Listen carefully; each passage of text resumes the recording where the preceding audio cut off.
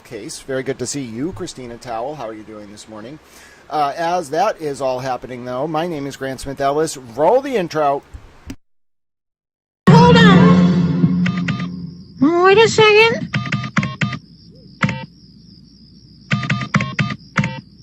That's it. That's it? Yeah, that's the melody to Funky Town. You heard the little towel. That's it. That's a melody to Funky Town. Now, if you're saying to yourself, Grant, did you go on Pacer and get the brand new overnight filing from Matthew Farwell in the Sandra Birchmore federal case? Yes, I did. I'm a little towel. And are you also wondering, Grant, are you being absolutely tormented, in your opinion, by your dear towel mom because of your position on various things related to Michael Proctor State Police Unit, Karen Reed, Lindsay Gattani, and the leak of Lindsay's phone and otherwise? Yes, I think I am. So, needless to say, we'll talk about that a little bit today.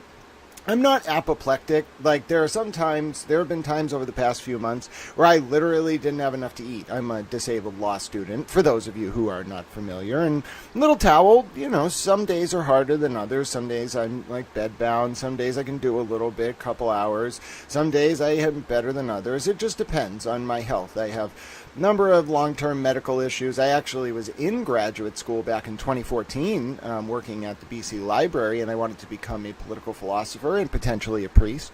I became disabled due to complications from a surgery. May 6, 2014, I was laying down in bed, just this sharp shooting pain from my right ear to my abdominal region where I had had a surgery. A surgery that, due to my weight gain and loss over time, was always causing issues. And I'll never forget it. My vision in my right eye it went out almost. My flashing lights when I closed my eyes, I started to have trouble swallowing foods and liquids, and breathing was difficult.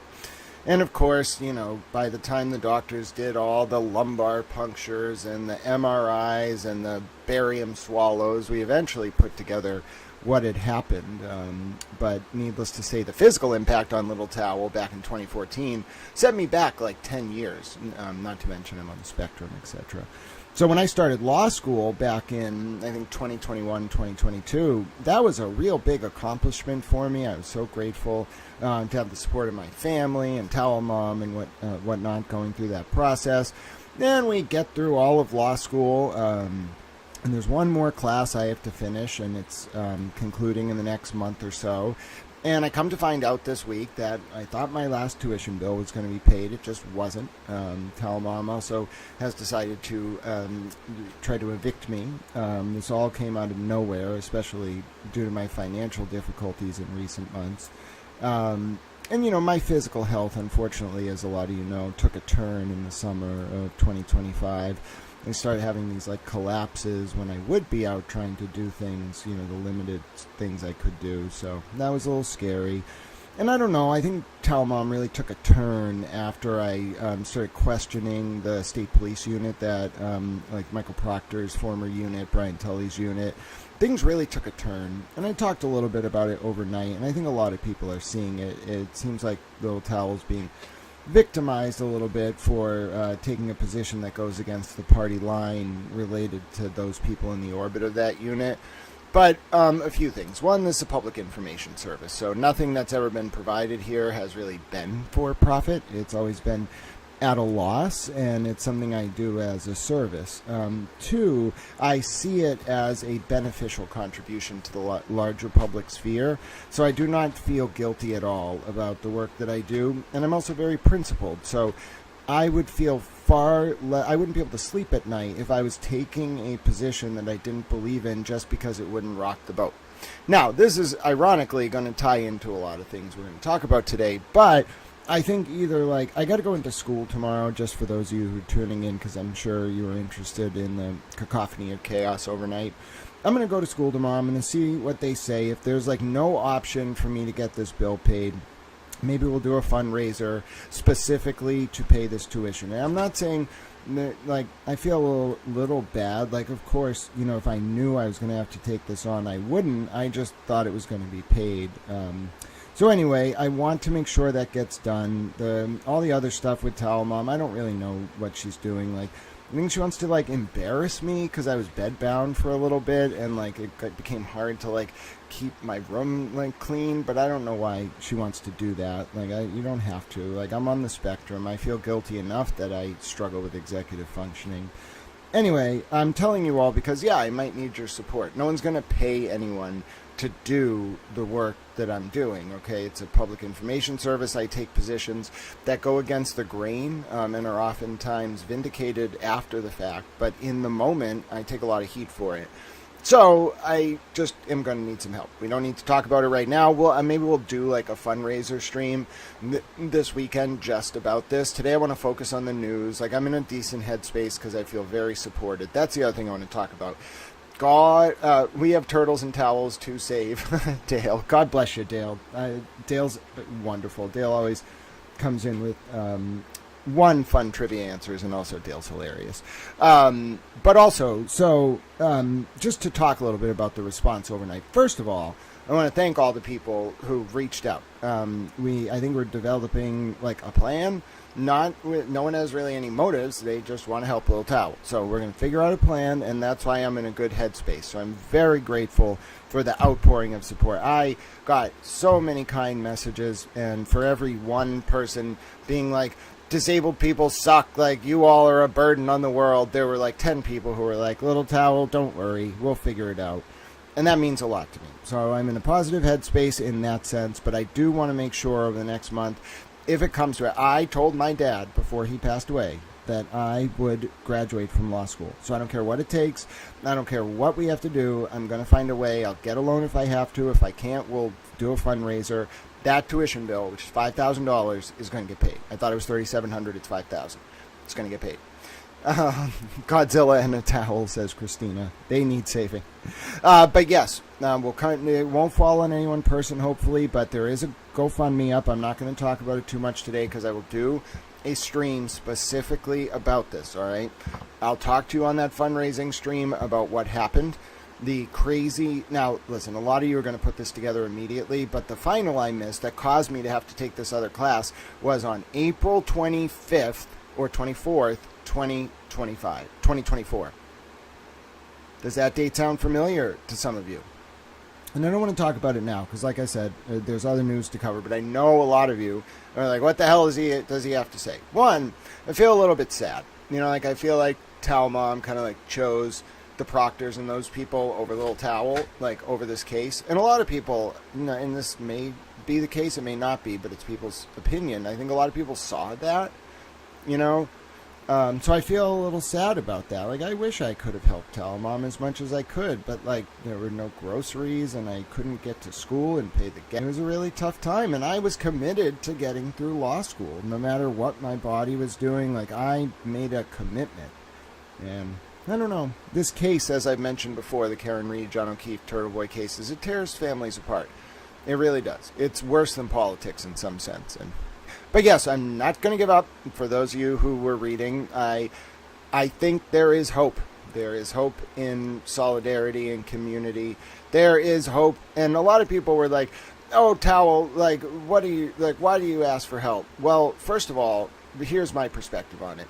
One, whenever people are in need, authentically, I'm willing to help. I'll repost, I'll share a mutual aid request, I'll highlight your cause. That's what I do. I think it's important.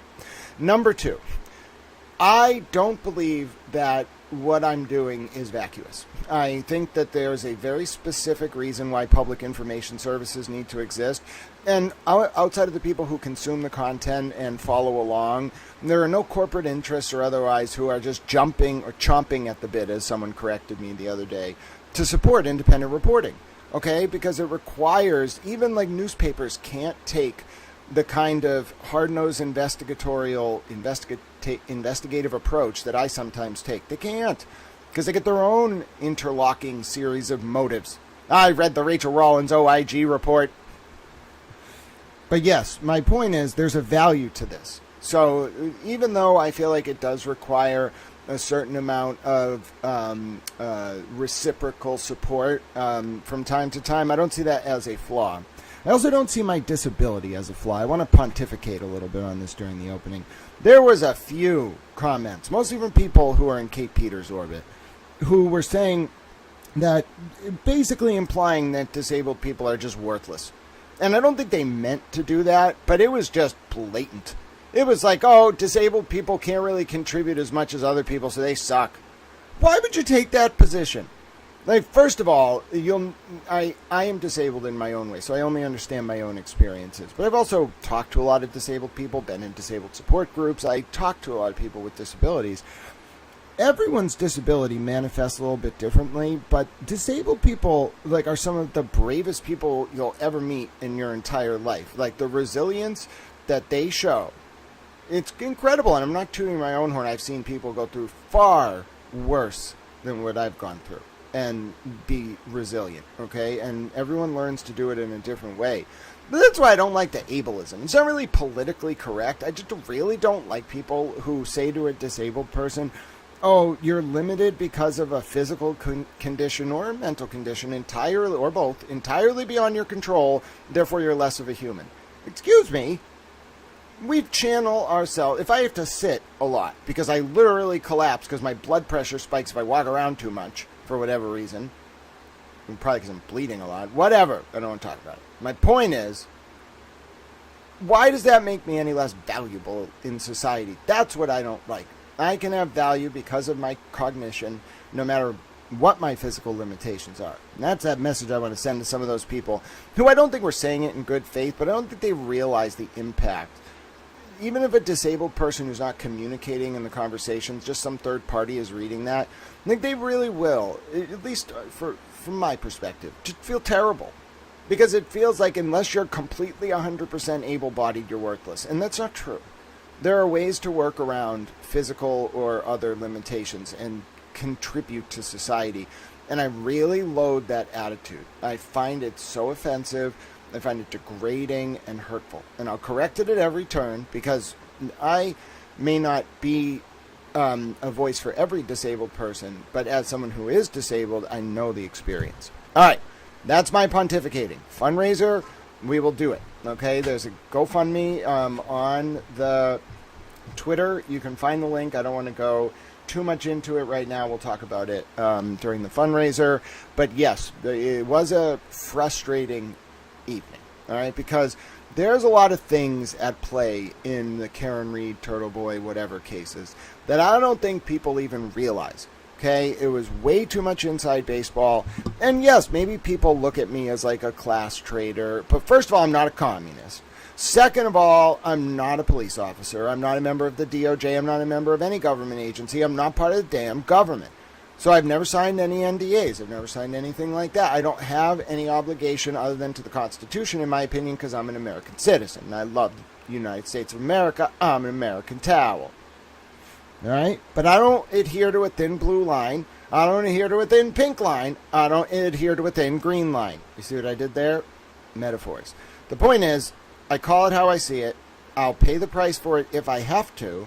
I just think it's an unfortunate side effect of a hyper-polemical, weaponized public sphere that is fundamentally usurping the integrity of our justice system in the furtherance of private ends and at the expense of victims and the unheard. And by God, I meant it when I say gleefully. I don't care what it takes. I'll find a way.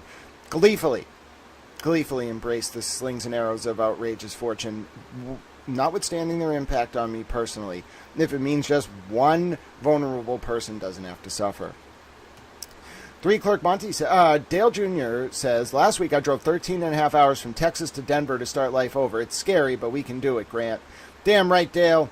That's the mentality. See, I told you, Dale comes in, words of wisdom. You don't even see him coming. I knew it from his Dale's trivia score the other day. 3 Clerk Monty said there are no good guys at all reporting about what is happening. Yeah, it's hard. It's really frustrating. And if you wonder why, it's because you'll get eaten alive unless you take a very specific position.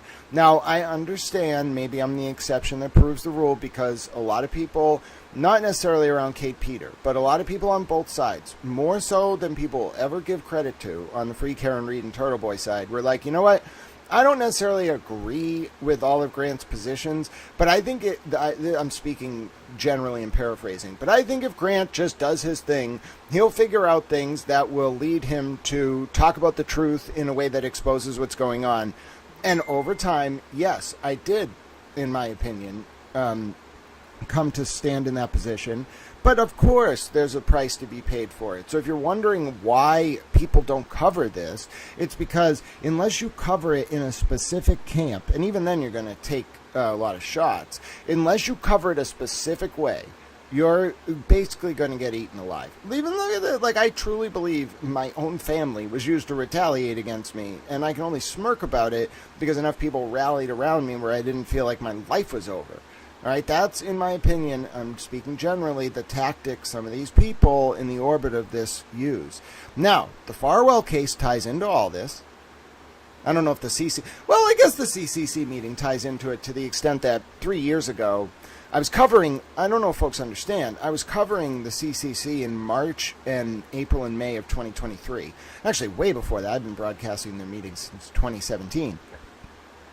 And I remember reading a Twitter comment at the very beginning of the Reed case. Someone was like, folks don't understand, Grant's been doing this like in another form forever. Like, you really should read his prior work. And I was like, yeah, they should.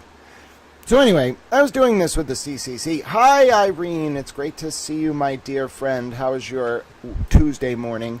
We're going to be watching a regulatory hearing at 10:15, but we're talking Sandra Birchmore and Matt Farwell, Brian Tully and Michael Proctor State Police Unit, the sad case of Towel being tormented by his own mom, and my willingness to rise above nonetheless. Hold on, now I got to play back what I was just talking about. Hold on. I was so excited to see Irene, you know what I'm saying? But the one benefit of having DVR on is I can just go backwards and listen. I'm going to get eaten alive. Even though, like, I truly believe my own family was used to retaliate against me, and I can only smirk about it because enough people rallied around me where I didn't feel like my life ties into all this. I don't know if the CCC... I'm listening to my own stream. Oh, right. Okay, so I was talking about the CCC. The press team's probably like, damn it, he remembered what he was talking about. So anyway, the CCC. Okay, many years ago. All right, 2022, 2023. I was one of the first people on the ground covering that because I was watching it happen. I had the institutional knowledge from watching every meeting to understand exactly what was going down. Now, if you read any of the papers around Massachusetts, Shannon O'Brien, Deb Goldberg, if you read about that story, everybody knows about that story. I'm not saying everybody colloquially, because I'm sure some people don't read the papers, but every single news outlet in Massachusetts eventually picked up on what was going on at the CCC. Let me just tell you, when I was first reporting that, people on both sides, I'm talking about my allies, my long-term friends, people who didn't like me, people who liked me, oh, they went at me. They were like, how dare you criticize our sacred institution? How dare you point out the corruption? Well, I was like, I'm right. Just oblivious. I'm right. They banned me from the press conferences. You don't understand, I had to sue them. I did not do a good job. I was like a 1L, but I had to sue the government. Because they banned me from the press conferences due to the content of my reporting. I eventually got let back in. That was nice of them. You know what I'm saying? That was kind of them. Nonetheless, the point is I've been down this road before. I know what it feels like. I can see where this is all going. I'm right. I'm sorry. I'm right. Okay? I'm not tooting my own horn. So if I have to pay the price for being right, okay, I don't care. I'm not trying to accomplish anything. I just want to survive. I just want to tell the truth and explain to people what happened without fear or favor, do justice to the legacy of my vocation, that is public interest reporting, really like Edith Tarbell and things like that. S.S. McClure, he got a little megalomaniac induced at the end there, though. He tried to like set up a whole society. That was not ideal. He should have stuck to his magazine. Henry Demiris Lloyd, Lincoln Steffens, a lot of these folks, that's what I'm really trying to accomplish. So I don't really want to build an empire. I don't want to thrive. I just want to be able to do this, pay the price for it, right? There's a price you pay for independence, but still be able to go day to day.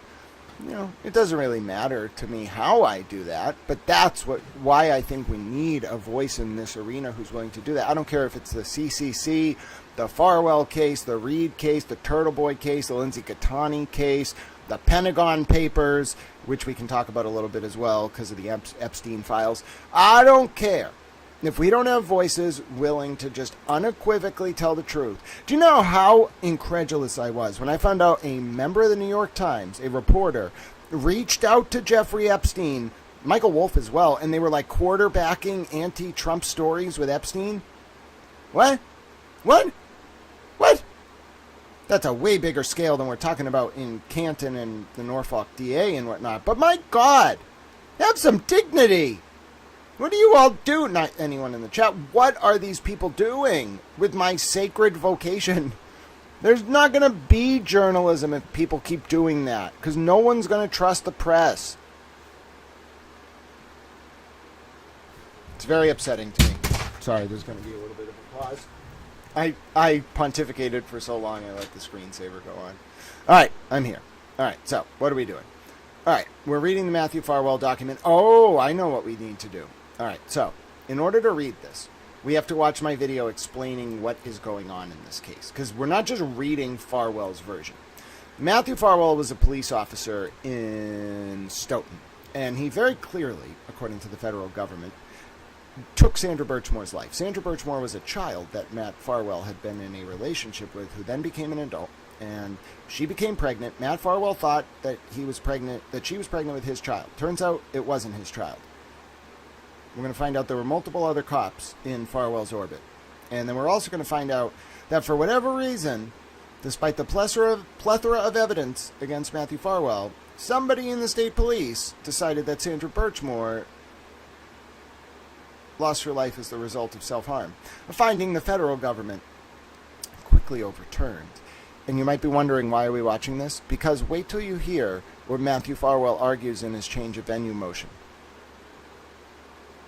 He toes the party line on the finding of the Norfolk DA.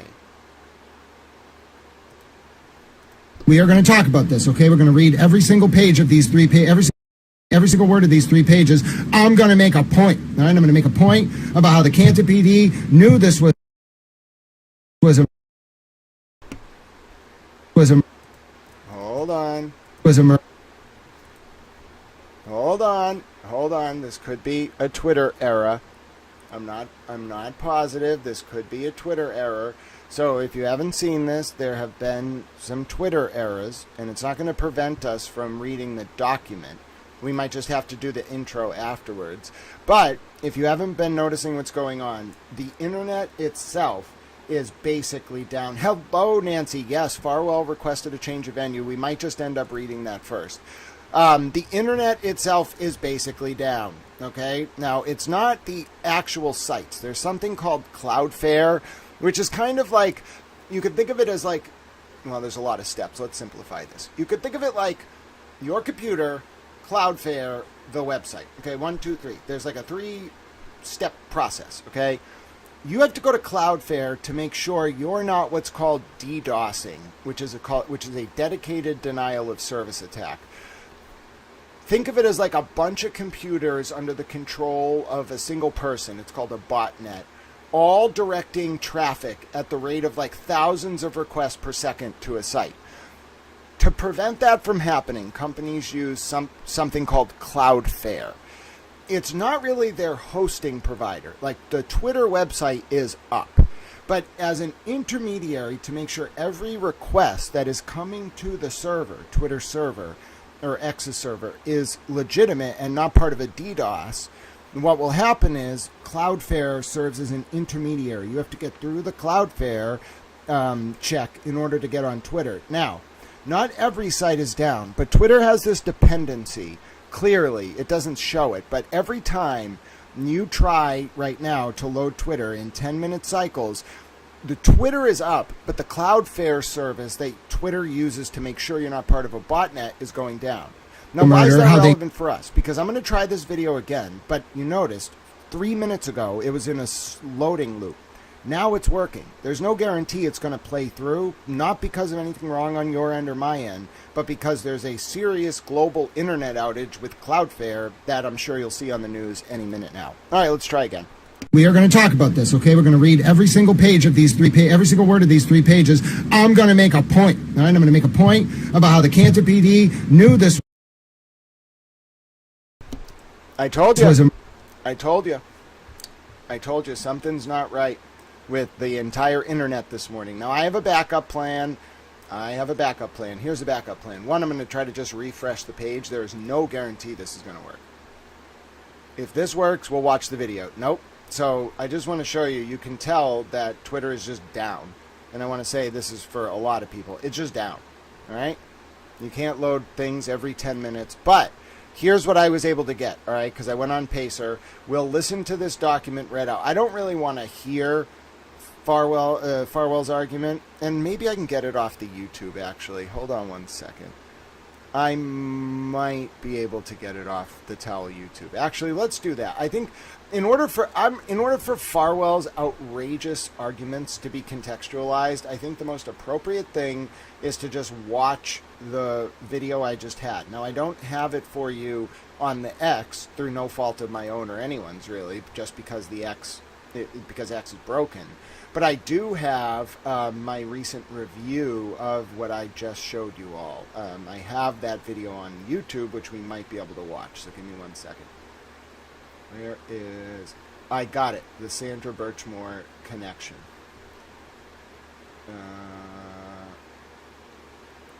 Wait a minute. Is that what I wanted? No. What I want is the...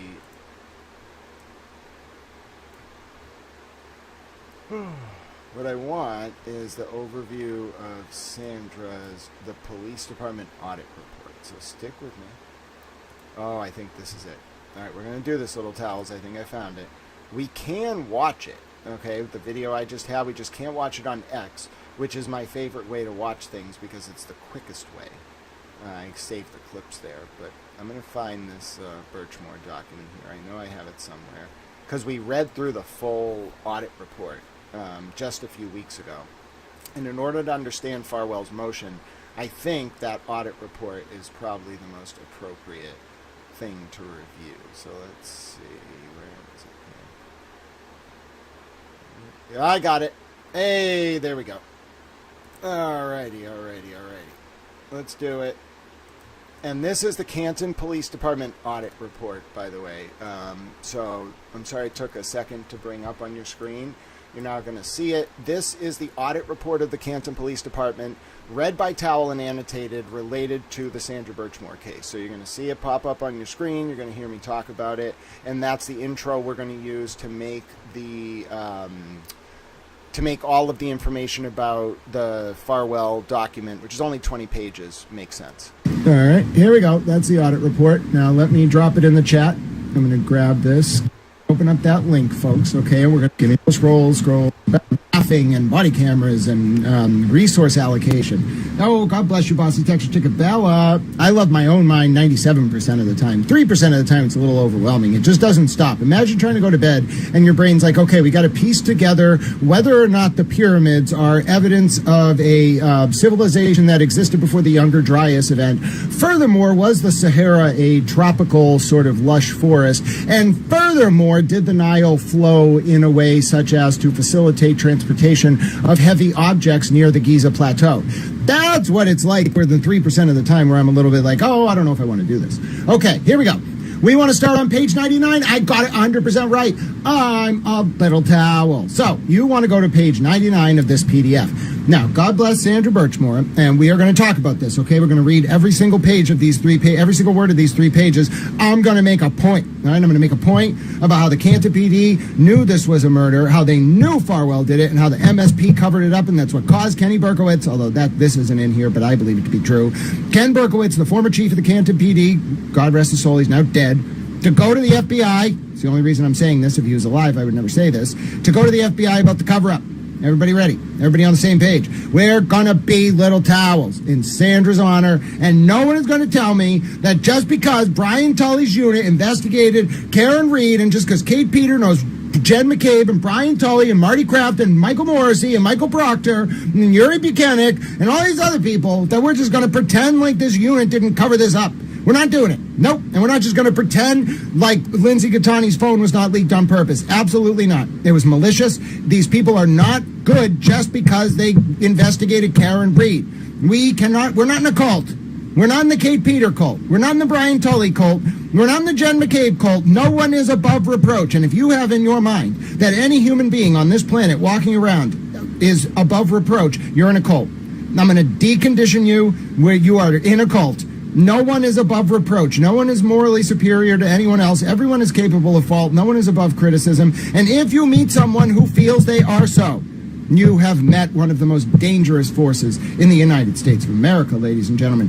No, absolutely not as anti-democratic to say that because someone did something you like in one instance, they may never be criticized. They are never to be held accountable. No, no. I am an American towel. I hate the damn commies. I've read Kessler's Darkness at Dune. I'm not being subservient to this party mentality. No, no, no, no. I refuse. We will not do that. That is how this becomes entrenched.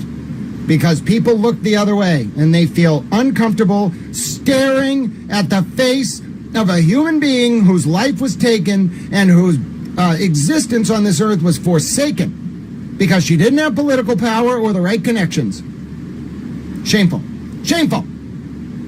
Shameful. It's a scar on the face of the justice system, and we don't run from it.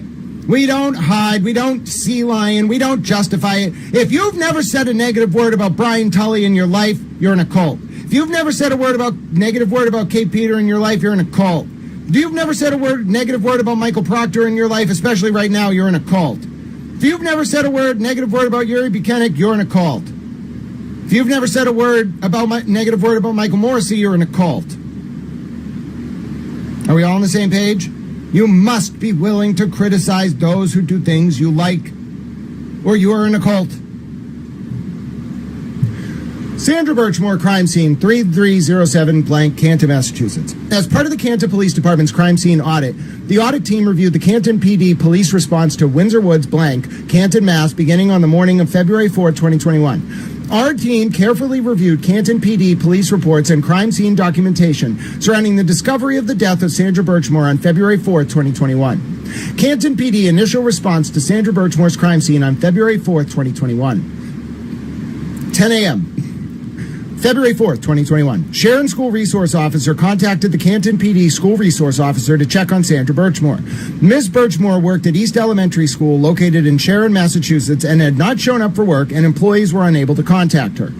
10:55 a.m. Canton PD officers responded to blank Windsor Woods to make contact with Ms. Birchmore with negative results. No one answered the door. Canton PD observed Ms. Birchmore's vehicle was in the apartment complex parking lot covered in snow and had not been moved since the snowfall on Monday, February 1st, 2021. So I had said it was Friday to Monday. It was actually Monday, February 1st to Wednesday, February 4th, and then Wednesday, February 4th to Friday, February 6th, just so we're on the same page. Canton PD officers spoke with a property manager who provided a key to access the apartment. Canton PD officers entered the apartment and observed Ms. Birchmore in the bedroom. Content warning, earmuffs. This is your content warning. Observe Ms. Birchmore in the bedroom, seated on the floor with a blank, I'm not reading this, around her blank, secured around the bedroom closet door handle and appeared to have passed away. Ms. Birchmore's cell phone was on the floor located close to her body. Canton PD officers contacted Canton PD supervisors who ordered officers to hold and secure the scene until Canton PD detectives could arrive. Shortly thereafter, Canton PD detectives arrived at the scene. 11:46 a.m. Canton Fire Rescue paramedics arrived and pronounced Ms. Birchmore deceased. Pursuant to Mass General Laws, Canton PD notified MSP, Mass State Police Troopers assigned to the Norfolk County District Attorney's Office.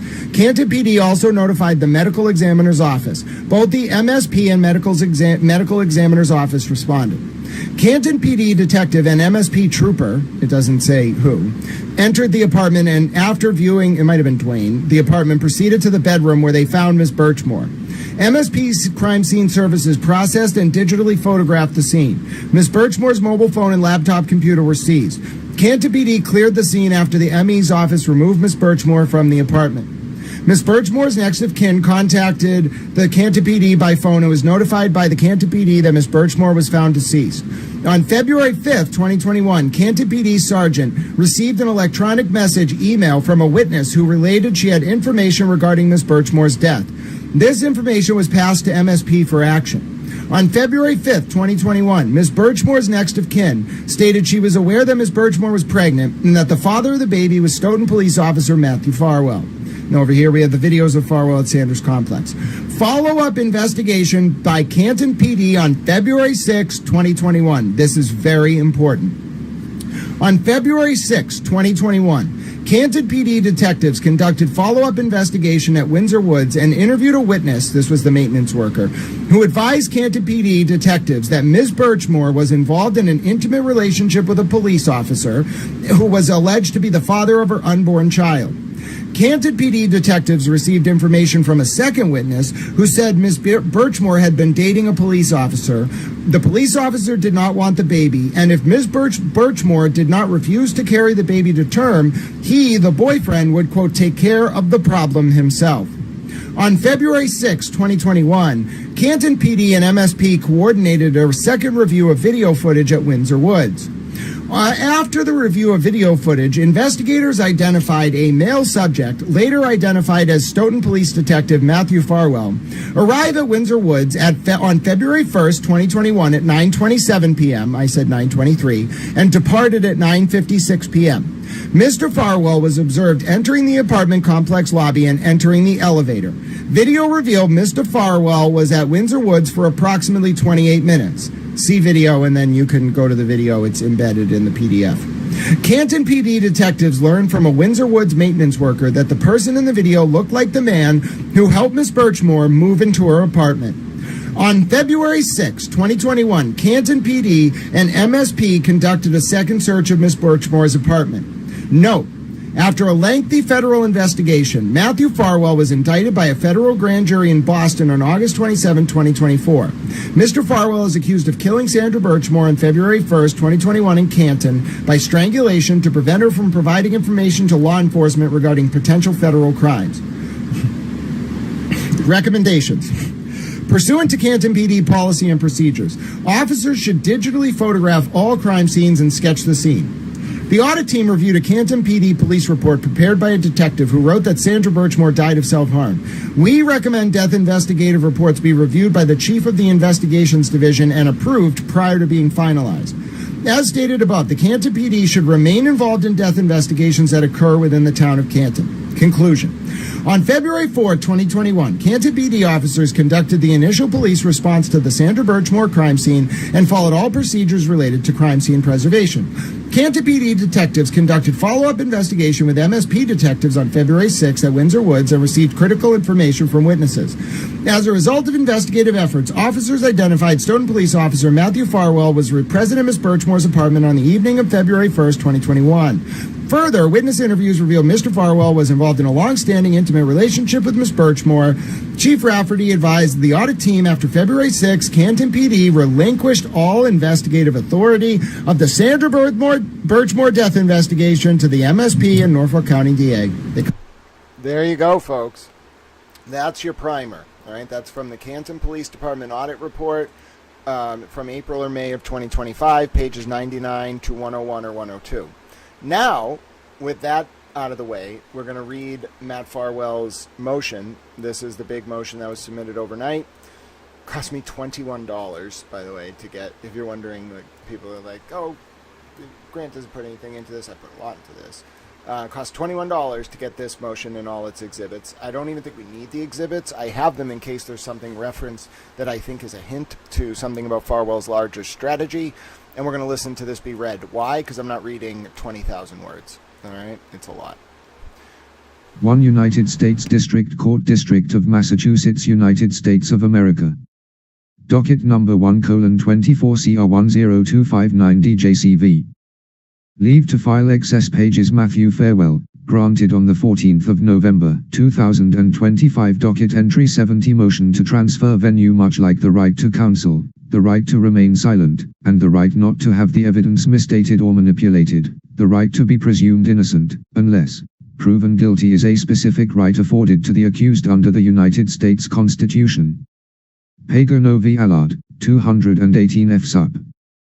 2D26, D. Mass 2002, citing Darden v. Wainwright, 477 U.S. 168, 182, 1986. Matthew Farewell, through undersigned counsel, pursuant to the 5th, 6th, and 8th Amendments to the United States Constitution, and Rule 21 of the Federal Rules of Criminal Procedure, moves this honorable court to transfer venue from the District of Massachusetts.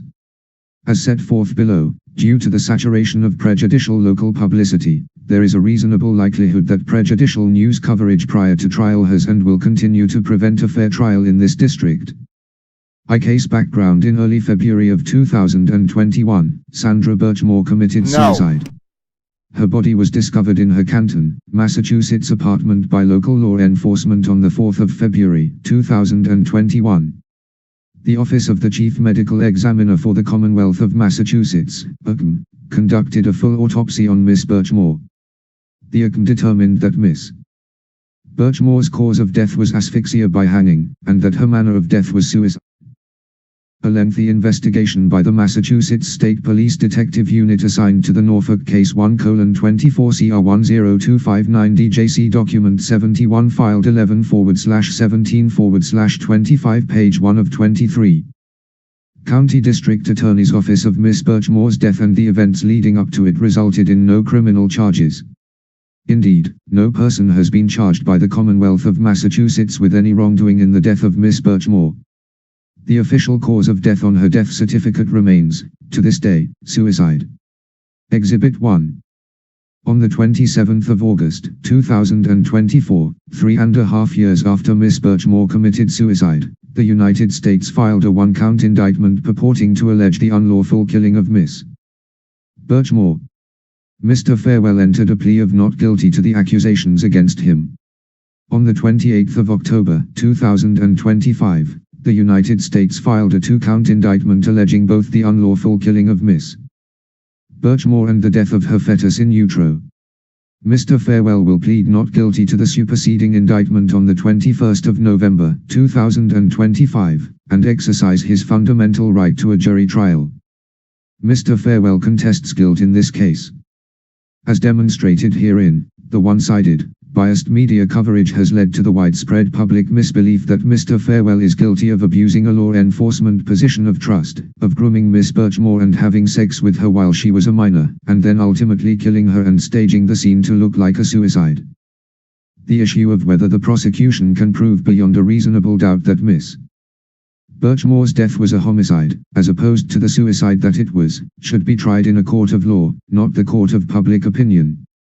Significantly, the defense cannot defend Mr. Farewell in the press, as both the local rules for the District of Massachusetts and the Massachusetts Rules of Professional Conduct forbid public comment about the evidence. One consistent with these rules, undersigned counsel have repeatedly refused to participate in such a process.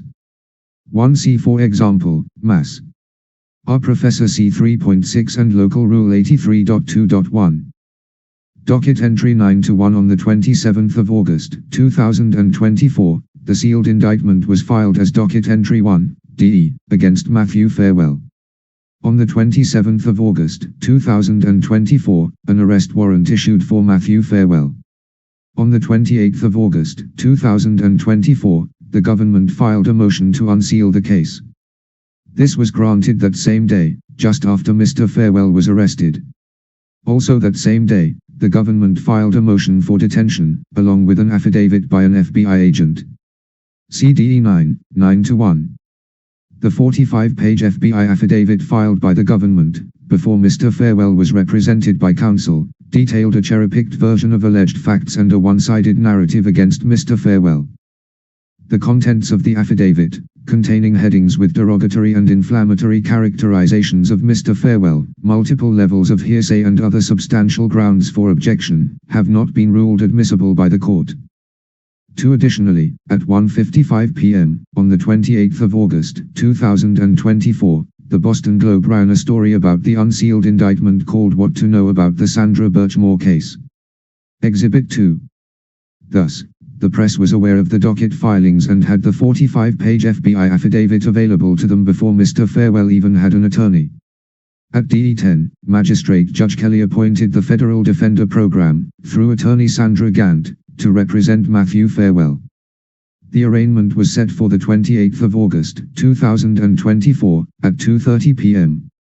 A copy of the motion and accompanying FBI affidavit was not served on Ms. Gant at the time of her appointment. In less than 24 hours, the seeds of damage to Mr. Farewell's right to a fair trial were sown. By 6:03 a.m. on the 29th of August, 2024, the Boston Globe published a story referring to the details of should this case be transferred to another district. The defense would move to seal Exhibit 9 to 1 to prevent further prejudicial publicity in the subsequent venue. The FBI affidavit and discussing, among other things, digital Hold on. communications. All right, so while we keep reading, I'm going to go get this FBI affidavit. It's attached as an exhibit, and we're going to break in and look at it. Because apparently he wants it sealed, so I already have it. It's not sealed now. We'll read it. Alleged to be between Mr. Farewell and Miss Birchmore. Exhibit 3. 3 important principles to keep in mind when analyzing the press coverage here are that publicized facts may be untrue, statements referenced in the reporting may ultimately be inadmissible, photographic and videotaped evidence may be unreliable, and witnesses may substantially modify their stories under oath or after confrontation and cross-examination. As set forth below, Mr. Farewell has demonstrated a reasonable likelihood that prejudicial news prior to trial has prevented a fair trial in this district. Local press coverage by its own account. The Boston Globe is one of the world's most prestigious daily newspapers, with a cumulative reach of over 1 million readers. For the Globe's social media X account boasts 774,100 followers. Exhibit 4. In January 2025, Boston Globe Media acquired Boston Magazine from a Philadelphia-based publisher Metro Corp, adding to a regional newsroom portfolio that includes the Boston Globe, Boston.com, and Stat News. 5. For a media company with such reach and roots, it should be more than concerning that it has so steadfastly and insistently displayed its bias in its reporting on the death of Sandra Birchmore and in the allegations against Mr. Farewell. The Globe has consistently reported on the government's one-sided narrative from the 45-page FBI affidavit as the facts of this case. 6. 3 comments to this story include, people should read the affidavit for the FBI agent in support of pre-trial detention. It's hideous and horrifying. No hyperbole. It literally should be the worst thing you have ever read about a police officer. At 9:50 a.m. that... All right, pause. All right, before we go on with this, we're on page 4. I have the document. Here it is. It's going to take me a second for us to read it, but this is the thing Farewell is so incredulous about. This must be incredibly damaging. So it's in the... He attached it as a public exhibit. Let's read it. You got to give me a second to Same day. reload this. Hold on. You have to actually upload it to make it read. So one second, I'm going to upload it. Now, the reason why I want to read this is, what could he possibly be so concerned about? Now see, just reload it. Now it should read it for us. All right, what's up with this? Let's figure out why One this affidavit document of is Special so Agent damaging. Cheney Castruta. 1 second. In support of government's motion for detention I, Cheney Castruta, having been sworn, state. Introduction and Agent Background 1. I have been a special agent with the Federal Bureau of Investigation since June of 2022. I am currently assigned to the Public Corruption and Civil Rights Squad of FBI's Boston Division, where I investigate public corruption and civil rights offenses. I am a graduate of the FBI Academy in Quantico, Virginia, and I have received on-the-job training and attended courses sponsored by the FBI and Department of Justice on how to conduct investigations regarding violations of various federal laws. I am a federal law enforcement officer within the meaning of Federal Rule of Criminal Procedure 41A, 2C.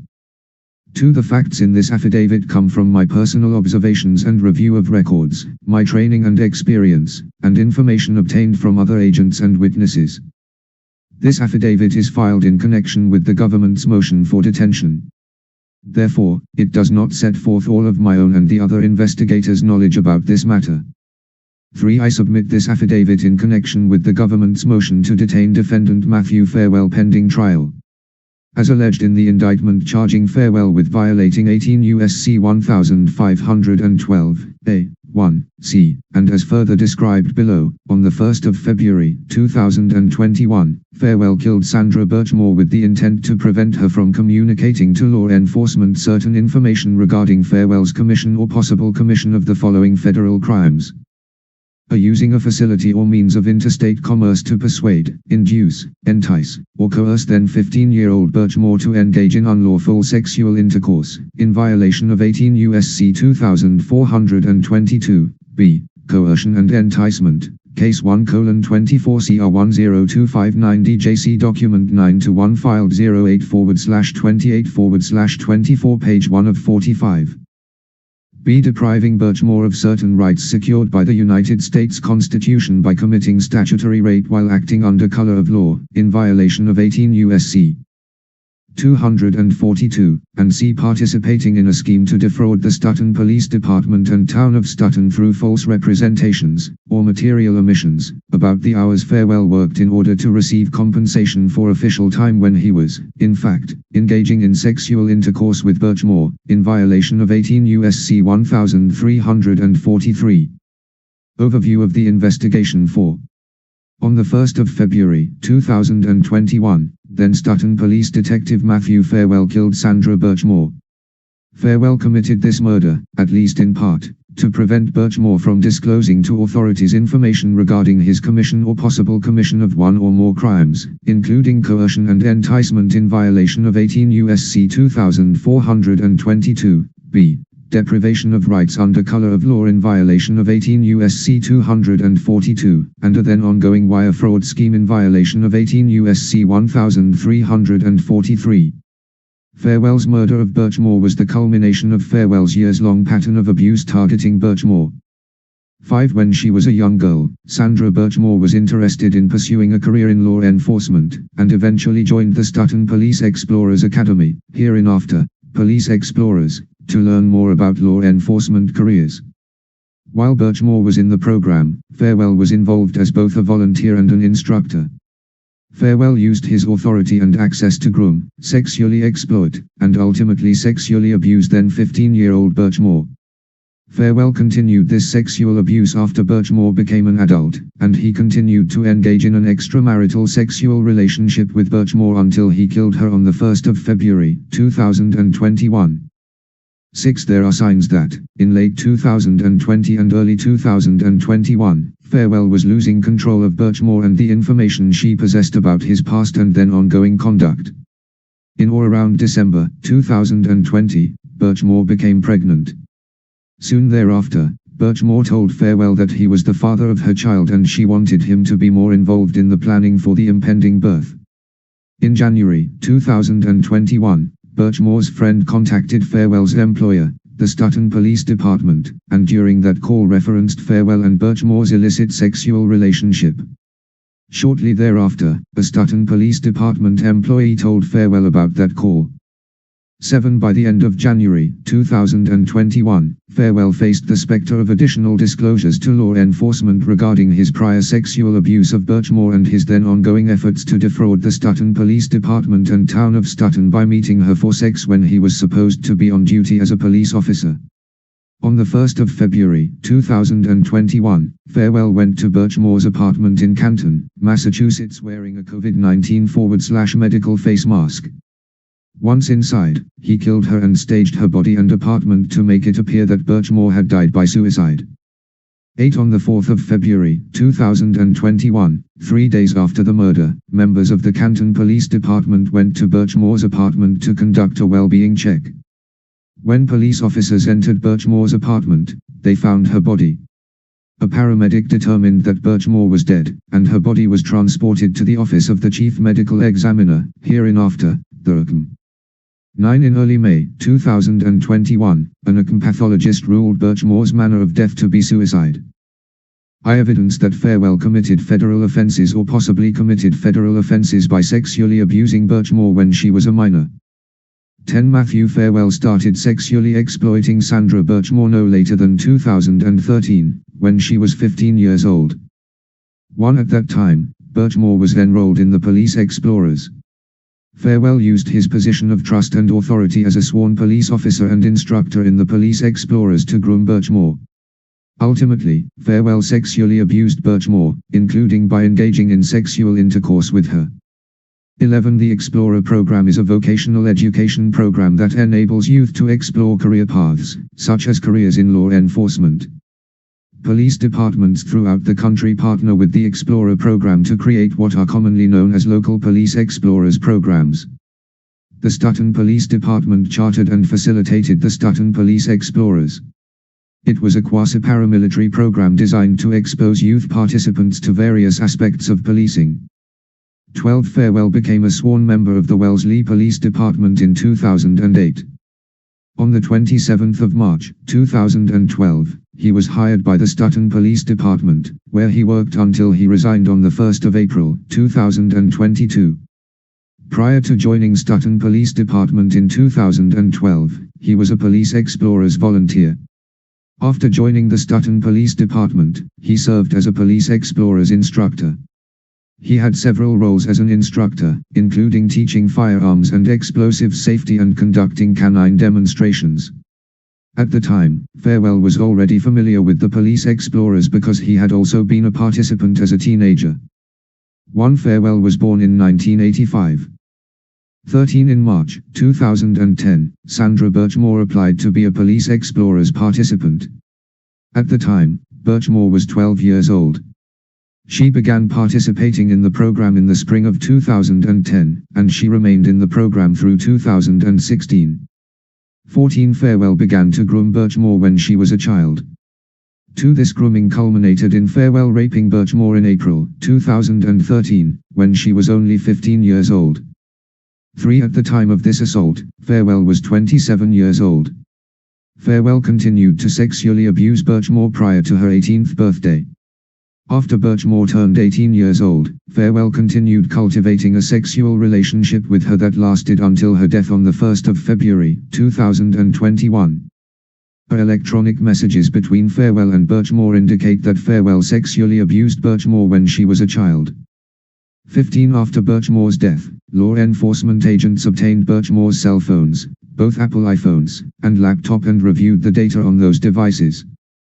During that review, agents discovered messages between Farewell and Birchmore. The messages confirmed that Farewell frequently communicated with Birchmore for years. The messages also indicate that Farewell had sex with Birchmore when she was a minor, starting in or around April 2013, when Birchmore was 15 and Farewell was 27. 2. Based on my training and experience, grooming is the process of a predator building a relationship with a child or vulnerable adult in order to gain their trust, enabling the groomer to ultimately exploit the child or otherwise vulnerable person. 3. Under Massachusetts law, any intercourse with a person under the age of 16 is unlawful and constitutes sexual abuse, specifically, statutory rape. MGL Chapter 265-23. Furthermore, any person who has sex with a child under the age of 16, being at least 10 years older than that child at the time of the intercourse is guilty of aggravated statutory rape. MGL Chapter 265-23 B. Finally, any mandated reporter who has sex with a child under 16 years old is guilty of aggravated statutory rape. MGL Chapter 265-23 C. During the relevant time period, as a Stoughton police officer, Farewell was a mandatory reporter under Massachusetts law. 16 data from Birchmore's Facebook account reveals aspects. Do you all understand that the feds are basically saying these are all the crimes, and we're not even done, that he should have been charged with based on the evidence they have? They only charge federal crimes, but look at what they had him on based on what was on Sandra's phone. Why wasn't he charged with any of this on the state level? Big questions, folks. Of the beginning of Farewell and Birchmore's online communications. Specifically, Facebook data indicates that Farewell sent Birchmore a Facebook friend request on the 28th of October, 2012. At that time, Birchmore was 15 years old and a participant in the Police Explorers. Farewell was her 26-year-old instructor. 17. On the 21st of February, 2019, Birchmore and Farewell had a text message conversation about Farewell taking Birchmore's virginity. Birchmore told Farewell that she was happy that he took it. Later in the same conversation, Farewell acknowledged that it was a big thing to get to be the first. 18 In the same text conversation, Farewell also reminisced about the first time he digitally penetrated Birchmore's vagina. Discussing the day that occurred, Farewell asked Birchmore what she would have done if he, Farewell, told her he wanted her that day. Birchmore responded that she would have told him that he could have sex with her after school. She also recalled the specific class and seat that she was in when she realized that she was going to lose her virginity to Farewell. Based on my investigation, I believe that this occurred during the 2012 to 2013 school year when Birchmore was 15 years old. 19 Additionally, on the 19th of March, 2019, Farewell asked Birchmore, what would you have done if we never used a condom and I never pulled out? Birchmore reassured Farewell that she would have, still finished school. Birchmore then told Farewell, I loved prom night. It was worth not going to prom. 20 On the 11th of February, 2020, Birchmore and Farewell discussed the exact day that Farewell took then 15-year-old Birchmore's virginity. Birchmore, I had butterflies so bad the day you took my virginity. Farewell, me too, it was such a big day. Birchmore, still know the date to this day. Farewell, really? Birchmore, yes. Farewell. Birchmore, that's not a date I'll ever forget. Birchmore, it was April 10, 2013. Farewell. Birchmore, best day of my life, face with heart emoji. Farewell, me too. 21. On the 19th of June, 2020, Birchmore and Farewell had the following conversation in which Farewell reminisced about his past criminal sexual abuse of Birchmore. Birchmore, I'm glad you agreed to take my virginity though. Farewell, me too. ******. Farewell, lol, if I pushed I absolutely could have fucked you without condoms from day one. Birchmore, probably if you really pushed it. Birchmore, I was kinda scared to say no in the beginning not knowing how you'd take it, so yeah, you would have got no condoms, lol. Other electronic messages confirm that Farewell sexually abused Birchmore when she was a child. 22 text messages between Birchmore and others confirm that Farewell sexually abused Birchmore as a child and continued a sexual relationship with her until her death. For example, on the 5th of October, 2020, Birchmore texted one of her friends, hereinafter, person 1, that Farewell had been having sex with her for the last almost 10 years and that Farewell had taken her virginity before she was 16. On the 20th of May, 2020, Birchmore told another friend that she had lost her virginity 5 days before the Boston Marathon bombing. 423. Also on the 5th of October, 2020, Birchmore prepared a draft text message to Farewell's wife. Birchmore sent this draft text to person 1. The text states, in part, I am just messaging to inform you that your husband Matthew has been out cheating on you since before you guys were even married. I am aware that Farewell and his wife got married in May 2013, shortly before Birchmore turned 16 years old. There is no known record indicating the draft message was sent to Farewell's wife. 24 other text messages between Farewell and Birchmore demonstrate his sexual interest in minors. On the 15th of June, 2019, Farewell and Birchmore exchanged text messages in which they discussed role-playing during their next sexual encounter. Farewell asked Birchmore how old she was going to pretend to be during that encounter. When Birchmore responded 14, Farewell replied with a smiley face emoji. In another conversation between Farewell and Birchmore on the 21st of February, 2020, Farewell describes pinning Birchmore down during sex and asks her, will you say Matt stop, I'm 13, I'm not ready for this, please stop. 4 I am aware that this event took place on the 15th of April, 2013. 25 I have also reviewed several text messages from 2020 in which Farewell instructs Birchmore to act as if he were her older brother coming into her room at night to have sex with her. See witnesses confirm that Farewell cultivated a close relationship with Birchmore. Excuse me, what the fuck? He what? What the fuck? What the fuck? I'm sorry we have to read this, folks, but once Farewell was like, I want this document sealed, I was like, no, you referenced it as a footnote in your public filing. You submitted it with your filing. I paid $21 to get all these exhibits because I knew this shit was going to happen. What the fuck? I don't know if I didn't read this all before, if I only saw screenshots. We're reading this whole thing. I'm furious. Bro, how much evidence do you need to convict this fucker? I'm not talking about the feds. How did they look at all this digital evidence and they were like, Sandra clearly took her own life? That's what the state police concluded. Oh, dear God. Yes, I agree, Andrea and Nancy. This is the sickest shit. I want to, one, reiterate the content warning, and two, apologize that we have to listen to this. I know a lot of you are listening and saying, wow, I didn't know a lot of this. That's why we're doing this, okay? I want to be very clear. This is fucking horrifying. This is the most disturbing thing I've ever listened to. I'm disgusted, all right? I can't believe what I'm listening to right now. We have to listen to this, though, because Farwell, in his motion to change his venue, puts a heavy emphasis on sealing this document. That's a tip-off. I didn't know how devastating this document was, but now that we've started it, we're listening to the whole thing. This man, according to this document, is a fucking monster. When she was a child. 26 agents have interviewed one of Birchmore's friends, hereinafter, Person 2.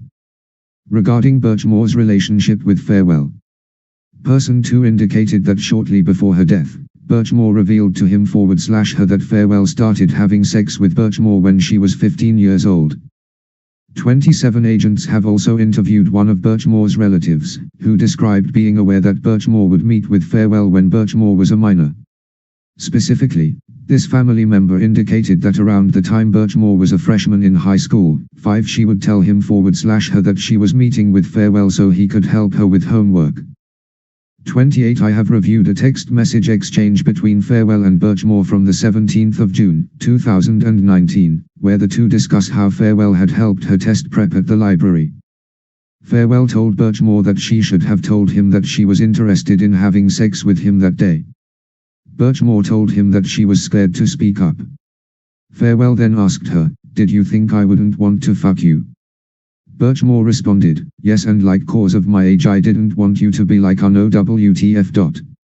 Farwell then told her, "I understand that."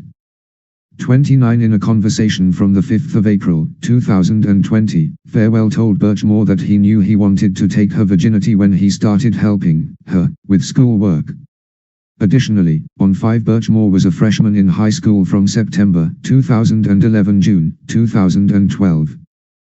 The 21st of February 2020, Birchmore and Farwell reminisced about when they first became sexually active. Birchmore, "I listened better back then though Farwell, I wish it had been a year sooner after helping you study at the library Farwell, you still listen and give me whatever I want baby Birchmore, I didn't even make you wait a year after that Birchmore, and good. But I don't think you're gonna get what you want next time so Farwell, of course I will I'll just take it Birchmore, that's what you think. Good luck with that Farwell, what was the first day you said I want this guy to be my first I want to feel him inside me Birchmore, yeah so 2012 I finally decided that I was gonna try and find a way to fuck you and just wasn't sure how. Birchmore, how did you feel when I asked to make your dream come true Farwell, amazing. Birchmore, good Farwell, I absolutely would have fucked you in 12 Birchmore, in 12. Farwell, 2012 30. Agents have also interviewed one of Birchmore's childhood friends, hereinafter, Person 3. Person 3 confirmed that Birchmore would meet Farwell to help with her homework. Moreover, Person 3 indicated that Birchmore confided in him /her that she was meeting with Farwell in early high school to have sex with him in his police car or his truck. 2 Evidence that Farwell committed federal offenses or possibly committed federal offenses by submitting false information to obtain wages for time spent engaging in sex acts with Birchmore. A Farwell defrauded the Stoughton Police Department and town of Stoughton.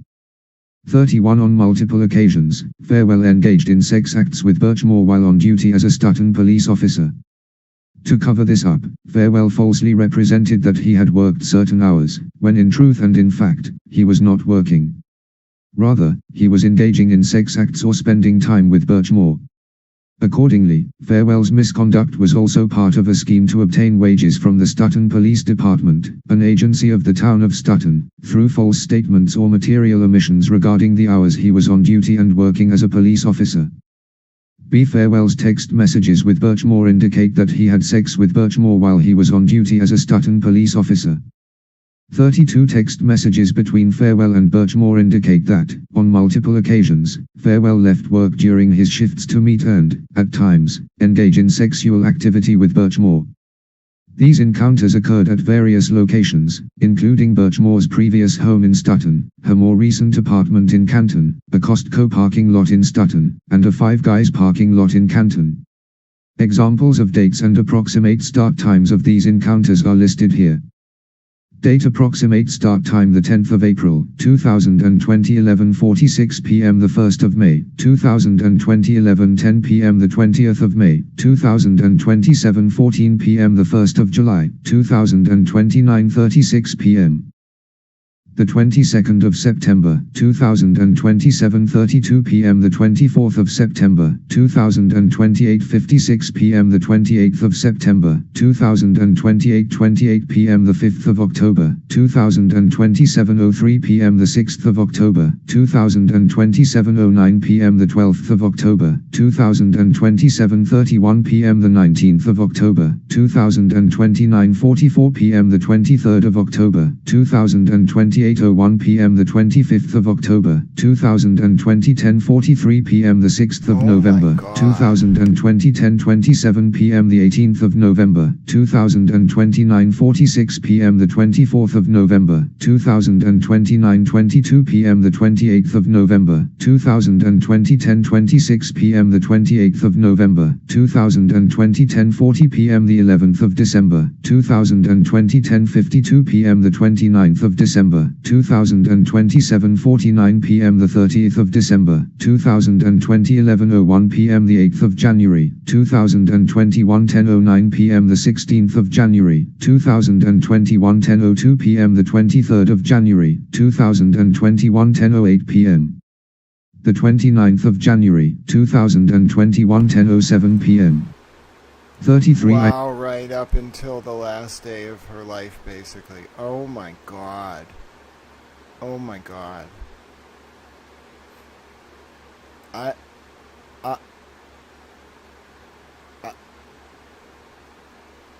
Oh no. I know a lot about this case. This is very overwhelming. I know a lot about what happened in the investigation of this case, and let me just tell you, there's no way they didn't cover this up. Look at the feds here basically laying out how this was covered up. Are you fucking kidding me? How did they do you know how is there any human being on the face of the planet Earth who could read these documents? I know that Garino and that unit were going through these digital files. How could they be like, okay, well, you know, we can look the other way on this? Are you fucking kidding me? This is the worst thing I've ever seen in my entire life. Oh my god. This poor girl. How many other girls? Look at all those dates. Look at them. That's a pattern. In what was it, Canton, a Five Guys parking lot, her apartment, bro. And those texts about the money to the other girls, what the fuck? Have reviewed messages that reveal that both Farewell and Birchmore knew that some of their encounters occurred while Farewell was on duty. For example, on the 10th of April, 2020, Farewell wrote, "I'm going to sneak away from work quick." On the 24th of November, 2020, Birchmore asked if Farewell would be on duty when the two were scheduled to meet. Farewell responded, "Yes, I will be on the clock." 34 The text messages between Farewell and Birchmore, which precede several of the above-listed encounters, contain statements indicating that the purpose for at least some of the encounters was to engage in sex acts. For example, on several occasions, Farewell sent Birchmore text messages directing her to act as if she was being raped during the ensuing encounter. See Farewell's scheme to defraud caused interstate wire communications. 35 The town of Stutton pays Stutton police officers on a bi-weekly basis. In or around 2020 and January 2021, Farewell received his paychecks via direct deposit to his account at USAA Federal Savings Bank.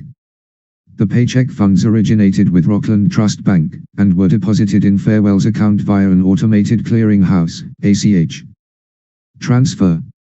Each ACH transfer originated outside of Massachusetts, and / or traveled through another state before terminating in Farewell's account.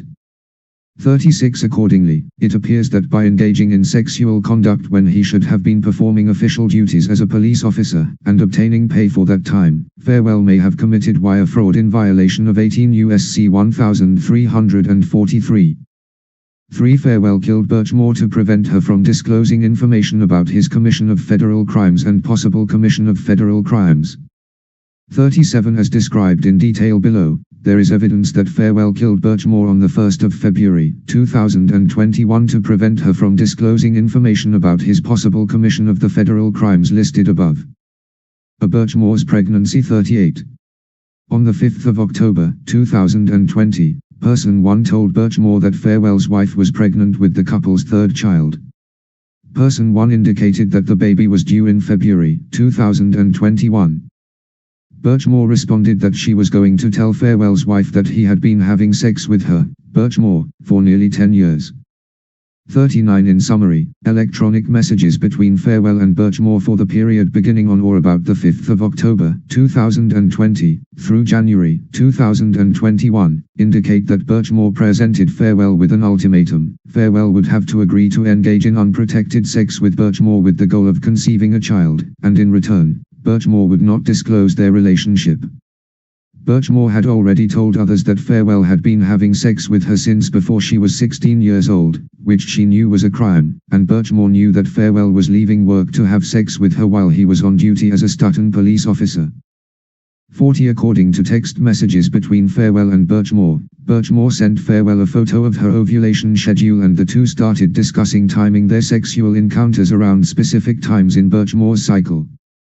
41 Approximately 1 week after Farewell agreed to have unprotected sex in order to conceive a child, Farewell and Birchmore had a disagreement about the terms of their agreement. The following is an excerpt from a text conversation on the 12th of October, 2020. Farewell, I said the agreement was once that was our compromise. Birchmore, I asked if we could try this month, didn't realize that meant you fuck me once lol. And then I asked if we could try through this year and you said I'd think about it. 42 The conversation continued on the 13th of October, 2020. Farewell, our compromise was try once. Birchmore, yeah, it was to try this month. Birchmore, so you're thinking about the second thing I said as far as the rest of the year. Farewell, you said try once this month. If it happens it's meant to be. Those are the exact words. 43 Text messages indicate that a few weeks later, Birchmore continued to discuss trying to get pregnant. On the 3rd of November, 2020, she asked Farewell if they could try again that month or whether they would need to talk in person about that. Farewell responded, that's an in-person discussion. On the 5th of November, 2020, Birchmore asked Farewell if he had given any more thought to their prior conversation and told him that she thought of a way they could both be happy. Birchmore, how would you feel about us having a baby, you being there and signing the birth certificate? There's never gonna be a need for your information anyway, so you'll be safe there, and I won't talk shit about her or your kids. That way we both get what we want. Birchmore, you asked me the other day what I wanted and I didn't want to give it to you in the form of an ultimatum, so I am trying to do it with you as a compromise type of thing. Can you tell me what you thought of? Birchmore, I'm down for discussing it in person, but the more I thought about it, you signing it really isn't going to have an impact on you cause of the way things are going to fall in the future. Farewell, okay, that's an in-person discussion. 44. In November 2020, after Birchmore learned that she was not yet pregnant, she asked Farewell about continuing to try to conceive for another month. On multiple occasions, Farewell told Birchmore that they would need to discuss that topic in person. Farewell continued to meet with Birchmore in person and text messages suggest that they remained sexually active. 45 On the 28th of December 2020, Birchmore sent Farewell a text message informing him that she was pregnant. She sent him a photo of a poster she had made to celebrate the pregnancy. 46 Farewell's immediate response to Birchmore's disclosure about the pregnancy was, I literally have nothing to say right now. How could you express that in text when I said I don't appreciate it? Farewell and Birchmore then argued about the pregnancy in the following text conversation. Farewell, how far are you? Birchmore, regardless of how far we're keeping it. Birchmore, but 3.5 weeks ***** Birchmore, which means I conceived, sick, this month ***** farewell, okay well we need to talk then. Birchmore, no shit. That's obvious Birchmore, and the birth certificate is being signed Birchmore, or hers isn't. 6 ***** Birchmore, no I'm mad you're acting how you are over a choice we both made farewell, I'm mad you act like you gave anyone a choice Birchmore, LMAO so you didn't have a choice Birchmore. Farewell, per usual you make and do whatever you want Birchmore, all I did was say can I have it you said have what and I said you know what I'm asking for and you stood up and said yeah Birchmore, you've been doing that. You mad she's due in February and I am in September and you don't know how you're gonna be there for both of us. Birchmore, and you need to be there during labor for me too 6 at the time of these text messages, I know that Farewell's wife was 8 months pregnant with his 3rd child. Based on the context of these texts and prior messages, I believe Birchmore was referring to the birth certificate for the child that Farewell's wife was then carrying. Birchmore, because, sick, your kid should matter Birchmore, late August early September **** farewell, you are truly the worst person on the face of the earth. 47 After the foregoing conversation, Birchmore again threatened to expose the truth about Farewell's prior sexual abuse and their ongoing relationship. Farewell responded by indicating that Birchmore had threatened him, causing him to agree to impregnate her. Farewell, for the past week and half the doctor wasn't right but now she was and you just throw it at me cause now you've got me. You honestly have absolutely no idea how to treat people. I have fucking bent over backwards for you. Now you want to act like this was some free will decision. You have threatened me from the word go if I didn't do and give you what you wanted you would ruin me. I made a deal with you and you changed the terms at every turn. We will deal with this tomorrow. B. Farewell's escalating physical violence. 48 On the 29th of December, 2020, Farewell and Birchmore met to talk in person. After this meeting, Birchmore sent Farewell a text alluding to a physical encounter. Birchmore, it made me really uncomfortable and stressed out and scared when you were next to me because I thought you were gonna hit me after you said what you said and took things out of my hand. That's why I was crying. I know you wouldn't but it still scared me. 49 At least 3 witnesses have disclosed that, in the weeks before her death, Birchmore told them that Farewell was physically violent when Birchmore and Farewell discussed the pregnancy. According to death records, Birchmore was 4 feet, 10 inches tall. Military records indicate that Farewell is 6 feet, 4 inches tall. 50% 2 reported that, in the weeks prior to Birchmore's death, she was over the moon about her pregnancy. According to Person 2, Birchmore had decreased her coffee consumption, discussed winter clothes for her future baby, and engaged in FaceTime calls with Person 2 while selecting baby clothes. Person 2 indicated that Birchmore was nervous about telling Farewell about the pregnancy but that she eventually did. In January 2021, Birchmore called Person 2 and stated that, after telling Farewell about the baby, Farewell told her that he wished she just would die and he wants nothing to do with the baby. According to the information Birchmore shared with Person 2, Farewell put Birchmore in a headlock and grabbed her cell phone from her hand.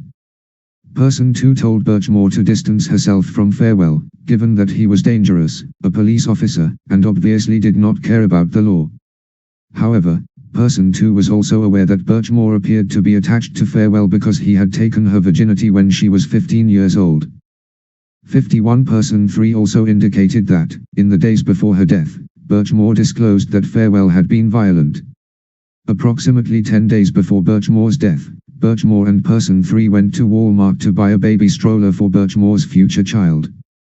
Birchmore was excited about the baby and asked Person 3 to be the child's godmother. Birchmore told Person 3 that the day prior, Farewell had gotten angry with her for showing him a fetal sonogram. According to Birchmore, Farewell told her, "That's not my child. I don't want anything really to do with you," and then Farewell pushed her to the ground. Person 3 told Birchmore to end the relationship with Farewell. Person 3 indicated that Birchmore seemed scared but not ready to leave Farewell because Farewell had been such a big part of Birchmore's life for several years. 52 Additionally, Person 7, Birchmore's longtime therapist, reported that, in the weeks before Birchmore's death, Birchmore reported to her that Farewell got upset about the impending pregnancy and shoved her. 53. In addition to these descriptions of Farewell's violence targeting Birchmore from Person 2, Person 3, and Person 7, Birchmore's text messages to Person 1 further confirm Farewell's escalating violence. On the 10th of January, 2021, Birchmore sent Person 1 a text message indicating that she had recently argued with Farewell. Birchmore told Person 1 that, during the argument, Farewell took her cell phone out of her hand 3 times and refused to give it back to her. Birchmore also indicated that Farewell took her computer out of her hand and used his body to shove her. See, in January 2021, there was increasing pressure on Farewell.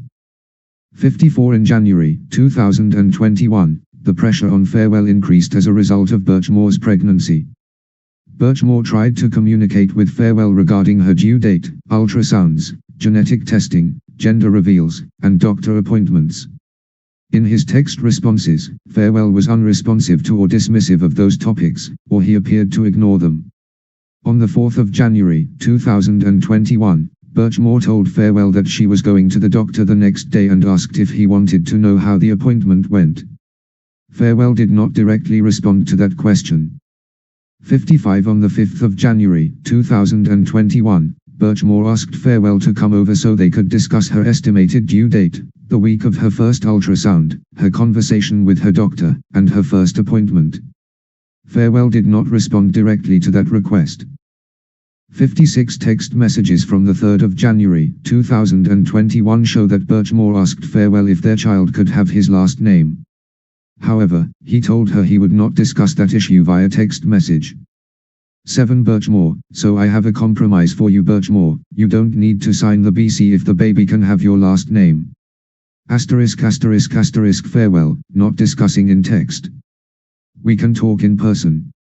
57. In another text message on the 6th of January, 2021, Birchmore began to ask Farewell what their family would look like.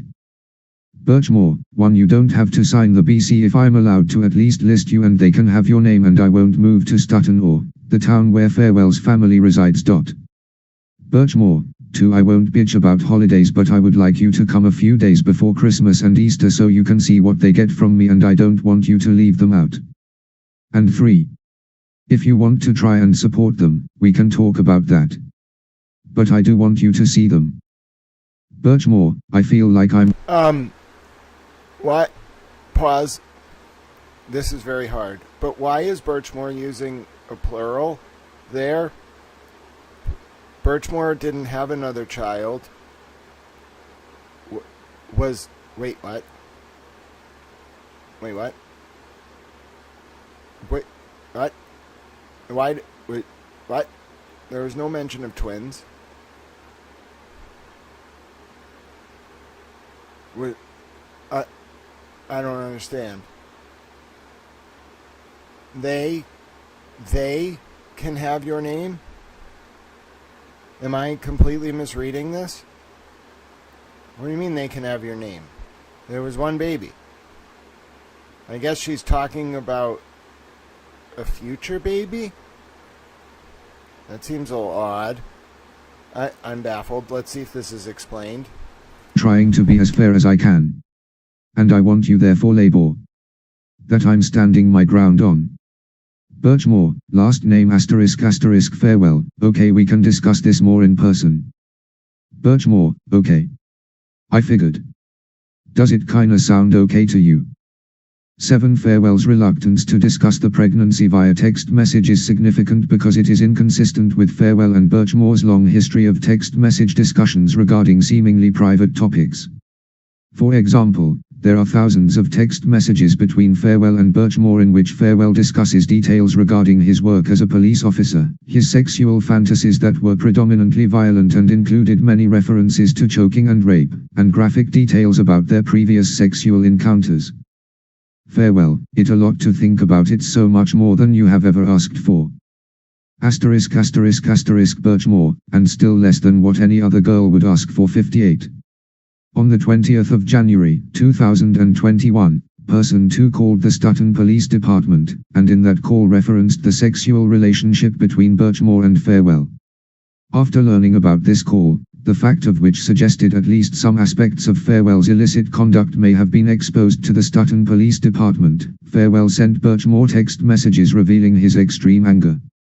He sent her a series of text messages with expletives, telling Birchmore that he thought no one knew about their relationship, that she had no clue how bad this was, and indicating that he does not know if he needs to worry about other disclosures. Farewell, dude, your fucking friend called my job. Sandra WTF Birchmore. Farewell, your sick friend, person 2's name, just called my fucking work to complain about me. WTF Birchmore.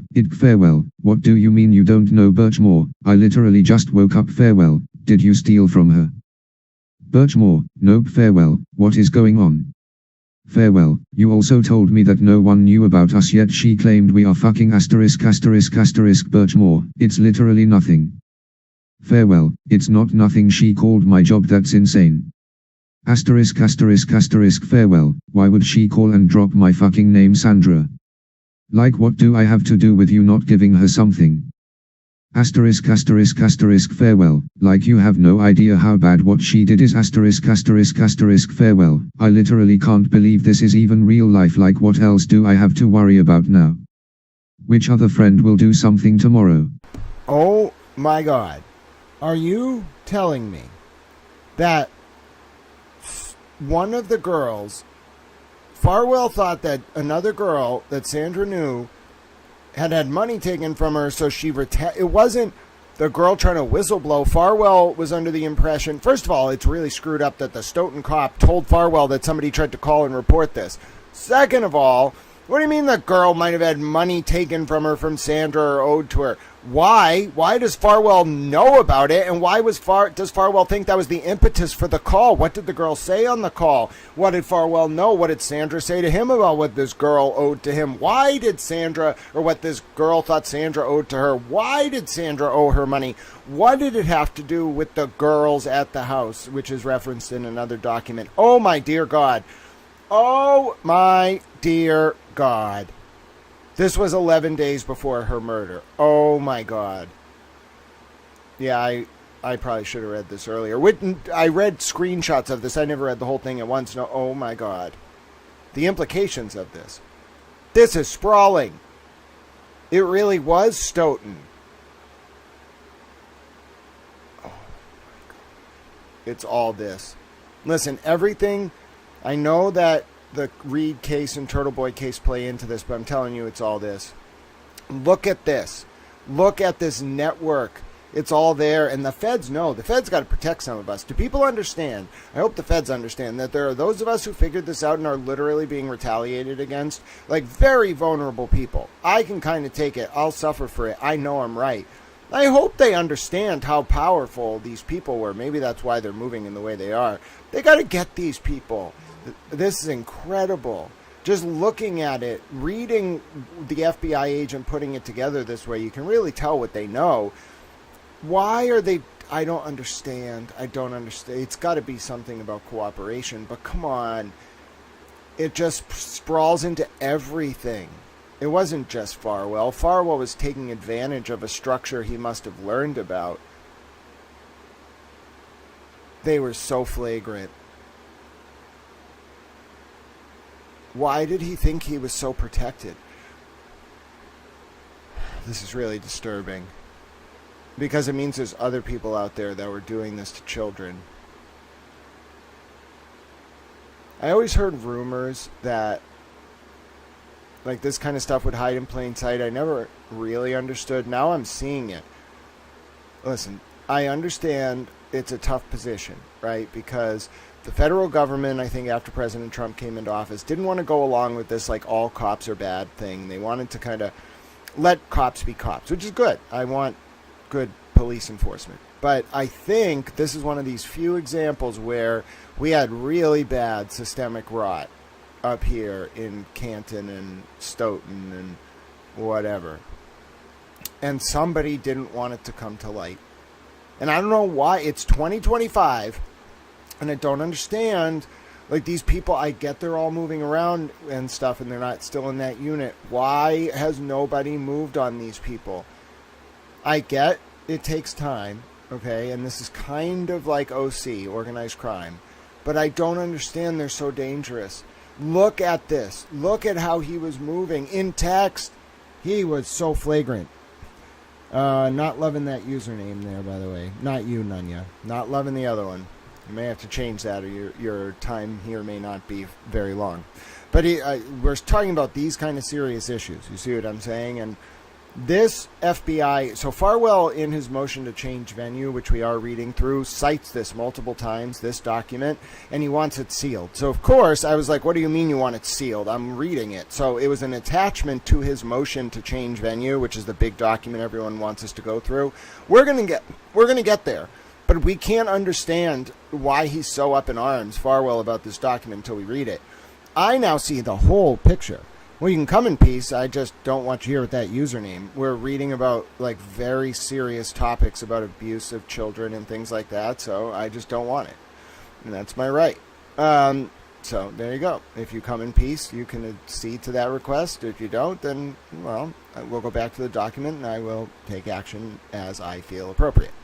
All right, so the reason why I'm so baffled about this, I'm not baffled, I'm seeing the full picture. This man was, like, way involved in whatever Sandra and her friends were doing, and they were starting to have a fight. It wasn't the baby. It was the baby was the impetus, but it was her friends going to the police, and it wasn't because they were trying to protect her. At least one of them was trying to protect her, but at least another one, I think there was some monetary dispute, which that's neither here nor there, but that's wild. Yeah, thank you. Yeah, and you can just be Sweet Baby. How about that? You can be Sweet Baby. Now, you have to actually change your name, but Sweet Baby's a good display name. All right, you know what I'm saying? But let's go along with that. All right, let's continue. 59. During this investigation, I have interviewed Person 5, an employee of the Stoughton Police Department, who received the call from Person 2 on the 20th of January, 2021. 8. Person 5 indicated that he/she took down Person 2's name and information and gave it to Farwell. Person 5 indicated that Farwell immediately got angry and pissed off and ordered Person 5 not to speak about this to anyone and to never talk about it again. Person 5 described Farwell's reaction as atypical and not consistent with his normal behavior. Wow. D. Birchmore's final day 60. On the 24th of January, 2021, approximately 1 week prior to Birchmore's death. Do you all understand before we go to the next sad part, do you all understand what this means? There already is a cooperating police witness against Farwell. Oh, wow. For 9 more days. All right.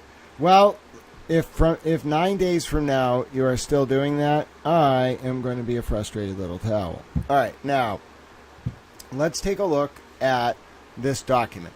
All right. This paragraph right here. All right. Take a look at it and take a look at what it implies. That person clearly cooperated with the FBI. Every person who's labeled Person 5 or Person 1 or Person 8 has cooperated with the FBI. So there's a cooperating police witness, and they obscure and obfuscate their identity, obviously. I will take a look at the footnotes. What are the footnotes on this paragraph? 8.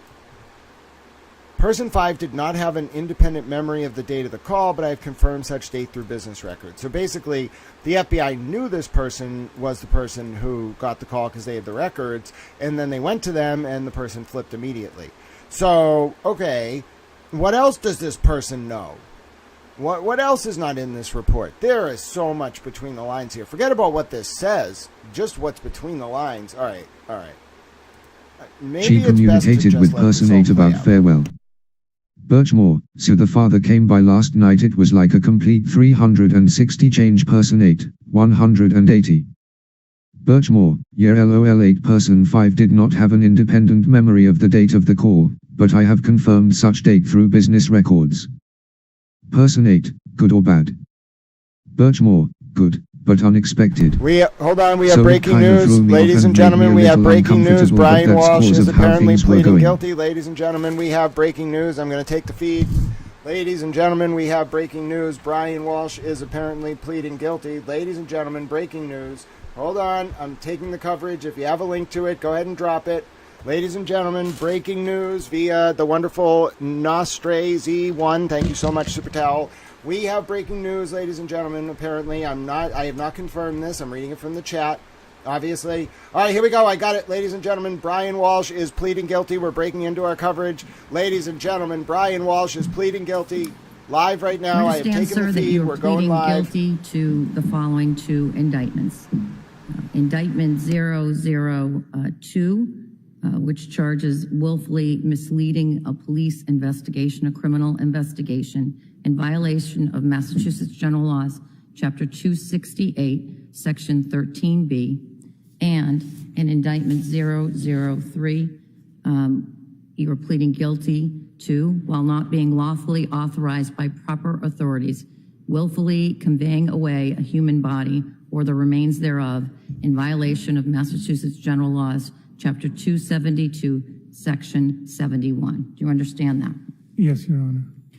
And have you talked to your attorneys about each of these two indictments? Yes, Your Honor. Has counsel explained the elements of each of those two indictments that the Commonwealth would have to prove beyond a reasonable doubt? Yes, Your Honor. Do you understand each indictment? I'm sorry, what did you? Do you understand each indictment? Yes, Your Honor. And to defense counsel, have you explained the elements of each of the two offenses to your client? Yes, Your Honor. I'm going to ask that the assistant of the Commonwealth, whoever wishes to do it, would tell me what the maximum and minimum sentences are. And I don't believe there are any mandatory minimum sentences, but you can tell me if there are. There are no mandatory minimum sentences, Your Honor. The maximum sentence on count 2 is 10 years unless the investigation is into a capital offense, and then it is a 20-year sentencing enhancement, up to 20 years. On count 3, it is up to 3 years in state prison.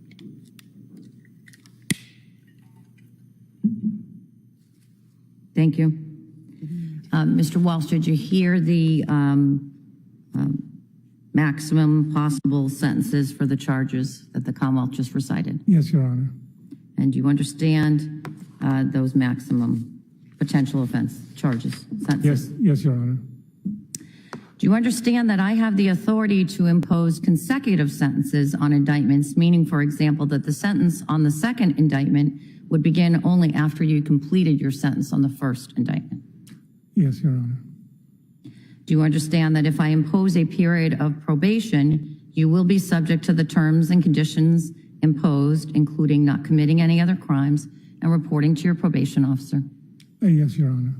If you should later be found in violation of any of the terms or conditions of your probation, a judge could sentence you up to the maximum penalty allowable by law for any of the charges on which you have been found in violation of probation, and would be required to sentence you to any mandatory minimum penalty required by the law. Yes, Your Honor. Do you understand what I just explained? Yes. Pleading guilty has certain implications for you, and I'm going to go over those implications with you now. First is DNA testing. By pleading guilty to these two indictments, you will be required by law to submit a sample of your blood, hair, and/or saliva, and that sample will become part of the Massachusetts DNA database. You will be required to pay for the cost of collecting, preparing, and processing that sample unless you are determined to be indigent, and failure to comply with this law will subject you to separate criminal penalties. Do you understand? Yes, Your Honor. Are you still willing to plead guilty? Yes, Your Honor. I know earlier in the colloquy this morning you told me that you were born in Boston, and I have no reason to doubt that. But the law mandates that I give you warnings with regard to immigration consequences, and I'm going to give you those immigration consequences now. If you are not a citizen of the United States, you are hereby advised that my acceptance of your guilty plea may have the consequence of deportation, exclusion from admission to the United States, and denial of your naturalization request, all pursuant to the federal laws. Further, if the offense to which you are pleading guilty is under federal law, one that presumptively mandates removal from the United States, and federal officials seek your removal, It's practically inevitable that this conviction will result in deportation, exclusion from admission to the United States, and or denial of your naturalization request, again, under those federal laws. Do you understand what I just said? Yes. Has your attorney advised you of these consequences if you are not a citizen of the United States? Yes, Your Honor. And understanding that, do you still wish to plead guilty? Yes, Your Honor. Because the sentence for count number 2 could be a state prison sentence of 3 or more years, I'm now going to give you what's called the habitual offender law warning, which I'm required to give you. Here it is.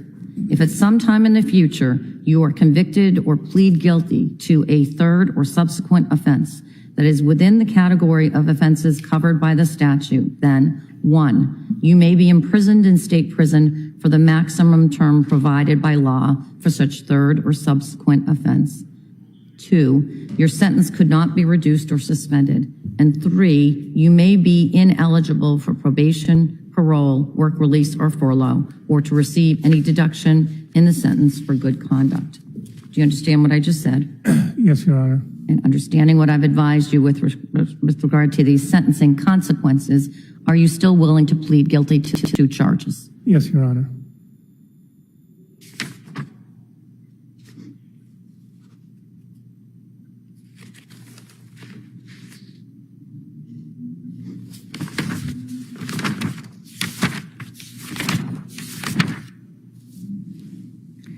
All right.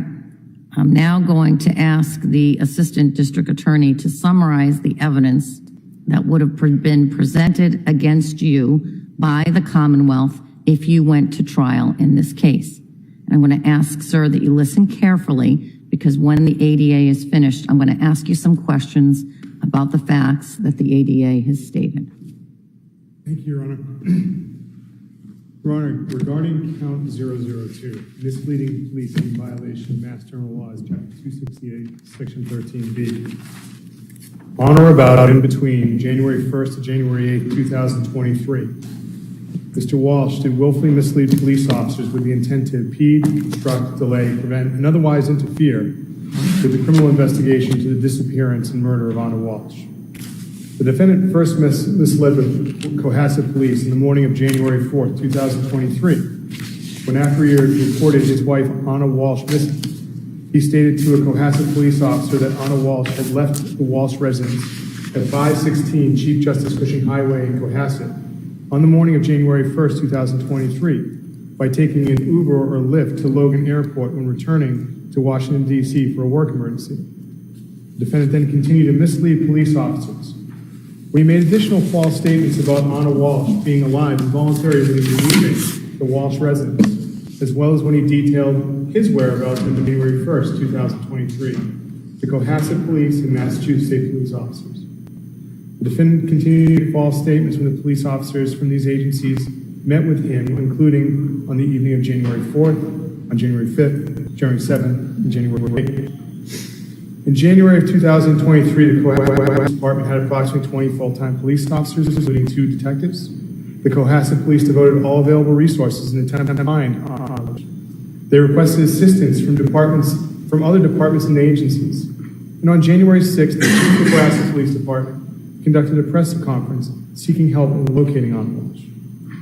As a result of the defendant's false and misleading statements, law enforcement agencies and police officers took many actions which had a heavy financial and emotional cost. These included the Cohasset Fire Department searching a swimming pool at the Walsh residence.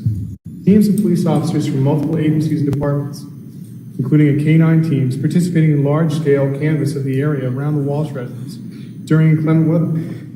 D.C. Metro Police attempted to locate Anna Walsh in Washington, D.C. In Massachusetts, police officers, including Cohasset Police, Massachusetts State Police detectives, and other units from the Massachusetts State Police traveled to Washington to search for Anna Walsh in a result of the defendant's false statements. The defendant's conduct was willful.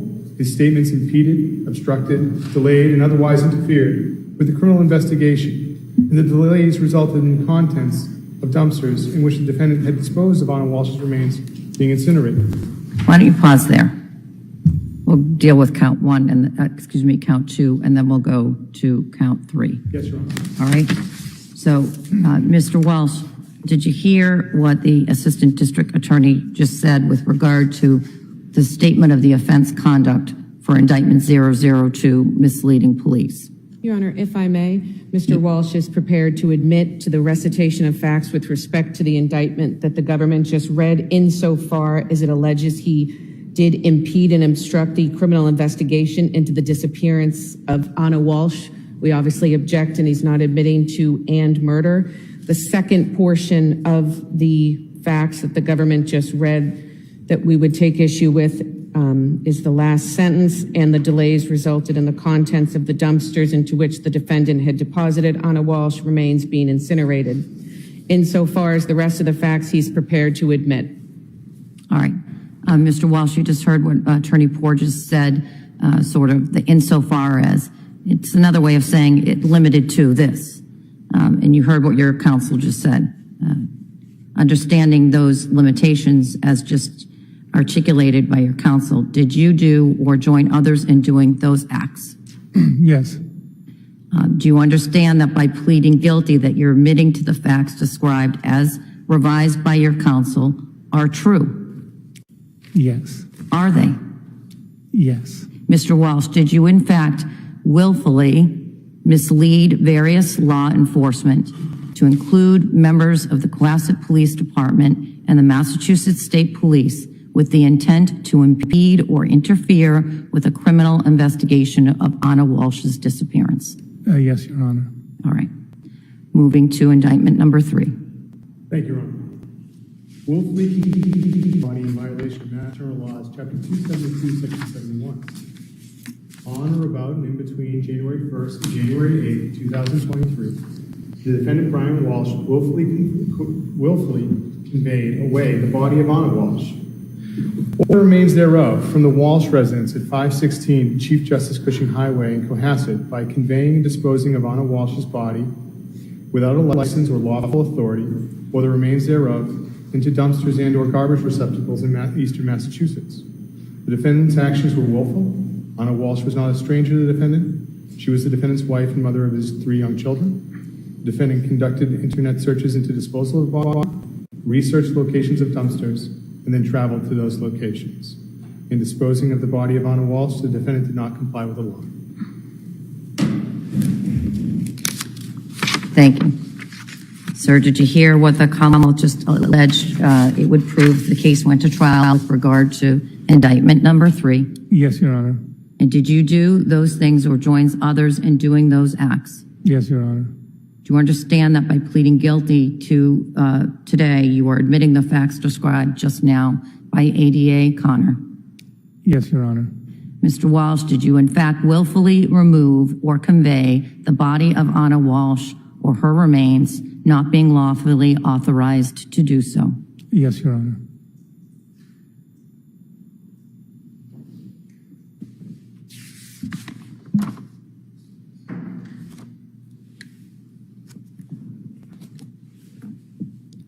Do you now plead guilty to these indictments willingly and voluntarily? Yes, Your Honor. Has anyone threatened you or forced you in any way to plead guilty to these 2 indictments? No, Your Honor. Has anyone promised you anything in return for your plea of guilty to these 2 indictments other than the terms of the plea agreement that we discussed? Excuse me, there's no plea agreement. That's what happens when you keep reading from the book, and you shouldn't. Has anyone promised you anything in return for your plea of guilty to these 2 indictments? No, Your Honor. Have you had enough time to discuss your rights, your case, your defenses, and the possible consequences of your guilty plea with your attorney? Yes, Your Honor. And do you feel that Attorney Tipton and Attorney Porges have acted in your best interest, that he and she have fully, fairly, and adequately represented you in this case? Yes. Are you confused in any way by any of the questions I've asked you today? No, Your Honor. As I understand it then, sir, you're pleading guilty to these 2 indictments because you wish to plead guilty because you are guilty. Is that correct? That is correct. Counsel, do you know, defense counsel first, do you know of any reason why I should not accept your client's guilty plea? I do not, Judge. Same question to the Commonwealth. Your Honor, I'll be brief, but we had spoke that this is a non-negotiated plea with the Commonwealth, and we had some objections to it. But my concern was where the defendant equivocates on the factual basis that the Commonwealth read in, that is one reason you should not take it. And the second is this count 3 revolves around improper disposal of Ms. Walsh's remains. And the defendant, when asked his marriage status, said that he was married.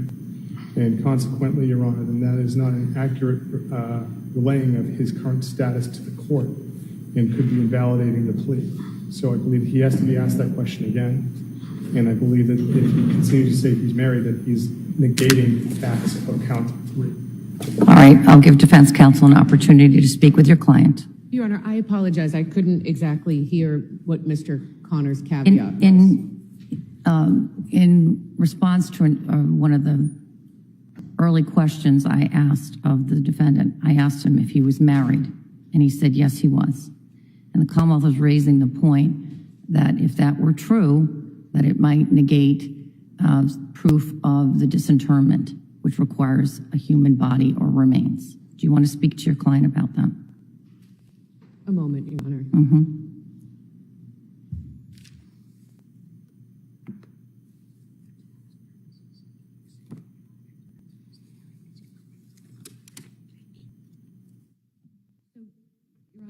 Respectfully, I don't see this as a relevant or material issue.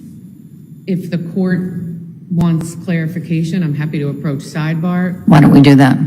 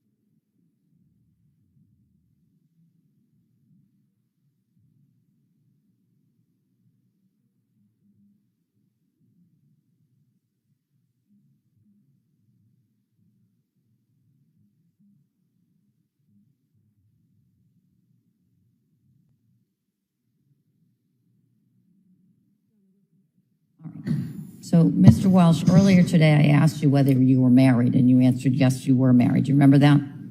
Yes, Your Honor. And is it correct that you were married to Anna Walsh for a period of time? Yes, Your Honor.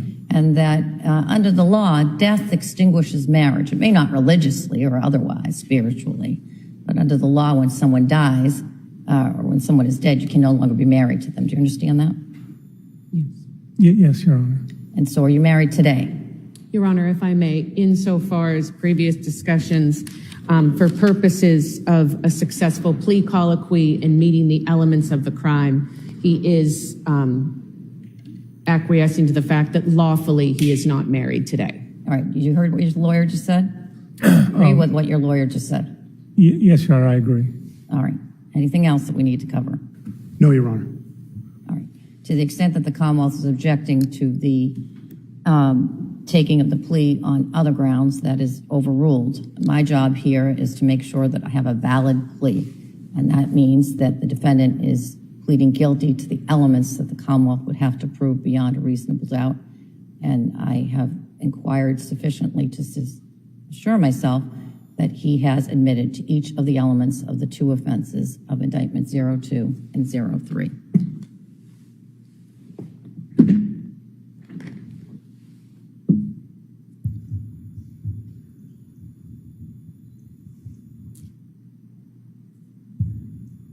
So we know we discussed at an earlier point the issue of victim notification, and I'll ask on the record now for the Commonwealth. Has the Commonwealth advised the victims of this case of the defendant's offer to change his plea to guilty? Yes, we have notified the victims, Your Honor. And based on our prior discussions, I understand that the victims may wish to address this court prior to any sentencing of the defendant. That is correct, Your Honor. All right. And both parties that we've talked about this have agreed that we're not going to be sentencing the defendant today on the indictments that he's now pleading guilty to, correct? That is correct, Your Honor. Attorney Tipton Borges? All right. And we'll give the victims a reasonable opportunity to address the court before sentencing, of course. Thank you, Your Honor.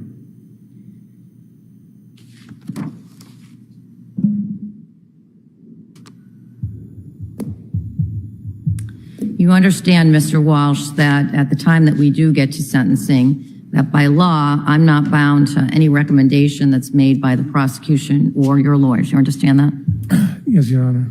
And that I may impose any sentence permitted by law up to the maximum allowable sentence. Yes, Your Honor.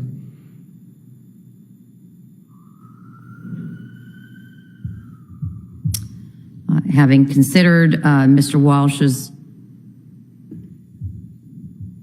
criminal history, the government's proffered evidence, I will later consider the victim's statements to the court for matters for sentencing. I find that Mr. Walsh has met the requirements to tender a plea to counts 2 and to counts 3. I make the following findings. I find that the defendant is not presently under the influence of drugs or alcohol, and that he hasn't reported that he is not presently suffering from any mental illness or condition, and that he's not presently taking any medications. I find that the defendant understands the nature of the charges and the consequences of his pleading guilty. I find that the defendant's change of plea to guilty with respect to each of the two indictments, 02 and 03, is made knowingly, willingly, intelligently, and voluntarily, and with the full knowledge of its consequences. I find that the defendant's change of plea on these two indictments to guilty is made upon and with the advice of competent counsel, and I find there's a factual basis in the evidence as been summarized by the prosecution and limited by defense counsel on behalf of the defendant for each of the two indictments to which the defendant now pleads guilty. Accordingly, I accept Mr. Walsh's plea of guilty as to indictments 002 and 003.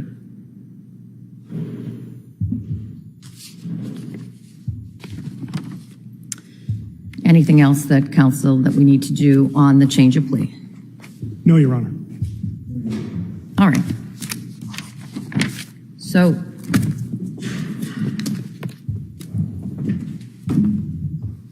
let me turn to impanelment.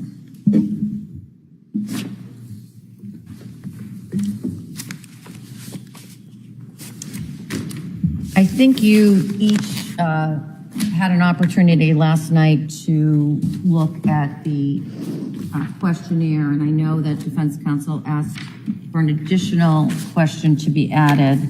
I did add that.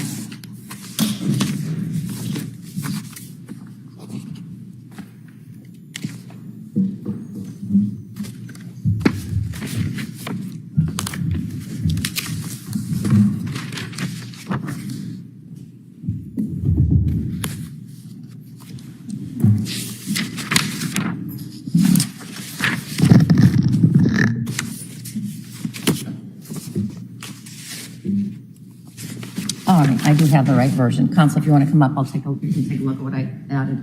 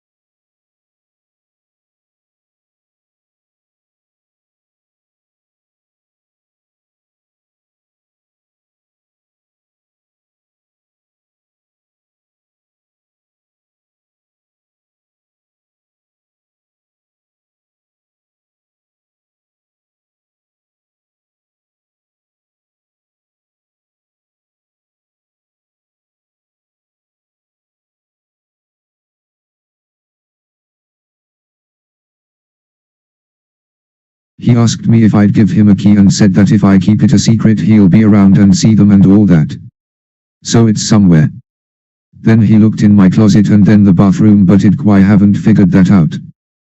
Birchmore, we started to heart then work called him so he had to leave. Birchmore, oh, and he brought me a ginger ale because I ran out. Person 8, what about the birth certificate? Birchmore, I think he's signing it, not sure. Birchmore, he's coming back again this week. Birchmore, but it was like a complete 180 from where we were at 61. Based on my training and experience, I believe that Farewell's shift in demeanor on or about this date was his attempt to appease Birchmore until he could kill her. Additionally, the foregoing text messages, considered in light of the other evidence, suggests that Farewell was making a plan to kill Birchmore. Part of that plan included asking Birchmore to give him a key and keep it secret. Another part of that plan was inspecting various rooms of Birchmore's apartment, including the closet, to determine whether they contained items or presented options for how and when to kill Birchmore. 962. Farewell's request for a key for Birchmore's apartment in the week leading up to her death is corroborated by other evidence. I have reviewed text messages between Farewell and Birchmore from the 24th of January, 2021, in which Birchmore gave Farewell the passcode to her 9 on the 4th of February, 2021. Canton police found Birchmore's body next to the closet door with a duffel bag strap around her neck. The strap was wrapped around the closet door handle. Building's front door and told him, "I have your key too when you want it." Additionally, I have reviewed records from Walmart that suggest that Birchmore did, in fact, pay approximately $2 to have a key copied at approximately 11:10 a.m. on the 24th of January, 2021. 63. According to text messages Birchmore and Farewell exchanged on the 29th of January, 2021, Birchmore again gave Farewell the passcode to her building's front door and Farewell verified that the code was the general one given to the entire building, not just one assigned to her. 64. Farewell requesting or accepting a key to Birchmore's apartment was a sudden change from recent conversations. I have reviewed text messages between Farewell and Birchmore, one as recent as the 14th of October, 2020, in which Farewell told her that he did not think it was a good idea for him to keep a key to her new, Canton, apartment. In a conversation with her friend, Person 9, on the 24th of January, 2021, Birchmore indicated that she was surprised that Farewell was now requesting a key to her apartment. Person 9, did it go good with him? Birchmore, I got hit with a shocker question. Can I call you Birchmore? So what really? Well, surprisingly he asked if he could have a key. I basically said he'll be around as long as I keep it a secret and don't tell anybody. Birchmore, but he did admit that I do have the upper hand in the situation, which isn't a good thing, but I'm trying to and not be that person, if you know what I mean. Person 9, I get it. Are you gonna give him a key? Birchmore, I just made a copy of it. Yeah. Person 9, that's good. Birchmore, I'm not gonna give it to him yet, but he also brought me a ginger ale last night like I asked him to. Person 9, he's coming around. Birchmore, a lot more than I thought he was going to. Yes. Birchmore, I still have to verify the PIN for him to get into the apartment if he rings me and I don't answer. Birchmore, but like last night he opened my closet door for something and then he went in my bathroom looking at my bathroom, and then I have a dolly in my living room that he asked why I had. It was just really odd. He started looking around. I don't know. Person 9, that's weird. Birchmore, yeah, it was really weird. 65. According to text messages between Farewell and Birchmore 2 days before Birchmore's death, she continued to engage Farewell about planning for the birth of their child. On the 30th of January, 2021, Birchmore asked Farewell if she could tell him the baby names she was considering. Farewell told her he would rather discuss that topic in person. 66. Leading up to the 1st of February, 2021, Birchmore planned for other important baby-related events, such as who would care for her cats when she went into labor. 10. She ordered baby items and conducted Google searches related to her pregnancy and future child-rearing decisions.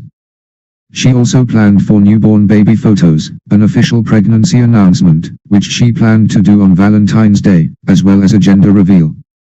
11. She also made plans for her more immediate future, scheduling an OB/GYN appointment for the 10th of February, 2021, and asking Farewell to help shovel out her car during the impending snowstorm. 10. This planning is of note because it indicates that shortly before her death, Birchmore was doing things that indicated her plans for the future. It is also important because it reveals a level of care for her pets that is inconsistent with the circumstances of her death. Specifically, when police found Birchmore's body in her apartment on the 4th of February, 2021, her cats were present. She had made no arrangements for the animals. 11. During the investigation, agents also learned that Birchmore had been taking classes in preparation for applying to nursing school. Either day Birchmore died. 67. On the 1st of February, 2021, at 12:19 p.m., Birchmore sent farewell text messages indicating that she was going to be released early, at 12:35 p.m., from her job at the Sharon Public Schools. Farewell told her that he would not be in the area that day. 68. Later in the afternoon of the 1st of February, 2021, Birchmore told Farewell that she had received an early gift in the mail and that she was not planning to have a baby shower until late March because of the then ongoing COVID-19 pandemic. She told Farewell that once she learned whether they were having a boy or a girl, she wanted him to purchase clothes for the child to wear when he or she came home from the hospital. 69. Investigators have reviewed surveillance videos from Birchmore's Canton apartment building. 12. On the 1st of February, 2021, she is seen on the video at approximately 5:01 p.m., accepting a DoorDash order, and then again going outside briefly and returning with a snow brush at 5:31 p.m. and 5:33 p.m., respectively. The last time Birchmore is seen alive on the video is on the 1st of February, 2021, at 5:33 p.m. All right. Sorry I was muted when we went back to the Farwell doc. What a series of events. That is so heartbreaking, bossy Texas chicken Bella. He didn't plead guilty to murder. I think what he pled guilty to was... We're going to have to review it. Let me bring up the news article on it. Hold on right now. My name's Grant Smith Ellis. By the way, the CCC hearing's about to start. So, he pled guilty on 2... Oh, fascinating. Whoa. Listen to this report. So I thought that could have been possible. Listen to this report from Beth Triferson. Just came out on Boston.com. With jury selection set to begin Tuesday, Brian Walsh changed his plea to guilty on 2 of the 3 charges he's facing. How is that possible? I don't understand. He willfully misled a police investigation and he conveyed the remains of a human body. He didn't plead guilty to first degree. What is going on here? Wait a minute. Wait. I know we have to go to the CCC hearing, but can someone explain to me how is it possible that he has done this? How is this possible?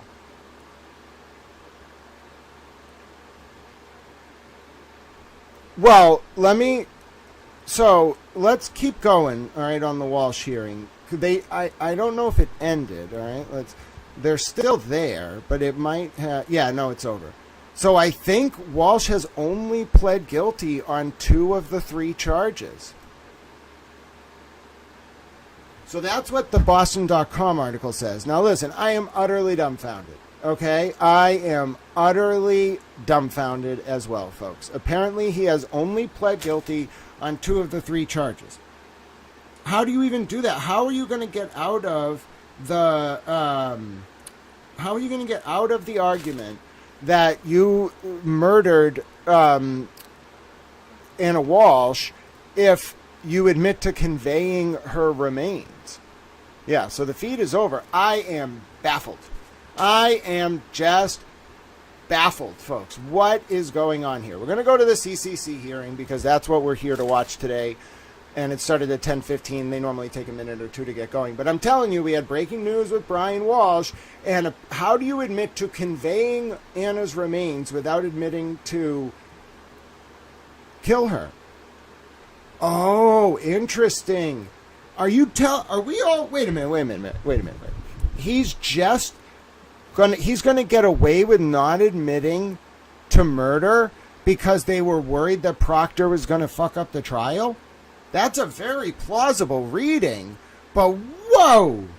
That is not what I was expecting, Little Towels. Let me just tell you right about now. No way. But he still has the first degree charge according to Boston.com. All right. I think I'm not the only one confused right now. I would just like to say I think there are a lot of very confused people right now. Nancy, you are not the only one, my dear friend. How about this? We're going to go to this is a public information service. I wish we didn't have to go to the regulatory meeting, but that's what we're doing. We are being good little towels. I promised I would cover today's meeting, so we're going to open that up right now. All right, I'm going to go ahead and open up the CCC meeting. Now, what this means, folks, okay, what this means is that I'm going to take a look at the Brian Walsh docket while you're watching the CCC meeting, and at lunch, I'm going to come back and we'll talk about it, okay? I have no idea what the hell is going on. I think Bossy Texas Chick is onto something, but until I actually get a statement, until somebody explains what just happened, I am baffled. All right. I even put on the end of the Farwell document to try to do some research and figure out what the hell happened. I'm baffled. Just absolutely baffled. All right. So let's see if the CCC meeting is going. If it is, we're going to turn right over to that. All right. It is. I'll see you all at the break. Recommendations. There are 2 change of ownership recommendations, 21 license renewal recommendations, and 2 final license recommendations. We have 5 items in the commission discussion in both sections today. I will ask that commissioners wishing to comment or ask questions during any part of the meeting raise their hands to be recognized, and I will take the opportunity as chair to make 2 comments today. First of all, welcoming Carrie Benedon, who comes to us from the Attorney General's office as our most recently appointed commissioner to the social justice seat.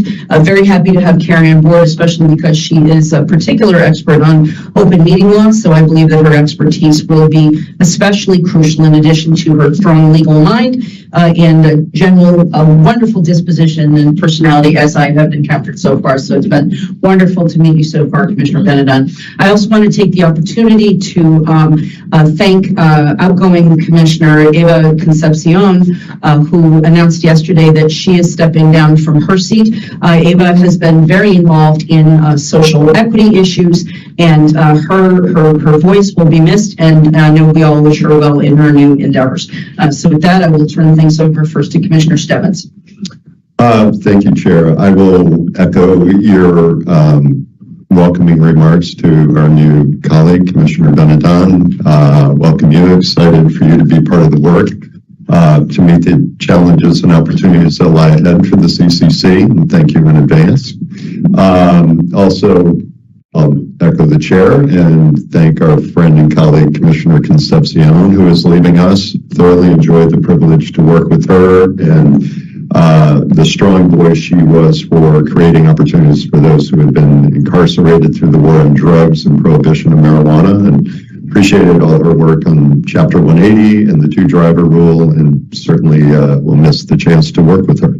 Commissioner Roy? If Commissioner Stebbins up? I'm sorry. You were right. Good morning, everyone. Thank you, Chair. I also want to echo my colleagues and welcome Commissioner Benedon. We're so excited to have you.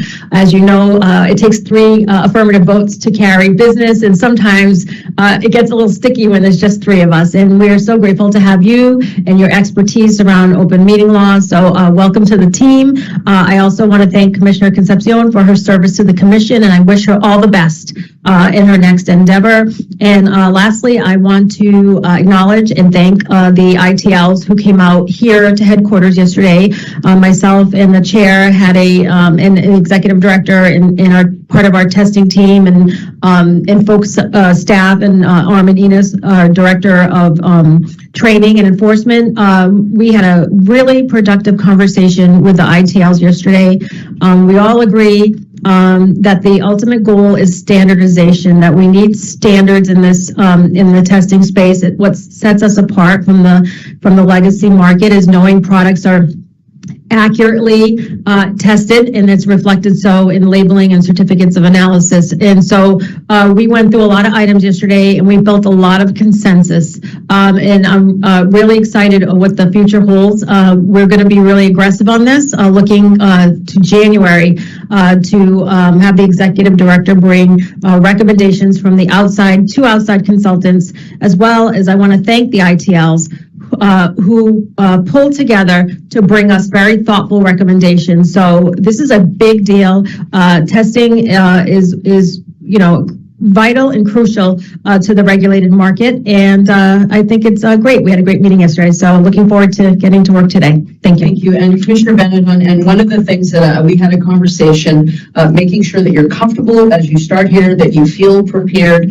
So hopefully you can make some initial comments, but we all understand you're still working and getting your equilibrium, and we all look forward to helping you with that. So thank you very much. My name is Carrie Benedon, and it really is an honor to be here, and I'm especially honored to have been entrusted with this important role by Governor Healy and AG Campbell and Treasurer Goldberg.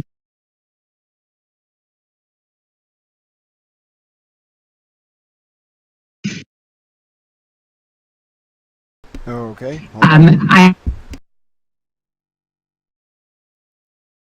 It might just be an issue with their streaming software. Give it a second. Give it a second. What's going on here? Oh, come on. Why are you going to have tech issues? Somebody tell the press team they're having tech issues. Where's the I apologize for interrupting. I just want to make sure. Are we?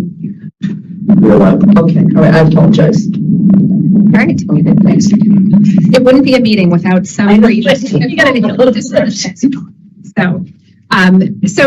in case that cut out for a moment, I just wanted to reiterate that I've devoted my legal career to public service and been guided by principles of transparency and good governance. And I'm happy to be here to continue to advocate for principles of equity and justice and opportunity. I think the commission does incredible work. And the last thing I'll say on this is my second day on the commission, so I do certainly have a lot to learn, but I'm grateful for all of the staff who helped me get up to speed yesterday. There's a terrific team here. There's a lot of support, and I'm looking forward to the work that we will do together. Thank you very much. All right, moving to that, we will first go to the minutes for approval. On the agenda is approval of two sets of minutes from September 8th and September 11th public meetings. And I will entertain a motion, Commissioner Roy. So moved. Do I hear a second, Commissioner Stebbins? Second. Having been moved and seconded, I will call the roll. Chair votes aye. Commissioner Roy? Aye. Commissioner Stebbins? Aye. And Commissioner Benedon, are you comfortable? I'll abstain. Okay, thank you. All right, it passes. So now we will turn this over to the Executive Director for his report. So Executive Director Ahern. Ladies and gentlemen, we have breaking news. I repeat, we have breaking news. Karen Reed has filed a lawsuit. Ladies and gentlemen, Karen Reed has filed her lawsuit. It is Karen Reed versus Michael Proctor, Yuri Bukhenik, Brian Tully, Brian Albert, Nicole Albert, Matthew McCabe, and Brian Higgins. Ladies and gentlemen, Karen Reed, I repeat, Karen Reed has sued a number of people. Breaking news, ladies and gentlemen. We're going to read it now. My name is Grant Smith Ellis. We're pausing the CCC meeting. Ladies and gentlemen, this is big. If you thought we were just going to watch a regulatory hearing, oh, no, no, no, no, no. Little towels. We are getting the filing. The lawsuit has been filed by Karen Reed. It seems to be a stand-alone lawsuit, ladies and gentlemen. It appears to be a stand-alone lawsuit. Oh, my word. It all makes sense. No wonder everyone was losing their mind. Oh, my word. Karen Reed has done it. I'm going to check what county it's in. I guess it's Plymouth. Hold on. Hold on. Let's see if we have the new case or if only Ted Daniels has it or if she filed it as like a countersuit or what she did. I have no idea. All right, I'm checking the docket. Everyone hold. Everyone hold. All right, it's not on the docket. It might be a new case. So if it's against a governmental defendant, it's probably in Suffolk Superior. Hold on, everybody calm down. Everybody breathe. I got it. Wait a minute. Do I got it? Nope, those are all closed. Wait a minute. Wait a minute. What? What? What? What? Wait, what? That can't be that Karen Reed. What's Karen Reed's middle name? Is Karen Reed's middle name A?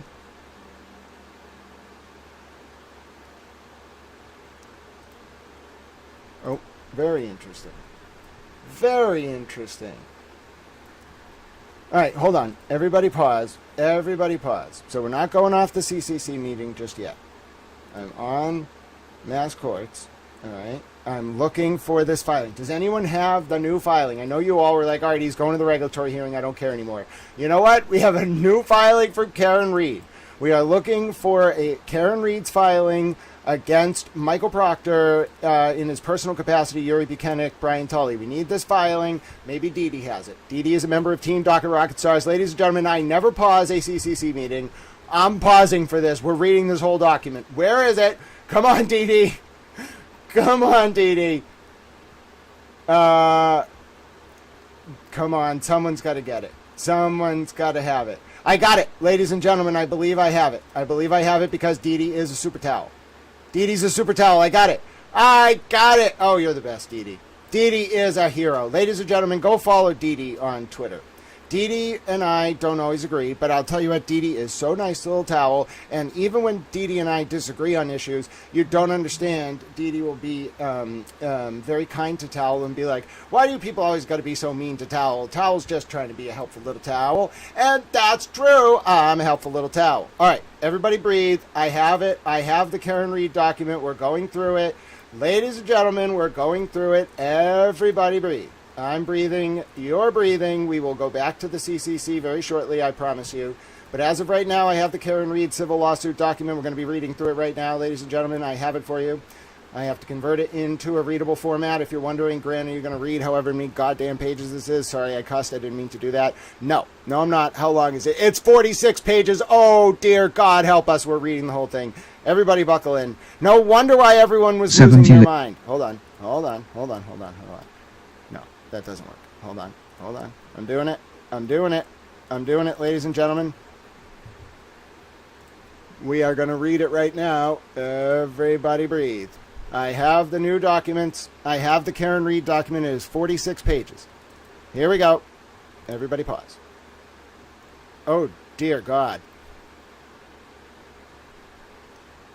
It's a long 46 pages. Where is it filed? Everybody pause. I have the document. It's in Bristol Superior Court. That's why I couldn't find the damn thing.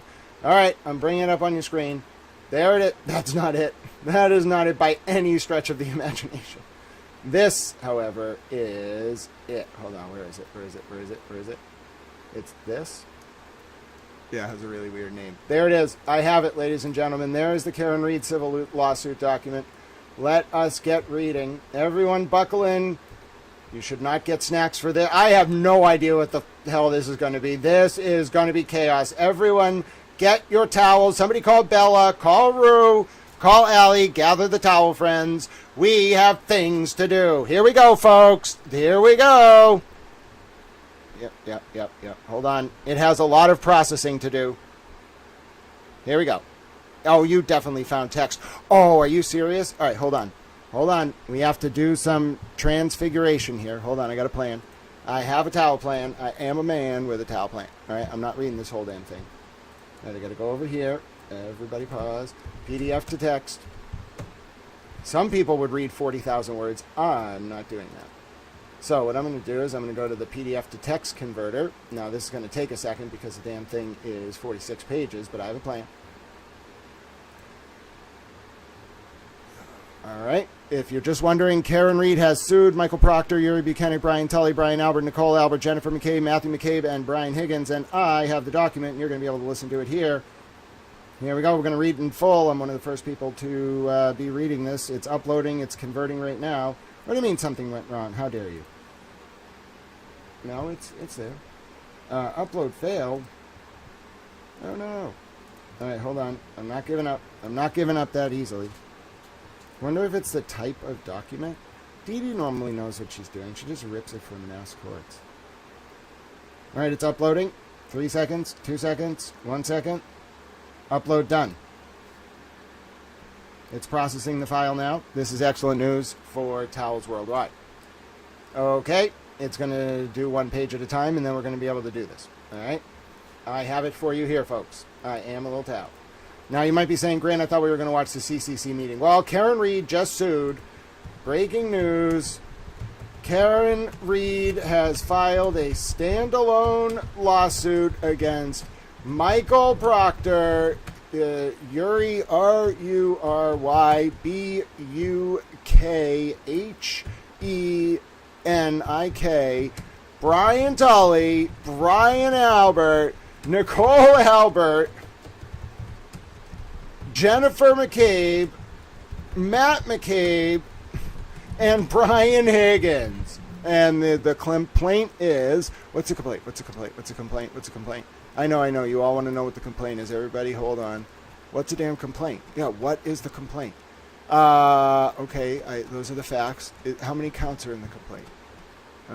Okay. Those are the facts, I understand. Okay, but it's a state level claim. It's not in federal court. What are the claims? Okay.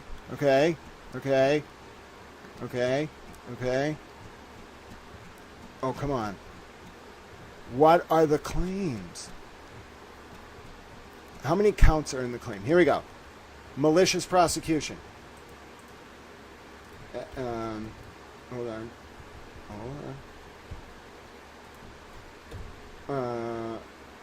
Stand alone for malicious prosecution. What else did she do? Hold on. Supervisor liability. Okay. What else? Conspiracy to deprive rights. Oh my God. What else is in here? Civil rights violations, common law malicious prosecution, intentional infliction of emotional distress, civil conspiracy. Okay, it's a 7-count complaint. All right, we should be ready to read this. Everybody ready? Buckle up. Everybody ready. Holy Jesus. This is stunning, folks. Absolutely stunning. I cannot believe what I am seeing before my eyes. I thought we were just going to be reading watching a CCC hearing. Oh no. Oh my word. Karen Reed, just when you think she's down, she is not down. Just when you notice those weird press release to Abby Packins and you think that can't be right. That can't be right, little towels. Oh, now we know why. Oh, goodness. We will get back to our CCC coverage if we have to take the meeting late and jump forward through the licensing. That's what we'll do. But no, we're reading this document. Come hell or high water, little towels. I'm telling you right now, we're reading this document. America demands that this document be read. All right. Here we go. Tune in right now. Let's read it. Hold on a second. I think I'm going to be able to do this. I think it works. All right. I made it a text document. That's the only way I would read it. The PDF. Date filed 11/17/2025 3:34 p.m. Superior Court, Bristol. Docket number. Fluid. Commonwealth of Massachusetts. Bristol, SS7 Superior Court Department. A civil action no.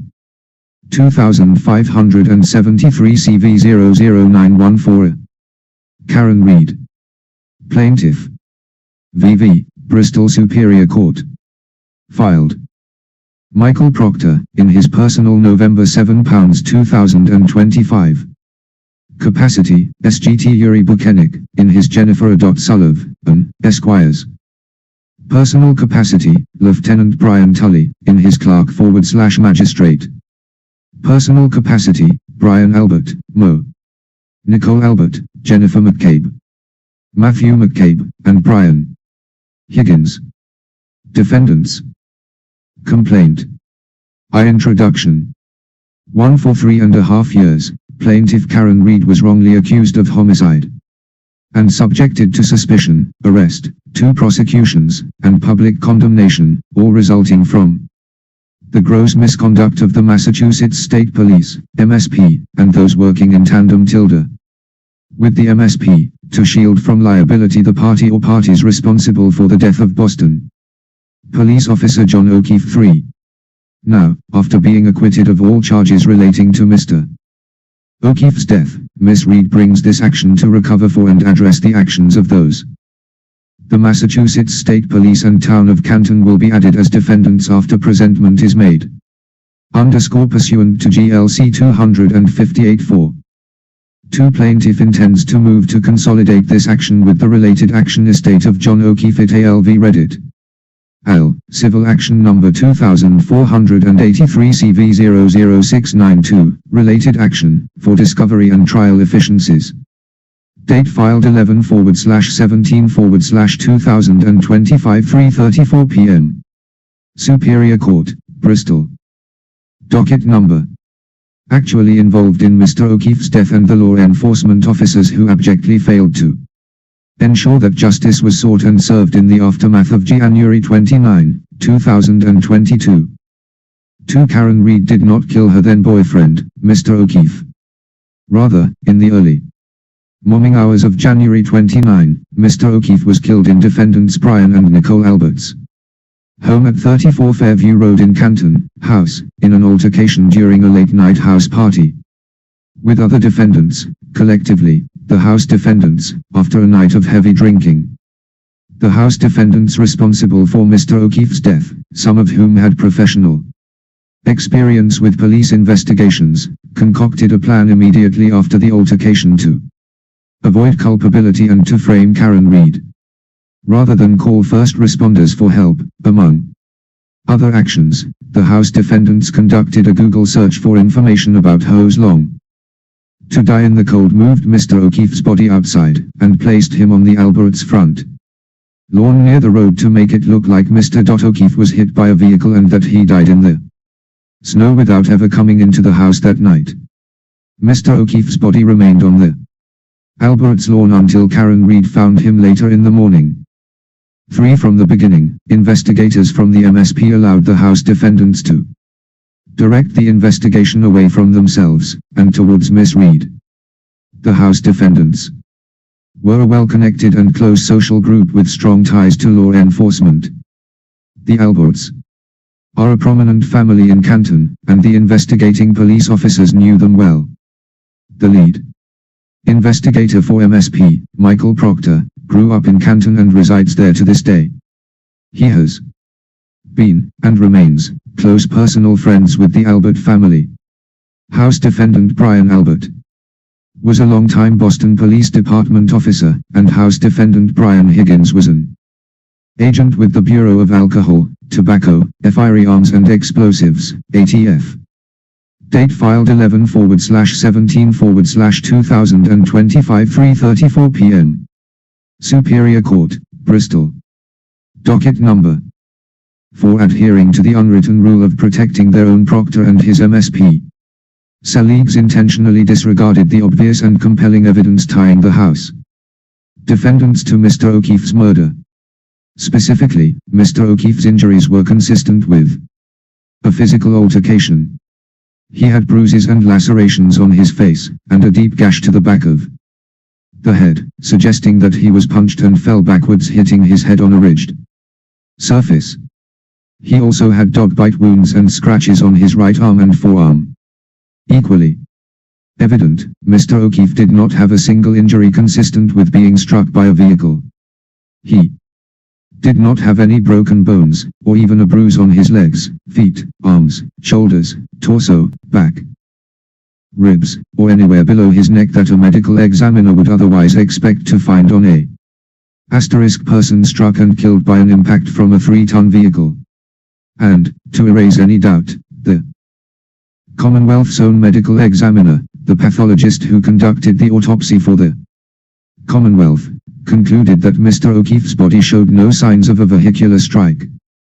5. Despite that, Proctor and others shielded the House defendants by intentionally sidestepping fundamental investigatory procedures, propelled by the House defendants' false statements, including that Mr. O'Keefe never went into the house. Proctor reported in text messages just hours into the investigation that the House defendants weren't going to get any shit for this because his Brian Albert, a Boston cop, and that Proctor was determined to make the investigation cut and dry by bringing charges against the girl. Indeed, Proctor made his intentions clear in writing. Karen Reed had zero chance of skating, she's fucked. This pronouncement was a mere 16 hours after Mr. O'Keefe's body was discovered on the Albert's lawn, and Proctor had not even walked into the house. 6. True to his promise, Proctor and his colleagues did not search the house for blood evidence resulting from the gash to the back of Mr. O'Keefe's head, or for fingerprints, or for date filed 11/17/2025 3:34 p.m. Superior Court, Bristol. Docket number. DNA evidence. Proctor did not search the house despite the fact that Mr. O'Keefe was discovered without a winter coat, without the hat that several witnesses said he had been wearing that night, and without his left shoe. At Proctor's direction, the house was never processed by a criminalist or even photographed. No member of the MSP, including Proctor, set foot inside 34 Fairview for nearly a week. The police did not examine or take evidence from the Alberts. German Shepherd that was in the house on January 29, a dog that had a history of attacking other dogs and people. 7. Neither Proctor nor any of the MSP troopers conducted physical examinations of the house defendants for evidence of involvement in the altercation, such as marks on their hands, knuckles, or face, or bruises on their bodies. They did not seize or search the house defendants' phones. They conducted only perfunctory unrecorded conversations with Proctor's friends and acquaintances without any attempt to corroborate their stories. They permitted would-be witnesses to communicate with each other and coordinate their stories before any formal interviews. They allowed critical evidence to be manipulated in some instances, and outright destroyed in others. In short, by focusing the investigation solely on Miss Reed as implicitly directed by the House defendants through the misrepresentations they made to police, Proctor and his colleagues disregarded and failed to obtain pertinent interviews and other critical evidence from the House defendants that cannot now be recovered or recreated. 8. Proctor also secretly communicated with the Alberts on his personal phone, deliberately back-channeling those communications to circumvent his state-issued device, and used his sister as a conduit. For instance, on multiple occasions Proctor disclosed critical and confidential information about the investigation to his sister, who passed that information to her close friend, Julie Albert, Brian Albert's sister-in-law. Julie Albert then passed that same for date filed 11/17/2025 3:34 p.m. Superior Court, Bristol. Docket number. Information on to the rest of her family and the House defendants. Part of these communications included Julie Albert's promise to buy Proctor a thank you gift for handling this investigation in a manner that intentionally avoided implicating the House defendants and singularly focused on Miss Reed. 9. Proctor then went so far as to manufacture evidence to ensure that Ms. Reed, not his friends and fellow law enforcement officers, was blamed for Mt. O'Keefe's death. This included planting evidence at the scene, on Mr. O'Keefe's clothes, and on Miss Reed's vehicle to support the false narrative that Miss Reed hit Mr. O'Keefe with her car, even though he knew Mr. O'Keefe's injuries were inconsistent with a motor vehicle strike, and consistent with a physical altercation and dog attack. 10. Far from conducting an objective investigation with integrity, Proctor personally sexualized and dehumanized Miss Reed throughout the investigation. Specifically, Proctor's private communications to his high school buddies, sister, and MSP colleagues, that he believed would never be discovered, exposed the corruption and bias at the core of MSP's entire investigation. Specifically, only hours into the investigation, in a text chain with 8 of his high school buddies, Proctor stated that Miss Reed is a whack job C.T. retarded a nutbag and a babe, with no ass. Proctor further ridiculed and derided Miss Reed for her serious medical condition, stating that her balloon not leaked poo. In other private text messages to his MSP supervisors and colleagues, Proctor bragged that while conducting a search of Miss Reed's phone he was looking for naked pictures of Miss Reed. Disappointed, he reported that there were no nudes so far. In an unfiltered utterance, Proctor revealed his true mindset. Hopefully she kills herself. Date fitted 11/17/2025 3:34 p.m. Superior Court, Bristol. Docket number 11. Indeed, Proctor's supervisors and the MSP knew about and condoned Proctor's unlawful conduct, and in some instances, expressly encouraged this flagrant abuse of power.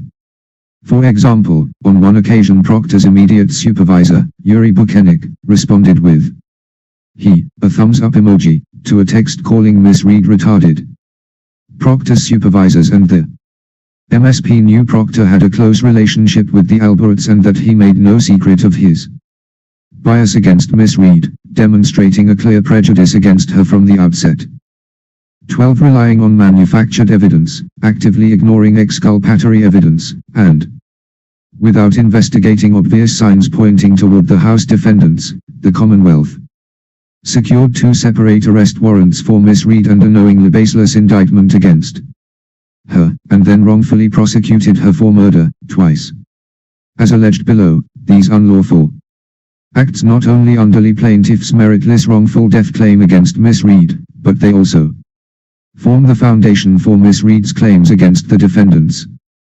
These acts violated Miss Reed's state and federal constitutional rights, the Massachusetts Civil Rights Act, and well-established Massachusetts tort principles. 13. On the 18th of June, 2025, after a 2-month trial, a jury rejected the Commonwealth's theory, in part, because the overwhelming physical, scientific, and medical evidence established that Miss Reed's vehicle did not strike Mr. O'Keefe, and that Mr. O'Keefe's injuries did not come from a vehicle strike. Although Miss Reed was ultimately and finally acquitted of all charges related to the death of Mr. O'Keefe, Proctor was fired, and nearly every MSP officer in Proctor's chain of command was disciplined for their egregious abuses and misdeeds. The Commonwealth still has not sought or provided justice, not to the O'Keefe family, not to the community at large, and certainly not to Miss Reed. Date filed 11/17/2025 3:34 p.m. Superior Court, Bristol.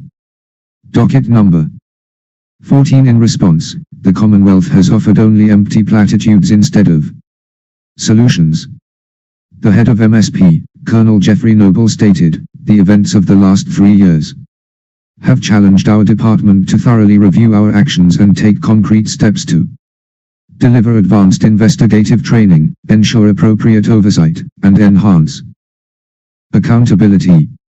Under my direction as Colonel, the state police has, and will continue to, improve in these regards." Oh my goodness. In an interview with literally a towel maestro right now. Hold on. Let me unpause my camera. All right. We are getting breaking news from Nostri, who is the super towel. Nostri says that the Brian Walsh feed is back up. Ladies and gentlemen, everyone please pause. Everyone please hold. Everyone please hold. Going back to the Brian Walsh feed, then we're going to come back to the Karen Reed document, then we're going to go to the CCC. I don't even know if I'm going to get lunch. People tell me, oh, Grant, you know, you don't do anything. Yes, I do. Look how hard I'm working, ladies and gentlemen. Look how hard I am working. I can't get up out of my chair because I get dizzy, but I'm working for you. It matters to me, and I care about this. All right, so we're going to the Brian Walsh feed. Here we go. Good morning, ladies and gentlemen. My name is Kelly Borges, and I'm also here on behalf of Mr. Walsh. Good morning. Thank you. Let me talk a little bit about the trial for the schedule. The scheduled trial, try it that way. Wow, he's Today, going to as trial you know, on is count Tuesday, 1.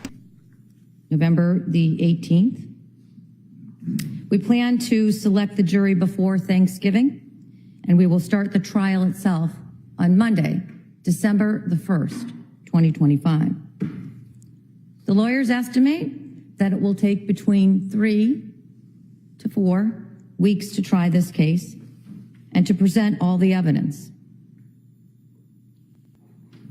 The jury will then meet to discuss and consider the evidence and issues in the case, and we call that deliberation, to reach a decision, which we call a verdict. There is no set time for a jury to decide a case. The jury takes as much time as it needs to unanimously decide the case. During the trial, while the evidence is being presented, our typical daily schedule will be between the hours of 9 a.m. and 4 p.m. We take a morning break at 11 a.m. and a lunch break between the hours of 1 and 2 p.m. There may be a day here or there, typically on a Friday, that we might suspend early depending on the pace of the case. When the jury begins its deliberations, the jury will deliberate from the period of 9 a.m. to 4:30 p.m. And again, we set no pace for the deliberations. The jury takes the time it needs to decide its case. Before we begin selecting jurors, I want to briefly explain some important legal rules that the jury must follow. And at the end of the trial, I'll give you more detailed instructions on the legal rules that apply. All right, here's what we're going to do. We are going to keep the Walsh hearing going, but we're going to switch back to the Karen document. I have a plan. We're going to bring the Walsh hearing up in picture, okay? We're going to keep the Karen document up, and then we're going to keep reading the Karen document. We also have to do the CCC hearing. Listen, we got a lot going on this stream. I'm going to do my best. No promises, okay? I'm doing my absolute best. This is a lot. This is like what a news network needs to handle. I am one person. If you support this, you want to give me lunch, you see the donation information. Not that it will matter. I think my bank account's negative. Obviously, I got some problems going on my own, but you know what? I care about this. I'm not going to give up on you all. I am going to do this. All right, so we're going to get picture-in-picture going right here. There's your picture-in-picture. So let's just do that. So you can keep an eye on the Walsh jury selection right up there. We are going to go back to the CCC hearing as soon as we get through with the Karen document. That's what I'm going to prioritize. Obviously, Walsh jury selection is going to go for about a week. It's going to take a while. They don't even show the actual jury selection. I'm just going to keep the picture-in-picture up there for you because there is just a lot of fast-moving developments. Brian Walsh has pled guilty to 2 charges, disposing of his wife's body and interfering with the investigation, but he's taking the first-degree murder charge to trial. I'm baffled. A lot of us are baffled. Let's pick up with the Karen document where we left off. Karen, if you just tuned in, Karen is suing the Boston Herald, Proctor, Noble acknowledged Jerry Bukhenik, the McCabes, the Alberts, Higgins, Tully, the state police, the town of Canton, and she's doing it in a 7-count, 46-page civil complaint that's up on your screen right now. Let's continue. The systemic nature of MSP's conduct in Miss Reed's case. I'm eyes wide open to a culture issue that I have concerns with as it relates to Trooper Proctor. These hollow words do nothing to right the devastating wrongs that have been visited on Miss Reed. Colonel Nobel's words confess a sickness deep in the marrow of the MSP, but offer no remedy, no medicine, no relief to someone so brutally victimized by it.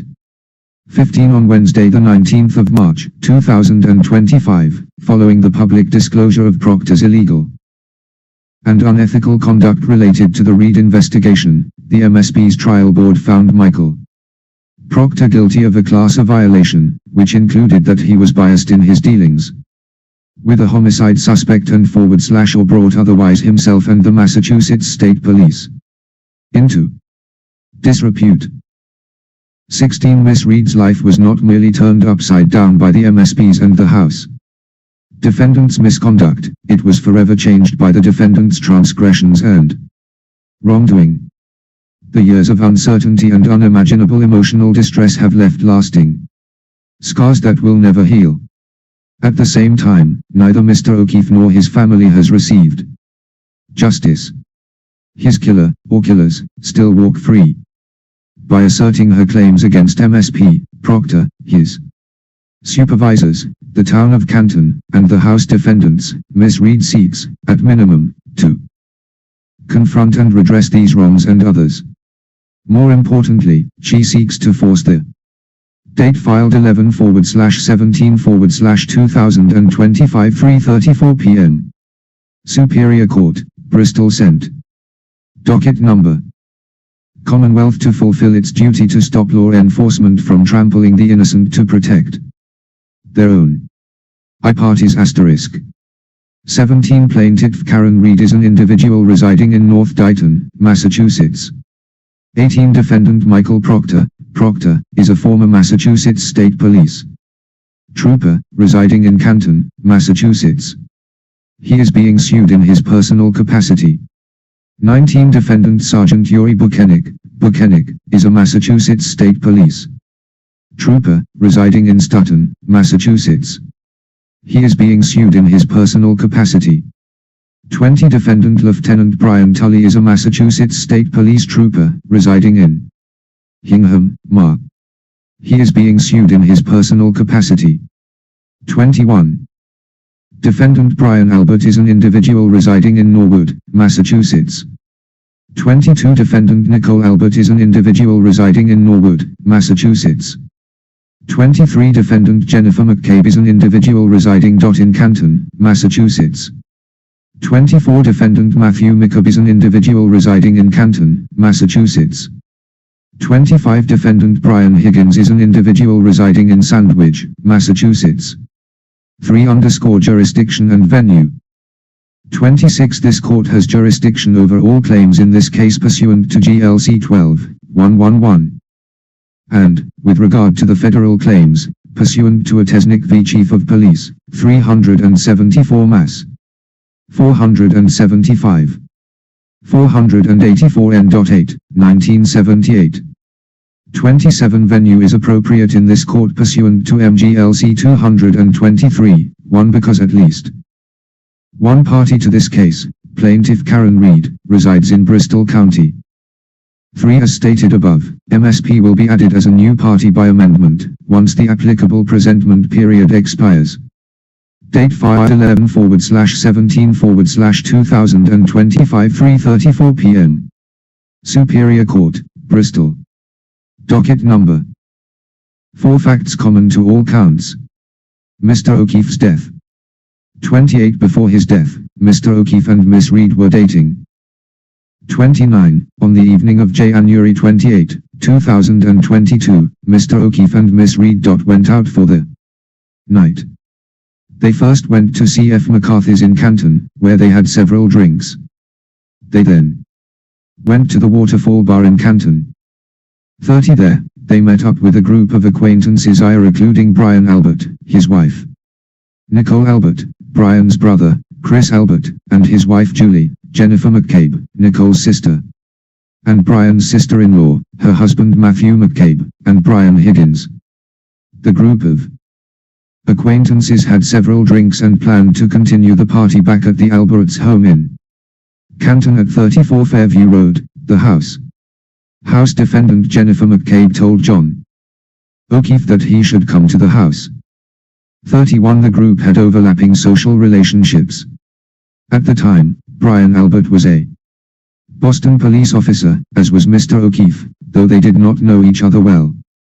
Brian Albert and Brian Higgins were close friends. Higgins was an officer with the ATF. He also was permitted to keep an office at the Canton Police Department, CPD, alongside Brian Albert's brother, Canton Police Detective Kevin Albert. Kevin Albert had a professional and social relationship with Michael Proctor. 32 Brian and Nicole Albert's son, Brian Albert Jr., and his friends were already at the Tilda house for Brian Jr.'s birthday. In addition, Colin Albert, Brian Albert's nephew, was present.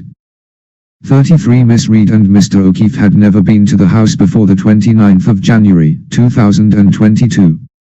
They arrived in front of the Alberts' home around 12:20 a.m.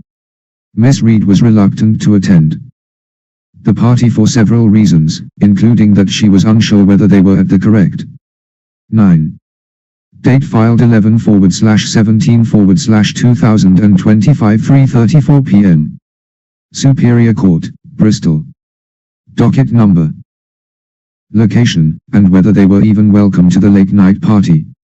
Mr. O'Keefe got out of Miss Reed's SUV and indicated that he would check out the party and report back to her.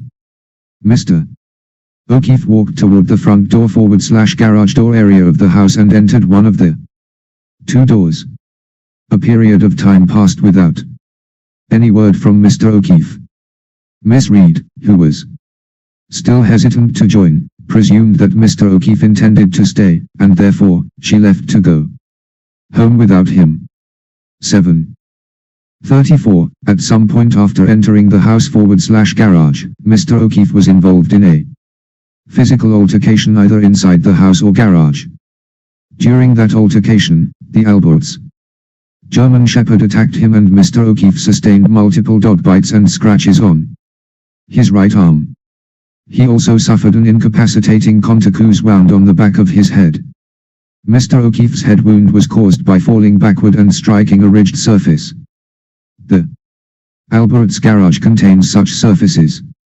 By contrast, the head wound could not have been caused by a vehicle strike or falling backward onto a flat, cold lawn, like the Alberts. 35 Because of their knowledge of criminal investigations, the Alberts, the McCabes, and Higgins, House defendants, knew that calling for medical care to help save Mr. O'Keefe's life would trigger immediate and irreversible risk of their own criminal exposure. Therefore, at least the 5 of them agreed on a simple plan to exonerate themselves and implicate Miss Reed.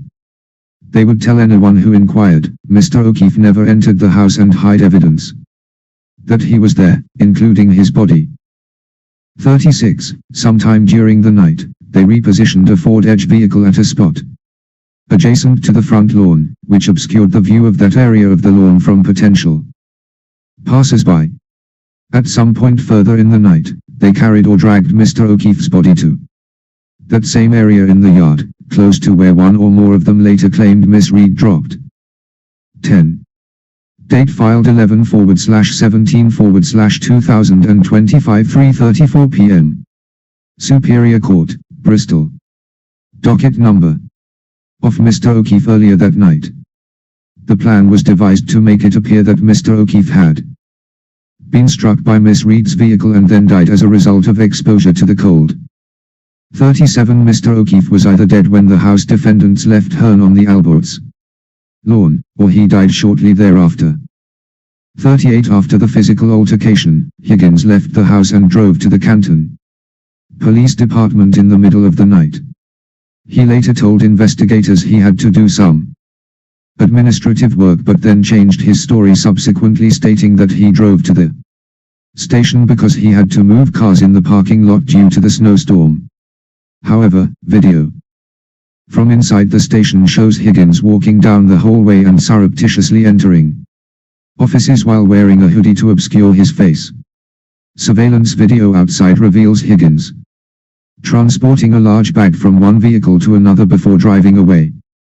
39 After leaving the police station, Higgins and Brian Albert continued to coordinate their stories by calling each other multiple times in the early morning hours, and ultimately spoke with each other on their cell phones at 2:22 a.m. Later, both Brian Albert and Higgins denied the existence of these phone calls, and then when confronted with their existence by a separate law enforcement agent, a non-MSP and non-CPD law enforcement agency, at a separate proceeding they coordinated the same exact lie, falsely claiming the multiple calls and answers were just buck dials. However, 5 minutes after the Higgins / Albert call, Miss McCabe performed a Google search on her phone at 2:27 a.m., hose long to die in cold, misspelling the first word. Miss Reed searches for Mr. O'Keefe. 40 Miss Reed began the search for Mr. O'Keefe on the 29th of January just before 5 a.m. when she awoke and realized he had not returned home. She phoned house defendant Jennifer. 11. Date filed 11/17/2025 3:34 p.m. Superior Court, Bristol. Docket number. McCabe, who already knew exactly what had happened to Mr. O'Keefe. Miss McCabe insisted that Miss Reed drive to McCabe's house rather than driving to 34 Fairview Road, which Reed The two of them were then joined by Kerry Roberts, and the three of them left the McCabe residence. However, rather than go to 34 Fairview, oddly, Miss McCabe directed them to go back to Mr. O'Keefe's home, where Miss Reed had just come from. After, the three of them finally drove to 34 Fairview. The illogical, McCabe-directed route to 34 Fairview was intentional. It allowed the House defendants more time to finish creating the scene and hiding evidence before Mr. O'Keefe's body was discovered on the Alberts lawn, and first responders arrived. 41 As they approached the house, with Miss Roberts driving, Miss Reed saw Mr. O'Keefe almost immediately. She screamed for Miss Roberts to stop the vehicle, and jumped from the moving car to run to Mr. O'Keefe. She began rendering aid, including CPR. As the House defendants had planned, Mr. O'Keefe's body was discovered in front of the Alberts house near a flagpole and fire hydrant on the left side of the Alberts property as seen from the roadside. The Ford Edge, which had been parked in a position to obscure 42 while Miss Roberts joined. Rather, she sat in the cab of the vehicle, called 9-1-1 and reported that there's a man passed out in the snow. Despite knowing that her brother-in-law, Brian Albert, a police officer and first responder, was just feet away inside the house, Miss McCabe never went into the house or requested that Albert come down to help Mr. O'Keefe. Rather, as Mr. O'Keefe lay dying in the snow, Miss McCabe stood and watched with no fear, urgency, or even concern for her family members residing mere feet away. 12. Date filed 11/17/2025 3:34 p.m. Superior Court, Bristol. Docket number. Investigation begins. 43 The CPD were the first on the scene shortly after 6 a.m. At the time, there was no evidence that Mr. O'Keefe had been hit by a vehicle. In fact, the evidence suggested just the opposite.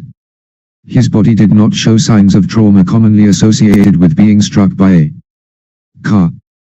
There were no bone fractures or trauma to his lower body, his torso, or any other part of his body as investigators would expect from a vehicle strike. Rather, Mr. O'Keefe's injuries were consistent with being physically assaulted to the face and head, and attacked by a dog. For good reason, the ranking CPD officer on the scene, Sergeant Michael Lank, opined on a telephone call captured on a dash cam that Mr. O'Keefe looked like he had been in a fight.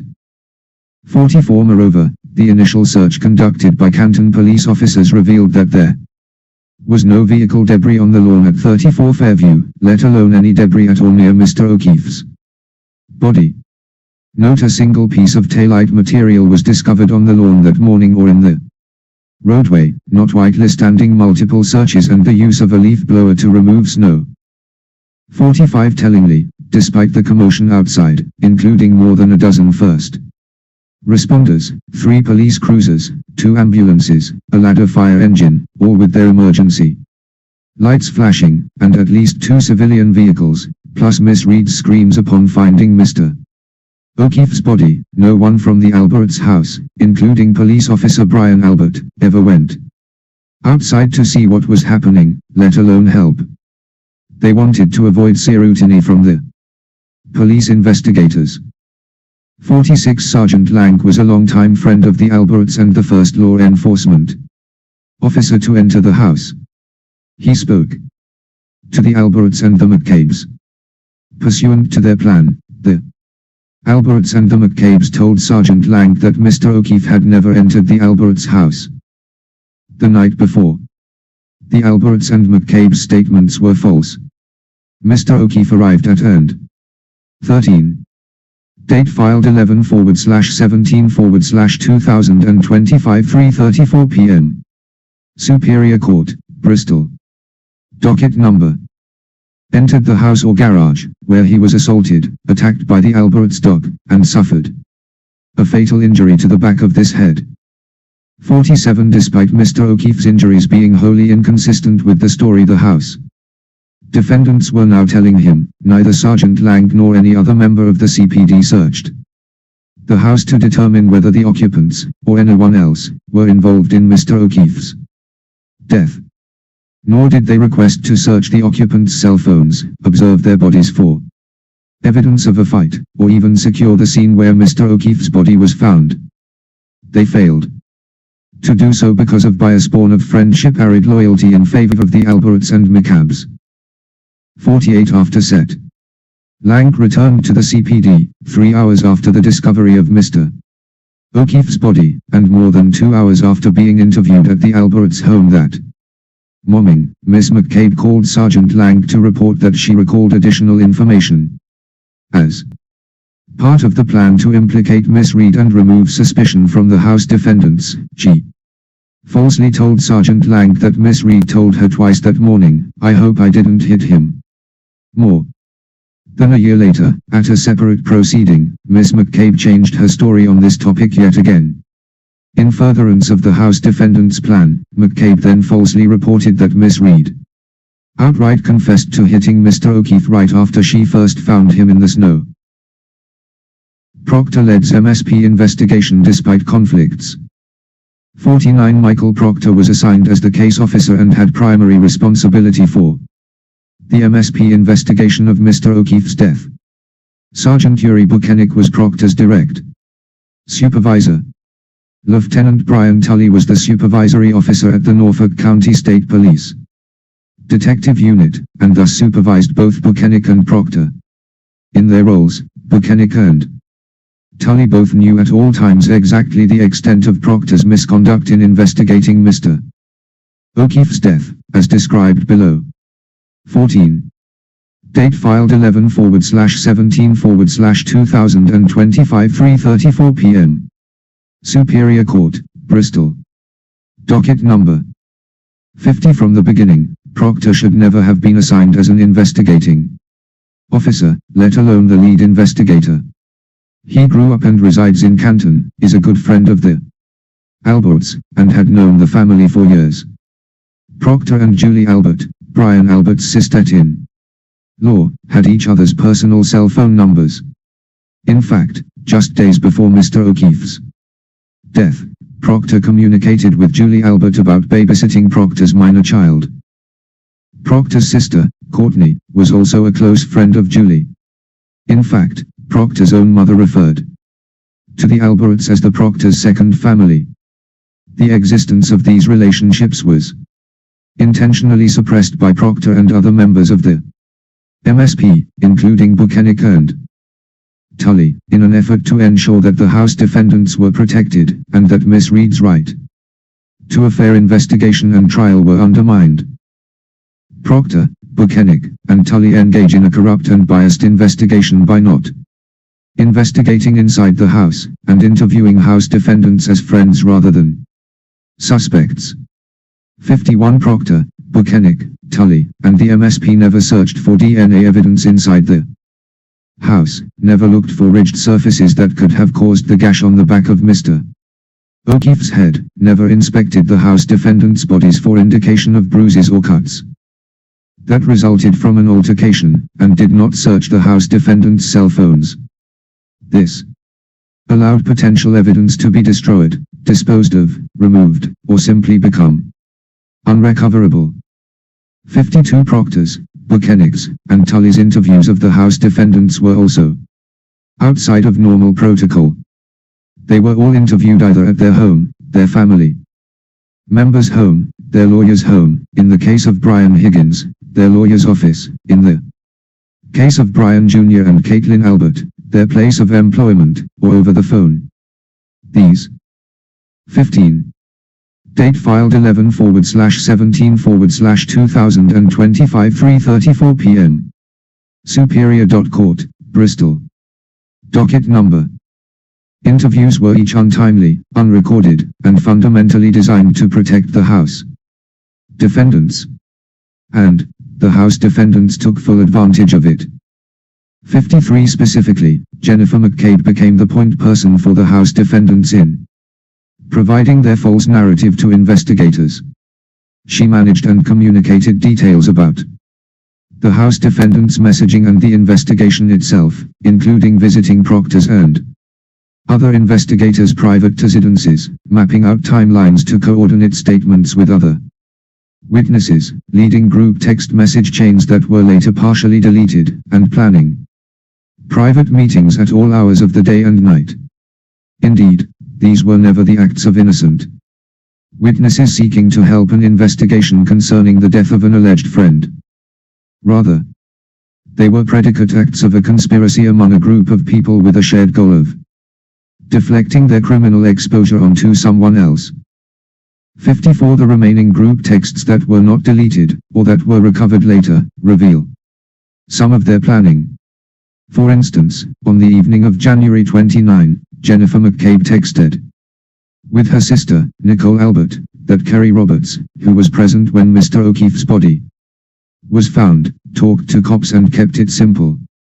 Of course, there would be no reason to report back to other House defendants about Roberts keeping it simple unless what really happened was more complicated.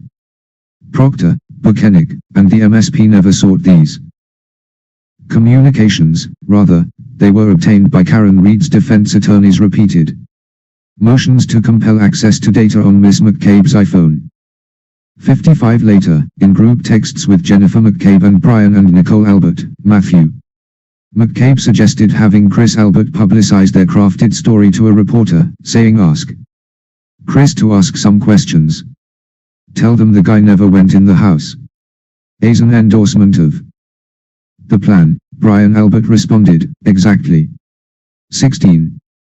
Date filed 11/17/2025 3:34 p.m.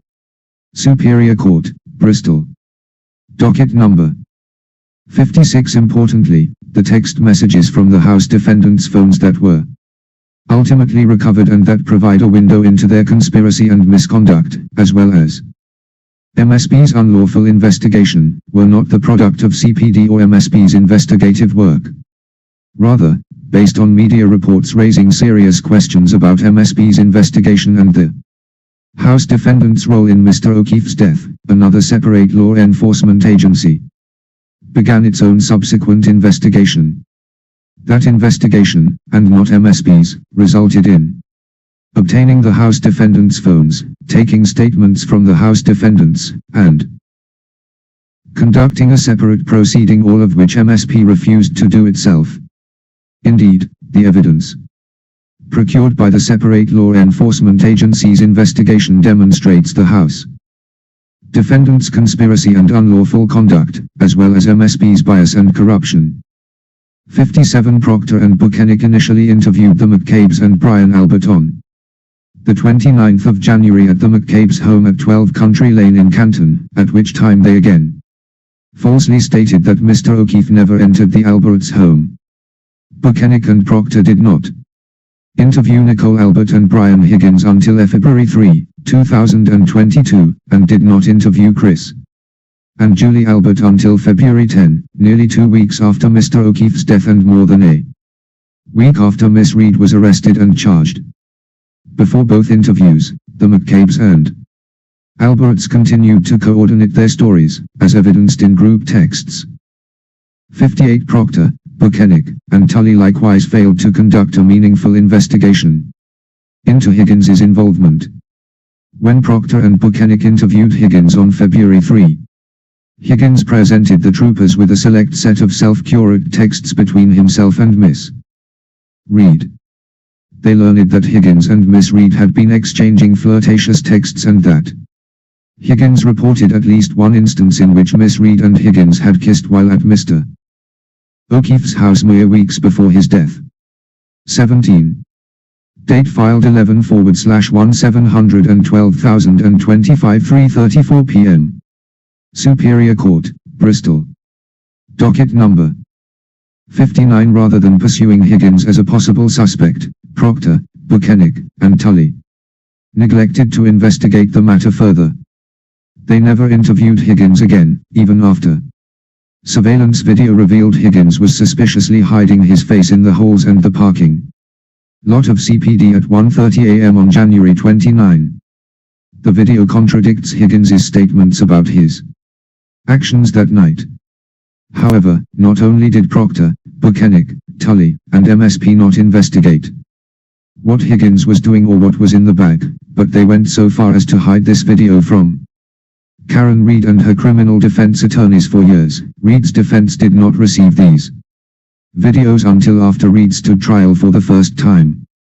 And, even after the separate law enforcement agency's investigation revealed late-night phone calls between Brian Albert and Brian Higgins, MSP failed to pursue either witness further or seek a full forensic extraction of Higgins's phone or even a simple call log from his cellular provider. 60 When it was revealed that Miss Reed's defense team requested the preservation of Brian Albert's and Higgins's phones in order to forensically image them, this request was allowed by the court. Both men got rid of their phones within days of one another. Higgins went so far as to drive to a military base on Cape Cod, remove the SIM card from the phone, cut the SIM card with scissors he brought with him, and destroy and dispose of the phone and card separately in 2 dumpsters, and then drive back home. Their destruction of their phones eliminated potentially incriminating communications between them and was a direct result of Proctor's, Bukhenik's, and Tully's intentional refusal to collect important investigative evidence that would be exculpatory to Miss Reed. Even after learning about the destruction of both witnesses' cell phones, MSP investigators had other avenues they could have used to pursue evidence, such as cellular toll records or simply interviewing Brian Higgins and Brian Albert too. 18. Date filed 11/17/2025 3:34 p.m. Superior Court, Bristol. Docket number. Inquire about the nature of the late-night communications. They intentionally ignored these avenues as well. 61 Not only did Proctor fail to probe his friend's stories, he coordinated with them through his sister. Proctor spoke to Courtney multiple times a day and knew she was in close contact with, and providing information to, Julie Albert. Julie and Courtney called each other many times between February 1 and 2/4, and at least 67 times between February 1 and the 6th of September, 2022. 62 For example, as he prepared to question Chris and Julie Albert on February 10 Proctor told his sister Courtney that the interview was not a big deal. Courtney told Proctor that Julie Albert had been nervous and wanted to give him a thank you gift after the interview. To avoid scrutiny, Proctor instructed Courtney to tell Julie to give the gift to his wife, Elizabeth. Proctor. 63 Proctor shared investigatory details with Courtney before they were public. In the same instance referenced above, when his sister informed him that Julie Albert had been so nervous before the interview, instead of investigating further, he shrugged it off, laughed, and asked why. But Proctor knew exactly why Julie Albert was nervous. He sought to reassure her by telling Courtney that it was fine, just a quick convo. And then after the interview, Proctor spoke to Julie on his personal cell phone in an unreported conversation. Proctor never treated the Alberts as witnesses in a murder investigation, he treated them like the family friends that they were. 64 At one point leading up to the sum of the interviews, Miss McCabe asked Nicole Albert if she had heard anything more about the investigation, confident she would learn more. 19. Date filed 11/17/2025 3:34 p.m. Superior Court, Bristol. Docket number. From Julie Albert, again, through Courtney, Nicole Albert responded, "We'll get more info. Tom. Don't want to text about it." 65 House defendants did not want to text about their activities and communications because they tried to hide and or lie about them. For instance, it was discovered in the second criminal trial that Miss McCabe had lied in her swim testimony in the first trial about not visiting 34 Fairview with Kerry Roberts on the 30th of January on their way to Michael Lang's house. However, while they did not text about this meeting, McCabe's cell phone location data obtained Later by Reed's defense reveals that she did, in fact, visit 34 Fairview just one day after O'Keefe's death, and lied about it.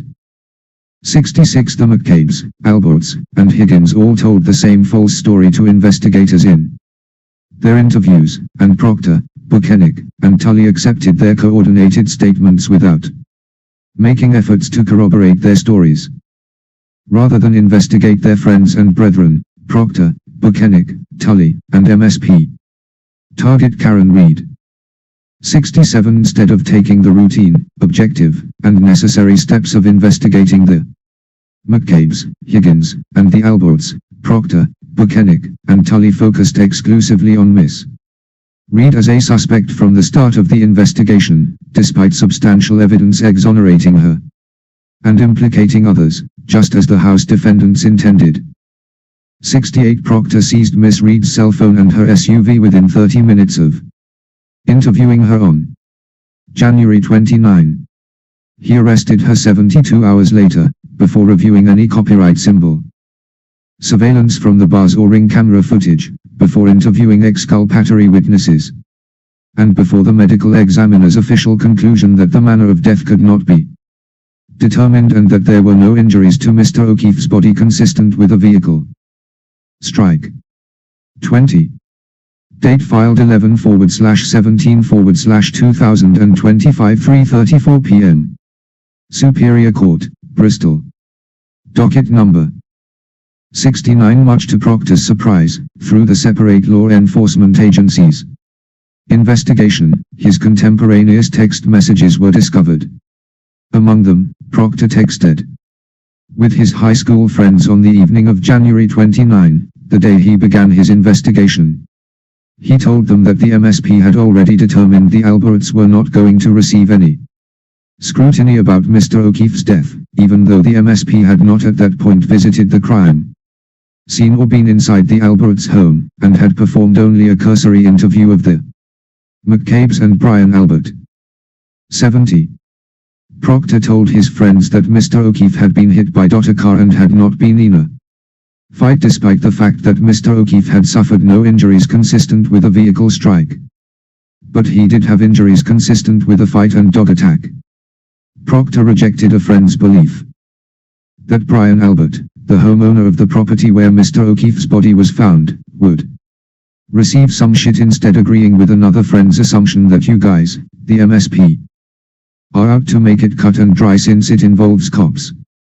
Proctor revealed that he had already decided he was going to put serious charges on Miss Reed, that she was fucked and that there was zero chance she skates. From the outset, Proctor was determined to pin it on the girl. 71. Proctor's supervisors were aware of his bias and conflicted relationships in this investigation. They didn't have to guess, Proctor told them. He told them he knew the Alberts.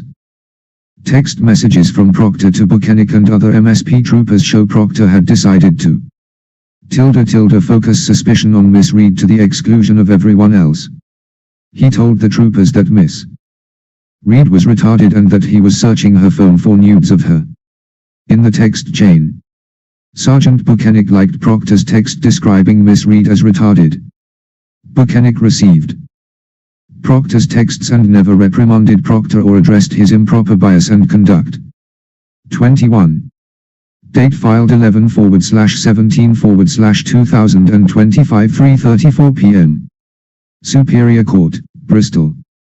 Docket number 72. Because he was determined to put serious charges on Miss Reed, Proctor ignored the fact that the Commonwealth's medical examiner could not conclude that Mr. O'Keefe's death was a homicide, determining instead that the manner of his death could not be determined. The medical examiner also refused to conclude that Mr. O'Keefe died as a result of being struck by a vehicle, and later testified at trial that his injuries were not consistent with a car strike. Proctor later admitted that, in his entire career, he had never seen a homicide investigation where the medical examiner could not determine the manner of death. But he remained undeterred in his quest to charge Miss Reed. As he later admitted, the medical examiner's refusal to rule the death a homicide did not matter to him because either way Miss Reed was going to be charged. Proctor and Bukhenik plant certain evidence, and make false statements in court and other legal documents to frame Karen Reed. 73. Proctor made this investigation cut and dry by manufacturing a case against Miss Reed. A crucial first step was to ensure that the crime scene and evidence was not secured. This was in violation of MSP policy and well-established best practices for critical incident investigations.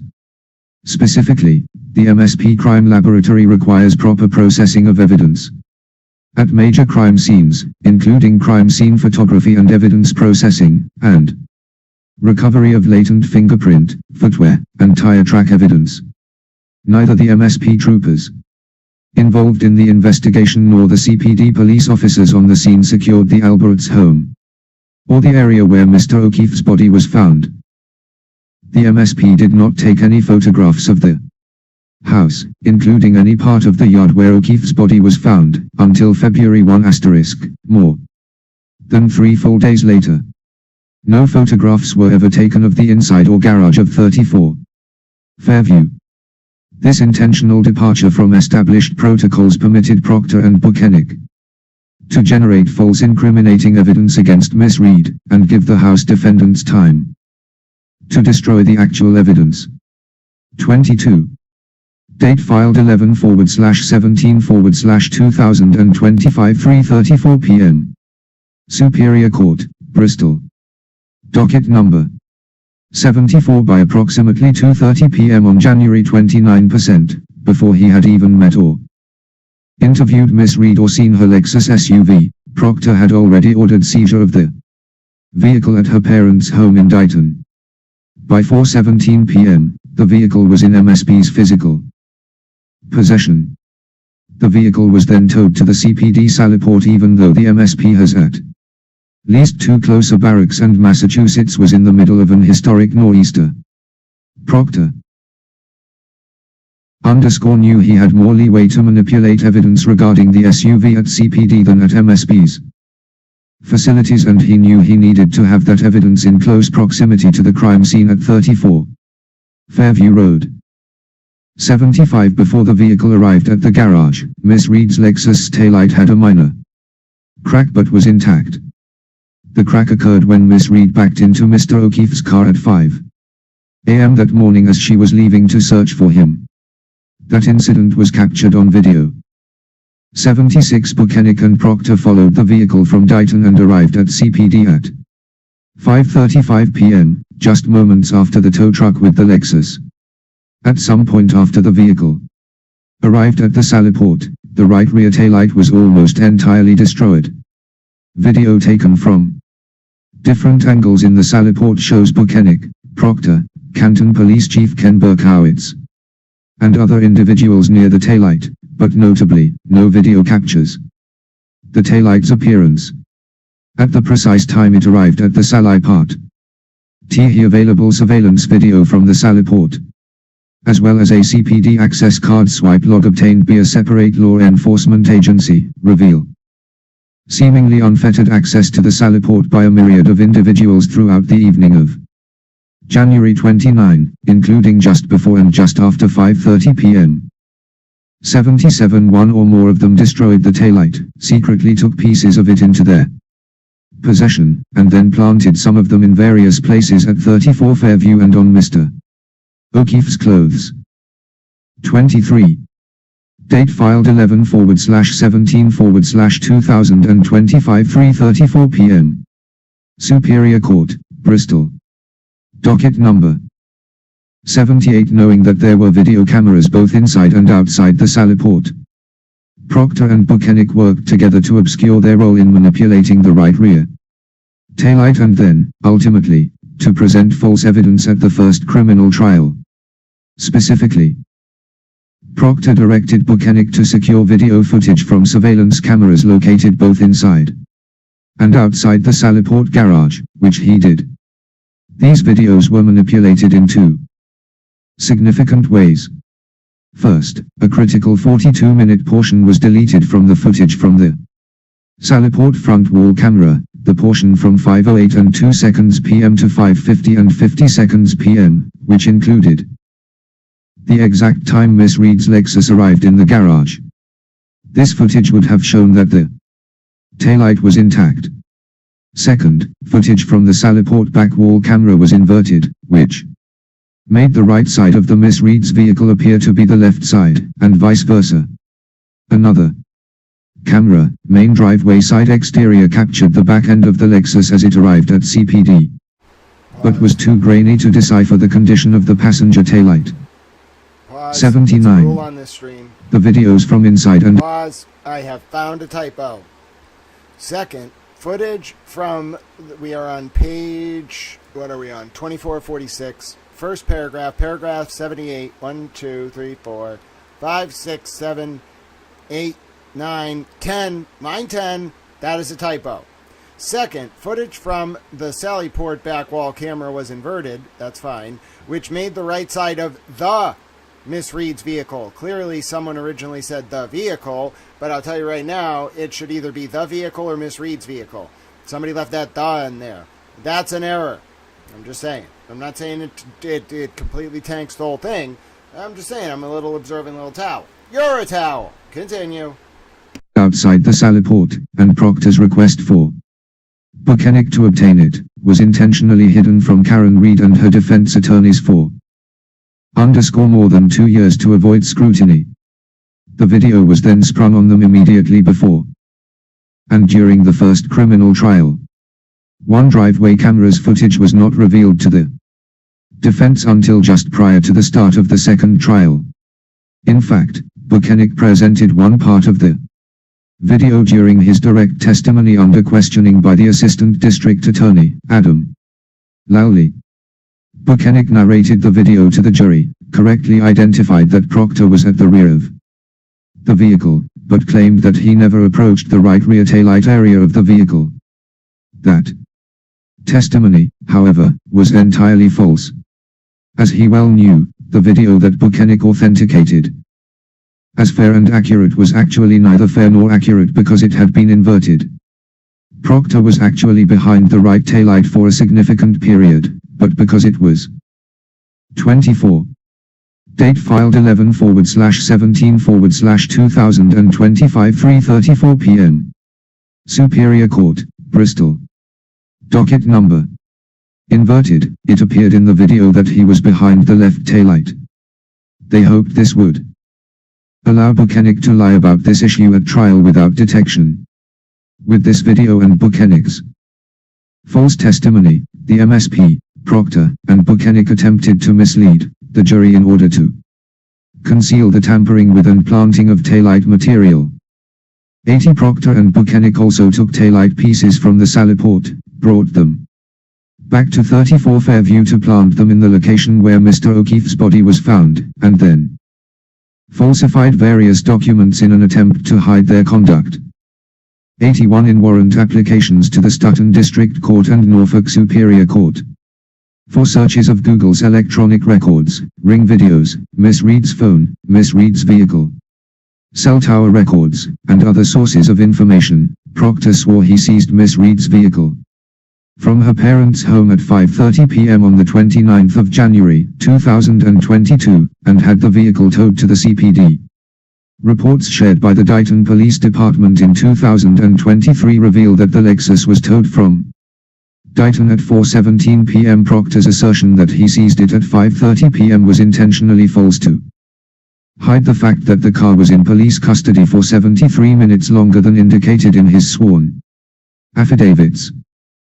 82 Proctor maintained that false narrative because it would hide the exact time frame when he had the opportunity to remove pieces of the taillight from Miss Reed's vehicle and bring them back to the house so that he could later claim the pieces had been there since approximately 12:30 a.m. on January 29. However, unbeknownst to him, driveway video from the Reed residence in Dighton and a report written by the Dighton Police Report revealed Proctor's lie and revealed the true and accurate time the Lexus SUV came into MSP's possession.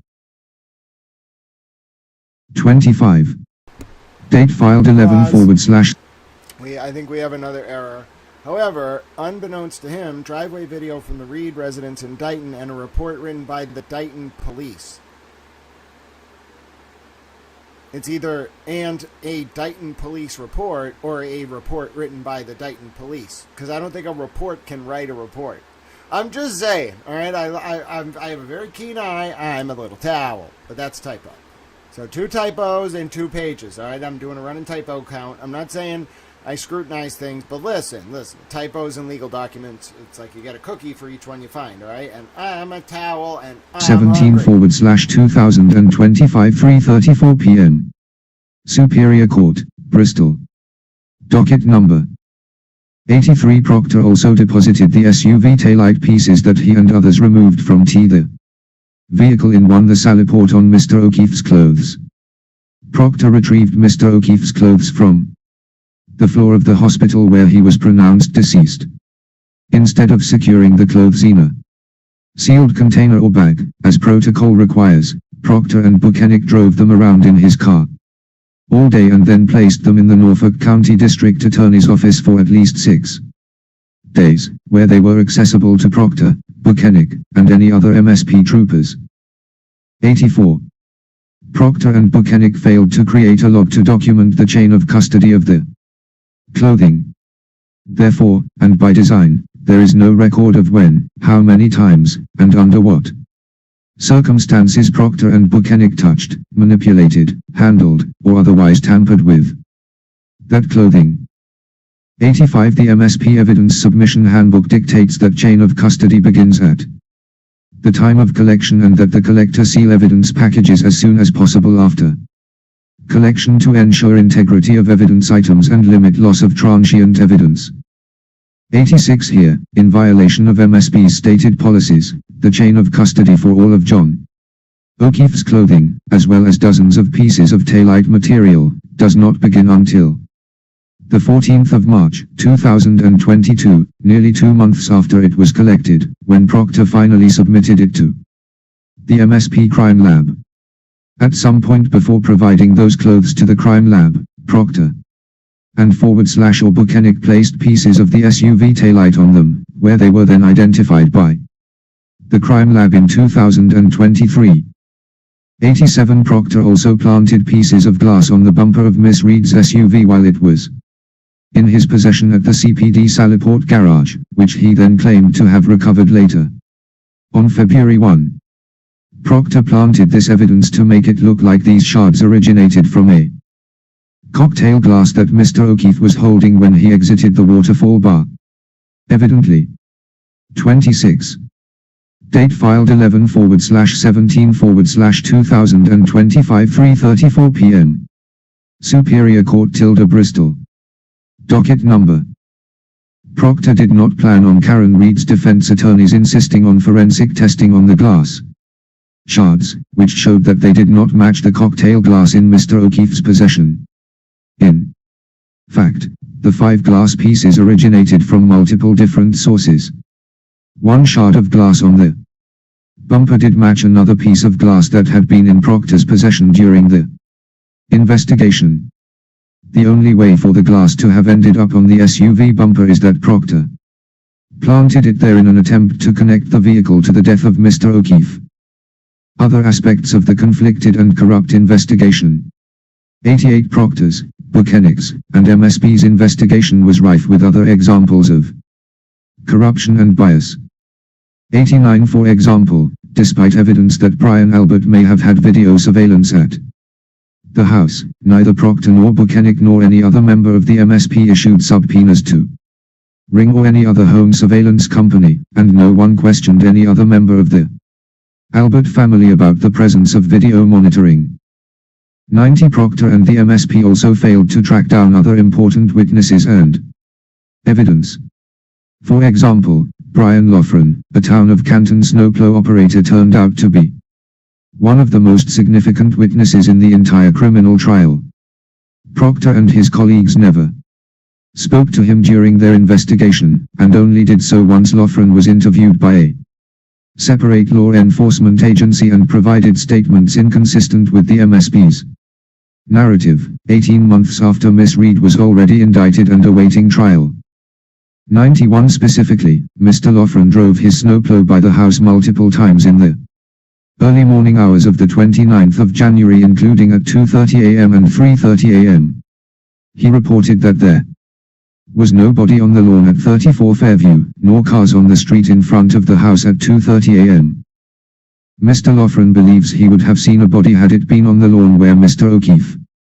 27.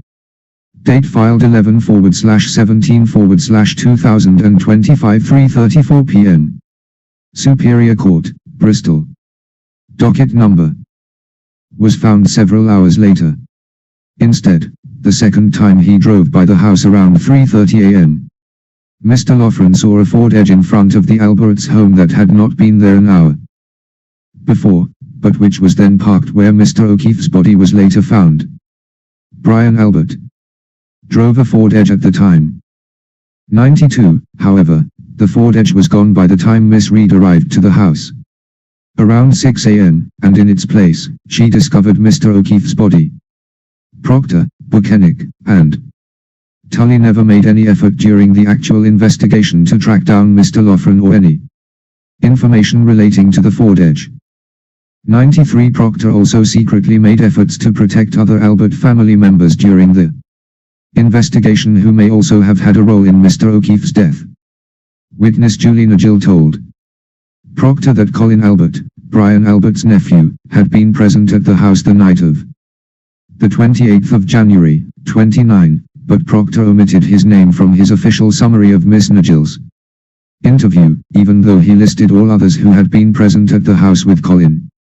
When Miss Reed's attorneys filed a motion to obtain Proctor's notes, his handwritten memorialization of the Julie Nagill interview mirrored almost exactly what was typed up in his police report, except for the words Colin Albert I.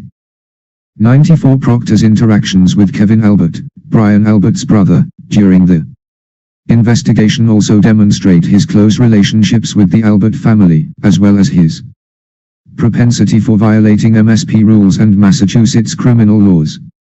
Repeatedly, Proctor used his personal cell phone to speak with Kevin, a CPD officer, instead of official channels when he coordinated interviews of witnesses, even though CPD was recused from the investigation. 95 Further, in the middle of Proctor's investigation in the summer of 2022, it was discovered that Proctor and Kevin Albert were out together drinking alcohol and driving in. 28. Date filed 11/17/2025 3:34 p.m. Superior Court, Bristol. Docket number.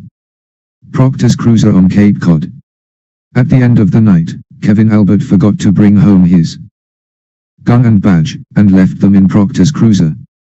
Their drinking and driving in Proctor's MSP vehicle violated both MSP policies, as well as various Massachusetts criminal statutes, and further highlights the conflicted nature of MSP's investigation. 96 Moreover, because of their close relationship, Proctor, Bukhenik, and Tully worked together with CPD in hiding certain videos from Karen Reed's criminal defense team. Specifically, upon information and belief, MPD and CPD collaborated to keep exculpatory surveillance video from Karen Reed's criminal defense team in preparation for the first trial. Those videos captured Brian Higgins's activities in the CPD parking lot and inside the police station shortly after the physical altercation at the house that led to Mr. O'Keefe's death. They demonstrated that Higgins's statements about his post-house party activities on the night of Mr. O'Keefe's death were not accurate. Upon information and belief, CPD knew it had this evidence and worked with MSP to keep it from Miss Reed. Additionally, upon information and belief, CPD set its auto-delete function for saving certain surveillance videos from the Saliport to 30 days, therefore, assuring the immediate destruction of likely additional exculpatory evidence. The 30-day auto-delete setting conflicts with the fact that CPD videos were shared with the copyright symbol defense over the course of 3 years. Therefore, the setting was changed to prevent a defense expert from auditing the footage, which is when the 30-day setting was discovered, or the footage was obtained within 30 days of January 29 and withheld from the defense. The indictments, trials, and aftermath. 97 Miss Reed was arrested on the 1st of February 2022, pursuant to a criminal complaint, charging her with manslaughter, among other charges. She was required to post $50,000 for bail. 29. Date filed 11/17/2025 3:34 p.m. Superior Court, Bristol. Docket number. And the court imposed several other conditions of release, including less of her driver's license and stay-away orders from the O'Keefe family and John O'Keefe III's home. 98 Miss Reed was later rearrested on the 9th of June 2022, after being indicted for second-degree murder, manslaughter, and leaving the scene of an accident resulting in death. Her bail was set at $100,000 by the Norfolk County Superior Court. In February of 2023, her bail was reduced to $80,000 at the defense's request. 99. Miss Reed was tried twice by the Commonwealth. The first trial started in April 2024 and ended on July 1 after the court ordered a mistrial because of a hung jury. 100 on the 18th of June 2025, following another nearly 2-month trial, Miss Reed was acquitted of all charges associated with the death of John O'Keefe, murder, manslaughter, and leaving the scene of an accident resulting in death. For the first time in 3.5 years, Karen Reed was able to leave court knowing that the forces aligned against her had failed to convince a jury to buy their deception. 101 Beginning in January 2022, the defendant's actions have had profound effect on Miss Reed. She lost her employment and income. She lost her professorship. She lost her private health insurance.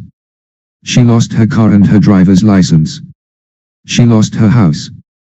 Her reputation, both personally and professionally, was utterly destroyed. She incurred multiple millions of dollars in debt for legal fees, and additional millions in expert fees and costs. In addition, after being arrested twice, jailed twice, and tried twice, she has suffered years of intense stress and emotional harm, worried that she would be imprisoned for the rest of her natural life for a crime she did not commit. 102 Miss Reed suffers from both Crohn's disease and multiple sclerosis. As documented, under seal with the criminal court, Miss Reed has undergone tens of surgeries to 30. Date filed 11/17/2025 3:34 p.m. Superior Court, Bristol. Docket number. Manage her illnesses prior to January 29, 2022, and endured a blood infusion just months before Mr. O'Keefe's death.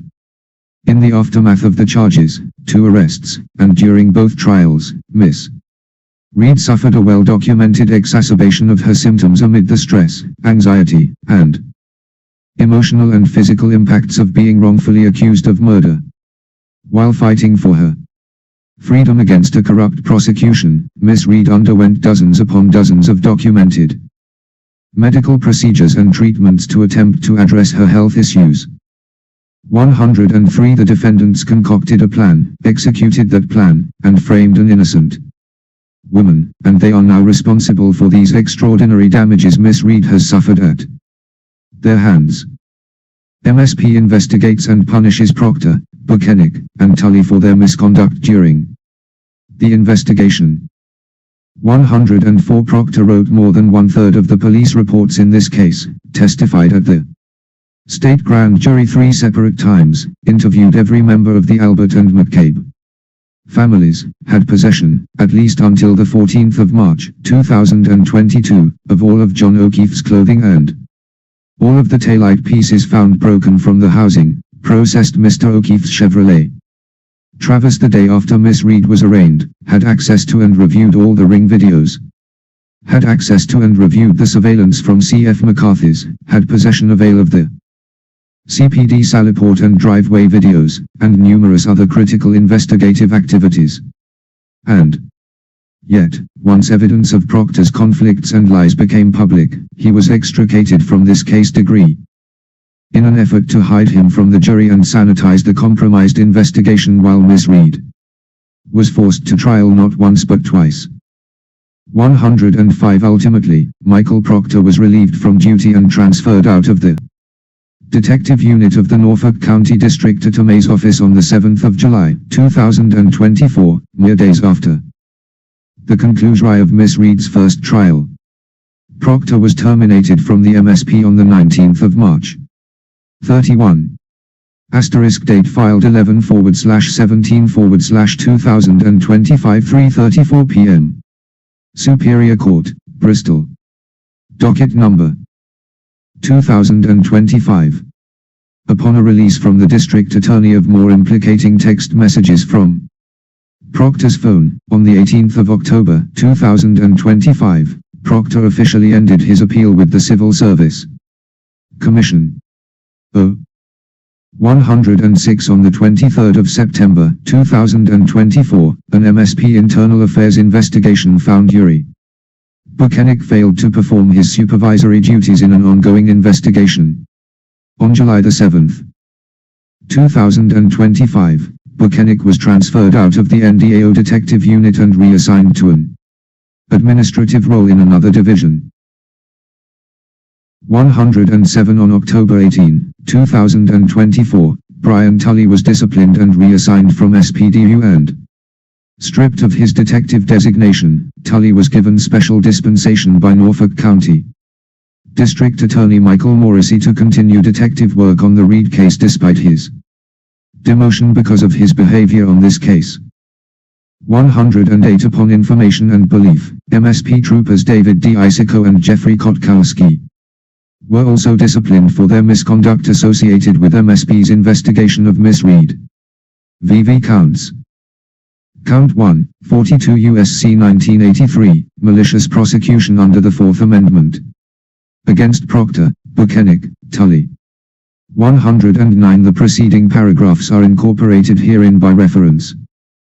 110 Proctor, Bukhenik, and Tully violated Miss Reed's Fourth Amendment rights by engaging in a malicious prosecution of Miss Reed by causing her to be seized pursuant to legal process unsupported by probable cause. 1L1 The criminal proceedings against Miss Reed terminated in her favor when she was acquitted of murder, manslaughter, and leaving the scene of an accident with a death. 4 After making presentment pursuant to GLC 258, 4, Miss Reed will add counts against 2, MSP for negligent training, supervision, and retention of MSP troopers, including Proctor, Bukhenik, and Tully, and b. the town of Canton for negligent oversight of the investigation into Mr. O'Keefe's death and of its own officers and facilities. 32. Date filed 11/17/2025 3:34 p.m. Superior Court, Bristol. Docket number 112 Proctor, Bukhenik, and Tully caused Miss Reed to be seized without probable cause. As described above, including but not limited to, by a. leading, handling, and participating in the O'Keefe investigation even though Proctor was conflicted due to personal relationships with various witnesses, suspects, and potential suspects, which conflict led to Miss Reed's unlawful treatment. Handling the investigation even though Proctor had an extreme and personal negative bias towards Karen Reed, which bias led to Miss Reed's unlawful treatment. Violating MSP's rules, policies, and procedures in all aspects of the investigation.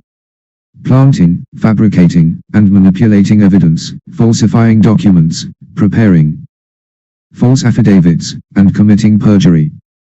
Failing to secure evidence and the crime scene, obtain evidence, timely and appropriately interview suspects, and investigate the Alborts, McCabes, or Higgins and allowing them to destroy potentially exculpatory evidence.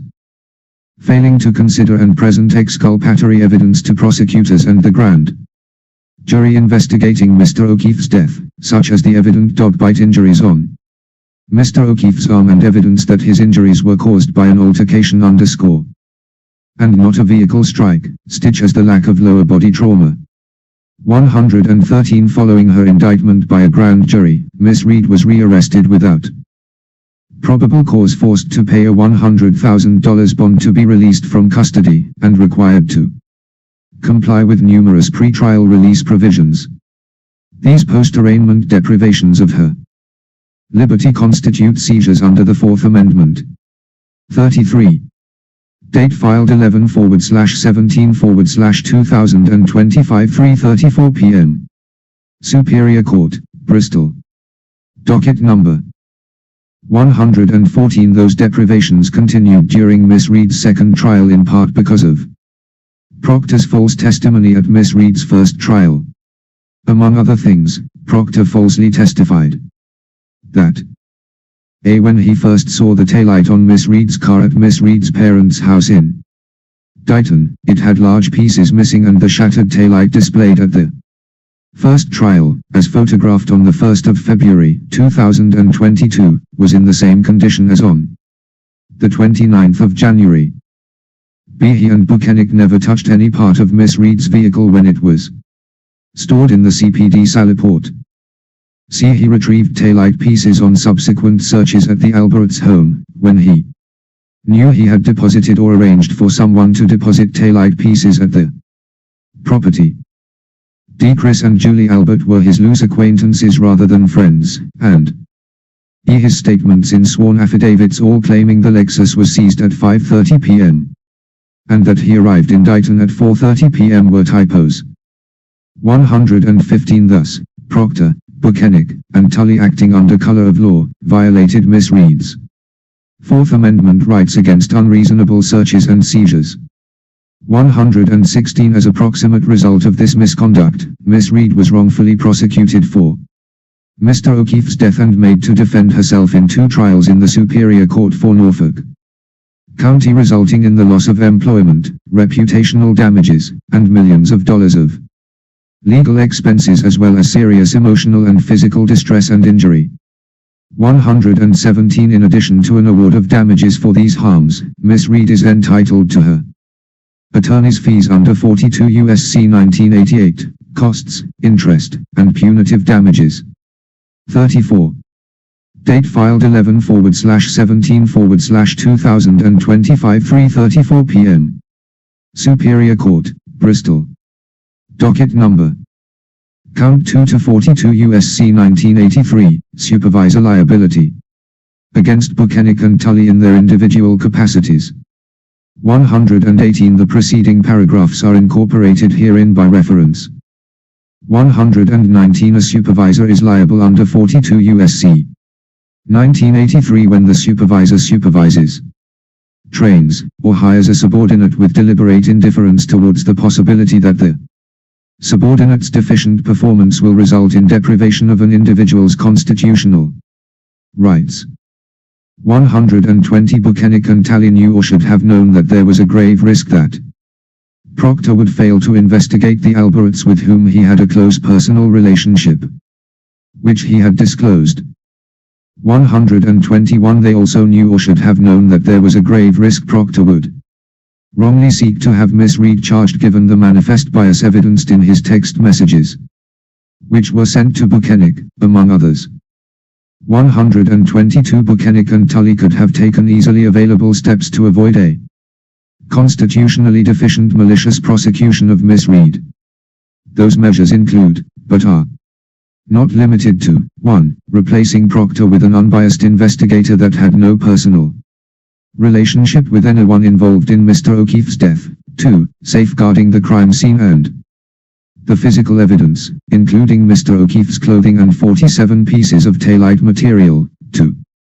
Prevent anyone from planting, manufacturing, or manipulating evidence. 3. Initiating timely searches at the Alberts' house. And 4. Quickly seizing the cell phones and other forms of electronic evidence in the possession of the Alberts, the McCabes, and Higgins, which would have prevented their later manipulation and destruction. 35. Date filed 11/17/2025 3:34 p.m. Superior Court, Bristol. Docket number 123. By not taking any of those measures, Bukhenik and Tully permitted Proctor, and Tully permitted Bukhenik, to violate Miss Reed's Fourth Amendment rights against unreasonable searches and seizures, and thus themselves violated Miss Reed's Fourth Amendment rights. 124 In these ways and others, Bukhenik's conduct constituted condonation of, or acquiescence to, Proctor's behavior, or gross negligence amounting to deliberate indifference. 125 In these ways and others, Tully's conduct constitute condonation of, or acquiescence to, Bukhenik's and Proctor's behavior, or gross negligence amounting to deliberate indifference. 126 As approximate result of their breaches, Miss Reed was wrongfully prosecuted for Mr. O'Keefe's death, resulting in the loss of employment, reputational damages, and millions of dollars of legal expenses, as well as serious emotional and physical distress and injury. 127 In addition to an award of damages for these harms, Miss Reed is entitled to her attorney's fees under 42 U.S.C. 1988, costs, interest, and punitive damages. Count 3, 42 U.S.C. 1983, conspiracy to deprive Miss Reed of her Fourth Amendment rights.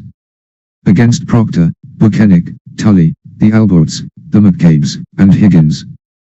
128 The preceding paragraphs are incorporated herein by reference.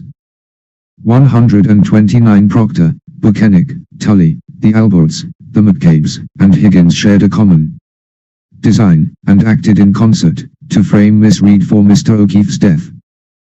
130 As part of their concerted efforts, and among their many other misrepresentations, the Alberts, McCabes, and Higgins agreed with each other to tell investigators that Mr. O'Keefe never entered the house, that they did not see Mr. O'Keefe in the house that night, and that Miss Reed made inculpatory statements on the morning of January 29, 36.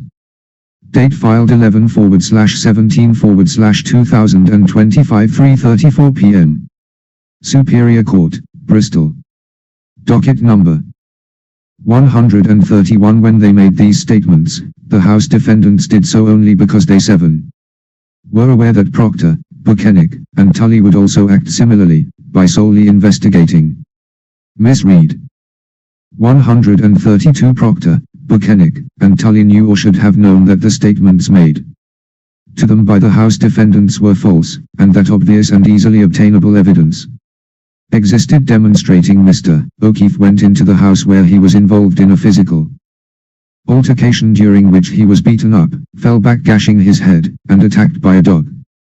Instead, because of their close personal and professional ties to the House defendants, Proctor, Bukhenik, and Tully agreed with each other to use the House defendants' misrepresentations as the predicate for and implicit direction to conduct an investigation that solely targeted Miss Reed, to the exclusion of everyone and anyone else.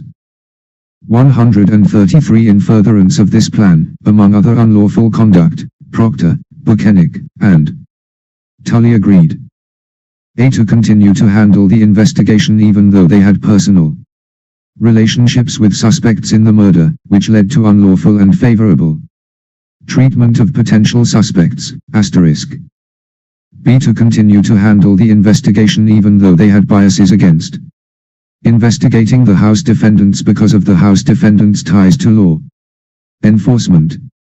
C. to continue to handle the investigation even though they had exhibited an extreme and personal negative bias towards Karen Reed.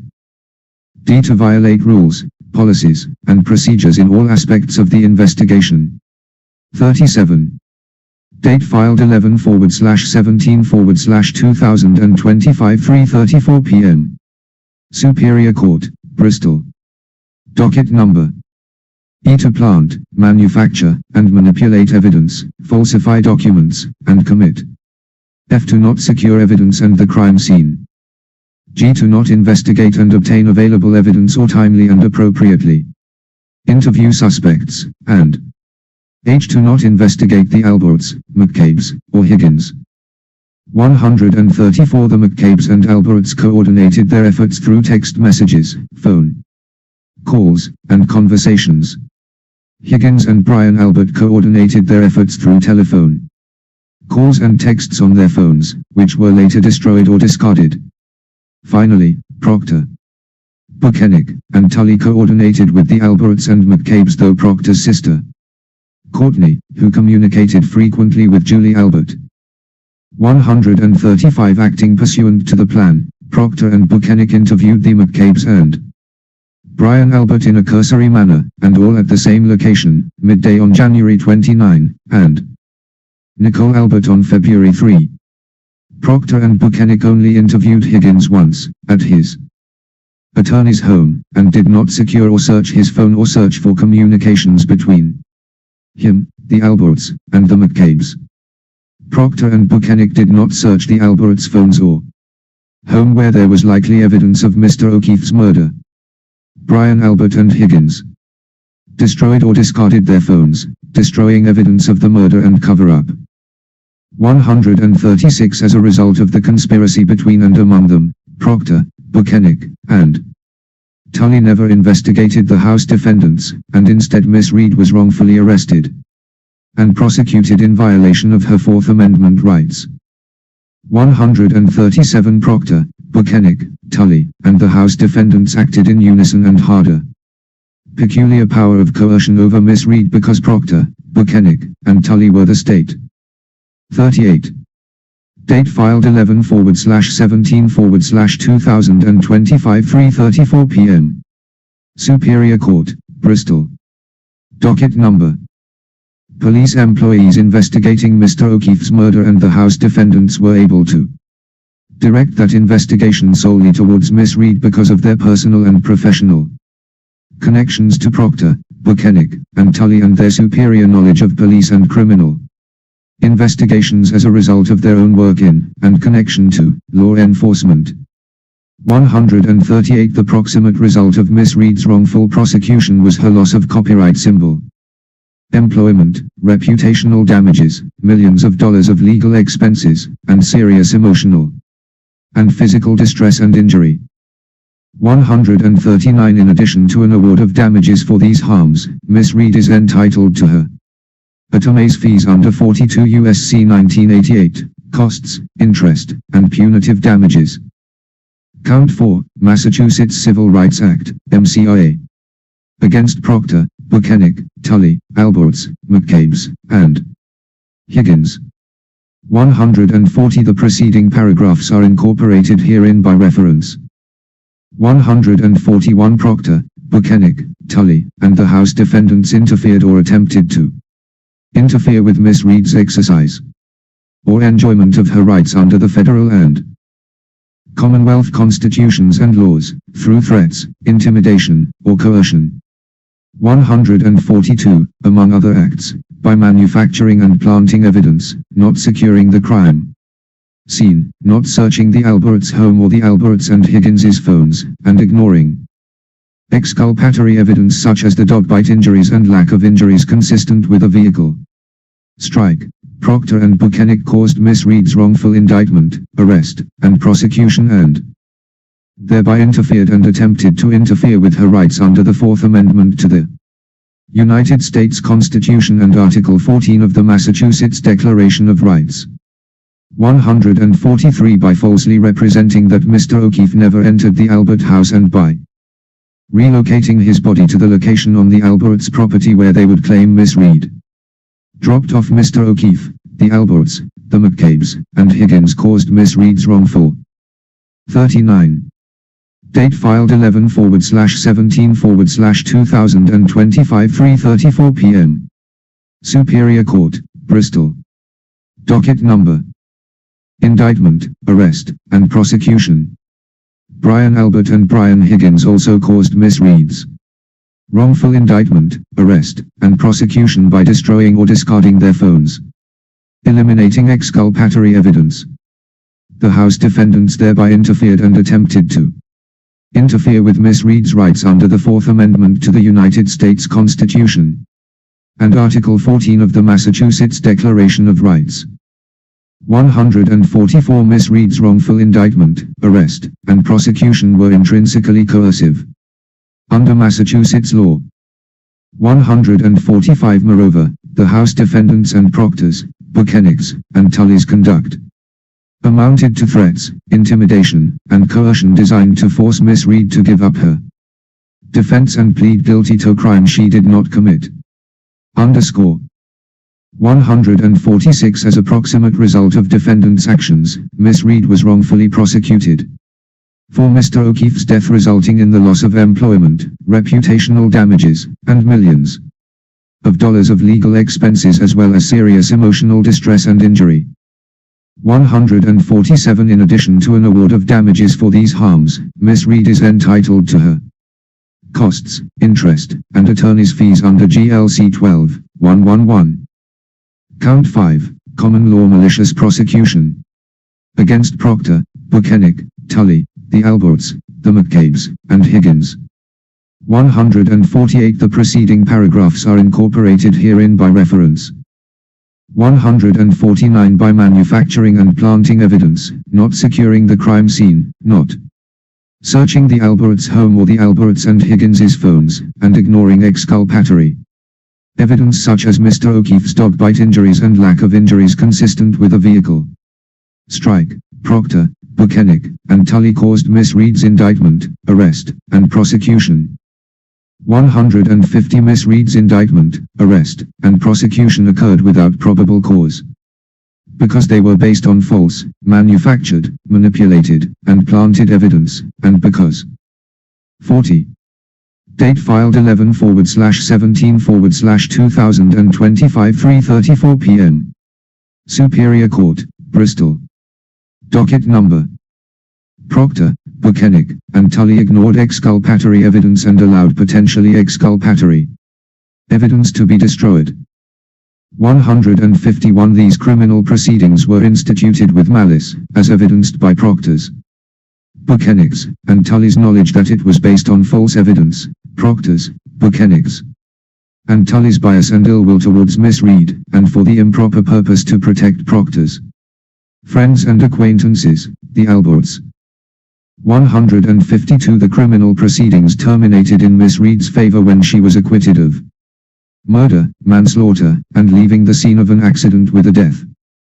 153 By falsely representing that Mr. O'Keefe never entered the Albert house and by relocating his body to the location on the Albert property where Jennifer McCabe would claim Miss Reed dropped off Mr. O'Keefe, Brian and Nicole Albert, the McCabes, and Higgins caused Miss Reed's wrongful indictment, arrest, and prosecution. Brian Albert and Brian Higgins also caused Miss Reed's wrongful indictment, arrest, and prosecution by destroying or discarding their phones, eliminating exculpatory evidence. 154 As a proximate result of defendant's actions, Miss Reed was wrongfully prosecuted for Mr. O'Keefe's death, resulting in the loss of employment, reputational damages, and millions of dollars of legal expenses as well as serious emotional distress and injury. Count 6. Intentional infliction of emotional distress against Proctor, Bukhenik, Tully, Alberts, McCabes, and Higgins. 155 The preceding paragraphs are incorporated herein by reference. 156 By manufacturing and planting evidence, not securing the crime scene, not searching the Alberts' home or the Alberts and Higgins's phones, and ignoring exculpatory evidence such as Mr. O'Keefe's dog bite injuries and lack of injuries consistent with a vehicle strike. Proctor, Bukhenik, and Tully caused Miss Reed's indictment, arrest, and prosecution. 41. Date filed 11/17/2025 3:34 p.m. Superior Court, Bristol. Docket number 157 By falsely representing that Mr. O'Keefe never entered the Albert house and by relocating his body to the location on the Albert property where Jennifer McCabe claimed Miss Reed dropped Mr. O'Keefe, the Alberts, the McCabes, and Higgins caused Miss Reed's wrongful indictment, arrest, and prosecution of Miss Reed. Brian Albert and Brian Higgins also caused Miss Reed's wrongful indictment, arrest, and prosecution by destroying or discarding their phones, eliminating exculpatory evidence. 158 The defendants knew or should have known their conduct would cause Miss Reed Emotional distress since it would lead to her prosecution for murder and other crimes, and the conduct did cause, and is causing, Miss Reed severe emotional and physical distress. 159 The defendant's conduct perverted the justice system, allowed Mr. O'Keefe's true killer to escape liability, and threatened to imprison Miss Reed. It is the type of behavior that threatens civilized society and is therefore extreme and outrageous. 160 As a proximate result of defendant's actions, Miss Reed suffered serious emotional and physical distress and injury. Count 7 Civil conspiracy against Proctor, Bukhenik, Tully, the Alberts, McCabes, and Higgins. 161 The preceding paragraphs are incorporated herein by reference. 162 Proctor, Bukhenik, Tully, the Alberts, the McCabes, and Higgins shared a common design, and acted in concert, to frame Miss Reed for Mr. O'Keefe's death. 163 As part of their concerted efforts, and among their many other misrepresentations, the Alberts, McCabes, and Higgins agreed with each other to tell investigators that Mr. O'Keefe never entered the house, that they did not see Mr. O'Keefe in the house that night, and that Miss Reed made inculpatory statements on the morning of January 29. 42. Date filed 11/17/2025 3:34 p.m. Superior Court, Bristol. Docket number 164 When they made these statements, the House defendants did so only because they were aware that Proctor, Bukhenik, and Tully would also act similarly, by solely investigating Miss Reed. 165 Proctor, Bukhenik, and Tully knew or should have known that the statements made to them by the House defendants were false, and that obvious and easily obtainable evidence existed demonstrating Mr. O'Keefe went into the house where he was involved in a physical altercation during which he was beaten up, fell back gashing his head, and attacked by a dog. Instead, because of their close personal and professional ties to the House defendants, Proctor, Bukhenik, and Tully agreed with each other to use the House defendants' misrepresentations as the predicate for and implicit direction to conduct an investigation that solely targeted Miss Reed, to the exclusion of everyone and anyone else. 166 In furtherance of the conspiracy, Proctor, Tully, and Bukhenik agreed to fabricate, plant, and manipulate evidence purporting to show that Miss Reed's vehicle hit Mr. O'Keefe. Pursuant to their plan, Proctor, Bukhenik and Tully carried out multiple overt acts, including damaging the taillight on Miss Reed's vehicle while it was in the town of Canton's Sallyport, not securing the crime scene, and depositing taillight pieces on January 29%, prior to the MSP CERT team's arrival on site. In addition, Proctor deposited some of the broken taillight pieces on Mr. O'Keefe's clothing while the clothing was in his unprotected custody. Proctor also deposited glass, alleged to have been from a cocktail glass, on the bumper of Miss Reed's Lexus SUV. Sometime prior to the vehicle's processing by MSPCL on the 1st of February, 2022. 167 Another part of the conspiracy was to take coordinated steps to ignore and destroy potentially exculpatory evidence that pointed to other suspects like the Alberts and Higgins. The McCabes, the Alberts, and Higgins coordinated through text messages, phone calls, and, on 43. Date filed 11/17/2025 3:34 p.m. Superior Court, Bristol. Docket number. Information and belief, conversations. Higgins and Brian Albert coordinated through telephone calls and, on information and belief, texts on their phones, which were later destroyed or discarded. Finally, Proctor coordinated with the Alberts and McCabes though his sister, Courtney, who spoke frequently with Julie Albert. 168 Acting pursuant to the plan, Proctor and Bukhenik interviewed the McCabes and Brian Albert in a cursory manner the morning of the 29th of January, and Nicole Albert on February 3rd. All told the same false story that Mr. O'Keefe never entered the Alberts' house. Proctor, Bukhenik, and Tully also only interviewed Higgins once, with his attorney, at his attorney's home, and did not secure or search Higgins' phone or search for communications between him, the Alberts, and the McCabes. Pursuant to the coordinated plan, Proctor, Bukhenik, and Tully also did not search the Alberts' phones or home where there was likely evidence of O'Keefe's murder.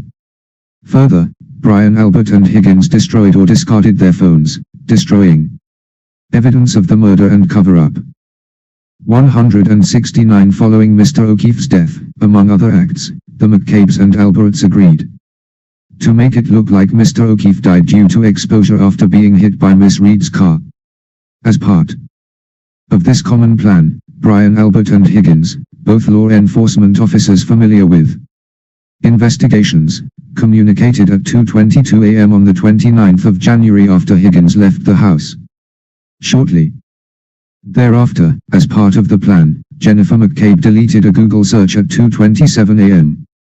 on January 29 for how long it takes a person to die in the cold. One or more of them then relocated Mr. O'Keefe's body and deposited it in front of the Alberts' house where Jennifer McCabe claimed Miss Reed had dropped Mr. O'Keefe off earlier.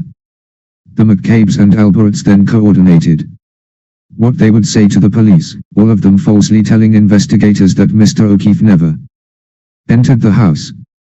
44. Date filed 11/17/2025 3:34 p.m. Superior Court, Bristol.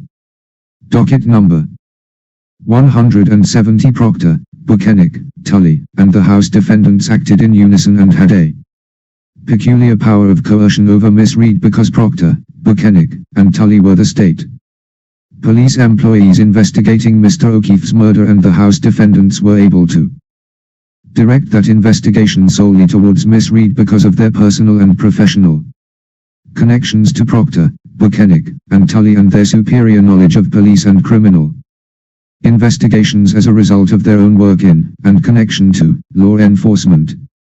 171 Proctors, Bukhenik's, Tully's, and the House defendants' conduct described herein were unlawful and tortious.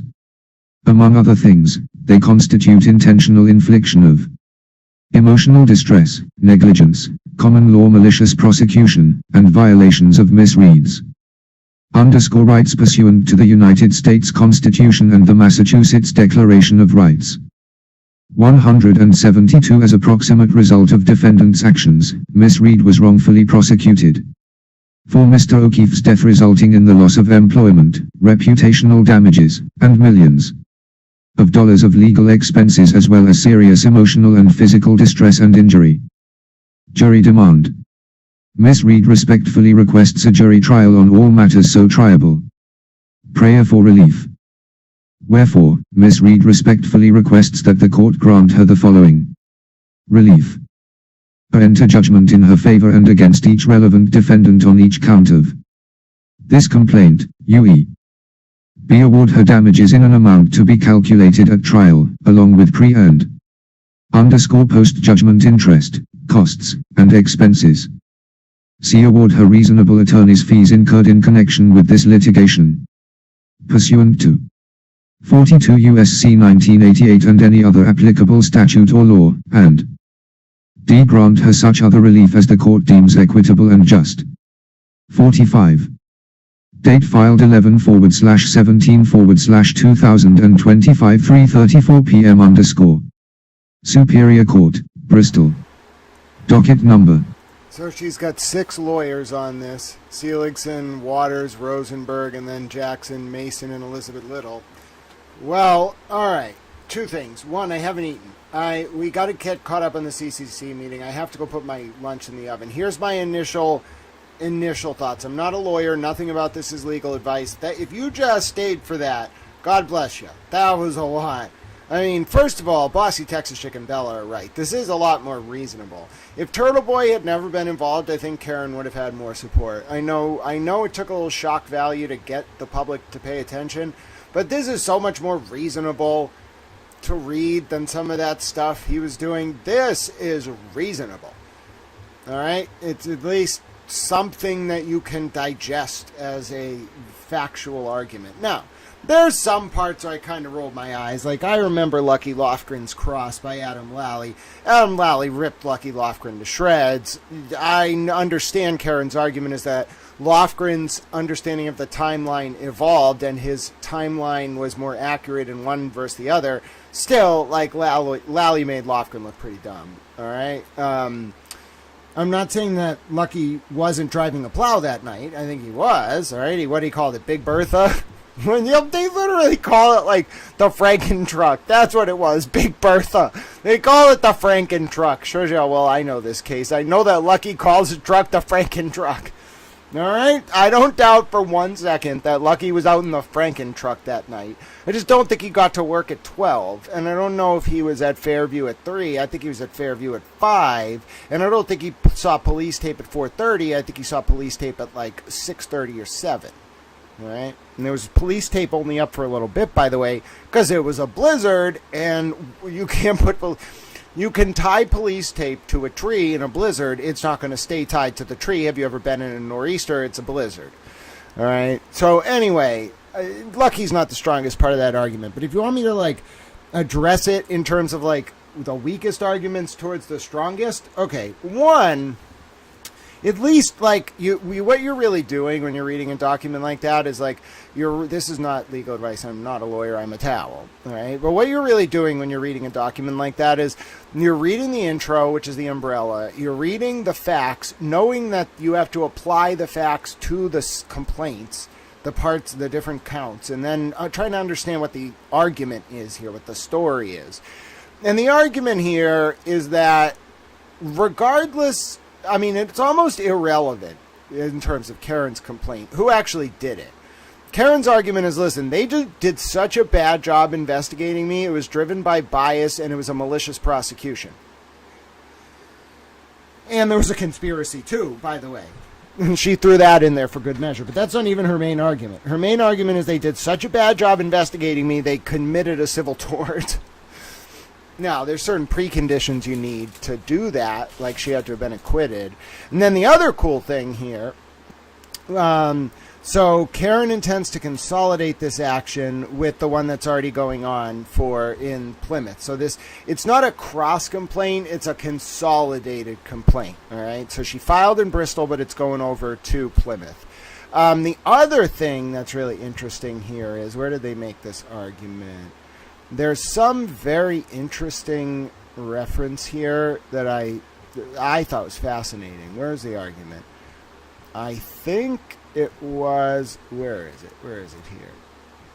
There was a really good argument, and it might have been right in the beginning. It was this case that Karen's lawyer cited to from 1988 that says you can, like, incorporate federal claims by reference. It might have been under jurisdiction. Where did they argue jurisdiction? Hold on 1 second. Yeah, look at this. See, I knew it. I have a good memory. Page 8. The court has jurisdiction pursuant to GLC 1211I, and with regards to the federal rule claims, pursuant to Resnick v. Chief of Police, 374 Mass 475, 44 is the pin site, number 8, 1978. That must mean that the comedy provision... So what's really weird is people think of, like, federal court and state court as different things. They are, but federal courts can enforce state law in civil cases, and then state courts can enforce federal law in state cases, I suppose. Now, this is really important because Karen's not just necessarily alleging a violation of a Massachusetts statute, but there are some in there. She's alleging a violation of her civil rights under the federal statute, which is 18 U.S.C., whatever it is, 1842 or something. She's alleging the civil rights violations incorporated by reference under the jurisdiction of the state court. So state courts can enforce federal law. It doesn't seem... Now this, by the way, is why you saw that press release, I think, from the defendants in this new case yesterday saying they're going to remove to federal court.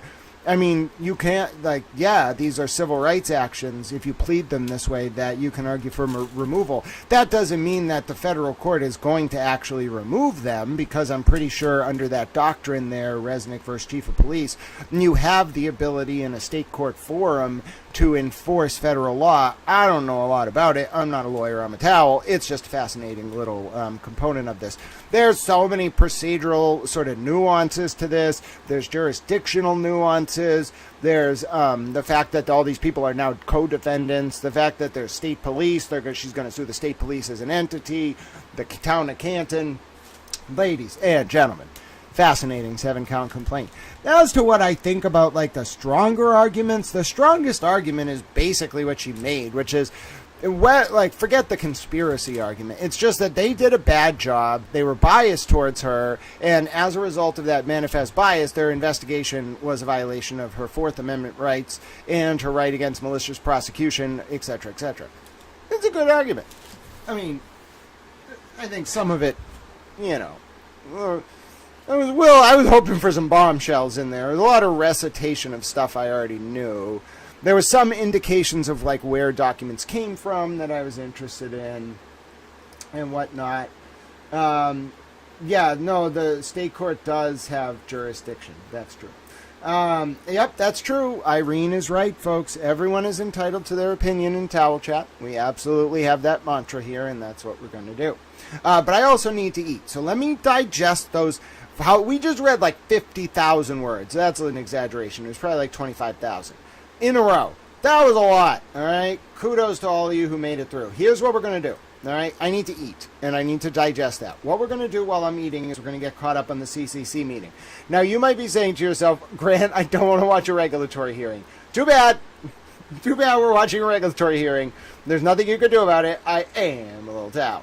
Now, you might be saying, sir, I was really interested in that last document. Are you sure I'm going to be interested in the regulatory hearing? No, not at all. In fact, I don't think you're going to find it very interesting. However, it does have to do with, like, some data that was presented to the CCC. I don't know. If you want to hear commissioners yelling at staff, you probably want to listen to this next part. It's probably going to be interesting.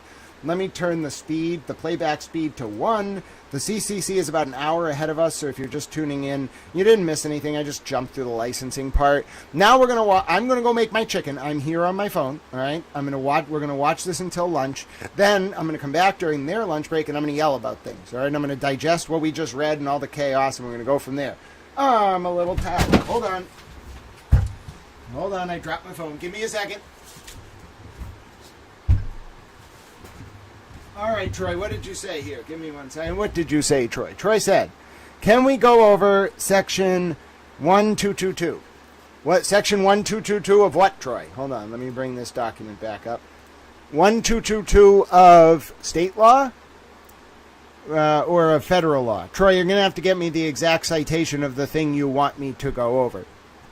Do you want me to go over this thing, chapter 12, 11I? Or do you want me to go after do you want me to look into Resnick versus Chief of Police 374 Mass 475 with the pin site of 484 1978? Personally, I think if we're going to learn about this, Troy, we have to learn about these things in tandem. We're going to have to look at how the state level statute, GLC 1211I, facilitates jurisdiction. And then, oh, hold on, I realize you can't see what I'm looking at right now. Give me a second. And then we want to look at Resnick versus Chief of Police. So, Troy, I think if we want to do a lesson on this, we're going to have to look at both, because you got to understand how they're functioning. The GLC 1211I is a statute that probably gives state-level jurisdiction over all, like a general superintendency over civil claims. And then Resnick versus Chief of Police, just by reference, I think, and inductively, what it probably means, although I haven't read the case, we can figure out what it stands for. It's that there are certain cases where a state-level court can exercise jurisdiction over federal claims. Now, you want to actually bring it up? We can bring it up. Hold on. Let me take a look. It is RZEZNIK v. Chief of Police, 1978. All right, let's see what this proposition stands for. All right, I'm going. I got it. Here it is. All right, this is the more important case because it has to do with the enumeration of, the federal, state courts applying federal law. All right, so let's zoom out a little bit here. Give me a second. Give me a towel second. So here's the case. Here's the relevant case, apparently. I always get myself distracted right before lunch. All right, here's the case. All right. The records were sealed. He wanted to get licenses. They... all right. Hold on. Oh, that's good. After a jury waived trial, the judge found for the defendant. The plaintiff then appealed. Alright, the constitutionality. What does this have to do with state level handling over... Is this from 1978? What does this have to do with... Is this the right site? Hold on one second. Sometimes she's a little convoluted with her sites, or her lawyers are. Hold on. 475, 484, 374, 475. Yeah, this is it. Alright. It might not be the right reference. Number 8. It's not where they got it from, but let's see if it has what we're looking for. We're looking for a reference to, like, federal law.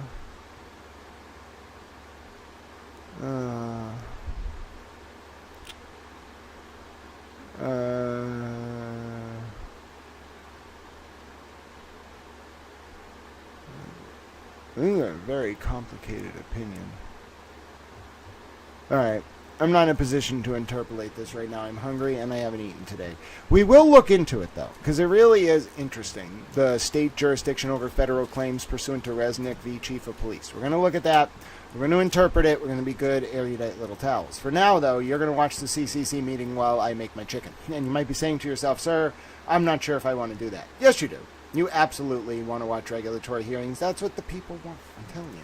It's good for American democracy, ladies and gentlemen. This is Democracy Manifest. That received a final license and 6 pending that haven't advanced. And Massachusetts is a leader in so many ways through other types of medical research. And we have the best universities, the best hospitals, life sciences. And we really should be poised to be a global leader in cannabis research, in the benefits and the harms of cannabinoid-based therapy. But unfortunately, we cannot create partnerships because of the federal prohibition on cannabis makes it very difficult.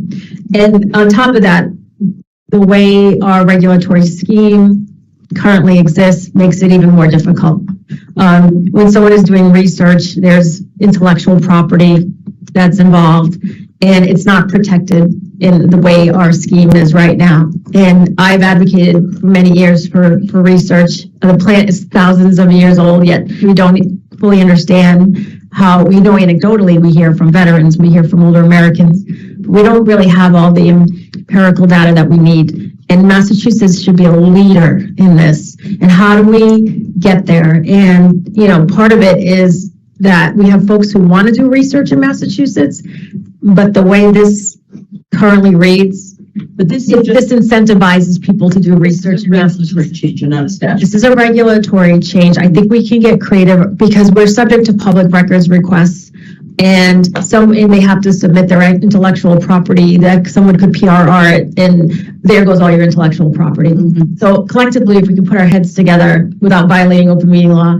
and come back, and how do we fix this license type that incentivizes research and not disincentivizes research in Massachusetts? So I just wanted to flag that, Chair. If we could put that on a future agenda.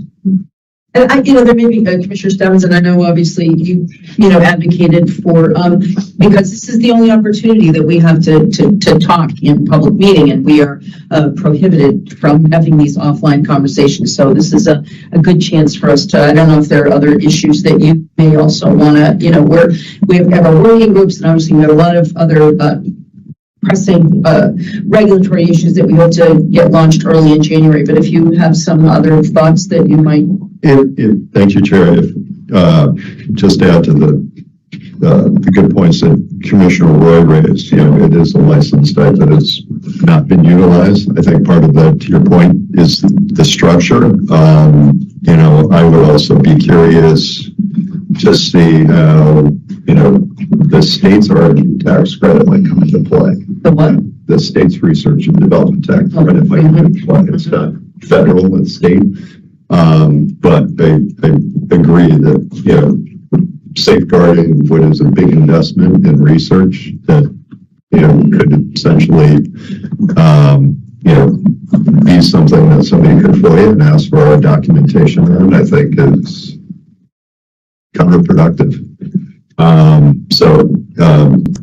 Just to echo my agreement that, looking at that license type and whatever protections we can provide, and again, the benefit of, somebody in the governmental law space might be able to help us, but, it's a big issue. I'd like to see more of it. And obviously, a lot of that investment comes from some of the bigger operators who have the time and assets and resources to put into R&D. Right. And it's been suggested maybe the licensee, the research licensee, comes in and does a physical presentation of where to because the commission needs to be informed of where the research is at. So I'm not saying, disengage us from that process. I'm just saying, how do we make this process where it incentivizes research? And someone has suggested, well, what if we came in and physically presented to you? Like it couldn't be all of us because of open meeting, but there could be certain commissioners on it, and there's got to be a way around it where we can incentivize forward-thinking research around cannabinoid-based therapies in Massachusetts.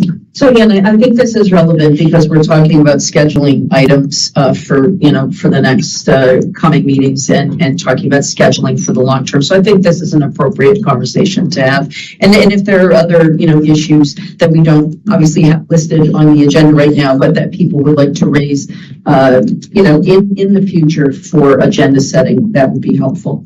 Commissioner Roy? Yeah, I just have a question for the executive director. At the previous meeting, we voted on motion language to direct the general counsel to explore a motion or intervene in the Bill Ricca case. And the general counsel was supposed to report back to us at the next public meeting, which is today.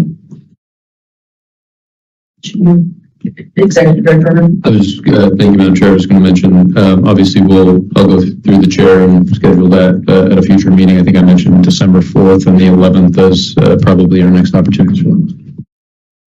And I asked Commissioner Rose, why wasn't it for today, like the motion language directed for the next public meeting? I'm sure. Again, I don't have anything from my discussion of this agenda that was set on Thursday night for the 40-hour rule. I'll have to go back and look. Again, I did not think the memo was going to be done, so I was not able to notice something in time. But that's separate, Madam Chair, if I may. So that We'll get another. I mean, we're going to. You had requested that. Yep, your legal opinion on the asking about policies and procedures during the course of a public meeting. But our motion language directed the general counsel to explore the possibility to file a motion to intervene and report back to the board at the next public meeting. That was separate aside. Okay, we will put that on for December 4th. Thanks. Thank you. All right, moving on. This is the discussion and vote on omitted data from the 2025 industry report regarding public health and safety. And if we could ask the general counsel to come up and help us figure this out.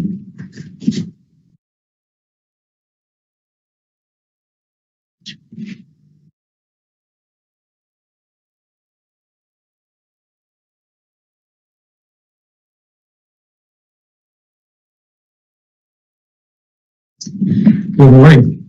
So thank you, and echoing Commissioner Benedon's excitement to be part of the commission promoting transparency and good government. This is actually one of the really important transparency issues that I'd like to raise. It's my understanding that our research team had put together had been looking to get internal data about information that was collected from different independent testing labs, and that there was a decision made by the legal team to remove certain language from the report that we sent to the legislature. Within the past couple of weeks, we've actually seen that one of the former attorneys that worked here had stated that the reason that information was removed is because we are concerned about lawsuits going on between individual independent testing lab licensees. The concern that I have is that if we continue to hide data from the public, we can't do our job to protect public health and safety. And I understand the concern that the general counsel might have about the potential for the commission to be called in as a witness or to provide testimony in a lawsuit. I certainly understand that, and I appreciate the diligence with which the general counsel has worked on that. The problem is, I feel that if we are, in essence, weighing in at all in a lawsuit between licensees, in essence, hiding that information is literally siding with one potential party to that lawsuit over the other. And I think we have to be agnostic when it comes to weighing in on any lawsuit, whether it's between licensees, but especially because it is clear that data that our research team ultimately was able to get actually highlighted the fact that there are significant problems and potential opportunities for lab shopping that have occurred here. And we've actually seen in one instance where one licensee did receive some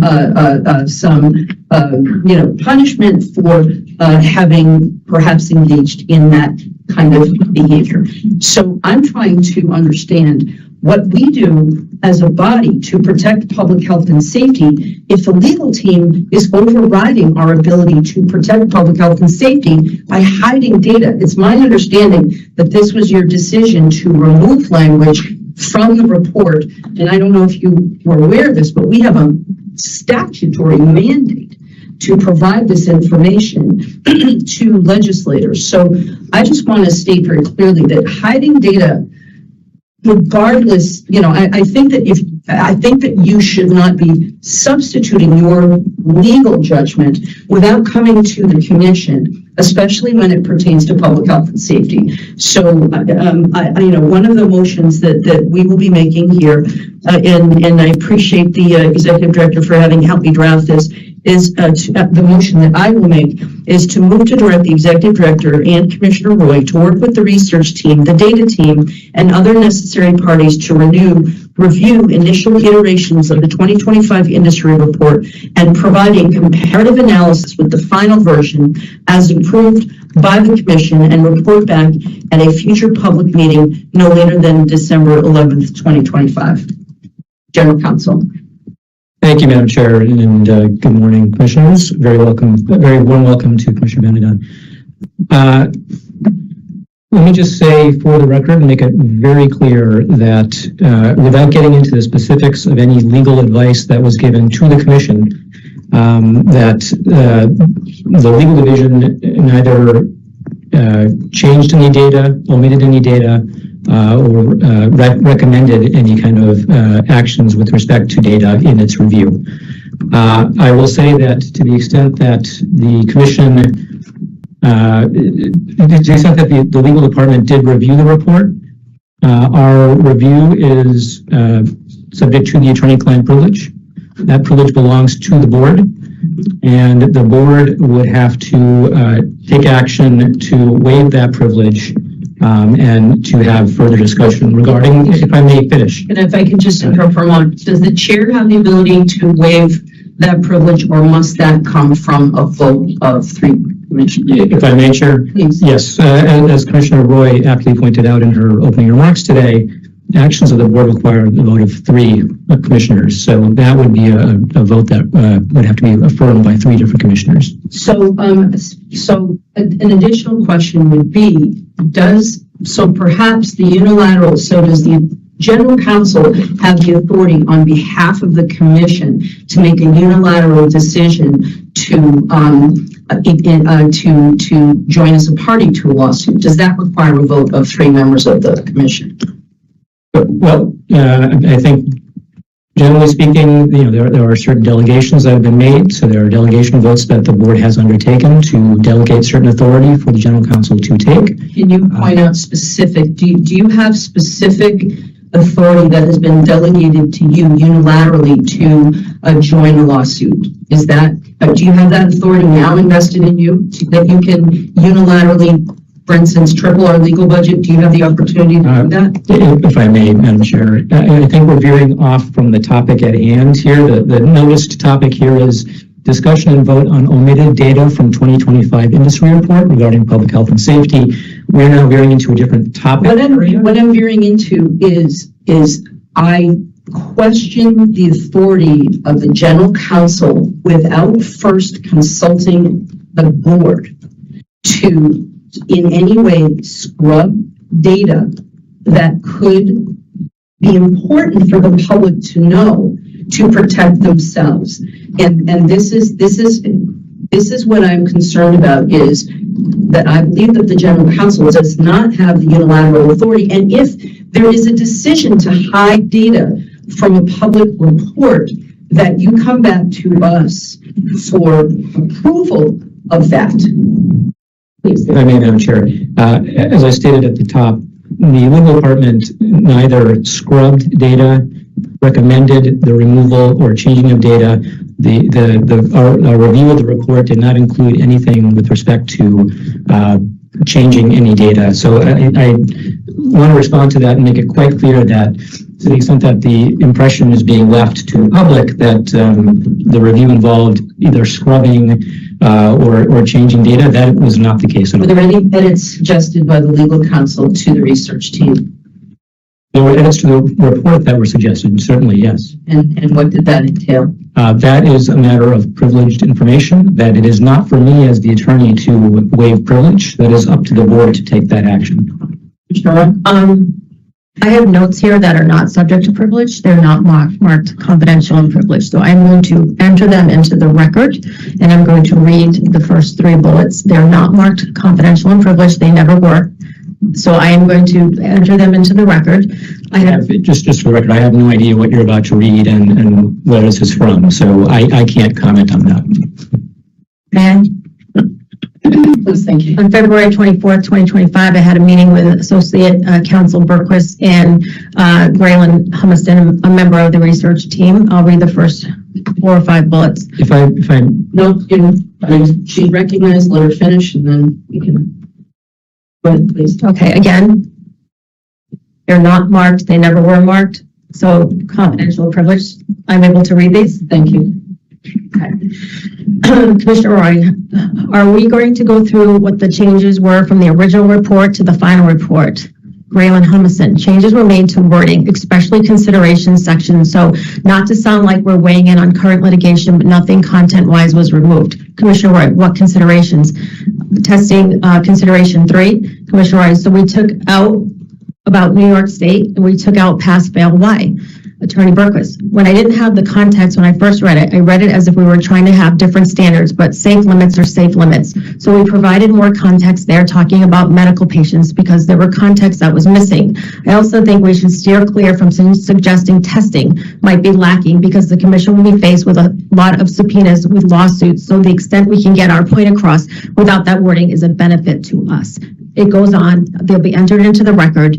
So I suggest we lift privilege because this is suppression of important public safety and public health data that the legislature has the right to have access to, the public has the right, patients have the right to have access to.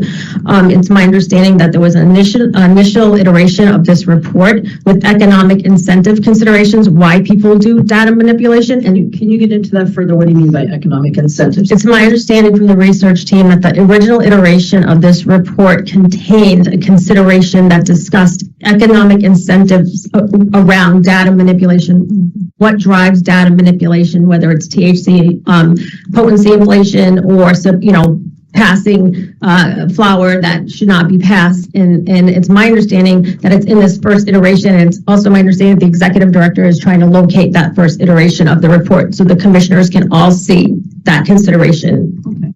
Thank you. Themselves. Thank you. Executive Director. Thank you, Madam Chair. So What I sent last night at request, I think I got the request at 4:30 yesterday, so the report I provided, I think, was not necessarily the iteration that includes, and there's iterations that go through the process of the research team doing a report like this. So I will go back and try to find the iteration of the report that Commissioner Roy is referring to, which is within the suggested motion that the chair had read, and then try to side by side those things and bring them back to the board, whether that's an executive session or if privilege is lifted, how the board wants to proceed there.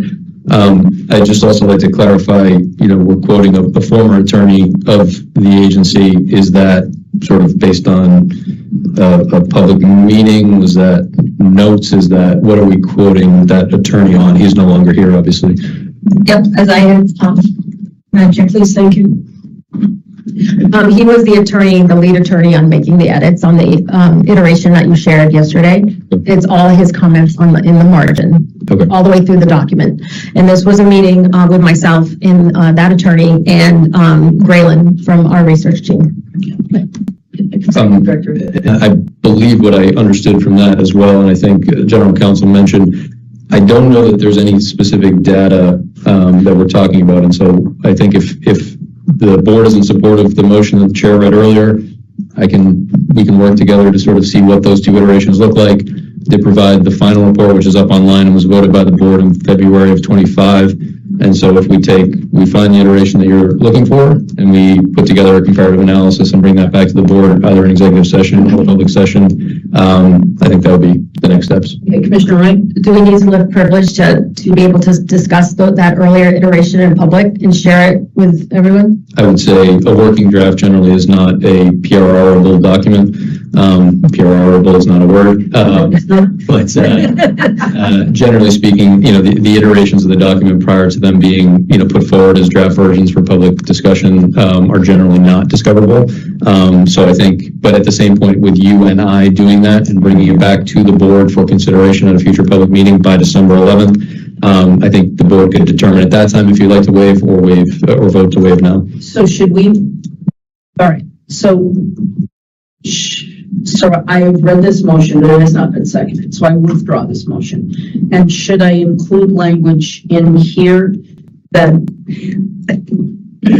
this is a significant public health and safety issue, that we had a meeting, which I was happy that Commissioner Benedon was able to listen to, and we have a number of independent testing labs that are. I actually only was on the meeting for a short portion, and then I dropped off based on the progress of the discussion, based on concerns of the three commissioners being present. So I actually was only on for a brief portion. How did that happen? Madam Chair, please, thank you. So we had discussed whether or not to post that as a public meeting, which we've not done with previous ITL meetings, or to have the commissioner watch. And if there were deliberation, then the commissioner would hop off. And I think at some point, obviously, the commissioner is very familiar with open meeting law. And so when there was a bit of deliberation between two commissioners, felt it better to hop off. And obviously, we'll put together a summary of the meeting and send it to all commissioners. So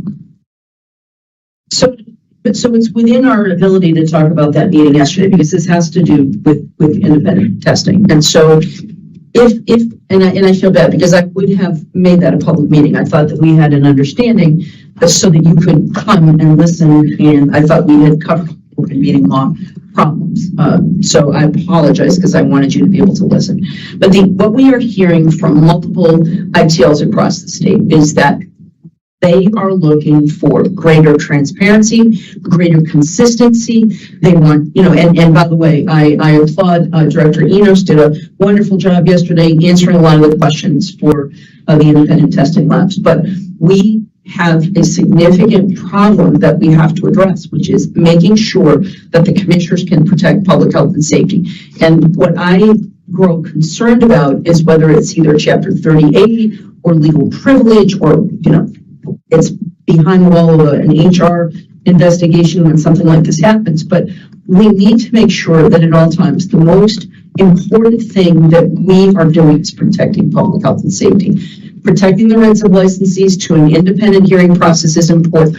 I am so thrilled that we've finally, after 2 years, hired 2 hearing officers. So we now have provided our licensees with greater access to, broader process rights under it. So the bottom line that I would like us to understand is, and we have delegated, I forget what it was, Commissioner Concepcion, I think was in 2023 was thinking of undelegating. There's something like 73, there are probably more now, but there are approximately 73 individual powers that the commissioners have delegated to staff. And she was in the process of looking at how we undelegate, and we delegate and undelegate, and there are some issues that we may want to undelegate at some point in time. But the bottom line is we cannot give up our authority, our responsibility, and you just raised your right hand yesterday to not only uphold the Constitution, but to uphold the laws of Massachusetts. We have to protect the public's health and safety, and that is our central duty. So this is where I get concerned when we have our research team that is unable to get information that's public data. They have to get their data based on a public records request that an independent testing lab asked for. And then, then that report that is put together that studies this data that shows that we have a problem with uneven enforcement of our laws. That's what I'm getting at right here, is to make sure that we are protecting at all times the public's health and safety. So, Commissioner Roy? Yeah, and thank you, Madam Chair. And that meeting took place February 24th, 2025. I expressed grave concerns about submission of public health data at that time. So that's why I feel it's important that this board is able to have an open discussion in public and go through the first iteration of the report, compare it to the final product, and be able to talk about it publicly, because it is our job to safeguard public health. And some of these problems are not unique to Massachusetts. They are nationwide problems: lab shopping, potency inflation, data manipulation. And so these aren't just unique to us, but it's incumbent upon us to address them within our jurisdiction, to be able to talk about them publicly. And so, again, on that day, I expressed my grave concern for what was happening. I'm appreciative for this conversation. And if we're able to have it in public, maybe we make an addendum to that report and reinsert that information and resubmit it to the legislature. Thank you, Madam Chair. So how would I reword this motion that the executive director has helped me draft here? Would I just add language at the end? This includes a waiver of legal privilege so that commissioners can discuss the problem with inconsistent data analysis. I would just think you would just add that clause if our colleagues are amenable to that. Well, anyway, so I will restate the motion. And I move to direct the executive director and Commissioner Roy to work with the research team, data team, and other necessary parties to review the initial iterations of the 2025 industry report and provide a comparative analysis with the final version as approved by the commission, and report back at a future public meeting no later than December 11th, 2025. And this motion includes any waiver of legal privilege to allow commissioners full access to discuss these issues in a public meeting. Commissioner Wright? I invite either Commissioner Benedon or Commissioner Stebbins, if you'd like to join me in this endeavor. I can't have both. Right. So if one of you would like to work with the executive director and myself. Could I make a request that Commissioner Benedon, perhaps that you are an open meeting specialist and you might understand this as well as anybody? Would you be interested in working on this? Sure, I'd be happy to work on that. Thank you. Not that I love you. I was going to gladly offer that. Yeah. You tell me. The secretary. Yes, I would be very appreciative of that. Thank you. All right, so here a second. Second. Having been moved and seconded, I'll take a call of roll. Chair votes aye. Commissioner Roy? Aye. Commissioner Stebbins? Aye.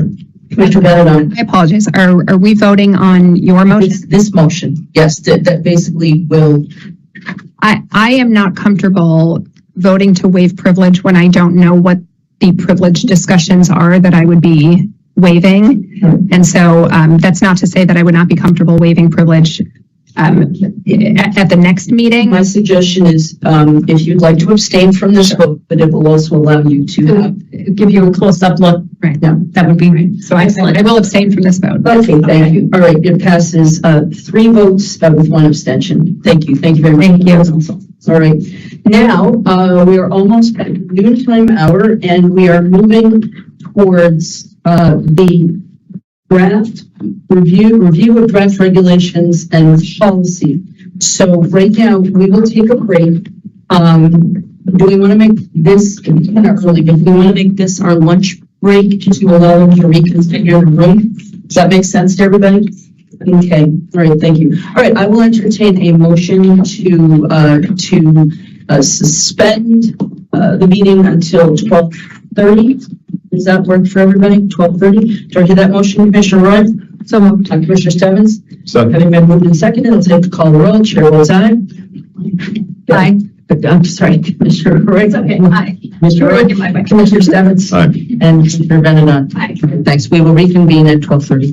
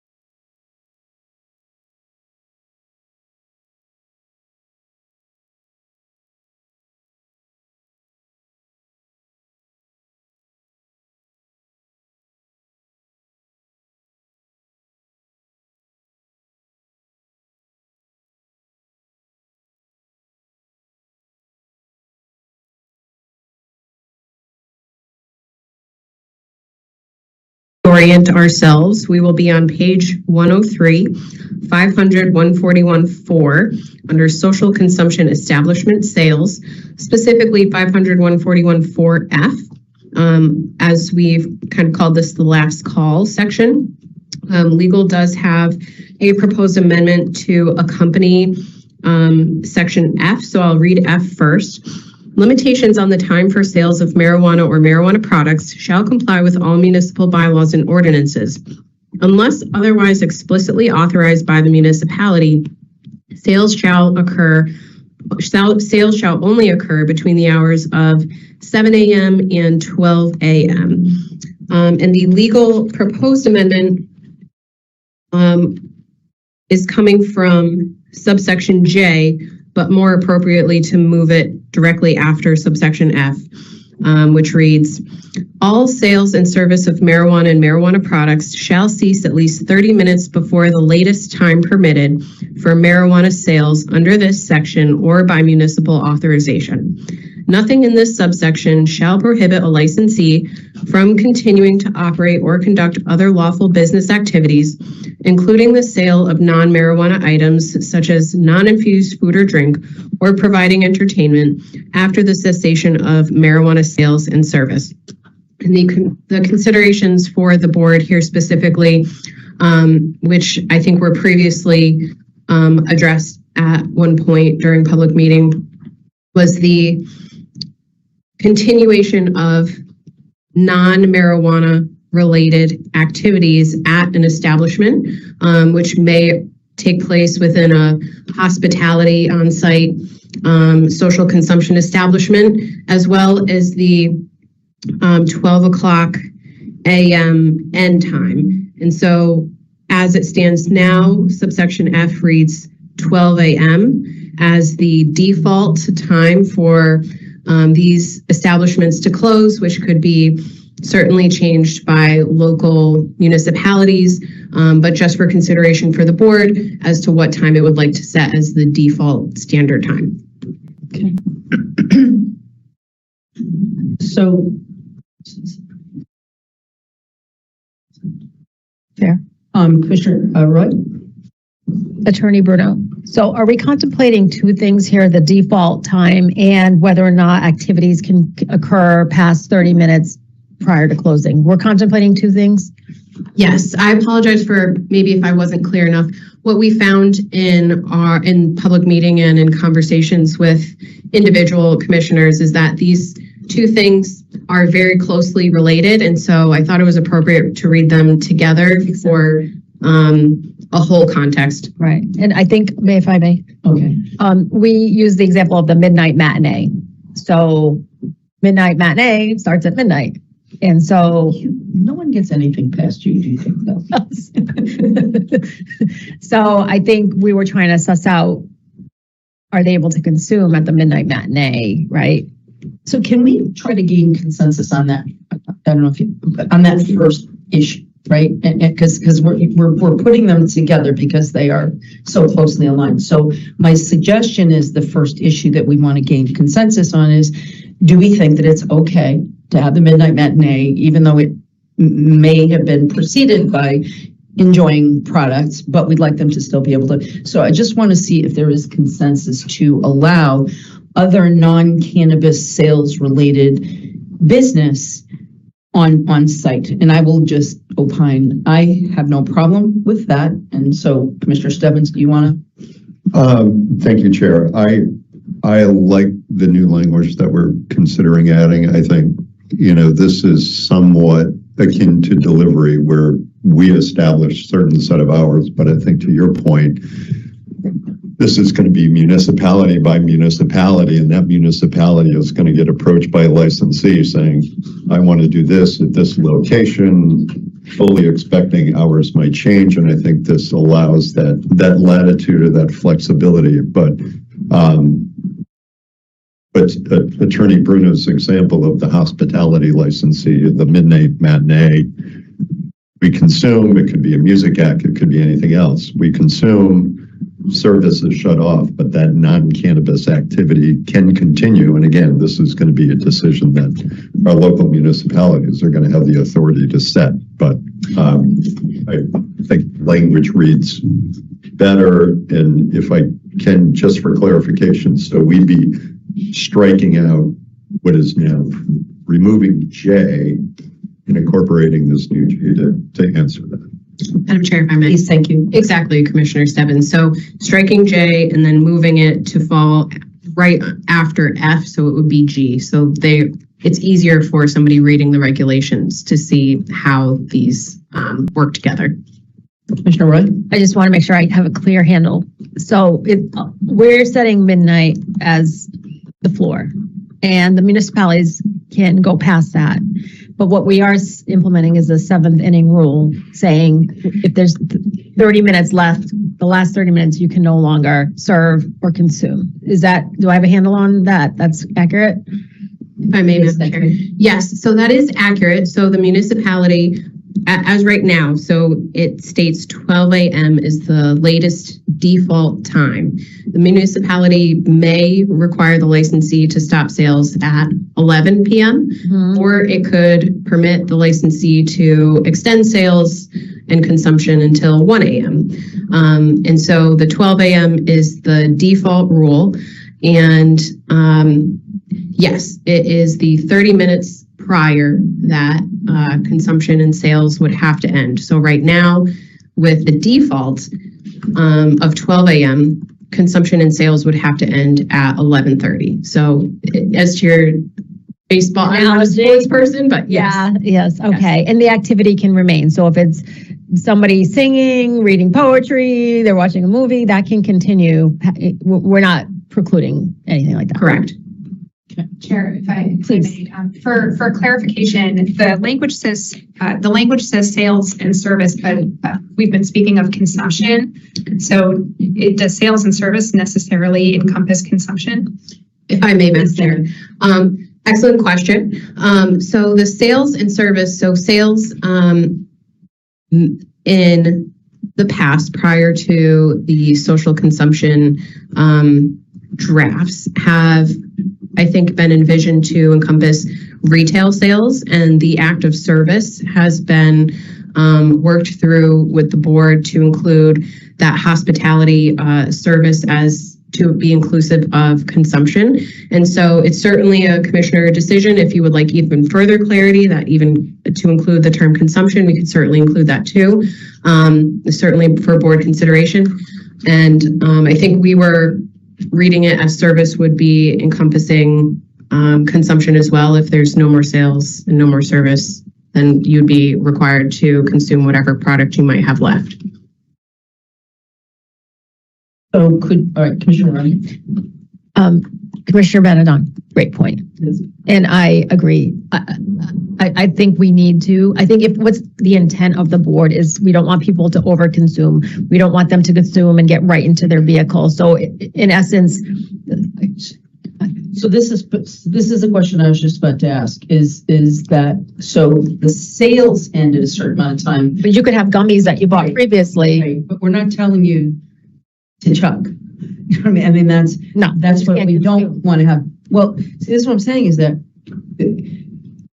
I think it, and I just think we need to kind of verbalize this. I think it means sales stop, right?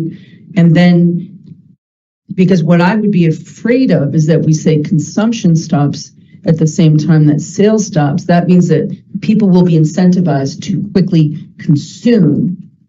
You know, they now have a half an hour to kind of, you know, I think that the question is an excellent one because it's not necessarily clarified here, but my sense is sales and consumption should not necessarily end at the same time because you don't want to give people incentive to try to, you know, it's the happy hour rule. You know what I mean? Why you didn't want people to be consuming more, you know, in a certain amount of time. So, Commissioner Stebbins? Thank you, Chair. And I agree. It's an excellent question. I think this is where we were trying to mirror alcohol regs, right? No more sale. You might still have a beer in front of you before closing, Last call. but where we have built in some additional advantages is that whatever's still left that you don't need, you feel you have to pop or smoke before you leave, is the fact that you can take unconsumed product, get it packaged up to take home with you. Where we can offer as much clarity around that is sales staff. You might still have something in front of you. You might still feel you have time to consume it. It might be an event that goes longer than the period of sales might allow. And then the extra benefit or safeguard that somebody can still take their product home if they're not finished. Right, so I don't know where you've come down on this. I'm okay with the sales ending 30 minutes before the suggested time of closing. Closing means you stop consuming, and there's no more. I think what we're saying here is at midnight, that's the pumpkin out, right? And that's when I would assume consumption has to stop. I mean, this is also, you're generating a very good conversation, it's also the policing. I mean, if the event keeps going on, can people keep consuming or not? See, I think it's really sales and not consumption. But Attorney Baker, if you... Thank you, Madam Chair. The way that I've thought about this issue is to use the baseball example in the seventh inning. You can't purchase another beer after the seventh inning. They can still, patrons can still drink that, but the baseball game still continues in a similar way. So that's how I've thought about this issue here. Commissioner Wright? Attorney Baker, though, to that analogy, I feel that the eighth and ninth innings last longer than a half hour. And so that gives people more time to, where this is 30 minutes prior. I've never seen two innings actually wrap up in that amount of time. But I think practically, and this is a good question, because I don't know if we're I think we may be in consensus that the movie gets to stay on. You still get to hang out with your goats, right? And but the sales have to end half an hour before the event does. But does that mean that you have to pocket? Doggy bag it, or could you continue to finish? Because I don't know if we have that clarified. Well, Attorney Bruno had a different interpretation than DGC Baker. So, and I don't know where I am right now on it. I gotta be honest. Okay. And I promise that I'm going to come in and derail. No, this is an incredible really point. An important point that we hadn't really had a meeting of the minds on. Madam Chair, may I? Please, thank you. Thank you. I think when we were reviewing this language, we noticed the issue with how it was drafted under F right now, and as Attorney Bruno indicated, J. The 30 minutes prior to closing time, when is closing time? The operations of sales or the operations of, what else is going on there? Again, that baseball game aspect is going to continue. So this is what we needed the board to opine on and get clarity on so we could redraft these two sections so they are better together. Right. So that's what this discussion, we need a resolution for two things. When does the 30 minutes and sales stop? And when does the operations of the rest of the business continue or end? But I think we have somewhat consensus that non-cannabis sales related activities can continue as long as the community would allow it to. You watch all the Tootsie. So half an hour before this regulatory timeframe, but again, it could be extended by the community. So the community could answer this question themselves, right? Which part? The part as to whether or not you can, consume. We're using the midnight as the kind of, if you can consume after midnight. We're saying that there's going to be a time frame of the sale, and a half hour before that happens, there are no more sales. The cannabis end of it. So I'm getting more confused. Attorney Bruno? Oh, I'm sorry, Edie. Oh, thank you. Go. Yes, I apologize. Thank you, Madam Chair. I think kind of looking at it holistically too, there's a few things that have been discussed through the process, right? So unlike beer at a baseball game, if you don't finish it when the game ends and you're told to leave, you don't have to feel the need to consume it all or toss it. We have options within the regs that there should be an option for you to seal it and take it with you, which is a difference here between alcohol. And so I think within the business decisions that are made, the local decisions that you mentioned, Madam Chair, and the options that the consumer has here to not feel the need, I bought this because it was last call, I only have 30 minutes, I'm going to consume it all. There is another option here that doesn't exist with alcohol, that they have the option of saying, I don't need to consume all this right now. I have the option to seal it and take it with it, the doggy bag scenario that Commissioner White mentioned. So I just want to add that kind of holistically here. I have, I think we'll certainly get feedback if we sort of try to be more prescriptive that you can't consume one. I think we've talked a lot about how we would enforce that, how the business would enforce that, especially for something like a gummy, which is difficult to sort of monitor. But also I think the difference I just want to add to the equation is that option of the consumer taking it with them, right? Once they purchased it at that cutoff point, they own it, but they can also take it with them. They don't have to feel the need to consume it all in that half hour span. So I'm also thinking, like, how would we police? They can take it with them, but in terms of the policing, I'm thinking now the social consumption sites that are non-regulated, right? I'm using social consumption wrong, but you can go in and you can hang around with people, right? So how would this overlap with that? And we understand that a lot of those, right around the corner from here, the diaspora that we went to visit, how do we stop anybody from consuming? What's that going to look like?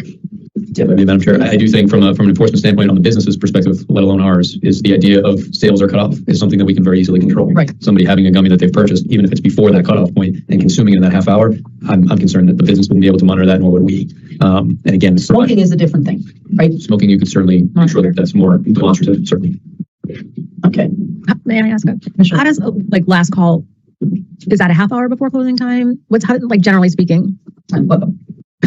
Well, experience working at bars. Yes. Looking for your special expertise. Right, exactly. Thank you for my prior experience. Didn't think it would come into play now, but yeah. So I told your mother. Yeah.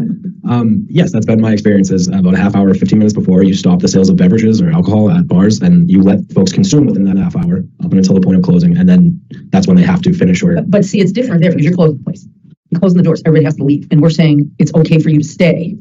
So that's where this is different than a bar.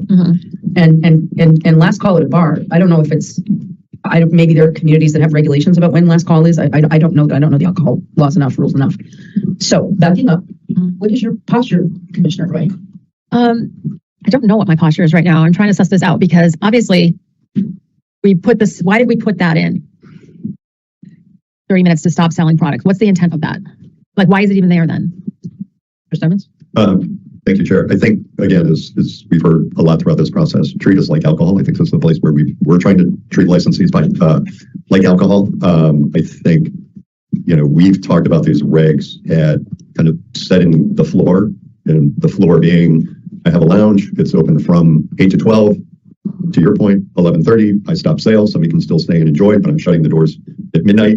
And then you can package up maybe what you haven't used and take it home with you. Thinking beyond that, to the movie theater that wants to continue to show a movie, Rocky Horror Picture Show, whatever.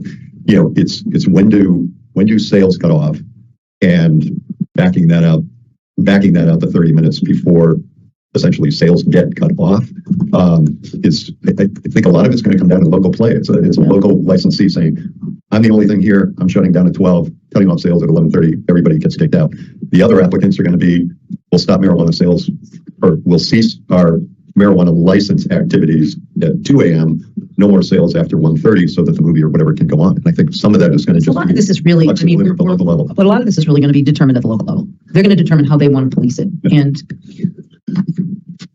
want to think about this more, or do you want to? So it sounds like the two of you are in alignment. I'm comfortable with this language because even I think if we leave it a little open-ended, this is up to the community to determine, as they do right now. I mean, with times that bars close, times that, that they make people shut down. This is a little different because there is going to be other potential activities. But my sense is that it'll be fairly limited.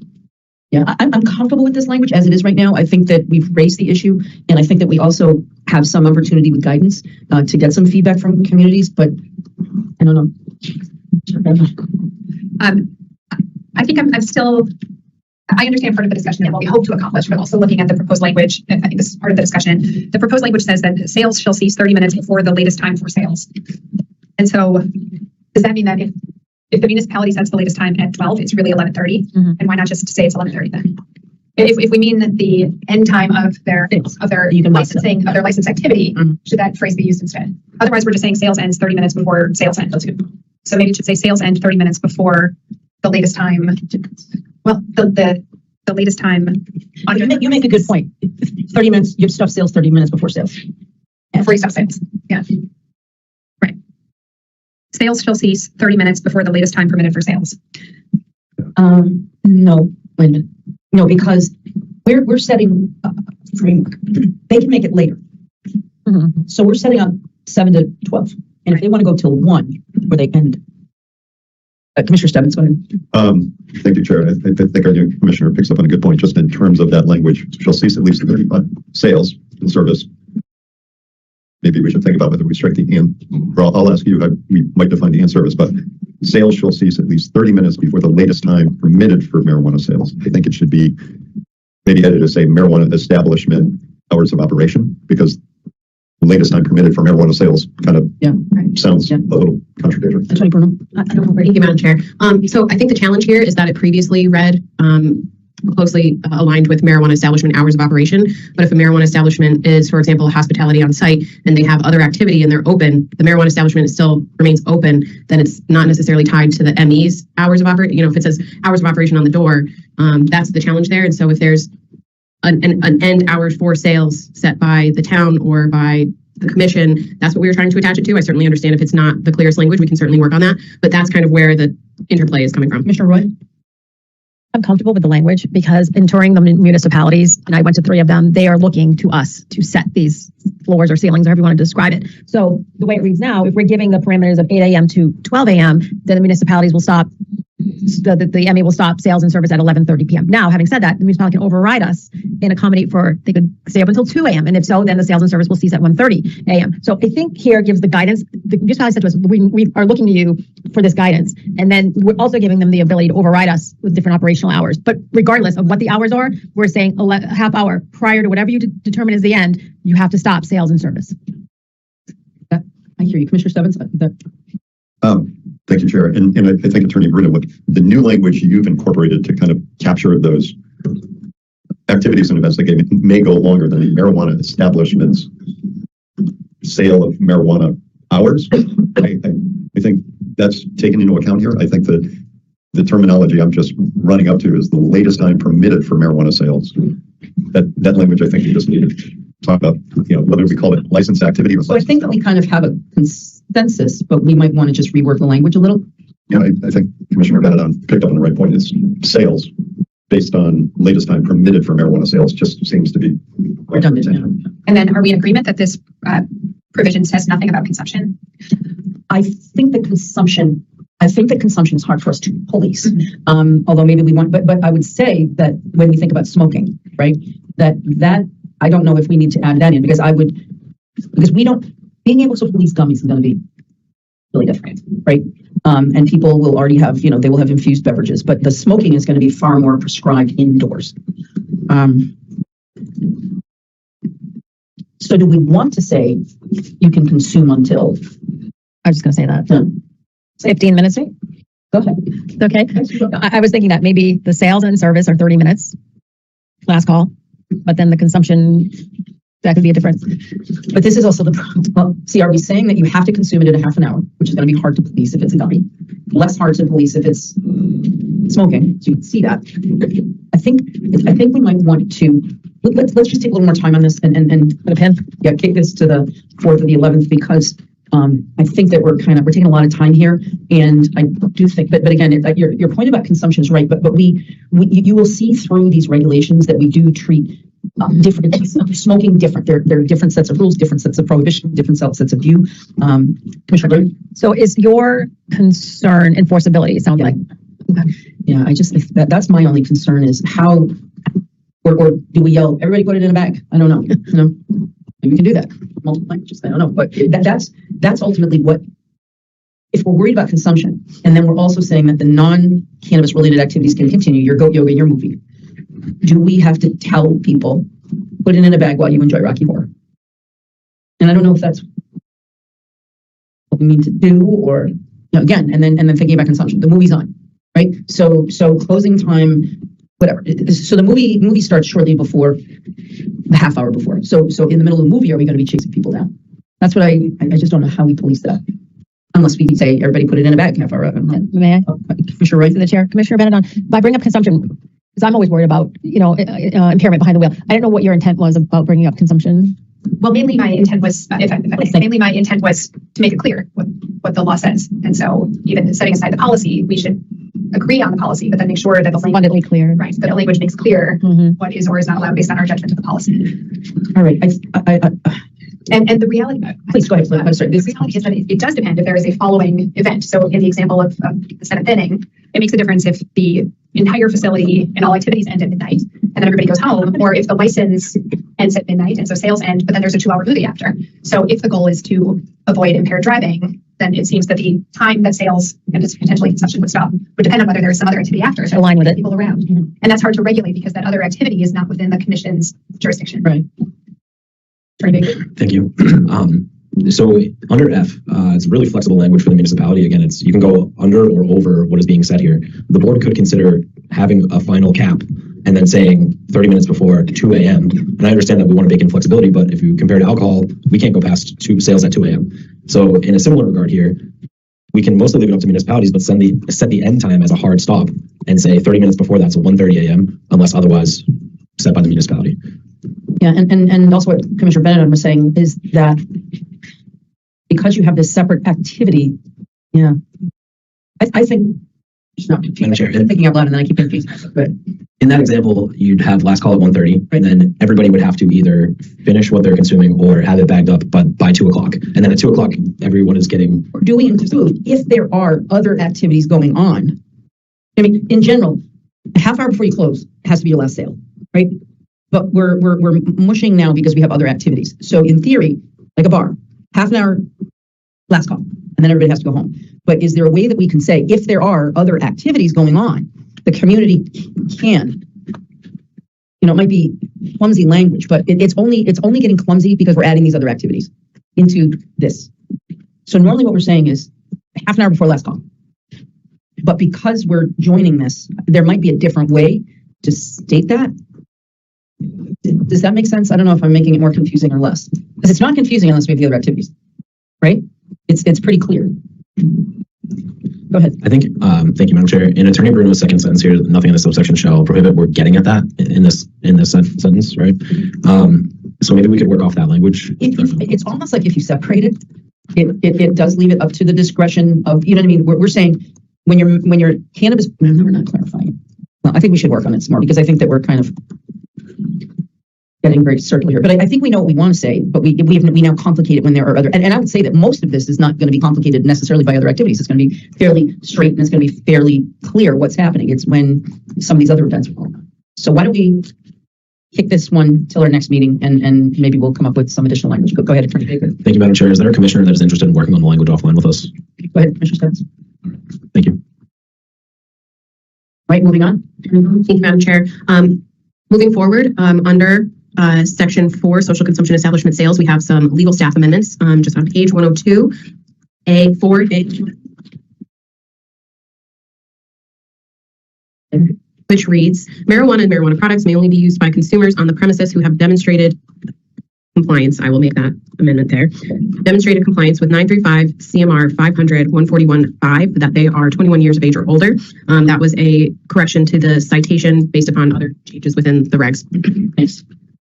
Consensus, we're good. The next subsection is following, subsection 2. In addition to the requirements of 935 CMR 500 146, a social consumption establishment shall readily display a consumer information card to each consumer at the point of sale or service within the consumption area. The social consumption establishment may use automatic identification technology to display the consumer information card or provide visible signage at the point of sale or service at the point of sale or service or in the consumption areas. Visible signage shall contain the same information as the consumer information card. The content shall include the following. The change in this particular section was to better clarify this language. We received comments from staff and other departments that the redlined language was a bit confusing, so we just changed this language to maintain the same sentiment, but for better clarity. Thank you. Any questions or comments? Okay, moving on. Oh, Commissioner Roy. Do we need to define automatic identification technology? Madam Chair, thank you. Commissioner Roy, you are anticipating our very next amendments. I will, since Commissioner Roy, you've brought that up, I'll just take that out of order. Automatic identification technology is, if you bear with me for just one moment, defined in the definitions on page 2.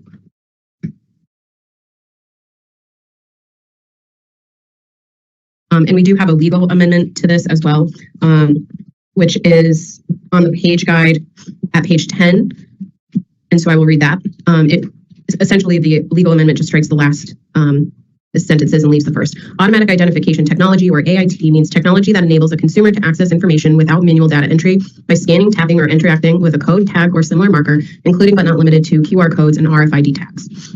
We worked with Paul Clark to develop this definition and this particular language to be more encompassing of other types of technologies beyond just QR codes. So in one sense, for the intent to kind of future-proof some of these regulations, but also in response to public comment that had concerns specifically about QR codes. So this would allow for other similar types of technology that may come out, but certainly doesn't prohibit an establishment from using good old-fashioned paper if they would like. Commissioner Roy? And this is for this purpose germane to the consumer information card. Okay. And that definition will be in the definition section of the regs. I mean, so this definition right here, automatic identification technology, this is in our definition section right here. Yes. Yeah. Thank you. Yes, absolutely. And so I will return back to page 102.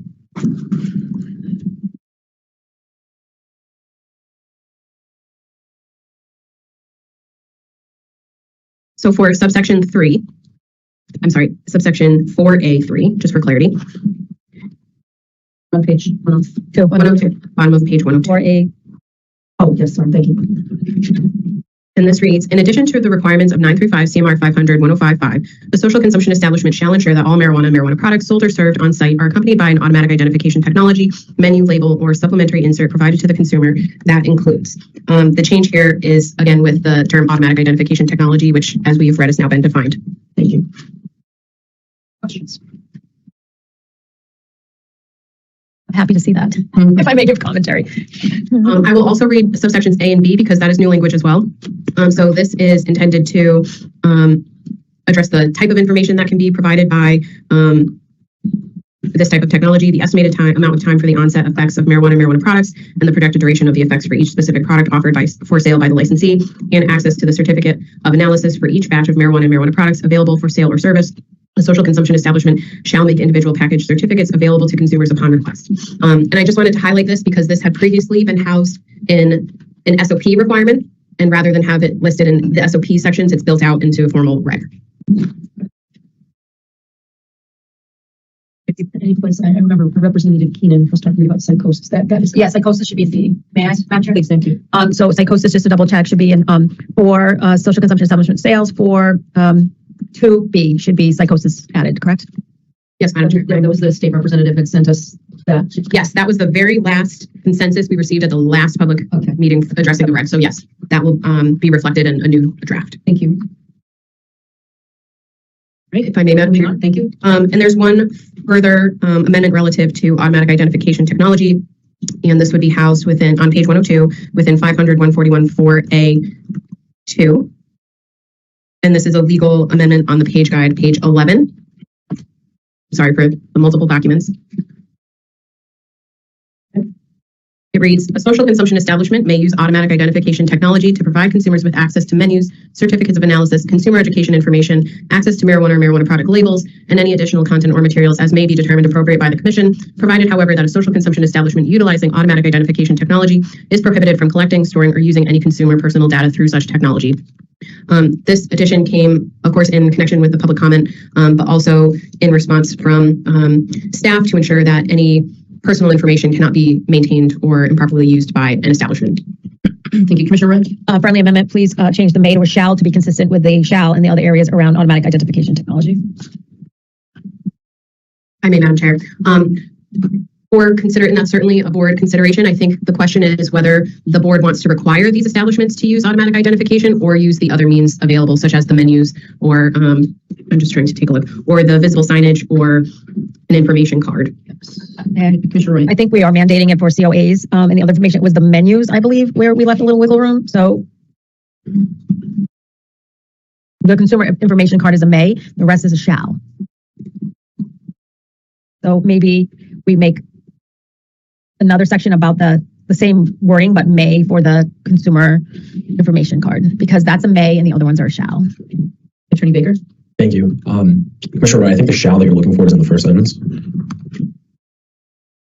It says a social consumption establishment shall readily display a consumer information card, and then in the second sentence is it allows for what that option could be. So it could be a physical card, or it could be this technology that we're using. There's a bit of flexibility. No, okay. No. But thank you. What do you mean by no? He's saying that the shall is they have to have a consumer information card, and Attorney Bruno is saying, well, giving them the option to use old-fashioned paper, and that's okay. That needs the consumer information card should be a separate section because we're giving them the option for good old-fashioned paper. But on the packaging of the COAs, they need to use the automatic identification technology in other areas, not good old-fashioned paper. So if we can just pull that out about the consumer information card, you can use the same exact line. A social consumption establishment may use automatic technology to provide consumers with access to the consumer information card, period. A social consumption establishment shall use automatic identification technology to provide consumers with access to certificates of analysis, consumer education information, or access to marijuana product labels. So we're saying that's a shall. The COAs, the labels are shall. Just that consumer information card, we were saying old-fashioned paper if you want. So if we can just break that out, put it in a separate one, we can accomplish both. Maybe oh, I'm sorry, Commissioner Benedon, did you? No. Oh, sorry. I thought I saw your hand. I didn't want to overspeak. So I think I hear your point, Commissioner Roy. I think I just want to back up a little bit and look at where this proposed section lives, because I think maybe your point is in a different subsection. Okay. So where, Rachel, if you don't mind just scrolling up just a little bit.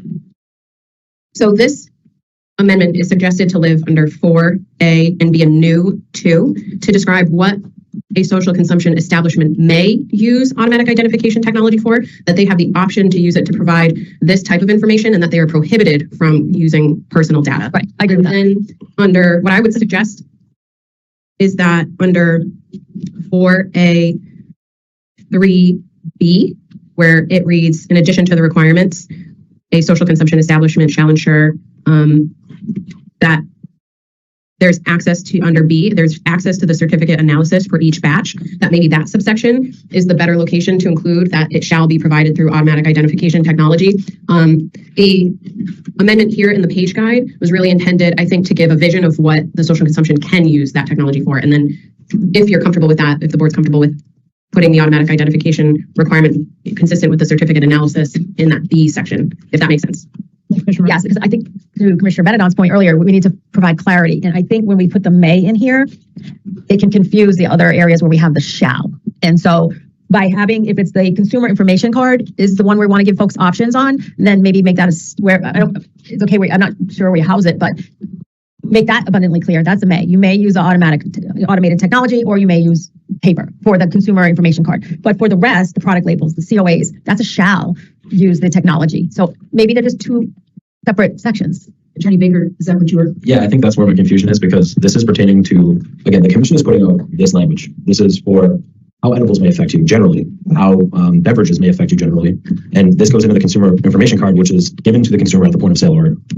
Whereas the certificate of analysis is information coming from after it's already been specific for a product that comes from, my understanding is the lab who would do the test results. So it's two separate things in my opinion. That makes sense. I just think it's all conflated here together. And let's just, this section here, let's just make it two sections. One about the information card, which is right. I agree. You want to know the onset of action of a gummy. And then the rest of it, so you could do may for that. And then right under it, you could do shall for the rest, because they are two different things. Does that make sense to you guys? You think that's a good one? Thank you. Any other questions? Yeah, and if I may, please. So in proposed bills out of the legislature, they are with intoxicating hemp, and I read that bill very closely. There will be quick recovery codes if it does come to fruition. So that's the future. Are these quick recovery codes, or we have this broader technology so we can, look into the future for new technologies.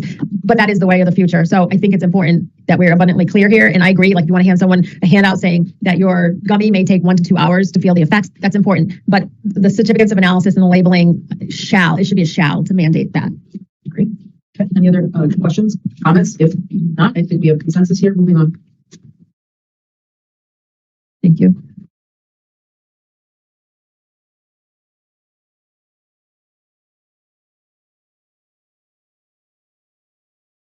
Keep everybody, we'll go till 2 o'clock and we'll take up a 10-minute break. If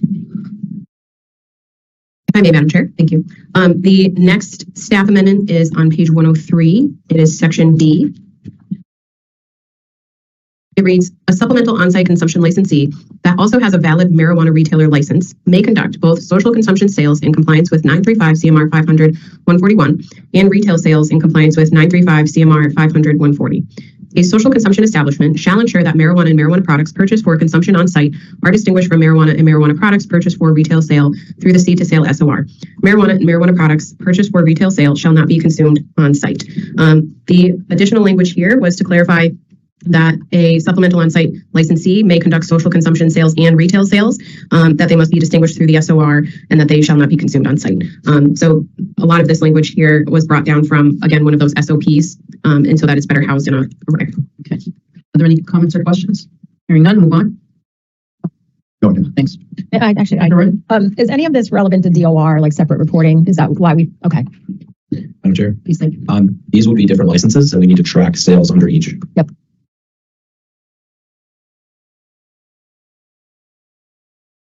Just when I thought I was out, they pull me back in. We have a new filing from Mark Batterow on the Aidan Kearney docket. I just wanted to eat my chicken. Ladies and gentlemen. Oh, my camera's paused because I was fixing the door earlier. All right, I'm here. Ladies and gentlemen, we have more breaking news yet again. I know you're thinking, Grant, I really want to learn about Article 3 courts. Well, ladies and gentlemen, we have another filing. We have yet another filing, my dear towel friends, and that means yes, indeed, we have more worketh to do. I know, it never ends. It never ends. This stream is going to go for like 40 hours because we got to read all these documents. How does it happen all on the same day? Now, this wasn't ideal, I'll tell you right now. Not an ideal day to post this stuff, all right? I don't think they intended to do this. But let me just say, I just perused this filing. Dee Dee posted it. And it's a bombshell. Oh, my dear God, it's a bombshell. I need to read the whole thing with you all, but I can already tell it's a bombshell. It's redacted, too. Hold on. I got to download it. There's a process. There's a method to this madness, ladies and gentlemen. All right. It is so downloaded. All right. Everybody pause. I'll make an announcement on Twitter soon enough. All right. Here we go. Here we go. Here we go. All right. I have obtained the affidavit. Okay. Now, let me see if it will read it. Sometimes it makes me upload it. Respect. Wait, stop. Try again. Yes, I will upload it. So this software is pretty nifty. It will sometimes, if it's an OCR scanned document, read it. It doesn't always read it, though. Ready? No promises. Nope, it didn't work. All right, hold on. So I have to go to the backup plan. Here's the document. It's pretty explosive, folks. If you're just tuning in, I'm not sure how this keeps happening, but we just keep getting more and more documents. It is just a parade of documents. It's a document parade. I do thus declare it is a document parade. Ladies and gentlemen, absolutely no question about it. All right, so let's see. It's F6. It's this one, right? No. Where is it? Hold on, I'm going to go this one. There it is. Ladies and gentlemen, it is a document parade. All right, let's do it. Let's do it. It's explosive. Oh, dear goodness. Kate Peters going to lose her ever-loving mind. I can already tell just from reading like 2 pages of this. You don't understand. And we're doing it in the AI voice. I don't care. It's my tradition. I love it. All right? But listen, I can't eat and read at the same time. And two, if I just read thousands and thousands of words, I lose my voice, all right? And I'm already not feeling well, and it takes a lot of energy to do that, so I'm just going to convert it to text. All right, it's uploading. It's uploaded. It's done. Dee Dee compresses the PDFs, which does make it harder for the software to read them, but I don't really care because it's useful to have them in this format. What do you mean with the OCR option? Oh, dear God. All right, I'm going backwards. It does not like this file at all. Oh, it hates it. It hates it. It is a perfectly scanned document. Let me just tell you, whatever this file is, however Betterow wrote it, or however it got uploaded, whatever, it hates it. It hates it. But I'm going to make it work. I know how to get the software to detect what I'm trying to get it to do. All right, work now. Come on now. I changed it to OCR processing mode. Really don't want to read this whole damn thing. Is it working? It worked! All right, it's doing its thing. No promises. Sometimes when you use OCR processing, it doesn't actually do what we're looking for, but I think this should work. It's doing its thing. I'm trying to stop vaping. All right, come on now. Come on now. Here we go. As soon as it starts reading, I'll make the post announcing that I'm going to read it. Oh, goodness. Oh, goodness gracious me. All right, how many pages is this? It's 27 pages. It's like 20 pages in. 22 now, 23. It does it one page at a time. It actually goes out and pulls out the language. That's why we just kind of have to hope it works. There's no guarantee that it's going to work.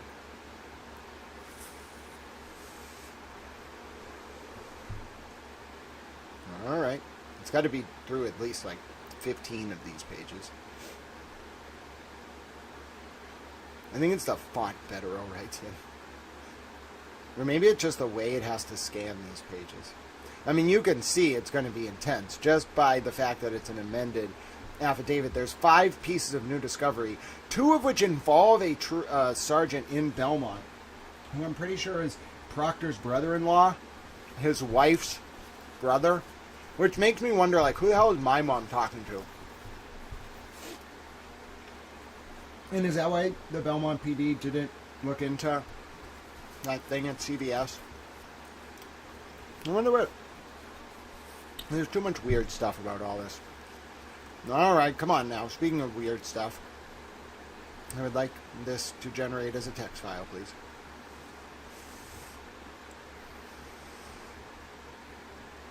All right now.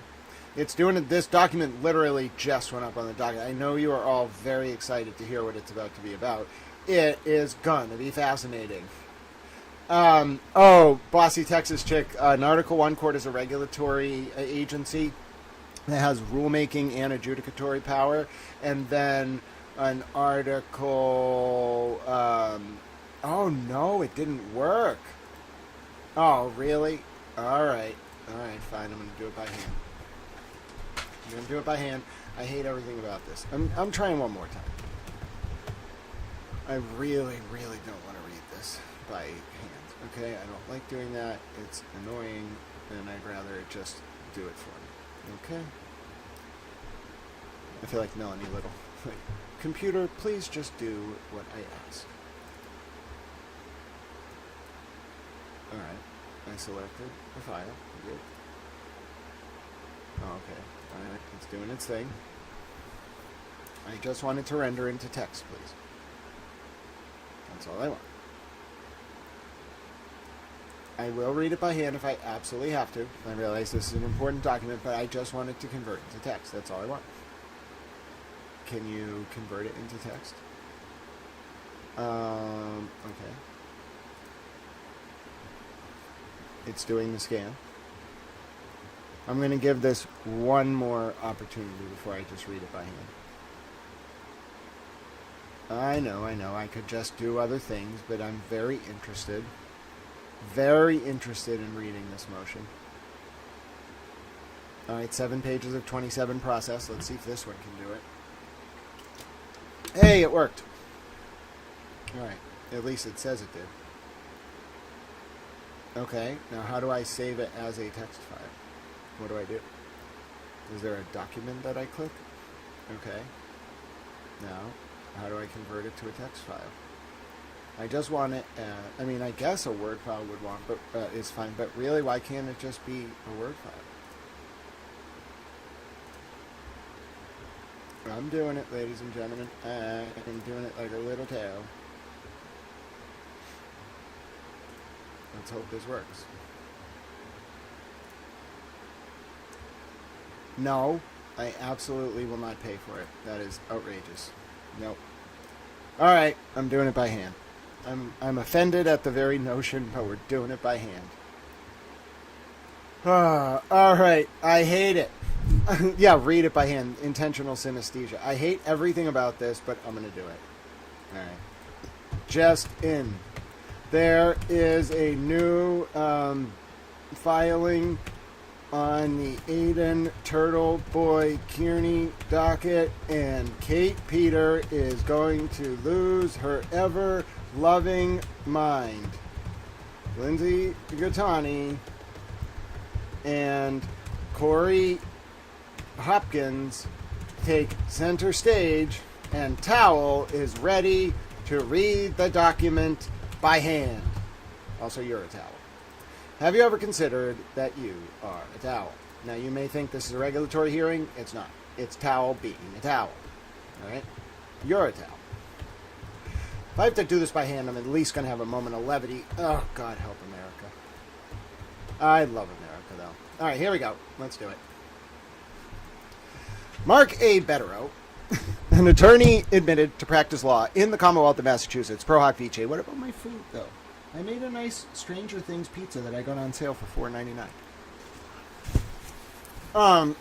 Sorry for eating. I don't mean to be rude. Affirms under penalty of perjury as follows. This affidavit supplements my prior affidavits.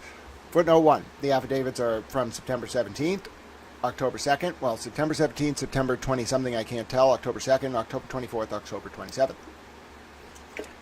This affidavit supplements my prior affidavits and is submitted as additional factual support for pending defense motions to dismiss the indictments. It's actually a joint three-part motion. To disqualify Special Prosecutor Robert Cosgrove, that's from the remaining 2023 indictments, and to compel the Commonwealth to disclose exculpatory evidence related to former Mass State Police Trooper... What? The whole page is just redacted? Or there's just a blank page? Why is there just a blank page here, Betterow? I am baffled.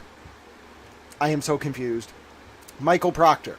These motions are scheduled for oral argument on December 5th, 2025. 2. In the past week, the defense has obtained 5, that's the Kearney defense, items of favorable and discoverable evidence which should have been, but were not, disclosed to us by the Commonwealth.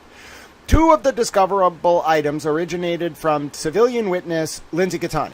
An audio recording, Leah Genduso texted her, "Oh, hey, Leah Genduso, you made it in a court filing." Oh, God bless America. Look at, ladies and gentlemen, oh, look at, Leah Genduso is in the Aiden Kearney case. She's going to be so pleased. I have to do a tweet about this. I'm posting about this. Oh, ladies and gentlemen, hold on, how do I phrase this? Kate Peters' Discord server is going to lose their ever-loving minds. Leah Genduso has made her appearance in the Aiden Turtle Boy Kearney case, and it is glorious. Who hid that recording from the defense? God bless the United States of America. I should join the defense bar. I think I'm going to do it. Oh, Adam Deutsch is running for Norfolk DA, by the way. Just got announced. The guy from the federal investigation of John O'Keefe's death. God bless us all. Oh, God. All right. How do you spell Genduso? Genduso. Can I call her Leah Bathtub Genduso? I feel like that's reasonable. Lindsay's trying to make that a thing. I think it should be a thing. All right. Leah Bathtub Genduso has made her appearance. And Bossy Texas Chick and Bella are listening with all their towel ears. All right. Here we go. Let's do it. Oh, Kate Peters in there too. God bless America. Oh, this is a glorious day. Listen, now I know my towel mom is pissed. Listen, I'll take the slings and arrows. This is freaking amazing. About time. Goddamn Kate Peter and Leah Genduso. Goddamn little towels. They're not towels. They're anti-towels. Is there such thing as an anti-towel? If there's anything such as an anti-towel, it's Kate Peter. We thought maybe it was other people. It's Kate Peter. All right, she's an anti-towel. Oh, yes, it is glorious. Kate, Peter, and Leah Bathtub Genduso have taken center stage in the remaining Aiden Turtle Boy Kearney cases, and Lindsay Gattani is on a wrecking path. Somebody check on Kate's Discord server. It's probably chaos. I'm hilarious. You got to admit. I'm endearing and hilarious. Who else just talks about writing their Twitter posts as they write their Twitter posts? It's very meta, you know what I'm saying? I can't take forever with this, though. I have to be somewhat of an erudite, cogent, informed, and whatnot, little towel. We got to continue reading. All right, hold on. It's probably chaos. I'm tagging Lindsay because she's a little towel. All right? You're a little towel.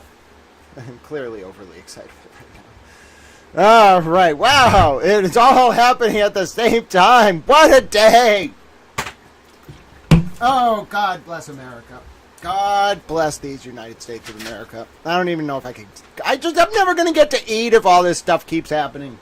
I'm just going to be run in circles. All right. 2 of the discoverable items originated from civilian witness Lindsay Gattani. An audio recording Leah Genduso texted her on December 11, 2023, which Ms. Gattani posted online on November 9, 2025, and an email from Catherine Peter to Special Prosecutor Kenneth Mello, dated February 14, 2024, which Ms. Peter forwarded to Ms. Gattani on February 22nd, 2024, who then forwarded it to the defense on November 11, 2025. Oh, goodness. Oh, goodness. Look at that. Oh, my word. Oh, Kate Peter had ex parte contact with one of the special prosecutors working for the Norfolk DA, and now there's a record of it. Oh, it's going to be apoplectic. Oh, no, Kate's Discord server might not survive. It's all going to have to go. Look at this. She's got a November 25th hearing, too, where this Kate does for her open felony charges, where the issue is whether the Norfolk DA had a conflict because of their contact with Kate Peter. Oh, God. Oh, my word. I guess it was a good thing that I read this by hand. Well, I guess that this was what was coming. Mark this day on your calendar, ladies and gentlemen, November 18, 2025, the day the online world related to the Karen Reed, John O'Keefe, Turtle Boy, Lindsay Gattani, Brian Tully, Michael Proctor, Yuri Bukhenik, Norfolk DA, and otherwise, it all went to hell. And it all went to hell in a handbasket. Oh, these people's worlds have imploded. Oh, the humanity. Ladies and gentlemen, the towel-based humanity. Oh, my dear God. What am I reading right now? All right, I have to make another Twitter post. You don't understand. I must make another Twitter post. You all do not understand. Oh, my dear God. Oh, my dear God. Kate Peter had direct ex parte contact with members of the Norfolk DA's office, and there is now evidence in the hands of Aiden Turtleboy Kearney. This could be huge as to Kate's November 25th hearing, where her relationship to the DA's office is at issue. The revenge of Lindsay Gattani. Let's get rid of the oh my dear God part. I think we can just go with Kate Peter had ex parte contact with staff. Yeah, I was running low on characters. Listen, I can't even get through like a paragraph of this at a time. Listen, this is going to be an exercise, folks. I just want to warn you right now. Bossy Texas Chick made me read this by hand. No, she didn't really. This is going to be an exercise. Here we go.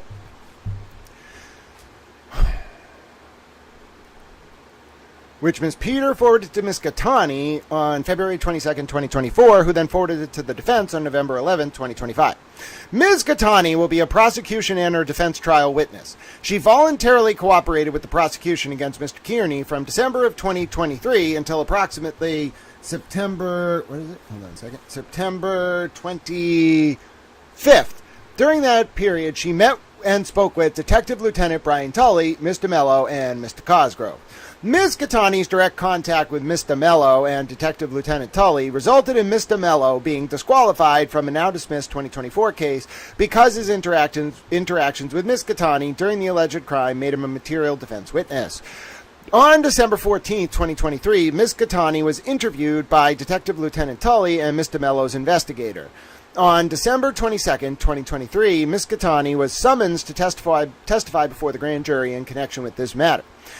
Then he skips over a bunch of dates. In January of 2024, Ms. Gattani voluntarily provided her cell phone to Detective Lieutenant Tully for the MSP to prepare an extraction report for the defense, under a promise by Ken Mello and Tully at the time that it would be redacted.